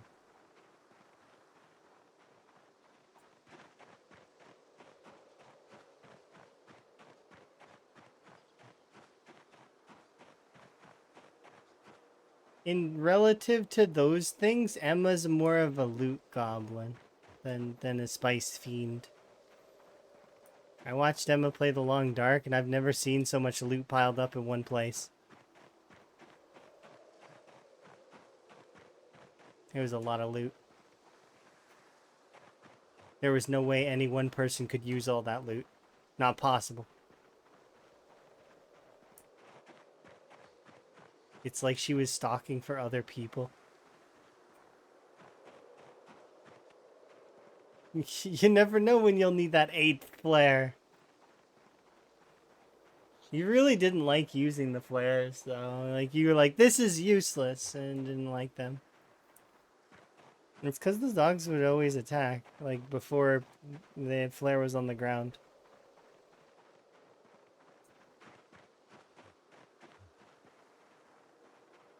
You need backups for your backup.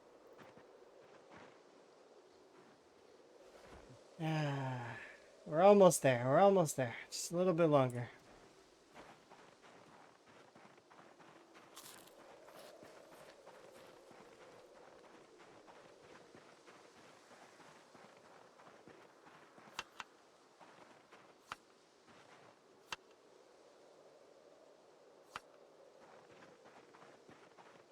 Keep going.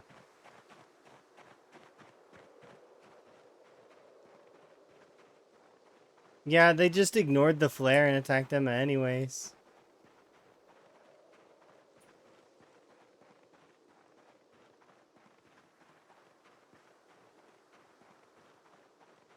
Does a getaway car too? Meanwhile, I don't think I like to loot as well, but I don't think I qualify as a loot goblin. Cause I constantly am just walking past things that people would probably put in their pack. I make note of it, like I'm like, oh, this item's there, and then I walk away. Cause I don't expect that like if I need that item, I can come back for it. Why do I need to haul that item with me? It takes up weight in my pack if I do that.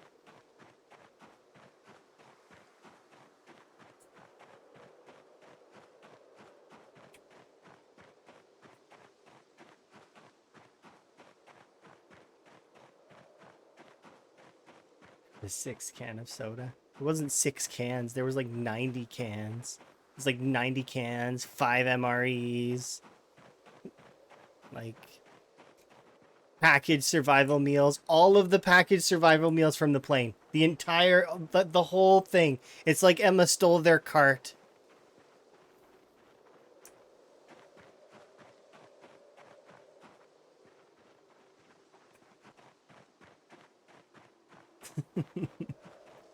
It was fun though.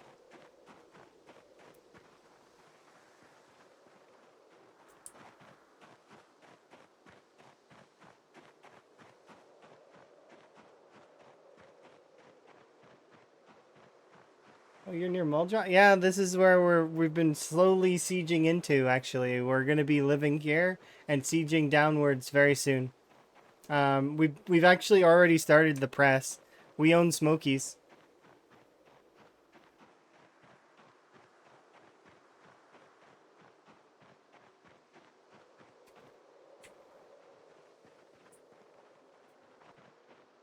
New win.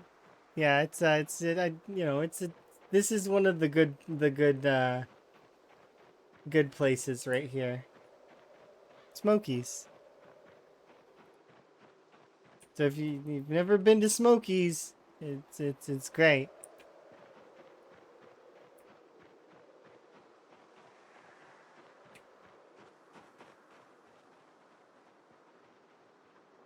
As you can see, like we've established here at Smokies.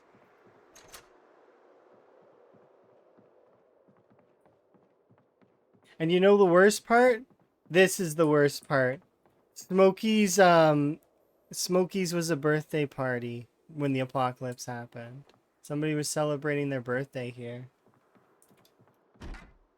It's like a sad story. They left their presents, and only one slice of cake remains. Bottle of wine, V-neck sweater.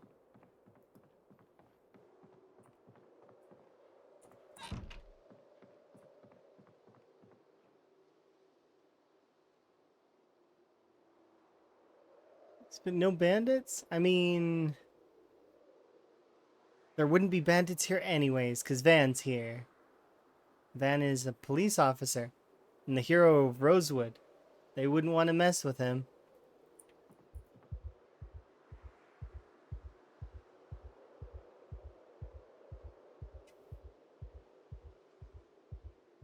Your friends call it the hotel? There is a motel that's down the street. It's called the Sunstar Motel. It's a lovely little place.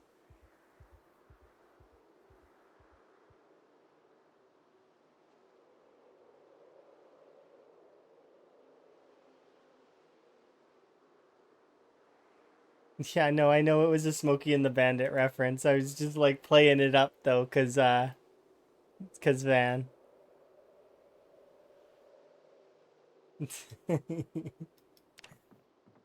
Yeah, it was good. It's a good reference.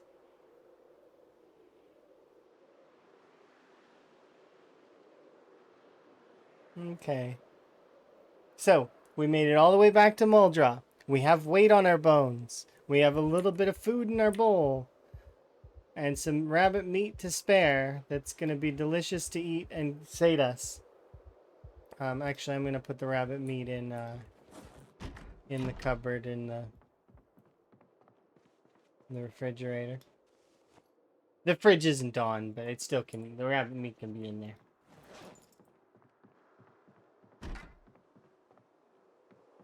There we go.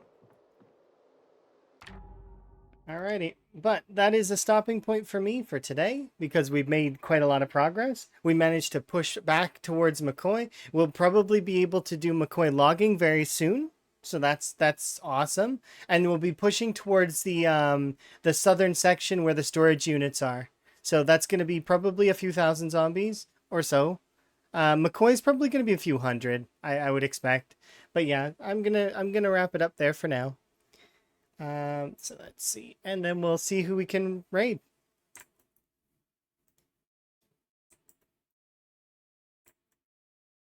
Yes, indeed. I do very much appreciate everybody coming and hanging out. I'm gonna be posting a poll on Discord for interest for the variety days here very soon, so you guys can join the Discord if you are able to. If you aren't, there's other socials that I have, I guess. There's that one. Oops. My bad. I put a little ticky on the end of it. And then I think Twitter actually has a thingy. I post when I go live on these particular platforms like that, so it's best, you know, if you're wanting to see when I go live, because I don't actually have a schedule at this time, but I will have one eventually. Let's see. Who are we going to raid?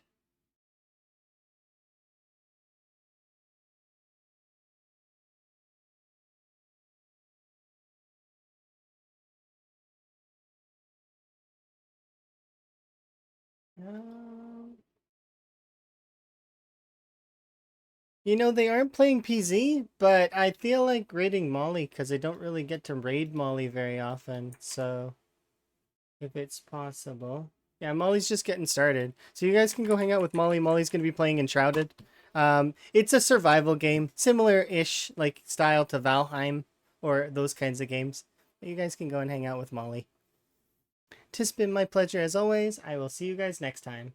Ta for now.